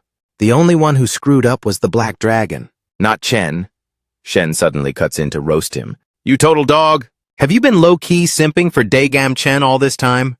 He can't stand to hear it anymore. If not, then stop talking all that garbage. That doesn't lead anywhere. Wu supports him wholeheartedly. For real, that's facts. Yu bursts out laughing and slams the table hard. Mao frowns, unwilling to accept it. So, are you saying we should just forgive Chen? The one who heartlessly slaughtered thousands and tens of thousands of people? He grits his teeth, trying to fire back. It was Heilong who killed them, more like. Hai also speaks up. So what about Heilong? He calmly breaks down the issue. It was originally a part of Chen's power. How can you be so sure that everything Long did wasn't completely influenced by Chen's will? Hai's tongue is getting a bit too sharp, because deep down, Chen already wanted to wipe out humanity. He doesn't give a damn about Wei's feelings. So Heilong simply acted on those thoughts. Shen suddenly has a wild idea. How about, while he's still stuck in that dog's body, we just take him out and be done with it? If we do that, naturally, Long will go down with him. Someone points out the flaw. You think he'll just kick the bucket that easily? He'll definitely go berserk, just watch. She casually asks a question. By the way, about that boy. Mao raises her doubts. I'm really curious about that kid, born inside Chen's body. Look, no matter how you slice it, even though he has to hold Heilong's massive power, the boy is still perfectly fine, isn't he? He spews more venomous words. Exactly. Think about it, the whole thing is totally cap. If he were just a normal human, Heilong would have swallowed him whole a long time ago. How could he still be unscathed? Wei is being way too stubborn and won't listen. He's just a demon, period. Just let me help you guys finish him off already. That brat is definitely the mastermind. Behind everything, for sure. Zai can't stay quiet anymore. Daegam Wei! He's fuming as he delivers a warning. If you're not going to cooperate, please get out. Wu is also annoyed. Quit the main character syndrome, you lunatic! With that, he slams the table and stands up decisively. Wei flips the bird to the entire group. He arrogantly declared, fine then. Whether it's taking down Heilong or some mastermind. You guys just handle it yourselves. Because I ain't backing down, open the gate and let your daddy go home. His eyes widened in surprise, exclaiming, damn, he's actually leaving. Shen was scrolling through his phone, while mocking, staying any longer would be straight up embarrassing. So of course he had to bounce. She gently set down her glass. She softly assessed the situation. Whether that child is ultimately human or demon doesn't really matter anymore. She summarized the various opinions, since Grand Censor Zai has already vouched for him, stating that the child is human. Then we have no reason to be skeptical, or gossip about his judgment. Everyone listened in silence as she analyzed. What we need to care about now is, who exactly was the one that broke Chen's seal? Because Chen couldn't have unsealed it himself. So someone from the outside must have interfered. No one disagreed. That person is surely a being, with power equivalent to ours, which is why they were able to break the seal. High chance that person is somehow involved with that mastermind. We also cannot rule out the possibility that they have been in contact with Chen. Shai reached a simple conclusion, because the one who craves Chen's body the most is none other than Chen himself. Is there anything else, therefore? She suddenly made a brutal suggestion, with a gentle smile. Why don't we just grab Grand Censor Chen and torture him with the jury punishment until he spills the beans?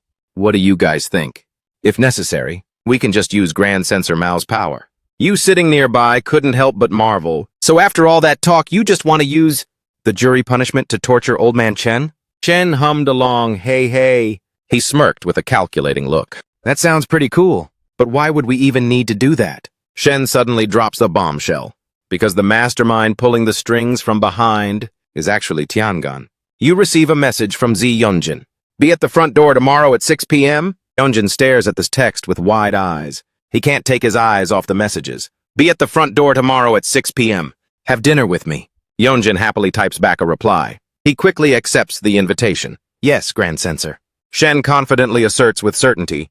The mastermind behind this is Tiangan. Zi's face darkens.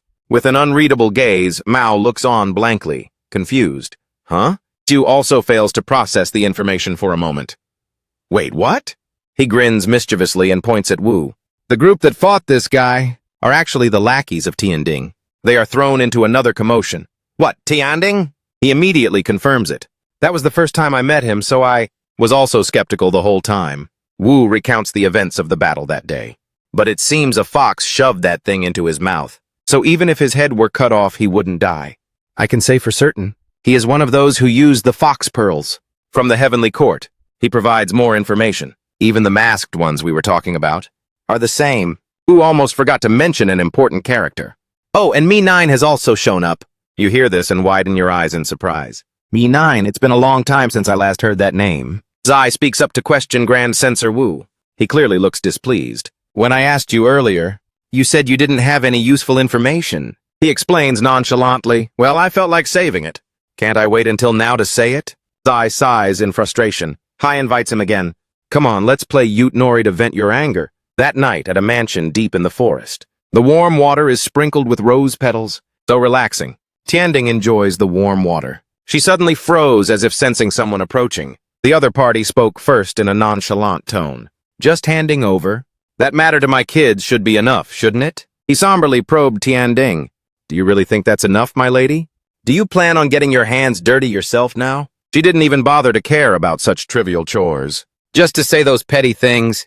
You actually dare to break in here in the middle of the night? Or, do you want to come here and watch me bathe for some eye candy? He clicked his tongue, trying to clear his name. I've been standing here facing the wall. This whole time, you know, Tianding demanded. If you have something to say, spit it out. Mask carefully chose his words to negotiate.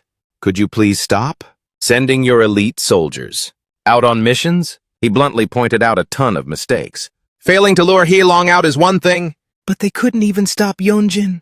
Why is the field work being handled so poorly? She continued to enjoy the warm water. It's no big deal. Yet you come here making a scene. Mask couldn't believe his ears. It's no big deal? He intentionally raised his voice sarcastically. You're way too chill about this. Tianding casually toyed with the rose petals. Are you mocking me right now? She lowered her voice, making the air turn cold. How dare you? Tiangan, the nine-tailed fox god Tianding, glared threateningly. Catching an attitude with me? Unexpectedly, Mask didn't even flinch. Yes, it's a shame, but I actually do dare. A nine-tailed fox isn't even that special anyway. He even played innocent on purpose. Oops, my bad. My apologies, my lady. She gently blew on a rose petal. Mask immediately collapsed as if his strength had been drained. Tianding lifted herself out of the bathtub. She slowly walked toward him. The space was filled with steam and Tianding's spiritual aura. She gently reached out and pulled him toward her. Tianding forced Mask to look her straight in the eye. Not that special, huh? Her smile became crazed enough to give one the chills. Do you need me to show you? Tianding was about to strip off that mask, but he suddenly broke free from her restraint and grabbed her hand tight. Mask squeezed Tianding's small wrist firmly. She winced from the pain. Her arm trembled. Ah! He stood up straight, imposing his demand. I do. Since you've put it that way, then allow me to ask for another favor. Then in the blink of an eye, Mask vanished without a trace. On Tianding's hand, there was still a burn mark where she was held. She rubbed the wound while grumbling, is that trashy guy a eunuch or what? Tianding somberly plotted her next plan. The next morning, the weather was beautiful. A peaceful day at Sambo High School. Ji-won excitedly gripped the sword in his hand. Starting right now! Yeonjin stood with his hands in his pockets, acting oblivious. Do what now? He asked as the other excitedly rambled. What else? Didn't we promise? To practice swordsmanship together? Why are you trying to flake on me? No, it's just that Ji-won didn't give Yeonjin a chance to speak. Stop being so long-winded and slow. He adjusted his glasses and got into position. First, I'll demonstrate for you. Ji-won concentrated, gripping the hilt with both hands. Then he swung in a powerful arc. He was startled, his face turning pale with fear. Ji-won sheathed the sword in a total badass way. What do you think? Yeonjin's jaw nearly dropped. That was actually pretty legit. His heart was filled with uneasy anxiety. Yeonjin kept agonizing over the past with regret. At that moment, he questioned himself countless times. If the one fighting those masked guys wasn't me but him, would things have turned out differently? He excitedly requested, "Come on, show me your usual combat stance." Yeonjin felt like he'd just woken up from a dream in total confusion. Wait, what? Ji-won explained. I have to check your basic skills first, so I can determine the direction of your future training, right? He was very enthusiastic about teaching. Otherwise, just do it again. Just try doing it like I did earlier. Let's see it. He instinctively backed away. Yoonjin couldn't say no to Ji-won. Actually, Ji-won watched as he awkwardly took the sword. Because to prepare for a day like this, which would come at some point, without him knowing, Ji-won wasn't actually some kind of master. So instead of practicing proper formal swordsmanship, he mostly just practiced the moves he liked watching on TV. He swallowed hard, nervous and trying to hide his expression. So he didn't even know if Yoonjin was being fooled or not. Seeing Yoonjin get into a stance, Ji-won chuckled to himself. Holy crap, he actually fell for it. He excitedly enjoyed his little prank. Ji-won then put on a thoughtful, troubled face. He looked around and said, on second thought, I don't think I've asked you about the most important thing yet.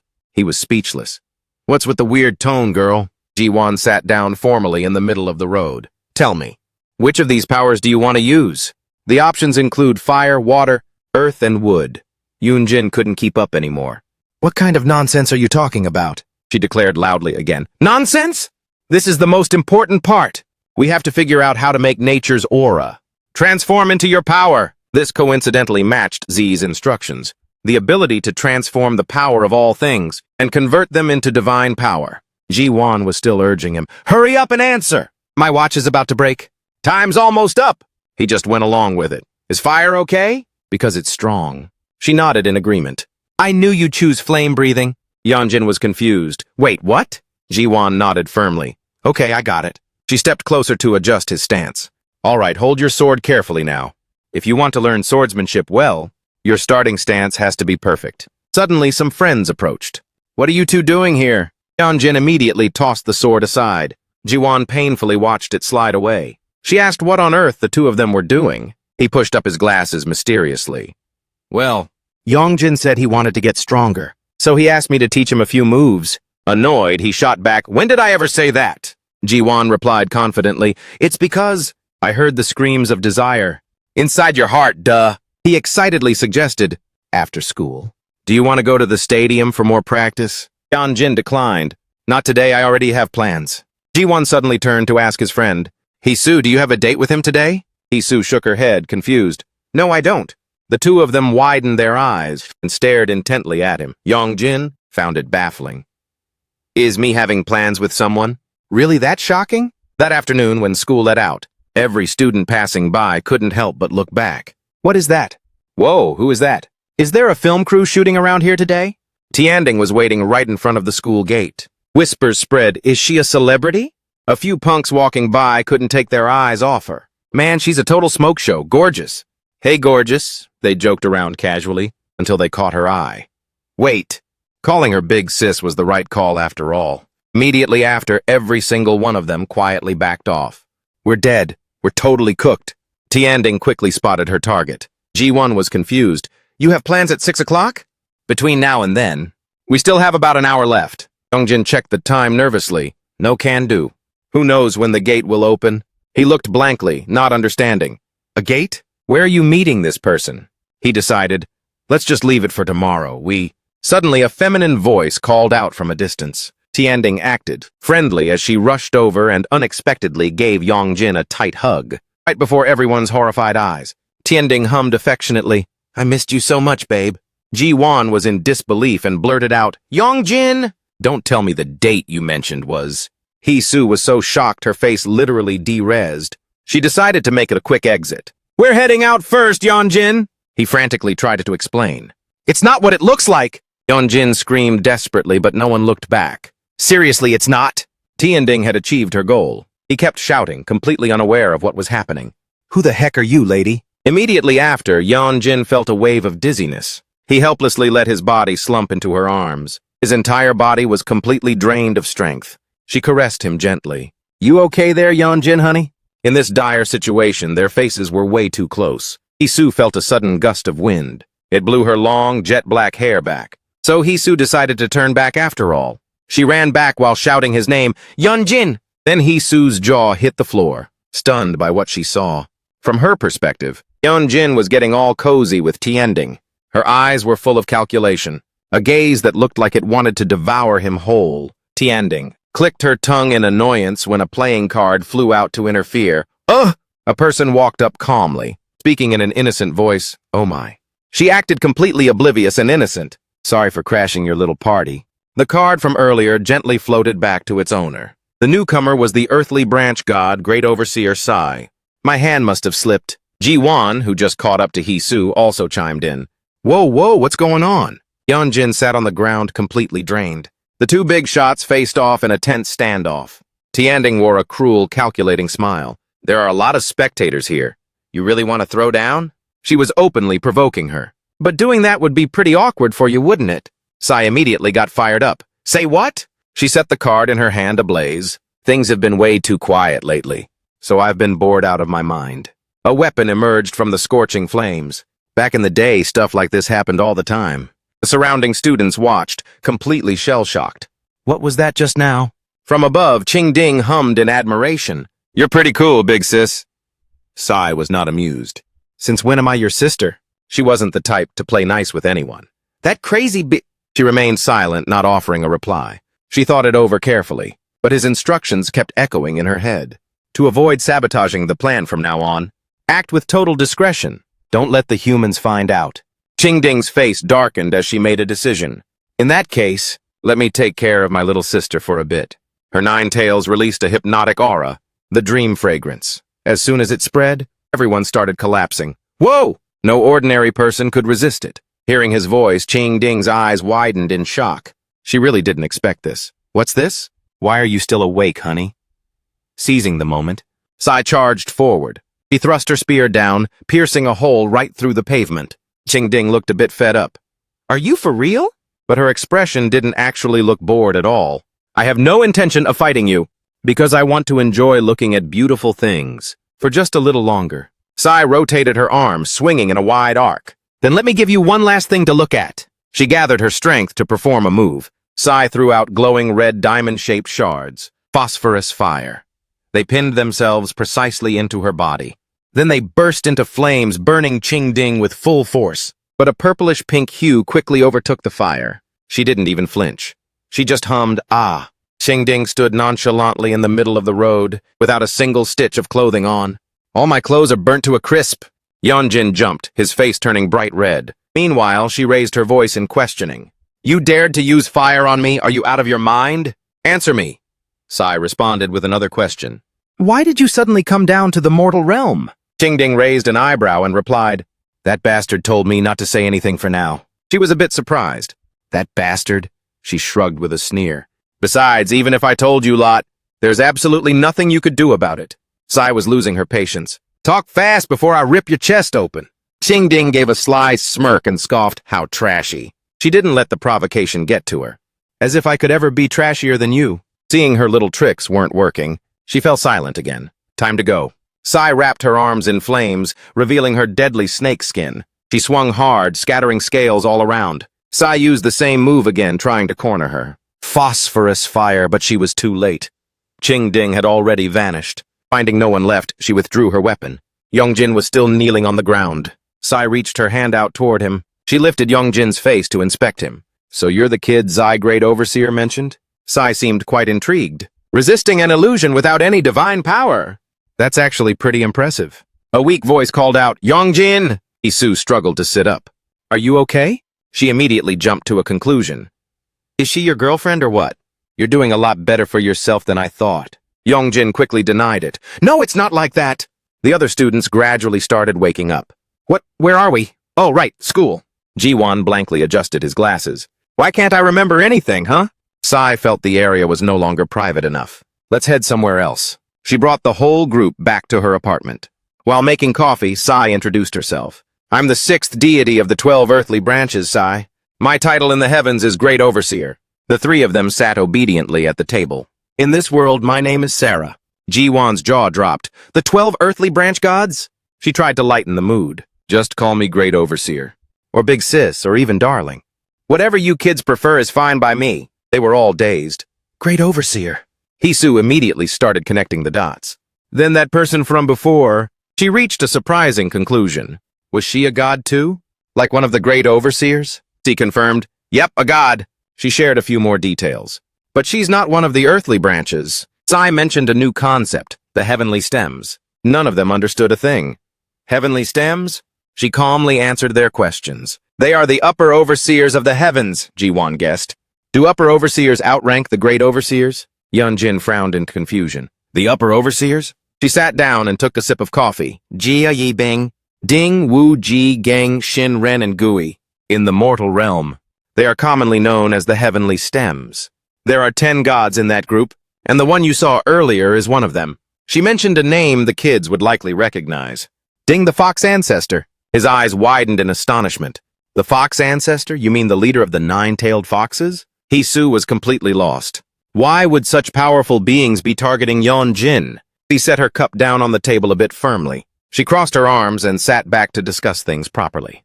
We're still investigating that. As for why the heavenly upper overseers have descended to the mortal world, all 3 of them looked in the same direction at once. The reason seems to be you, Guan Yeon-jin. Sai kindly checked with Yeon-jin first. Is it okay if I say this in front of your friends? Will that be all right? Ji-won spoke up before he could. No problem. He was eager to find out more. We already know about all the weird stuff. Isn't it normal for monsters to target him by now? Hisu was quite used to it too, because Yeon-jin is a divine vessel. She quickly understood. I see. Well then. Sai was direct and asked him plainly. I assume you guys know that? Yeon-jin is a soul. That shouldn't even exist, right? And that the real owner of that body is the dog that's always tailing him? The 2 of them instantly froze in shock. Finally, it was Yeon-jin's turn to speak. No, they didn't know about that. The scene shifts to Ching-ding's villa. Masked henchmen were always on guard. She returned, her entire body radiating energy. Released the spiritual energy. Mai scrambled at top speed to welcome him. Lord Tian-ding! Her face turned bright red from pure excitement. How could you appear looking so gorgeous like this? Tian-ding had already noticed Yeon-jin's existence. What's up with that kid? She wondered. Recalling the scene from earlier, why was he completely unfazed? Even if that body belongs to Jin, the soul inside is still just a human. Even a god, if they let their guard down, would have their souls sucked dry by me. She let out a manic laugh, unable to hide her skyrocketing rage. How dare a mere human? Hisu spoke up hesitantly, wanting to ask about that. She still had no clue what was going on. What do you mean, Yeon-jin, Sai was also wide-eyed with surprise. Wait, what? She called Hisu out directly. Don't you already know everything? Sai's sharp gaze saw right through her. You're a priestess, so you should be able to tell. She pointed it out without any hesitation. The fact that his body and his soul don't match up. You must have felt it, that the body is empty like a hollow shell. Sai nonchalantly explained the reason. That's also why those demons are so desperate. To get their hands on his body, because the body's true owner isn't inside it. Hisu was still confused, so then she couldn't believe what she was hearing. The original owner of that body is his ancestor? This time it was Sai's turn to be surprised. Ancestor? Is that what that guy told you? Sai covered her face and burst into uncontrollable laughter. She reached for her coffee cup again. Jin Great Overseer is a real comedian, isn't he? Sai had to admit the idea had some merit. But in a way, I guess it's true. Because the humans who built those altars are indeed the ancestors of the current clans. Ji-won heard some more unfamiliar terms. Al-altar? Sai analyzed it, then looked at Yeon-jin. You're a descendant of Jin's clan. But if you weren't... In the blink of an eye, a massive gust of wind swept past, leaving the 2 of them stunned. She still held her coffee cup in one hand, while her other hand tightly gripped Yeon-jin's neck. What exactly are you, kid? SC's sharp eyes scrutinized him. Are you a demon? She wasn't entirely convinced yet. From Yeon-jin's aura, to the fact that he approached and formed a symbiosis with the Black Dragon, Sai had already been keeping a close eye on the boy. There's more than just 1 or 2 suspicious things about you. He jumped up in shock. The Black Dragon? She let Yeon-jin know who his benefactor was. Since the C-grade overseer insisted you're a mortal soul, I'll let it slide for now. But I haven't completely dropped my suspicions regarding you just yet. A hint of ruthlessness flashed in her blue eyes. So what should I do? Sai tightened her grip slightly. If I just purify your soul right now, I'll find out your true identity immediately. She spoke in a grim, tempting tone. You're curious too, aren't you? Whether you're really a human or actually a demon. Isu quickly stepped forward and grabbed Sai's arm. She declared loudly, firmly asserting that Yongjin is human. She looked dazed, her face full of shock. Oh boy. Isu repeated it once more. That's right. Ji-won pulled out some random gadgets.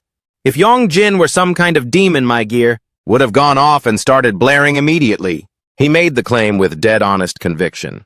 I don't know anything about altars or black dragons, but I don't understand any of that, however. Ji-won spoke up, showing his absolute faith. If you plan on hurting my friend Yoonjin, he decisively drew his sword. Then you'll have to deal with me first. Even though he tried to act tough, Ji-won's legs were shaking like crazy. Sai lowered her gaze, appearing slightly surprised. Is that so? She gently floated in front of him, causing Ji-won to tumble over. Yeonjin panicked. Ji-won! He still tried to hold onto his sword. The stubborn brat challenged her to come at me. Sai burst into a loud laugh. She relaxed. Hisu had already jumped onto the table, ready to back him up. Just kidding, just kidding. Who said anything about hurting you? Sai smiled as she revealed the truth. He's a human that we need to protect and look after. She glanced over at Yoonjin. Teasingly, she added, Yoonjin must feel pretty safe with such heavy-duty backup. Having friends that are this badass after all. What's up with that outfit? His phone started vibrating. The caller ID showed Zy-Grade Overseer. Yoonjin answered the call. Sir! The voice on the other end rushed him. Where are you? It's already past 6. Check your phone. It was indeed late, but Yoonjin was stunned. I'm only 1 minute late. He scrambled to put on his backpack.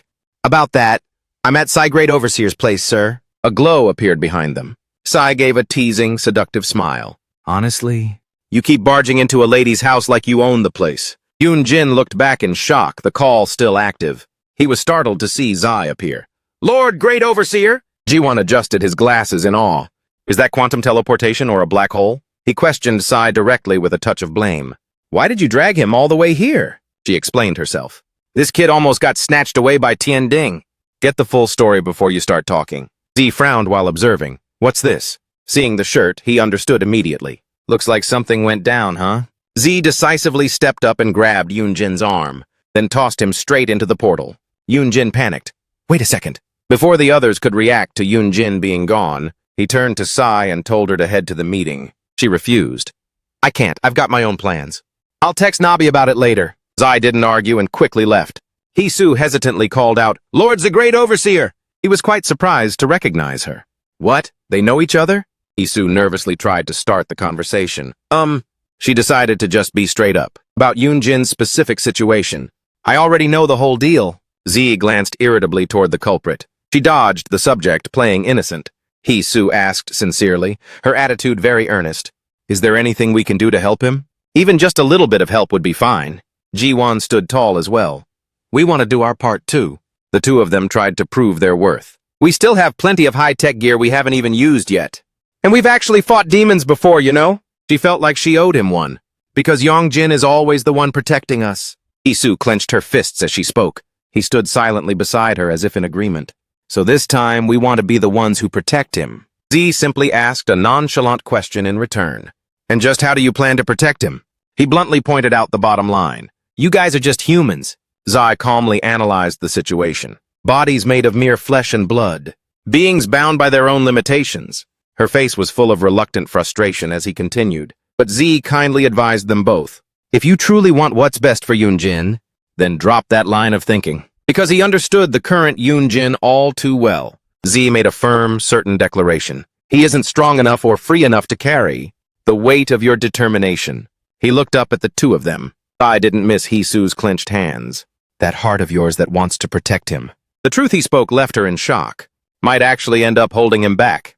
Keep that engraved in your heart. Z scolded them a little bit. Hey man, that's a bit too cold, don't you think? Zai didn't care. Just make sure you get the kids home safely. She shifted her gaze toward the two of them. Hisu, in particular, was in a terrible mood. They headed back at dusk as the sun was about to set. Ji-won walked along, marveling at everything. So many crazy things happened today. It's like I'm living in an anime. He kept rambling on in excitement. I can't believe I saw all that with my own eyes. And that wormhole from earlier, too! If I get the chance, I want to try going inside and seeing what's up. Hee-soo blankly recalled Sai's words from before. Guys, Yoonjin? Yoonjin said that kid fights to protect you guys, right? So, if you put yourselves in danger again. She analyzed the situation more thoroughly.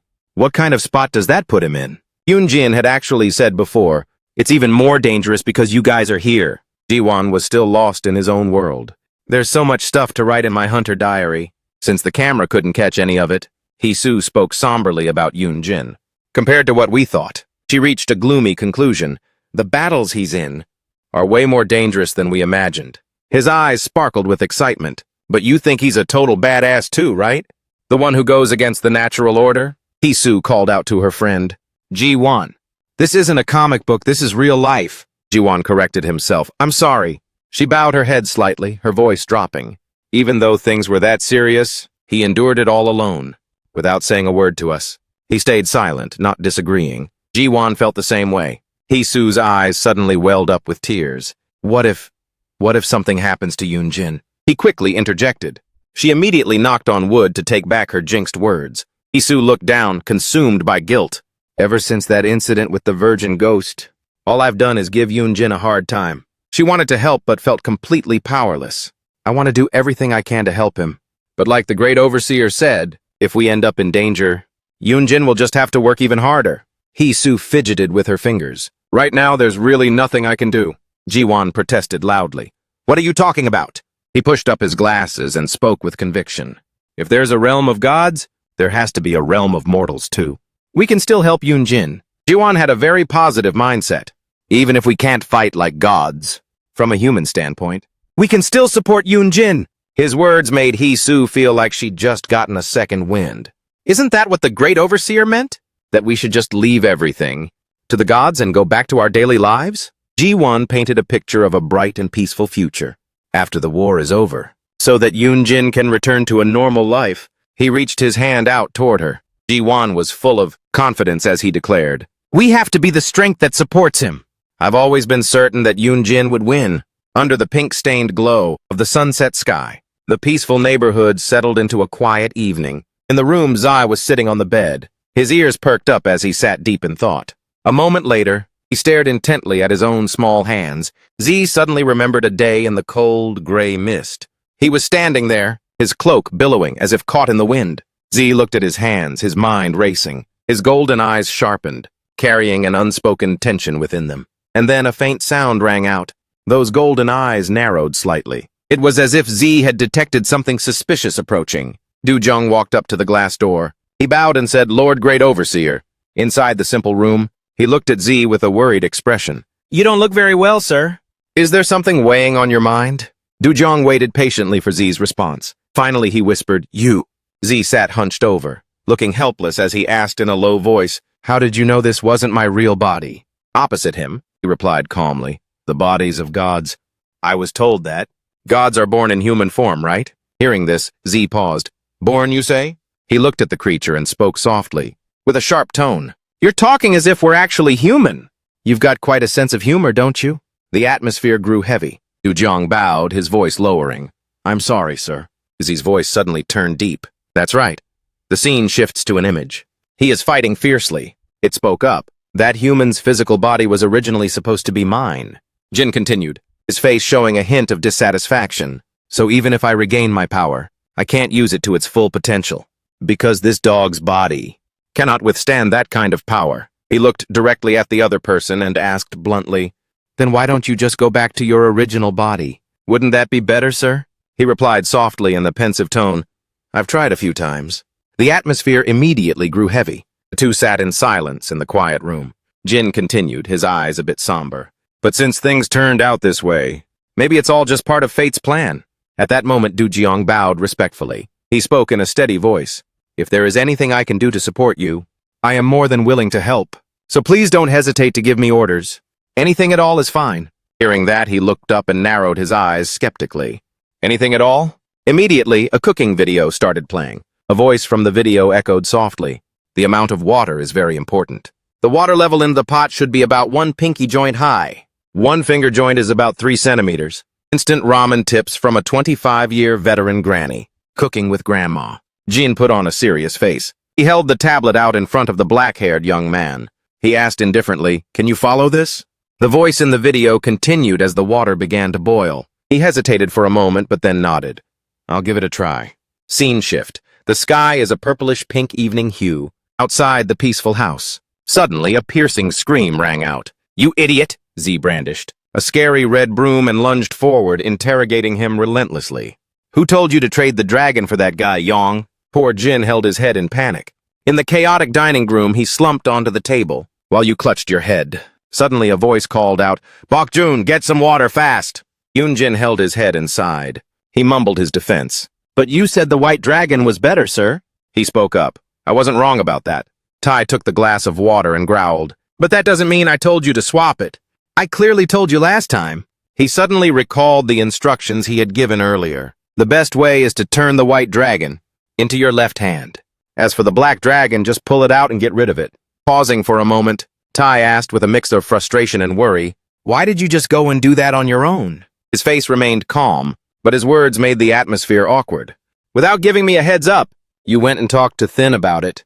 Hearing this, Yoon-jin quickly tried to explain. "I didn't have your number, so how was I supposed to call you? That's just how things ended up." Seeing him sitting there holding his head, Tai reminded him, "It's not like I hit you. Sit up straight." As soon as Yoon-jin sat up, his deep voice rang out, like a warning. "Weren't you the one shaking in your boots? Worried that your ancestors would mess up once they got that power?" At this point, T explained further. "The black dragon is a very dangerous power, so if your ancestors got a hold of it, what do you think would happen?" Suddenly, he asked out of curiosity, "So can the black dragon beat the white dragon?" That question made his blood boil. The scene opens in the middle of a flower garden, accompanied by a soft but helpless sigh. "Why on earth would you make them fight each other?" Tai went silent, lost in thought. "Let's save that for later. I just can't wrap my head around what the white dragon is doing." He looked straight at Yoon-jin. Then he pensively asked a puzzling question. "Why would it choose to let the black dragon stay inside a human body?" Having just been scolded, he could only scratch his head and sigh.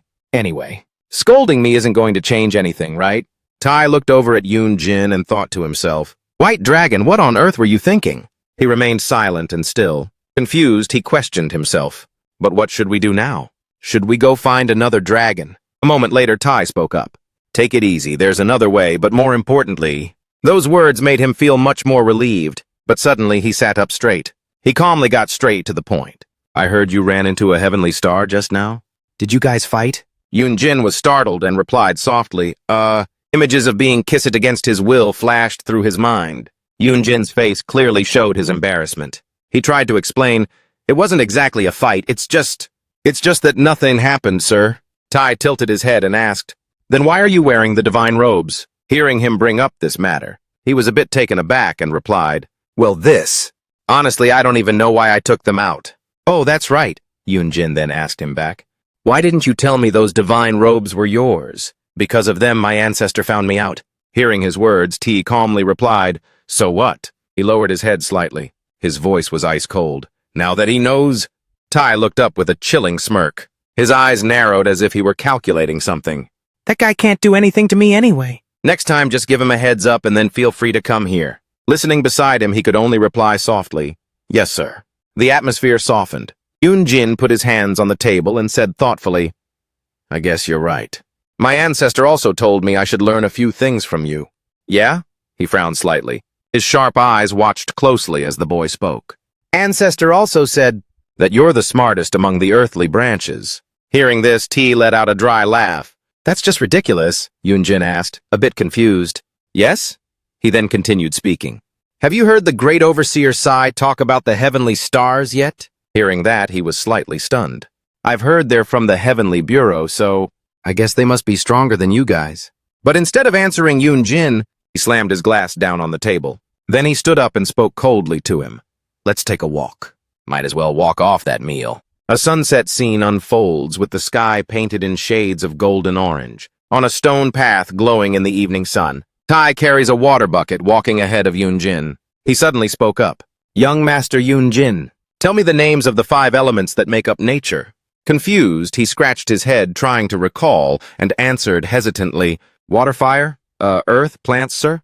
Then T's voice rang out firmly. "Metal, wood, water, fire, earth, these 5 things are the wuxing." Every word he uttered left Yunjin slightly dazed.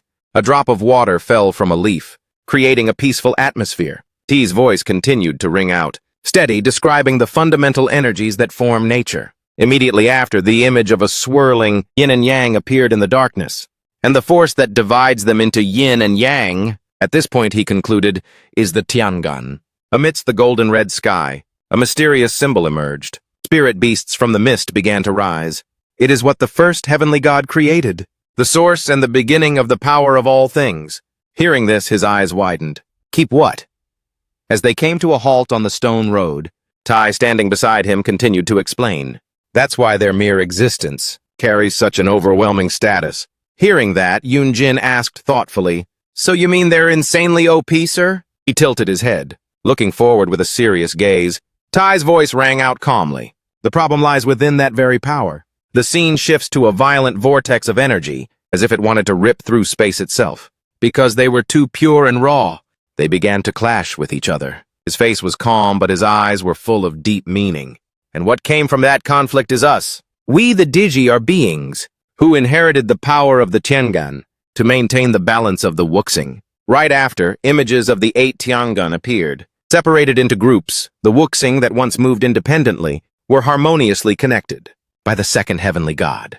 Hearing this, Yongjin asked back in confusion, "Wait, the order of the days was decided by a race? A race?" Seeing him ask that, he was slightly surprised. "Huh?" Yunjin saw this and quickly explained, "In the legend, the rat climbed on the ox's head to finish first, sir." Suddenly a voice rang out, making him jump. "That's the fable the eldest brother hates the most." The other person spoke softly. "The dragon is always described as extremely kind, while the rat is portrayed as a total snake." Tai turned around holding a broom and began to speak. "Anyway, putting the Tiangan in simple terms," his next words left Yongjin stunned. "You can just think of them as our seniors." His voice sounded hesitant. Then Tai nodded slightly. Looking a bit reluctant, he advised, "Don't sweat it too much." The two of them continued walking. As they walked, he added, "On the contrary, since we know for sure the ones behind this are the Tiangan, we don't need to overcomplicate things anymore." At this point, T's gaze turned sharp. For a god to set foot in the mortal world, there must first be a divine will. Pausing for a moment, he calmly continued, "It is likely to bring the order. That has gone off track back to its original flow." Hearing this, Yongjin asked curiously, "Back to its flow?" Tai then explained softly, "By eliminating an existence like you, something that shouldn't have appeared in the first place." His face suddenly darkened after hearing that. After a while, Yunjin asked nervously in a low voice, "Do we really not need to worry?" Walking along, he replied calmly, "Just a reasonable amount is fine." Surprised, he echoed, "A reasonable amount?" But then a wave of anxiety rose within Yongjin. "But there are 10 of them over there. Is it really going to be okay?" Tai's voice cut him off. "There are currently only 9 gods in the Tiangan." Yunjin's eyes instantly widened. As if he couldn't believe his ears, he held out his hands and counted, "Jia, Yi, Bing, Ding." Seeing Yunjin like that, he continued to explain, "Among the Tiangan, an image appeared of a dark shadow holding a sphere. Before we were created, that sphere was full of colors, exuding a powerful aura. There was once a god who harmonized the conflicting energies of the 5 elements and quelled the chaos that once existed. That very orb is the one Jin is carrying. He is the Wu of the Tiangan, as if everything had been perfectly prepared, and is the current digi-god." Jin's face turned serious, his fists clenched tight. He is indeed the Chen of the Tiangan, the dragon god Tian Wu. The more he heard, the more Yongjin was dazed. An ancestor. His Chen was originally... He stood before Tian Yi, his face suddenly darkening. He let out a faint smirk. Luckily, that was none other than the Tiangan Ji, the Keelan god. Tian Yi, or Zhou Tron, with his blue eyes, was staring out the window, lost in thought. Suddenly, a voice rang out. "Long time no see." Tian Yi appeared through the white smoke, his face looking sharp and cold. He softly called out, "Tian Wu." Jin kept his cold expression but was slightly surprised. "Tian Yi?" Surprise clearly flickered in his eyes. Tian Yi laughed joyfully. "You actually remember me? I'm touched." Suddenly his voice cut in. "You bastard." It was a far cry from the other's cheerfulness. Jin asked with a grim face, "Why did you descend to the mortal realm?" Tian Yi didn't seem to care about his attitude. He replied, I'm here because I've got business to attend to. Hearing that, Jin looked pensive and curious. Business? Tianyi didn't answer, only offering a slight smile. I only stopped by to say hi today. His eyes now showed an indescribable pensiveness. Jin spoke up slowly. I have something to ask. Hearing him say that, he flashed a mysterious smile and replied softly, If you're asking about my business, I can't tell you just yet. But Jin denied it. No, unexpectedly. He was actually curious about what Tianyi was wearing. What's with the weird outfit you're wearing? That question caught him off guard. My outfit? Tianyi rubbed his chin, slowly analyzing. Weird? The weird one is you, Tianwu. He looked at Jin with his long black hair and ancient black outfit and commented, Well, you've been sealed away for thousands of years, so I guess I kinda get it. But man, you look seriously mid. Having been the ultimate trendsetter in the celestial realm, hearing Tianyi talk about him like that, he immediately shouted in anger, What? How dare you? He closed his eyes and said with a satisfied smile, Well, I'm out. Suddenly, Jin quickly drew his sword. He pressed the blade right against Tianyi's neck. Seeing Jin so furious, he tilted his head slightly with a suggestive smirk. Does being called mid trigger you that much? He wasn't happy with Tianyi's attitude at all, so he reminded him, That business of yours. Jin's eyes were stone cold as he asked him directly, Does it have anything to do with my body? Tianyi's mood soured as well, as he spoke up to remind him, You said you'd only ask one thing. Seeing his grim expression, he shrugged it off. Whatever. Fortunately, you seem to be doing all right. Without another word, Tianyi looked toward Jin, smiling gently. See you soon. With that, he vanished instantly before his eyes, leaving only a trail of white smoke. Jin seemed used to this attitude, so he only frowned slightly. In the sunset, Yunjin looked at T, blurting out in confusion and curiosity, The Tiangan, you mean, the ones who attacked me? The ancestor is on the same side as them? He recalled the previous moments and fell into deep thought. So him claiming to be the strongest wasn't Cap after all. His voice dropped significantly. The one who woke Chen from the seal must be from the Tiangan too. But it was what T said next. That truly shocked Yunjin. Every cloud has a silver lining. The most formidable power, the Black Dragon, is with you. Even Chen's amnesia. His eyes now betrayed a sense of exhaustion. Imprisoned within the body of a dog, unable to use his power at will. That statement surprised him. Unable to use it at will? Yongjin was a bit skeptical. But he still uses his power just fine, doesn't he? At that very moment, it seemed he understood the 16-year-old rule. You once said, because my ancestor is a Tiangan. Is that why he's not affected, huh? You once said, if power is used before the vessel reaches 16, that body would be totally wrecked, right? Without letting Tai speak, Yongjin continued his analysis. A dog's age can't possibly be 16. That remark made him sigh, not forgetting to give him a side eye. Tai quickly spoke up to change the subject. Has Jin ever used his power in front of you? Hearing his question, Yongjin scratched his head and replied, Before finding the White Dragon, he hadn't used it once. Recently, after using the White Dragon's power to blow away those masked guys, he's still perfectly fine. Tai followed up. The White Dragon is the power of protection and moderation. Gazing at the flowers before him, his soul felt much lighter. Tai continued to explain. Perhaps because of that, it prevented the body from collapsing and reduced the amount of divine energy released. That's a total hack. Hearing this, he suddenly got worried and asked softly, if that was reduced power, then what exactly? He didn't deny it. Exactly. Tai's voice became solemn. The power of Chen. When it's not bound by anything. Suddenly he spoke out loud. The consequence left Yongjin frozen in place. It is a literal disaster. Tai stared at the patch of flowers before him, quietly explaining everything. It seemed he understood this all too well. If the powers of the remaining dragons also fall into Chen's hands and he, along with the Tiangan, decide to rewrite Providence. As he said this, T turned slightly toward him. His voice rang out, How do you think it'll all go down? Those words seemed to make Yongjin realize something. Do you get what I'm saying now? He turned to face him directly, his voice turning solemn. To you. The dragon's power is no longer just an option, but a power you must risk your life to seize. To make that happen? Tai's eyes were deep, filled with visible contemplation. He didn't hesitate to pull some strings. If he isn't the Tian Wu of the Tiangan, then view him as the digi-god Chen, just like me. Pausing for a moment, T continued, Only then can you use him to your advantage. Hearing this, Yongjin's expression shifted suddenly. After hesitating for a long while, he spoke up tentatively. I heard you're a Tiangan. That sentence made Jin freeze for a second. He let out a stubborn, slight sigh.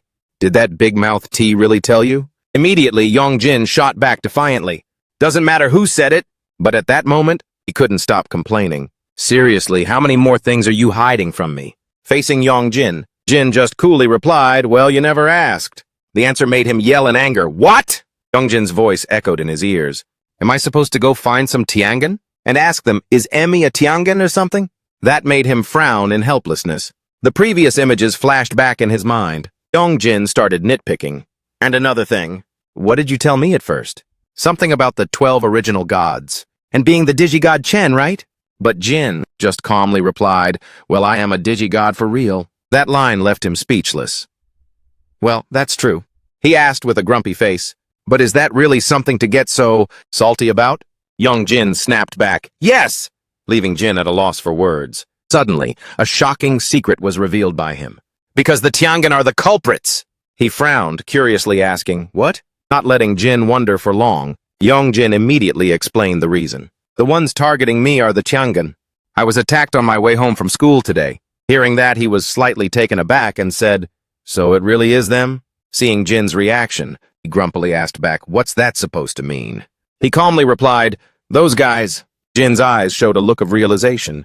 It seems they're doing all this because of me. Seeing Yongjin look worried, he spoke up to reassure him. Next time we meet, I'll have a straight talk with them. Don't you worry. Hearing Jin say that, he was a bit surprised and thought to himself, that easy? Yongjin asked again expectantly. Are you going to vouch for me? He chuckled softly and stated calmly, as it happens, today, Tian Yi of the Tiangan also dropped by. When he heard someone had visited, he quickly dialed the number for Tai, the high official. Jin held the phone in his hand, saying in a panic, are you currently teaming up with the Tiangan to snatch your own nephew's body? Jin witnessed this scene and replied irritably, are we playing that same old broken record again? He kept his annoyed expression, sighing softly. I told you last time, didn't I? As he broke into a cold sweat, his eyes widened in shock, hanging on every word Jin said. I have zero interest in your body anymore. Anyway, don't stress too much, he said with a serious face. With just one word from me, they won't target you anymore, Yong, Jin replied skeptically. How can you be so sure? Yeah, right. Jin, with sharp eyes and bared fangs, confidently declared, because among the Tiangan I was once the strongest. Hearing this, he just replied, right. Yongjin looked at him with total disbelief. Like I'd believe that, Jin replied in frustration. Please just believe me. Really? What more do I have to do for you to trust me? Suddenly he spoke up. In that case, and so Yongjin immediately set a condition. Next time we go looking for the next dragon, you have to let Lord Tai go with us. He quickly agreed. Fine, I got it. Hearing that, he gasped in surprise. Wait, for real? With a serious face, Jin also laid down a condition. As long as that guy isn't too wary of me, then it's no big deal. A moment later, he started to wonder. By the way, kid, why do you call T so respectfully, even adding Lord to his name like that? While I'm just some ordinary ancestor to you? The more Yongjin listened, the more fed up he felt, thinking to himself, is this ancestor really as dangerous? As Lord T said, Jin solemnly made a demand. You should be calling me Great Ancestor. Looking at his attitude, he thought to himself, he doesn't look dangerous at all. When he said he didn't care about this body, it seems like he actually meant it. Recalling the scene from before, Yongjin's thoughts raced. When he got his power, he protected me. He even said I could go with him to find the dragon's power. The space was engulfed in a cold red hue and the presence of a faceless crowd, making his mood turn heavy. On the flip side, if I keep doubting him and keeping my distance, will he end up switching sides? If I were him, I'd probably do the same. Jin's face was scrunched up, his eyes showing clear annoyance. Yongjin thought, I don't know if it's true, but if he really was the strongest among the Tiangan, then wouldn't it be way better to get him on my team? Seeing him so lost in thought, Jin suddenly asked, was that all Lord Tai had to tell you? Right then, Yongjin remembered T's earlier words. You have to use Chen, he then asked back. So what did you talk about with that Tiangan woman? Jin recalled her earlier comment. You look so basic, which made his mood tank. Just some casual small talk. A silence fell between the two of them. Suddenly he looked up and asked softly, can I ask you something? The question caught Yongjin off guard. What's up? Jin asked with an innocent look. Is the way I dress really that basic? He didn't hold back and replied bluntly, you're just realizing that now? Let me ask you something instead. Immediately, Yongjin raised the pan, his voice deepening. What did you just stuff your face with? Instant noodles again, right? He looked at him, who had a helpless look, and continued asking, Seriously, how on earth did you even eat those noodles? Jin admitted that he just ate them like a troll. Hearing that, Yongjin's tone became stern. Wipe that soup off your mug first. He felt completely hopeless, thinking to himself, if Lord Tai saw him like this, he'd definitely change his mind. A mystical night scene with a starry sky appeared the next day. The sky turned much clearer than before. Outside the school, a voice rang out. There's a new transfer student in class 3. Did you see him? Inside the classroom, it was incredibly lively. Someone whispered, he looks so weird. The person next to them asked curiously, Weird how? But before she could answer, the other person cut in, Shut it, you two! Word is he beat someone up, and that's why he was forced to transfer here. The hallway wasn't much better. Excited voices kept echoing from inside the class. The other person was just as hyped. I want to take a peek too. Meanwhile, Yongjin walked along, lost in thought. I should have brought the ancestor along. He reached the front of the classroom. A few thoughts crossed his mind. If the Tiangan attack again, he'd know how to handle it. But Yongjin reached out to open the door, still thinking. Bringing a dog to school is a bit extra. Just as he opened the door, the shadow of Xu appeared right before his eyes. He was so terrified that he fell flat on the floor. Seeing that, 2 schoolgirls started whispering and pointing non-stop. That's him! Yongjin's eyes were filled with pure panic. Beads of sweat kept rolling down his forehead. Xu let out a tisk and slammed a powerful kick right next to him. When she saw Yongjin's face, looking like that, she gave a mocking smirk. Xu's expression at that moment was terrifyingly dark. She flashed a sinister grin. Xu kept closing in on him, making Yongjin's face turn as pale as a ghost. Someone's voice rang out. That's the transfer student from class 3. The whole hallway was buzzing at the sight of Xu pinning Yongjin to the ground. What the heck is she doing? Suddenly, her hand reached out toward his face. Xu gave a cheerful smile and asked, Are you okay? His face froze in total confusion. Chatter erupted. What's going on? What's the deal? Friends from the classroom poked their heads out to watch. Is it that girl again? Man, Yongjin is totally getting ghosted. Her face darkened slightly. In class 1-3, an introductory voice rang out, Hey everyone! Du Kyung stood at the podium with Xu and addressed the class. Let me introduce you. This is Kanga Jang, the new student joining us today. Upon hearing the name, some girls started whispering loudly. Is it that girl? The one who got forced to transfer for fighting? That's scary. What else? He put on a serious face to set everyone straight. I've heard some nasty rumors about our new classmate, but they aren't true. I hope you guys will stop spreading them. Yet he still couldn't quite silence the gossip. If Do Kyung said it, then the rumors must really be fake. But she just transferred and she's already acting like she owns the place. In the back of the class, bad vibes were being passed around constantly. She was just about to hit Yongjin earlier, for real. Exactly. This immediately reached the ears of Do Kyung and Yongjin. Wait, is that true? He gave a cold yeah, making her jump. The students erupted upon hearing that. See? Xu shouted angrily. Hey! Everyone was startled by the loud outburst. Oh my God! She barked out in interrogation. You tripped on your own. Do you even know him? He denied it. Not at all. The chubby kid sitting in front muttered, This feels exactly like the opening of some high school K-drama. Meanwhile, some girls started teasing him. Why is he wearing an eye patch? Does he have pink eye or something? That's to seal his power away. Xu calmly explained, I'm actually blind in this eye. She awkwardly tried to cover it up. Hey! You were laughing too, weren't you?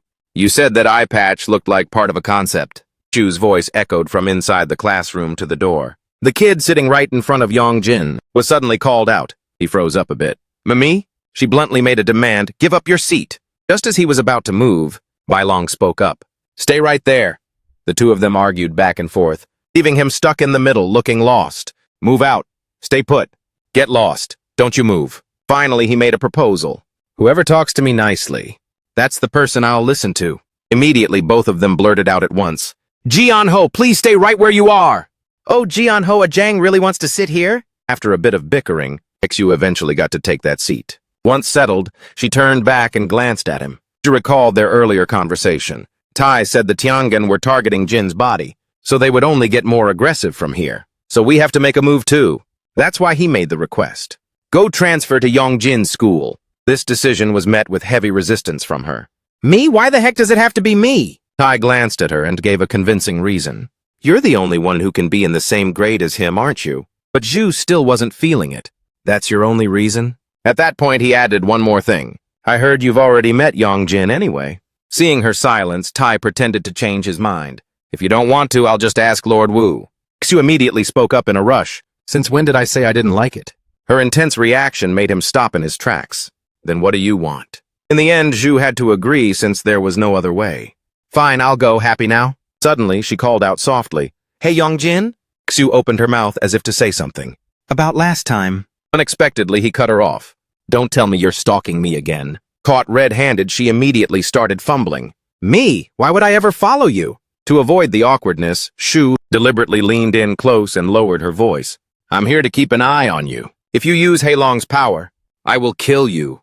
That's basically stalking anyway. She turned her face away and clarified, it's surveillance. Surveillance is annoying too. I don't like it either. I'm just doing what I have to. Hearing that, Jian-ho stood aside and remarked, is she a tsundere or something? Just then, Lee Hai-su opened the door and walked in. Yongjin! The people in class started snickering. Yongjin's perfect little wifey is here. Seeing Bai Long getting grabbed by the collar, she froze. Things are starting to get interesting. A while later, after leaving the classroom, Lee Hai-su asked curiously, who was that classmate earlier? He answered calmly, that's Lord Shu here to keep an eye on me. Hearing that, she was shocked. Lord Shu?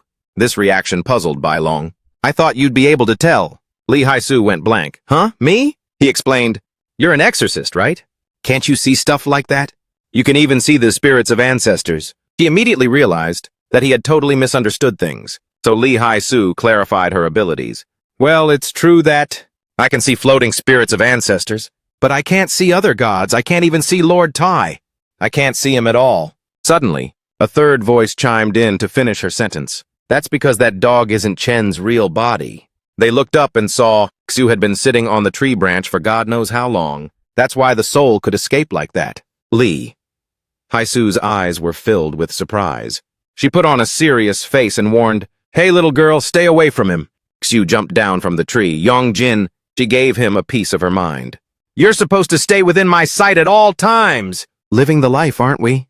Even going on dates. What kind of nonsense is that? Xu pointed at him and reminded, don't use that nonsense word with me. At this point, Lee Hai-su spoke up hesitantly. Lord Great Guardian, I'm sorry, but why are you doing this to Yongjin? She mimicked her. Why, you ask? Immediately after, Shu said sternly, don't you know Heilong is inside him? It's dangerous, so stay the hell away. She pointed directly at his face and said, right now he's a ticking time bomb. No one knows when Heilong will break out, because he can't even control it himself. What? Lee Hai-su paced around Bai Long. Yongjin isn't dangerous at all. I don't know what you're seeing. To say that he's dangerous. Zhu shouted, I'm not kidding around here. Her face darkened completely. That power could take out everyone in this entire school. At that moment, he finally spoke up to clear things up. It was because you tried to kill me back then that Heilong only showed up for self-defense. This unexpected revelation left her stunned. What, Lord Great Guardian, is that for real? Bai Long confirmed. It's true. She made the first move. Lee Hai-su found it hard to believe. Why would... Shu suddenly roared in anger. If you say it like that, people will get the wrong idea. His attitude was incredibly nonchalant. What the hell kind of misunderstanding? She wanted to argue about how everything started. You want me to tell the whole story from start to finish? Then right in front of Shu, he recounted everything to Lee Hai-su. She didn't even apologize, and then she blamed me. After hearing his side, she held her hand out to shield Bai Long. From what I can tell, Lee Hai-su flipped the script with a stern look. It seems like the dangerous one here is actually the Lord Great Guardian. Her beautiful eyebrows furrowed as she interrogated the other. You hurt Yongjin, so why aren't you apologizing? At this moment, Zhu was completely speechless. The entire scene was being watched by a crowd of classmates. Those two girls are fighting over Yongjin. Right? Must be, for sure. They whispered among themselves with envy. Did he save the world in his past life or something? Damn. I wish I could live one day as Yongjin. Man, I could make both of those babes happy. Down there, it took a moment for Shu to react. What? What do you mean? He's not even hurt. He just fell down, that's it. But her attitude remained firm. It was Lord Great Guardian who pushed him. So you still owe him an apology. She refused to budge. He just tripped. What's there to apologize for? You. Xu pointed directly at him, trying to justify herself. He's perfectly fine. Besides, a tiny scratch like that, Heilong, can heal it all up in no time. In her agitation, she let it slip. It's not like he's even human anyway. As soon as she said it, Shu herself realized that she had just made a huge mistake. Lee Hai-soo became flustered. Just as she was about to address what the great guardian said, he interrupted. She's right. I'm actually not human. She quickly called out, Youngjin! Before chasing after him, Lee Hai-soo paused for a second. Lord Great Guardian. Her face was deadly serious as she made a demand. I expect you to apologize to Young-jin for what you just said. After speaking, Lee Hai-soo turned away, leaving Shu standing there alone. The scene shifted to a park. Sparrows perched on a statue of a man. Shin was sitting there reading when a voice cried out next to him. What? Wu's face contorted as he spoke to the person on the other end. Seriously? You actually let Lord Shu transfer to Youngjin's school? Are you stupid or something? I'm the one who's actually close to Youngjin. He covered his face in frustration. I should have been the one to go! Ajang literally tried to kill him last time. What if that girl stirs up trouble again? A moment later, Wu made up his mind. I'm going to transfer schools, too! Hearing that, Shen turned around with a look of annoyance. You think school is your personal playground? Transfer, give me a break. He nonchalantly rained on his parade. Wait until your next life, then. Wu wailed in pure agony. By the next life, Youngjin will be long gone. Shen's criticism was seriously cold-blooded. He cried his heart out, looking miserable. I want to transfer schools, too! Hurried footsteps echoed on the tile floor. Shu's words were still ringing in his ears. It's not like he's even human anyway. His figure looked lonely as his hand crushed the empty soda can. A sentence he'd heard once before surfaced in his mind. The bodies of gods are almost identical. His face showed a flicker of sadness, like a molded vessel. Yu sat on the bench by herself. She was silent and lost in thought, thinking about the way he looked earlier. It's not like I said anything wrong. Inside, Shu kept trying to justify it. I was right, though. Still, that sorrowful expression of his weighed on her mind and broke her focus. But with a lollipop in her mouth, she wondered why he had to make that face. The phone screen showed a chat interface from Lord Wu. The other side immediately followed up with another text. Oh, you left me on red! Lord Wu texted asking, Ajang, are you busy today? But I know you're free. Come hang out with me. I'll bring Tianma to see you guys. Seeing the sticker sent back, he sighed in defeat. Suddenly, Bai Long looked up. At that moment, his eyes met Shu's, just as she was turning back toward him. To dodge the awkwardness, she suddenly blurted out something bizarre. Who do you take after to look that ugly? The teacher immediately called them out. You two in the back! He accidentally became the center of attention. Save the flirting for after school, all right? Not Youngjin again, oh Youngjin! A little later, the final bell rang. Youngjin didn't waste a second. Slung the bag over his shoulder and turned away. Tut immediately turned back and said, Wait, let's go together. She hurriedly chased after him, calling out, Guan Youngjin! Are you ghosting me? Suddenly, Youngjin spoke up. From now on, without turning back, he rattled off a series of demands. Don't act like you know me. And don't follow me either. She protested instantly. Wow, talking to me like that? No respect? I can't do that. Tut specifically emphasized it again. I'm not here just to monitor you, but also to protect you.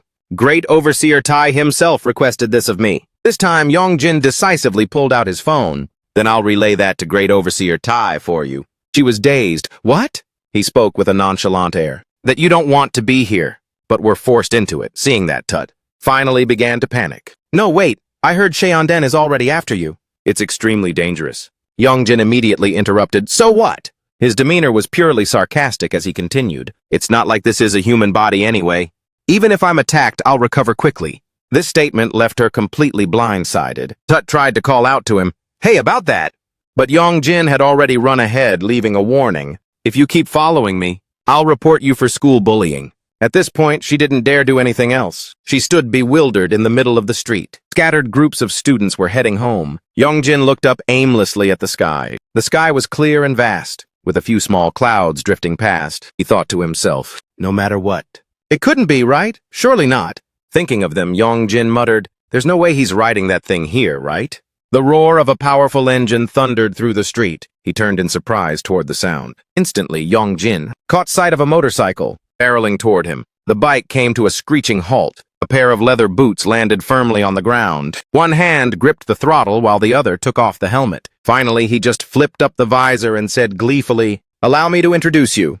This is Pegasus number 2. Seeing the look on Youngjin's face, I was ecstatic. It's so cool you can't even close your mouth, huh? Then he tossed a helmet to him and told him to get on. Youngjin asked blankly, Where are we going? He replied, Because there are some friends who want to meet you. Oh smiled with squinted eyes. So we're headed there. Before starting the engine, he conveniently snapped a photo and sent a message saying, "Kidnapped." On the other end, the hand holding the phone was trembling. Yu suddenly panicked and shouted, "He's here!" Mayo asked curiously, "What?" She said urgently, "He's almost here." What should I do now? Seeing her like that, Mio comforted her. "You were just sad because you never had a chance to apologize, so isn't this great?" Yu was still uneasy. But what if he's hostile the moment he arrives? What am I supposed to do then? She replied nonchalantly, "Then you just kowtow and beg for forgiveness, simple as that." A plate of pastries was placed on the table. Sa smiled sweetly and wondered, "I wonder if he likes sweets." Yu picked up the plate and pleaded tearfully, "I'll buy everything in your shop.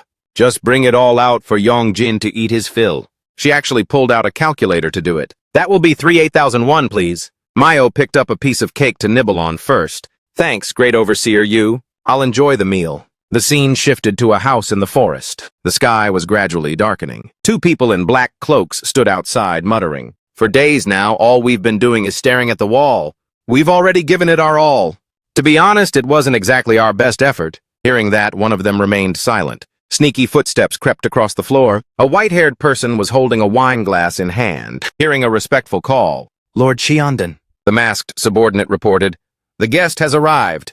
He continued, "I'll have the others dismissed." She agreed. "Go ahead." Before leaving, the masked man apologized carefully. "From now on, I won't let this happen again." Cheondin didn't make a big deal out of it. "It's fine," she said, maintaining a nonchalant front. "Because only then would that bastard behind you be driven absolutely insane. He sneaks over here to play every single time, doesn't he?" As soon as she finished speaking, another masked figure appeared behind her. He confronted Cheondin. Seeing this, the masked subordinate took the hint and left. "Then I shall take my leave." Behind his mask, he flashed a twisted smile. "You went out and had yourself quite a big adventure, didn't you?" Cheondin raised her hand to her mouth and spoke up. "What? You were the one who told me to take action myself." "Just as you said, that kid is actually pretty interesting." Suddenly, he lunged forward and grabbed her by the throat. Her breath was choked off, forcing Cheondin to swallow hard with difficulty. His voice dropped, laced with a heavy threat. "What kind of game are you trying to play? You could have easily brought him here." His entire weight pinned her against the chair. "From you, the leader, down to your low-life henchmen. You're all just a bunch of losers. Are you two trying to play spy?" The eyes behind the mask glowed a sinister red. "Because of the commotion you caused. The carefully arranged plan has been ruined." Suddenly, Cheondin let out a smug, triumphant chuckle. "Should I stir things up a bit more?" With a highly punchable face, she continued, "Next time I show up, maybe I'll talk about destiny. Though I don't really have a hobby of crushing ants." Her slender hand slowly reached toward his chest. "I'm giving you a fair warning. Decide whether you're going to fight or run away." Immediately, he grabbed her hand tightly and slammed it against the arm of the chair. The pressure on her neck increased, leaving red marks on her skin. "Don't underestimate me," he warned. "After your failure, the next generation of gods like us has been upgraded into a better form." Hearing that, she wasn't afraid, but even let out a snicker. "Even so, your nature remains the same." Cheondin raised an eyebrow, looking at him flirtatiously. "Without our power, you're all just wannabes." The pressure around him dropped, bringing a sense of gloom. This arrogance. Cheondin's face flushed from the alcohol as he whispered in her ear. His threat. "One day it will destroy you, Cheondin." Immediately after, she unleashed her pure white tails. The furry tails toyed behind his back, while some entwined in front of Cheondin, using her seductive form to provoke him. "Go ahead and try to destroy me right now." Seeing that, he could only let out a frustrated sigh. True enough, the hand on her neck gradually loosened. He had completely vanished. Having achieved her goal, Cheondin gave a slight smile. What a creep. The scene shifts to a small cafe. The motorcycle wheels stopped in front of the door, displaying a closed sign. By now, Yu had helplessly slumped her head to the ground. Walking in and witnessing this sight made Yong, Jin and Oh extremely surprised. He frowned and asked,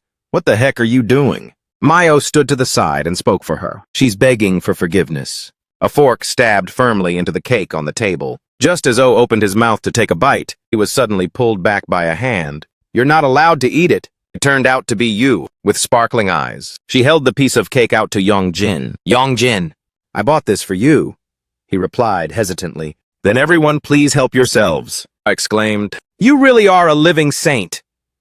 Oh was speechless. "Honestly, you're something else." Yongjin looked toward the woman eating the cake and asked tentatively, You're also a great overseer, right?" she replied with a bright smile. Sorry, I'm a bit late with the introduction. I am the earthly god Yu. My name in the mortal world is Yu Zhong. You can just call me whatever you're comfortable with. Furthermore, Yu stood up abruptly and patted her chest firmly. I guarantee that if it's a request from Yong Jin, I will fulfill absolutely anything. Just say the word. He was startled and replied, No, that's really not necessary. She shouted, Please give me a chance to make it up to you. I'm begging you. He was bewildered. Well then, sis? Hearing that, Yu Zhong felt a bit aggrieved. He just called me Sis Yu Zhong. Yong Jin's voice rang out steadily. Please buy me a new school uniform. I'll buy you 10 of them, she asked suspiciously. But why a school uniform? Yong Jin replied honestly. You're the one who ripped my old one. And now this is the only one I have left. Oh, exclaimed. What were you thinking, going around ripping the kids' clothes like that? Immediately after, Yu bowed her head and slammed it hard against the table. I am truly sorry. That must have hurt a lot, right? At that moment, hearing about Black Dragon's appearance, I just lost my mind. He shouted, Are you trying to crack your head open or what? Mayo watched with a forced smile. He replied calmly, It's okay. Yongjin looked downcast. This isn't exactly a human body anyway. Once I get some sleep, everything will just heal up. Seeing that he wasn't doing well, she placed her hand on Yongjin's and called his name. Yongjin, Mayo said firmly to reassure him. Your body, Yongjin, became different from normal people because of the Black Dragon. That's why. You absolutely must not take your injuries lightly. He was startled, with a confused look on his face. Yes, O's voice chimed in. If the Black Dragon were removed from your body, you would just be an ordinary human. He smiled and teased him. Don't go getting all desensitized to getting hurt, okay? Yongjin looked toward O with a slightly annoyed expression, unable to find any words. He spoke slowly. But thinking back every time I've been injured, up until now, the great overseers have played a part in it too. Mayo offered a bright, comforting smile. Anyway, Yongjin, right now you might be just a little more special than a regular person. She looked at him with an affectionate face. But you are clearly a human being. Her voice was full of determination. We will help you, Yongjin, so that you can return to a normal human life. Mio replied, I am the fourth earthly god. Mio, my name here is Yu Huai. She happily took his hand. It's a pleasure to meet you. Suddenly, a finger poked Yongjin. Then a hand gently touched his forehead. It was Sue. She exclaimed, Wow, for real! This really is Sin's body. She immediately leaned closer to Yongjin. The two are strangely similar. Even though Sin is a bit of a jerk, their personalities are polar opposites, which makes it interesting. Yongjin, just so you know, the jerk I just mentioned, isn't you. She introduced herself with a smile. I am the earthly god Su. My name here is Ju Su. She tilted her head and gave a bright grin. Outside the cafe, it was gradually getting dark. As time passed, night began to fall. The moonlight rose, illuminating everything. The cafe had also closed its doors, resting after a long day of work. She was in the kitchen, diligently washing dishes. Mayo sat with her chin in her hand, deep in thought. Yongjin, feeling sleepy, laid his head on the table and dozed off. Suddenly, she appeared in his mind. Can I ask you a question? Yongjin's lips quivered. My parents passed away when I was very young. Back in reality, Mayo slowly moved closer and sat right next to him. Her gaze lowered and her snow-white lashes flickered slightly. Is it because... While he was still fast asleep, he murmured, Is it because of me? Her hand touched Yongjin's forehead. Is it because I'm someone who shouldn't exist? Mayo's body flashed and gradually became translucent. No. Whatever happened, it wasn't your fault. The hand on his forehead glowed. No matter what that accident was like back then, it was not a sin committed by you, Yongjin. Jin has to bear this burden. Yongjin's memories flashed by. His parents were sitting in the car, smiling brightly. Then a horrific moment when the car flipped over, followed by relatives screaming in a blind rage, throwing shade at Yongjin. Mayo appeared in his memory. It turns out he had been trapped in this memory, living with a crushing sense of guilt. Until this very moment, only shattered fragments of memory remain. She closed her eyes and her body glowed again. Pardon my intrusion for a moment. Immediately after, Mayo opened her eyes. The scene before her made her skin crawl. Mayo appeared inside the car. She glanced toward the seat next to her. Young Yongjin was still there, innocent and full of life. Mio looked at him affectionately. Turns out this was also his happiest memory. Suddenly her gaze froze in sheer horror. A monster appeared right in front of the car. It was absolutely grotesque. 3 glowing eyes stared intently into the car. Mayo's face was struck with shock at that mark. The monster growled, its feet repeatedly clawing into the car. Mayo panicked. her face turning pale. Her eyes were filled with terror. This is just a memory. I can't intervene. The car flipped and spun over and over. Mayo witnessed it all from start to finish, standing there frozen like a statue. Her heart was absolutely shattered. Tears began to fall before she even knew it. The two beasts were still scavenging for their prey. Immediately after, they dragged him out of the car. She screamed in despair, "Yongjin!" Suddenly, a flash of light arrived, making the beast vanish. Right after, Hei appeared and pulled him into a hug. Mayo stood frozen, her eyes wide with shock. She stared intently at High Overseer Hei. Whispers began to rise. "Oh my God! It looks like there was an accident up ahead. The car is completely flipped over." Mayo looked toward them, dazed. "Hey, you guys! It's dangerous! Get out of there now! Call 911 first," the crowd exclaimed. "Good Lord, is the child okay? There's someone else inside the car. What on earth is going on?" "The car is on fire now. Luckily, the child was saved." Yongjin wailed in despair, "Mommy, Mommy!" She witnessed everything, standing there frozen solid. Her fists clenched tightly. Two funeral portraits of his parents were placed neatly side by side. The grieving relatives kept throwing shade at Yongjin. Mayo looked at his small, frail body, so that was it. She slowly walked toward him, because it was too much to handle his memory. Mayo pulled Yongjin into a hug to comfort him. She stroked his head to soothe him. "This memory, I will seal it away once more, Yongjin." Suddenly, at that moment, thick plumes of black smoke swirled upward. Mayo snapped her eyes open on high alert. Her sharp gaze scanned the surroundings. It was Hei Long. He let out a sinister laugh. "I've seen it all." "Mayo, that brat has a very interesting memory." A long, sharp sword appeared. "Don't even try your tricks, Hai Long." Immediately after, Mayo returned to her true form. A dense aura radiated from her, enveloping her entire body. Mayo gripped her sword and raised it high. Hei Long didn't flinch. Mayo spoke with a firm voice. "I will definitely kick you out." Her eyes were filled with determination. "Get out of this child's body!" Mayo showed no fear at all, pointing her sword directly at Hai Long. He looked down and sneered. "Even if you fight me here, it will only be Yongjin's spirit. That gets hurt." She growled back, "No way!" Mayo's gaze was full of resolve. "You're the only one who's going to get hurt." Her sword flashed brilliantly. Suddenly, a hand slowly reached out, startling her and making her freeze. That person was none other than Yongjin himself. His hand slowly lifted up, then fell back down. Immediately, Hai Long was bound by colorful strips of fabric. Mio stood still, her face full of bewilderment. His eyes looked down, clicking his tongue in annoyance. Yongjin's hand gently rested on her forehead. The corner of his mouth curled into a smirk. Immediately after, a blinding light burst forth. Back in reality, she was startled, her hand dropping limply. Her face was blank, not understanding what was happening. "Did you just push me out?" Mayo recalled the scene from just now. "And that thing, it's just totally Cap, isn't it?" She fell into deep thought. If he were just an ordinary human, he would have been devoured by Hai Long long ago. Yongjin was still fast asleep, dead to the world. His head had rested on Mio's lap without him realizing it. Yongjin slowly opened his eyes. He was in a daze, seeing a silhouette that looked like his mother. "Mom?" Yongjin instinctively blurted out. Mio smiled and greeted him. "Did you sleep well?" His eyes widened in shock, speechless. Then he sat up abruptly in a panic. "You must have been exhausted. I carried you on my back and you didn't even notice." Yongjin looked through the window. "Overseer." Oh, and Overseer Yu had already gone ahead. He asked blankly, "Where are we?" Mio replied nonchalantly, "Jeju Island." "Jeju Island?" Hearing that, Yongjin screamed, "Jeju Island?" His face turned pale as he asked, "Why am I here?" Suddenly a voice rang out, startling Yongjin and catching his attention. "As expected, you really are that child." It was Hei. He smiled and said, "Long time no see." He was still dazed, not knowing what was going on. "Yongjin." Hei looked down. "Seeing you've grown up so well, I'm truly grateful." Yongjin was confused, his head spinning. "Who are you?" He grinned and replied, "Maybe your daddy long legs." Night fell. The stars appeared, twinkling in the night sky, Mio said hesitantly. It was the same back then. She spoke to Hei, but her eyes were still fixed on Yongjin. It's not that they intend to cause chaos in the mortal world, but rather they're moving with a different motive, right?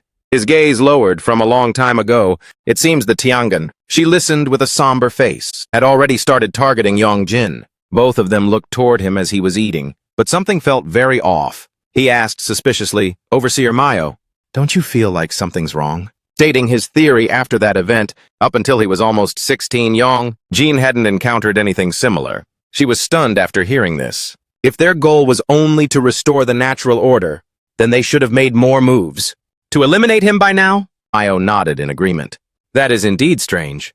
I don't get why they stopped targeting Yongjin either, especially since, after the accident, he has always been left all alone. Hei glanced around the room. If the Tiangun had intervened 15 years ago, then Jin's seal could have been broken at any given time. He continued, coincidentally, the moment the seal broke was just as he was turning 16. What I'm about to say is just a hunch. Hei's expression turned dead serious. The original goal of the Tiangun and those mysterious forces, I'm afraid it wasn't Yongjin, but Jin's body itself, a body capable of wielding divine power. She froze, her eyes widening in disbelief. What? He maintained his calm demeanor. I think the Tiangun have figured it out. The rule of the 64 seasons. 64 seasons is exactly 16 years. Hei's words were hard for her to wrap her head around. I mean the conditions to use that body. She slammed the table and stood up. I think we should let the other overseers in on this. He gave a slight shrug. Don't you get what I'm saying yet? Mayo's face turned pale. Overseer Mayo, Hei continued. Those who are aware of that information, his words made her freeze like a statue, are only the Digi gods. Mayo's voice began to stutter. What do you mean by that? Her face darkened. Once this hypothesis is set, I can no longer share this information with the other overseers. Mayo tremblingly called out, Overseer Hei! Even though it's all just speculation for now. A chilling aura radiated from him. But if there's even a hint of suspicion, it's enough reason for us to stay woke. But Overseer Hei! Mayo's face went pale as she broke into a cold sweat. It was the demons who killed the humans, right? Hei looked skeptical. Are you suggesting... She gradually regained her composure. Since the marked demons were the ones who actually did the deed, you think it couldn't possibly be the work of a Digi god? Hei continued, even if they didn't get their hands dirty. At the very least, there could be a mole among us, leaking intel to the other side. Mayo clenched her fists tightly. The two fell into a heavy silence. Neither said a word to the other. His voice rang out, breaking the thick atmosphere. So based on this assumption, I'll dig deeper and report back to Overseer Zai. She hesitated. If it's Overseer Z, Hei smirked upon hearing Mio's words. Then he probably won't have any doubts, will he? Her expression relaxed as a smile spread across her face. Then Mio asked a question that left Hei stunned. But since I already know everything now, are you still cool with that? He gave a polite smile. Yes, because Overseer Mayo is a very transparent person.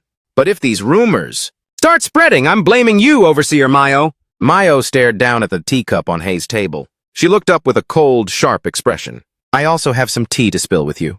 I'm not entirely sure, but... She lifted her teacup. Deep inside Yongjin, there's something else. Hei was stunned. You mean Hai Long? No.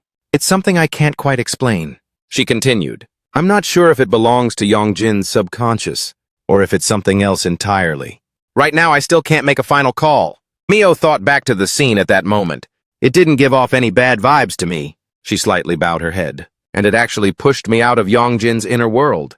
He was stunned, unable to believe his ears. Wait, it pushed you out? Mayo avoided eye contact and hesitated. Yes. At night, a gentle breeze swept through, causing the leaves to sway with the wind. The roof tiles were beautifully and sturdily designed. Yongjin bowed deeply. Well then, goodbye to you all. He stepped into the one-dimensional space. Before fully entering, Yongjin turned back and asked suspiciously, But this way leads to Overseer Z's house, doesn't it? Hei gave a forced smile. It would be better if I could connect directly to your house, Yongjin. But I have spatial limitations. Mio smiled reassuringly.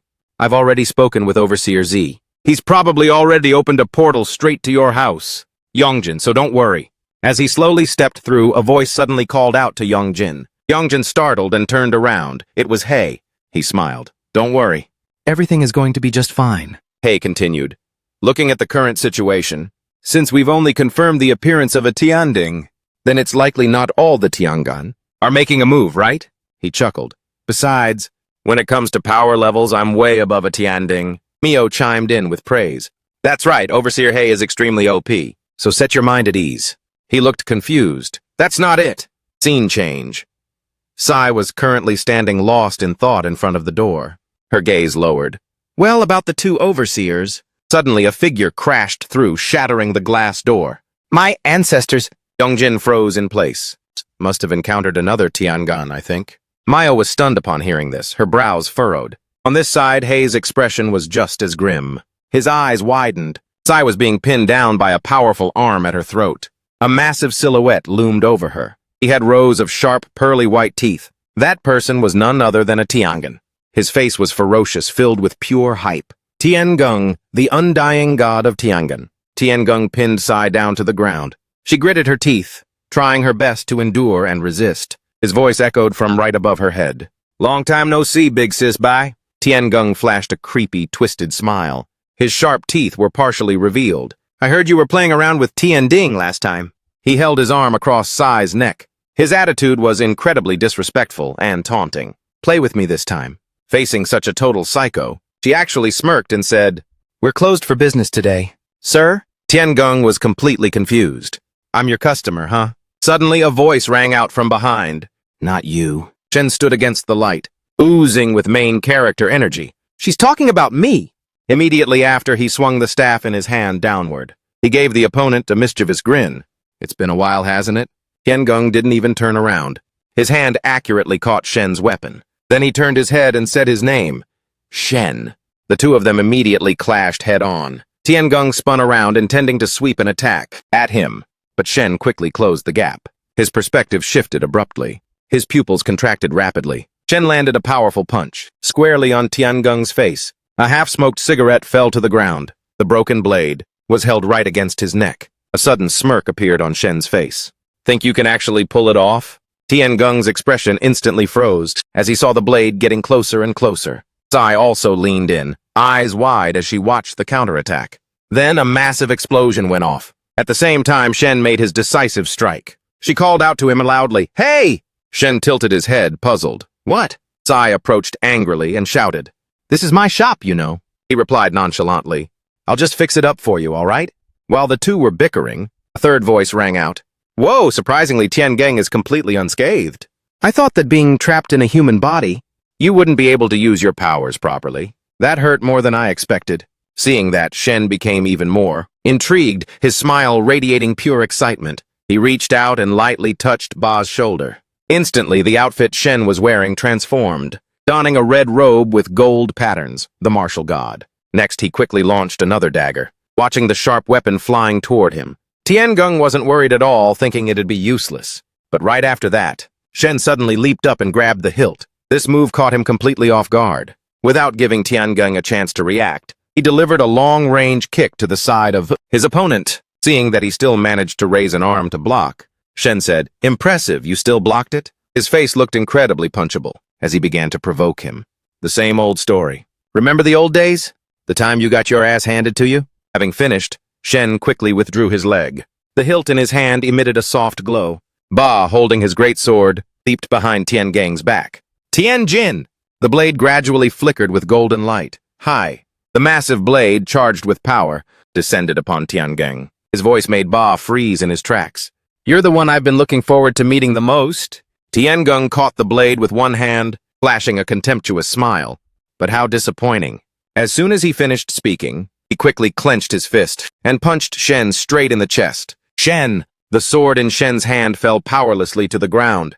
The sudden turn of events left Sai calling out in a panic. Suddenly, Tiangong let out a sigh of lament. What on earth is that? Looking at the wound on the arm he had used to shield his chest, he couldn't help but feel surprised. "I haven't even gone all out yet." Shen's left arm was punched to a bright red, with the bone itself looking warped. "Have you really turned into a human?" He didn't care about the taunt. With a grim face, he questioned, "What are you doing here?" Tiangong shrugged as if he had no choice. "Your snake woman messed with the heavens first, didn't she? So I came here to mess with you a little too." He then pointed his weapon's tip toward his opponent. "But you're so weak that I've completely lost interest." Suddenly, Tiangong said goodbye, deciding to leave. "I'm out." As he turned his back, he suddenly paused for a moment as if remembering something. Tiangong flashed a scheming smile. It seemed like he was up to something. "I heard that in the mortal world, you guys can only unlock your full potential during a specific window of time." "Really now?" Shen kept a cold face, listening to the other's taunt. "It's fine if we meet again then. I'm ready to throw down any time." Unexpectedly, flames began to rise slowly within the room. He stepped back slightly, a bit surprised.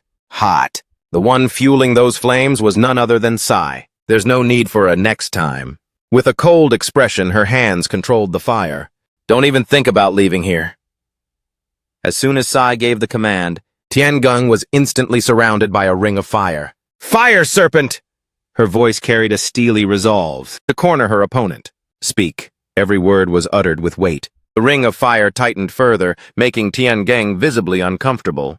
"What is your true objective?" Shen stepped up beside her, standing guard and ready to back her up. "And who told you about this so-called time?" Seeing that the opponent had no intention of opening his mouth, Sai narrowed her eyes dangerously. "Not talking, huh?" The ring of fire tightened again, causing Tiangong actual pain. Despite being at a disadvantage, he still managed to squeeze out a sarcastic remark. "You've become even more pathetic than I imagined, lady." Tiangong's hand clenched tight, and as the ring of fire was seized, he threw a punch into thin air. Tiangong used Void Shatter to strike back at Shen.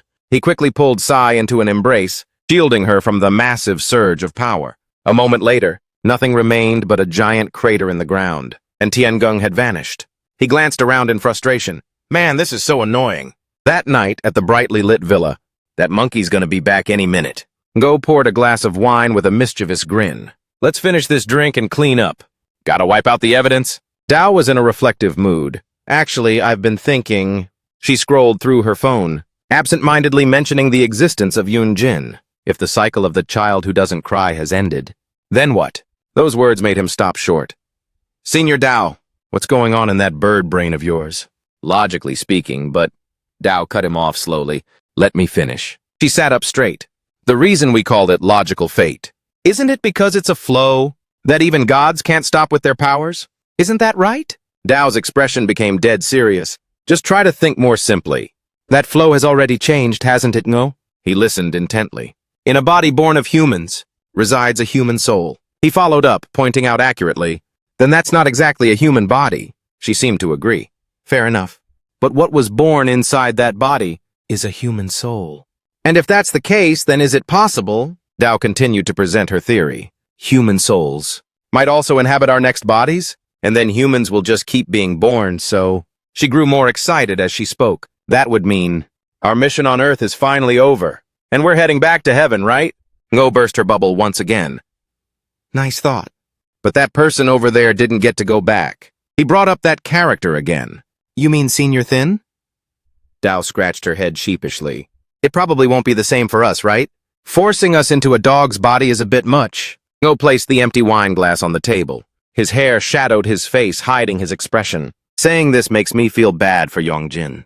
But to be honest," Ngo spoke bluntly, "claiming Jin is completely human is still a bit of a stretch." She hugged a pillow and leaned back on the sofa. "That's fair." "That body was originally a divine vessel," he interrupted. "That's not even the point." Ngo's gaze turned pensive. "Fine, let's say at that moment, he was wearing Senior Tai's divine raiment." He raised a sensitive point of view. "But the way he wields divine power is just way too effortless." Every word he uttered left Dao stunned. For real what Senior Moi said back then. Mui's words echoed in her mind. If he were just an ordinary human, the Black Dragon would have eaten him alive. A long time ago. This isn't something we can just brush off. She immediately sat bolt upright. "I'm warning you, if you dare say Yong Jin is a demon, I'll kill you." Of course, No didn't mean it that way. Yong Jin is definitely not a demon. He looked up at her. "But," Ngo's words carried a heavy truth, "do you really think a mere demon could have enough power to suppress the Black Dragon track?" He returned to the private villa that evening. Just then, Tai and Shen were walking into the living room together. Suddenly, he looked up and sensed something strange. Two weapons appeared out of nowhere, poised and ready to strike. Attacking right in front of Shen were No and Dao, about to clash with each other. "What are you two even doing?" She immediately snapped in accusation. "This jerk! He told me to go kick the bucket just to test the logical fate flow. Why don't you just do it yourself?" He shot back immediately. "No way, I'm busy with a game coming out next year. I've been waiting so long I'm practically growing roots." Shen sighed and barked out a light command. "Both of you cut it out and quit acting up." Seeing Tai appear beside him, Do finally jumped down from the railing. "Is Senior Tai here as well?" she asked with a polite greeting. "Are you here too?" Only then did she notice Shen's injury. "Wait, what on earth happened to your arm?" Ngo also dropped his combat stance. He bowed respectfully. "Senior Shen." Then, he tapped the tip of his scabbard against the ground, calling for everyone's attention. Facing Dao's bewildered expression, Ngo turned serious. "Please, I need you to focus on what I'm about to say." He began to present his point of view. "Even if this body is divine, It's ultimately different from our original forms. It is no longer the vessel created by the altar. Ngo spoke clearly about the things weighing on his mind. And besides, it's been a long time since we last used our powers properly. She couldn't help but wonder, why all of a sudden? He continued, we don't even need specific conditions to trigger our power like Senior Tai did. Ngo clenched his fist tight. We've been living a chill, laid-back life like ordinary humans for a while now. But from now on, we must train to synchronize this body with our divine power. He looked incredibly determined, because no one knows if the heaven's goal in descending is truly just Yongjin alone. I don't think it's going to be that simple. The solemn atmosphere was instantly shattered by Shen's question. Hey, you dog, are you hammered? Why are you acting all serious? Hearing this, Dao also chimed in to roast him. Knew it, he's totally wasted. No wonder he's suddenly having a moment. A moment later, once Ngo had passed out on the chair, he picked up the half-empty bottle, exclaiming, that trash horse downed the whole bottle. Shen poured himself another glass. Actually, it wasn't that he didn't care about the points that had been mentioned earlier. If this physical form disappears now, will we really get to return to heaven? Tai suddenly had a thought. If you want to test that, how about trying to contact Senior Dan? He's the one who has the least remaining ties to the mortal world. Outside, what's the point? Honestly, none of us really have any attachments left anyway, sis.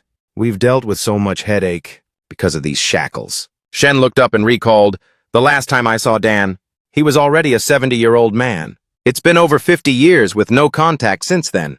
She had another thought. I wonder if Senior Hoi or Senior Tuat knows anything about his whereabouts? But first, let's just fill them in on the situation.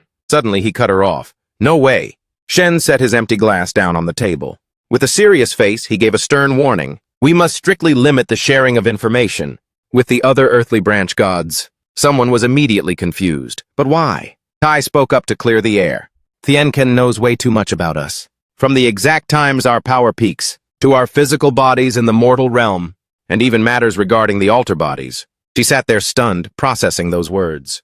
When he said I was trapped in a human body, it sounded very fishy. From the start, the fact that he kept bringing up, my true form's power, he added further, those weren't the words of someone who already had all the facts. It felt like he was trying to confirm something he had only heard as a rumor. Dao immediately cut in. Even so, if you suspect everyone else based just on that, Tai tried to smooth things over. Nothing is set in stone yet. It's just a theory. She recounted, when I asked Tien Khan why he came to the mortal realm, he said that guy told him he wasn't allowed to reveal it yet. He was likely referring to the person who leaked the info, and that person definitely knows us earthly branch gods inside out. Shen picked up a full cup from the table, raising his voice slightly. Interesting. An enigmatic smile appeared on his lips. A mole among the earthly branch gods. She spoke sternly. You've got to be kidding me. This time, Tai brought up another possibility. Just like Senior Ngo said, maybe their goal isn't just one person. Dao listened with a blank, confused face as they mentioned Yoon Jin. But one thing's for sure. To pull this off, they need Yoon Jin. So the only thing we can do now is to keep a close eye on the people around him. Cut to the next day. The sun was shining brightly. Yoon Jin sat spacing out, holding an orange in his hand. Gong Ji-won was practicing a horizon slash with a wooden sword. He walked over and handed the practice sword to Yoon Jin. Come on, try it again. Your face says you're totally not into this, Yoon Jin complained. Can't we just skip the training while we're at school? No? Gong Ji-won emphasized. True cultivation doesn't care about the location. He still tried to convince him. From now on, just let me handle it on my own. I've pretty much got the basic stances down anyway. Grip tightening on the sword, he said, not happening. His expression turned dead serious. I promise that in no time, I'll make you as strong as possible. Yoon Jin wondered why, and Gong Ji-won answered, because no matter how good I am with a sword, I can't surpass human limits. But you actually can. That's why I plan to pass down everything I know to you, so you can protect yourself. If you can't run from fate, then stand tall and fight. And most importantly, you must win. Gong Ji-won held the wooden sword out in front of him. Who would have thought? Yoon Jin totally read him. He'd saved it all as a note on his phone. Right? He dissed him. Seriously? You don't have a romantic bone in your body, do you? Yoon Jin didn't hold back at all. You just think this whole situation is cool. That's why you're doing this, right? Just then, a laugh came from behind them. Hey, you losers! A spinning basketball came flying toward Gong Ji-won. Yoon Jin quickly grabbed the wooden sword. He ran out and blocked it. He whacked the ball with immense force. Sure enough, it burst, hissed, and fell to the ground shredded. Those guys were instantly stunned. Did that basketball just explode? No way! Jang Si-hoo's lip twitched. What the hell just happened? He gave a weak laugh, trying to play it off. Must have been an old ball. No wonder it looked so beat up. But his two sidekicks weren't buying it. That was a brand new ball, though. It was pumped to the max. Meanwhile, Gong Ji-won was clapping enthusiastically. Yoon-jin! You only saw the horizon slash once. And you've already mastered it! Jang Si-hoo walked over to talk trash. You've really stepped up your game, haven't you, Yoon-jin? He aggressively flicked the wooden sword in his hand. Yoon-jin's expression turned menacing. Stop messing with me! Get lost. But the guy just gave a dismissive smirk. Ooh, acting all tough now, are we? Jang Si-hoo mocked him. Since you started hanging out with that Cheon-do-gyeong crowd, you've really been feeling yourself, huh? Waving a wooden sword around like you're actually somebody. He laughed out loud. By the way, did you even get permission from the teachers? Probably not, right? After saying that, the group ran off. Gong Ji-won said, Anyway, there are too many eyes on us here at school. Let's find somewhere else to practice. Yoon-jin's face froze. Are you just now realizing that? Gong Ji-won replied calmly. I didn't expect those bullies to jump in and steal the spotlight like that. He rubbed his chin thoughtfully. But it's weird, isn't it? How could someone as invisible as Yoon-jin possibly catch the attention of a guy like that? Gong Ji-won started connecting the dots. At times like this, if this were a typical trope, you two would have been best friends when you were kids. Then some misunderstanding made you enemies. Yoon-jin shut him down. We're not friends and there's no misunderstanding. Suddenly a voice called out Yoon-jin's name. Tuat appeared out of nowhere and snatched the wooden sword from his hands. She interrogated him with a serious expression. What did you just do with your left hand? A drop of sweat rolled down Yoon-jin's cheek. I didn't even use the Black Dragon's power. Hearing that, Tuat didn't buy it. But you still managed to blow up a basketball? Even a dog passing by would laugh his head off hearing that. I'm already laughing myself. That's just because you don't know. Senior, inside Yoon-jin, there's something even more powerful than the Black Dragon's strength.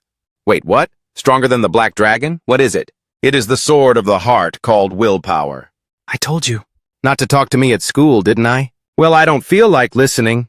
You think just because you say don't talk to me, I have to obey? Why should I do that? What are you, a child? Seriously? And what's with this cultivation nonsense? You think doing those few things will make you strong overnight? You must have been eavesdropping on us for a while now. It's not eavesdropping, it's surveillance. There's no difference between the two. Anyway, don't try to do anything. Just sit tight and be protected. But why? I already said I'd protect my own body. You guys keep saying I'm dangerous, right? I'm doing this so I won't have to use the Black Dragon power you're so scared of. No matter what you do, it's all pointless. It's better if your body stays weak. Wait, what? Someone like you. You think you can actually control the Black Dragon? No matter how hard you try, you'll end up being nothing more than a good vessel for the Black Dragon. The fact that your soul will be devoured won't change. Even if you are a senior god, you're a real piece of work. You're even worse than the legends about those stubborn old fogies who always think they're right. Stop following me, senior. This belongs to me. After leaving, Yoon-jin looked at his hand and unconsciously remembered what happened earlier. If I had only managed to catch it, it wouldn't be worth mentioning. Tuat's words kept echoing in his head. But you still managed to blow up a basketball?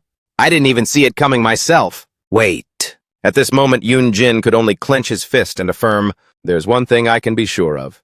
That wasn't the Black Dragon's power. Because every time that power surfaces, the first thing I feel is my arm going numb. Thinking back lately, his left arm had stopped moving on its own. Anxiety continuously welled up inside Yoon-jin. Maybe it's because my body is a divine vessel or something. Something like that. Plus, after that incident, the Black Dragon has been more peaceful. After a while, he could only let out a long sigh to let it all go. Yoon-jin once again immersed himself in the classroom atmosphere. Time quickly shifted toward dusk. A strange sound echoed from a house. Two boys turned pale as they looked at the scene before them. The white paper in front of them was dyed black because the ball hit the ink pot. Bok-sun stood there frozen like a statue. The other boy looked away nervously. San, you did this, okay? I don't know anything about it. Seeing the girl covered in ink stains, San could only stammer, Bok-sun, I'm sorry. Only then did she lift her head and ask, why were you running around like that? We have a yard and a garden.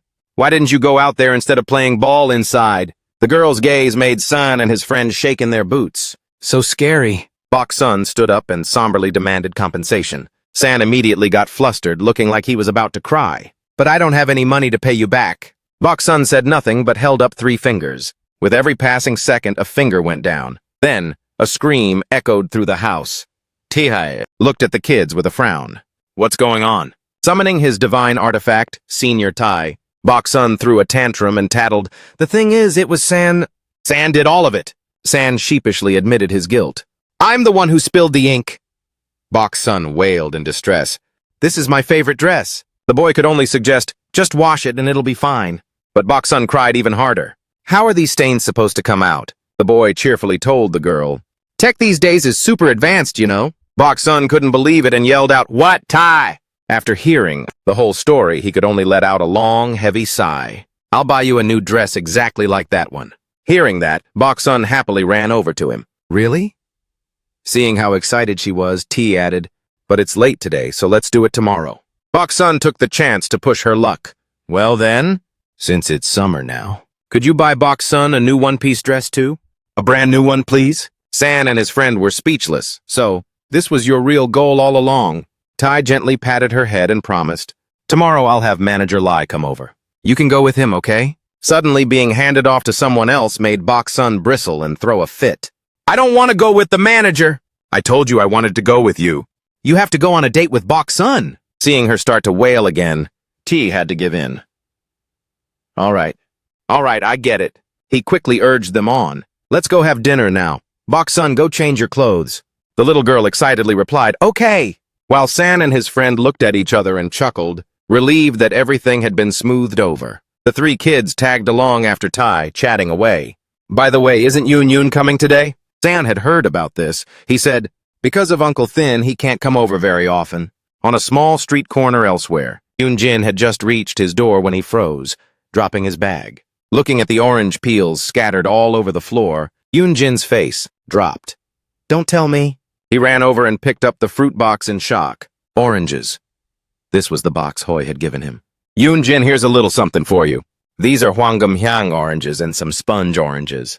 Take them home and try some. Authentic Jeju Island oranges. Before he could even enjoy them, the box was empty, leaving Yoon dazed for a moment. My delicious oranges, they're just oranges. Jin lay there with a full belly, remembering the taste. They felt like seeded fruits when eaten, but they weren't bitter at all. Quite the opposite. They were very sweet. Jin looked at his ancestor in anger. Did you eat all of these by yourself? Jin scrambled up and pushed the massive pot toward the mountain god. He didn't know how starving that kid Dojin had been. Actually, Dojin ate more than half of it, Jin claimed.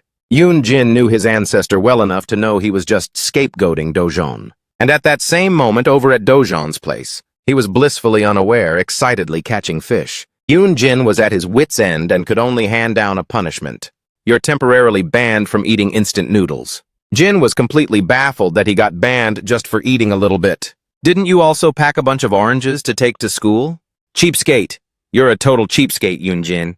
Jin held up the empty box and interrogated him. I brought those to share with my friends. But you're just a glutton who polished off the whole thing by yourself. Jin knew he was in the wrong, but still tagged along, asking, So how long exactly is this temporary ban, Yoon-jin? Yoon-jin was still annoyed, so he just replied, Depends on my mood. You already ate so much, are you seriously still hungry? Jin grumbled irritably. You're such a bossy brat. Even if you are my descendant, you're going to grow up to be one obnoxious guy. Yoon-jin didn't respond. Looking at the empty fridge, he could only tell himself, Looks like I'll have to go grocery shopping tomorrow. He took out his phone to check his balance. He barely had any living expenses left. Yoon-jin mumbled as he did the math. It'll probably be hard to find a part-time job at this time. This caught Jin's ear. A part-time job? Jin, with his orange-stained mouth, asked curiously, Are you planning on hunting those pests again? Yoon-jin gave a flat reply. If I find work after grocery shopping tomorrow, I'll do it. If not, then whatever. Jin told Yoon-jin seriously, I'm coming with you. But Yoon-jin immediately refused. No way. Actually, Jin was very worried. Even though Senior Tuat was with him at school, he was all on his own now. What if some demon targeted him? Or what if he ran into the heavenly stems? Just then, Yoon-jin instinctively remembered Jin's previous words. With just one word from me, they won't target you anymore. Just use thin like the other earthly branch gods. After a moment, he made up his mind. Fine, you can come along. Soon enough, it was the next day. Bok-sun's short little legs stepped off the bus. All three kids cheered with joy on their faces. Manager Lai stood behind them, smiling as he remarked, "It looks like they've been really looking forward to this trip." Tai nodded in agreement. "That's true." He pulled back his sleeve slightly to check the time. "Those kids usually love to sleep in, but they got up so early today." "We are practically the first customers of the day." As the group was heading in, San suddenly turned back to look at Tai and Manager Lai. San and Bok-sun protested vehemently. "Manager, don't follow us, yeah! We just want to hang out and eat by ourselves, exactly. You always say there's no time and keep rushing us." "Totally true." Manager Lai looked at the kids hesitantly. "But young masters and Senior Tai." At that point, T finally spoke up. "It's fine." He told Manager Lai, "You go on ahead." Manager Lai could only nod. "Then please call me once you're done shopping." Inside the shopping mall, the staff members all watched with curious eyes. They couldn't help but gossip. Those kids have been walking around by themselves this whole time. They aren't lost, are they? After a while, Bok-sun placed several dresses on the counter. "I'll take all of these." The staff looked at the children hesitantly. To pay, the moment they saw what T pulled out, they went silent. A private card. The person next to her took it, looking extremely worried. "The kids didn't just find this card somewhere, did they?" She asked Tai and the group nervously, "Excuse me, little guests. Could I ask you something? Where are your parents?" The kids immediately widened their eyes in confusion. "Parents?" The staff member asked awkwardly. "Aren't you guys here with your parents?" While T could only let out a heavy sigh. "I knew this wouldn't be easy." The two employees looked at each other with concern. "What should we do? Should we contact the Lost Children Center?" Tai turned his back and dropped a single line. "My parents are in the restroom. Let me go get them." Once he was out of sight, a pair of long legs appeared from behind the misty smoke. A mature voice rang out, startling both the staff and the children. "Sorry I'm late." San had just opened his mouth to call out, "Brother!" But the boy next to him covered his mouth. "You have to call him Dad now." San immediately switched. "Daddy!" Tai looked taller, but his gaze remained unchanged. He requested the staff, "Please process the payment for me." After they left, the employees were still in disbelief. They started questioning everything again. "Oh my God, he looks so young, yet he already has 3 kids. The other employee recalled something with a shocked face. "Wait, if you count that kid with the bowl-cut hair, from earlier that makes 4 kids in total." This made the other person jump in surprise. "Geez, that kid looked like he's around elementary school age." The two of them began to speculate wildly. Maybe he's just the type who ages slowly and is already a tycoon. Rich and a father with a whole brood of kids. He's really doing his part for this country's population, huh? Meanwhile, at Yoon-jin's house, a new item had appeared. It was a pet carrier he got for free from Dangan Market. He tapped the cage and urged, "Get in quickly!" Since dogs aren't allowed in the supermarket, "If you want to come with me, you absolutely have to get in here." Jin looked at the cramped thing and cursed under his breath, but he still had to settle inside. As soon as he lifted it, Yoon-jin cried out, "Man, this is heavy as hell!" As he opened the door, he whispered, "Hey, use your divine power or something. To make your body lighter, will you?" Jin, of course, didn't comply and cheerfully replied, "Just take this opportunity to work on your fitness." Yoon-jin wouldn't stop complaining. "How am I supposed to carry something this heavy around?" Focusing on the path, he didn't realize that someone was hiding behind a wall. That person's eyes were fixed intently on Yoon-jin. At that exact moment, a sound rang out, startling the stalker. "Who are you?" Tu-ai had been standing there for who knows how long. Finding himself discovered, the guy tried to bolt. But in a split second, Tuat grabbed him by the collar. The stalker's hat fell off as he was pulled back. Tuat looked at the person in front of him and sneered. Using divine power to escape would be much faster, wouldn't it? She had already sensed the scent of a great guardian from the person in front of her.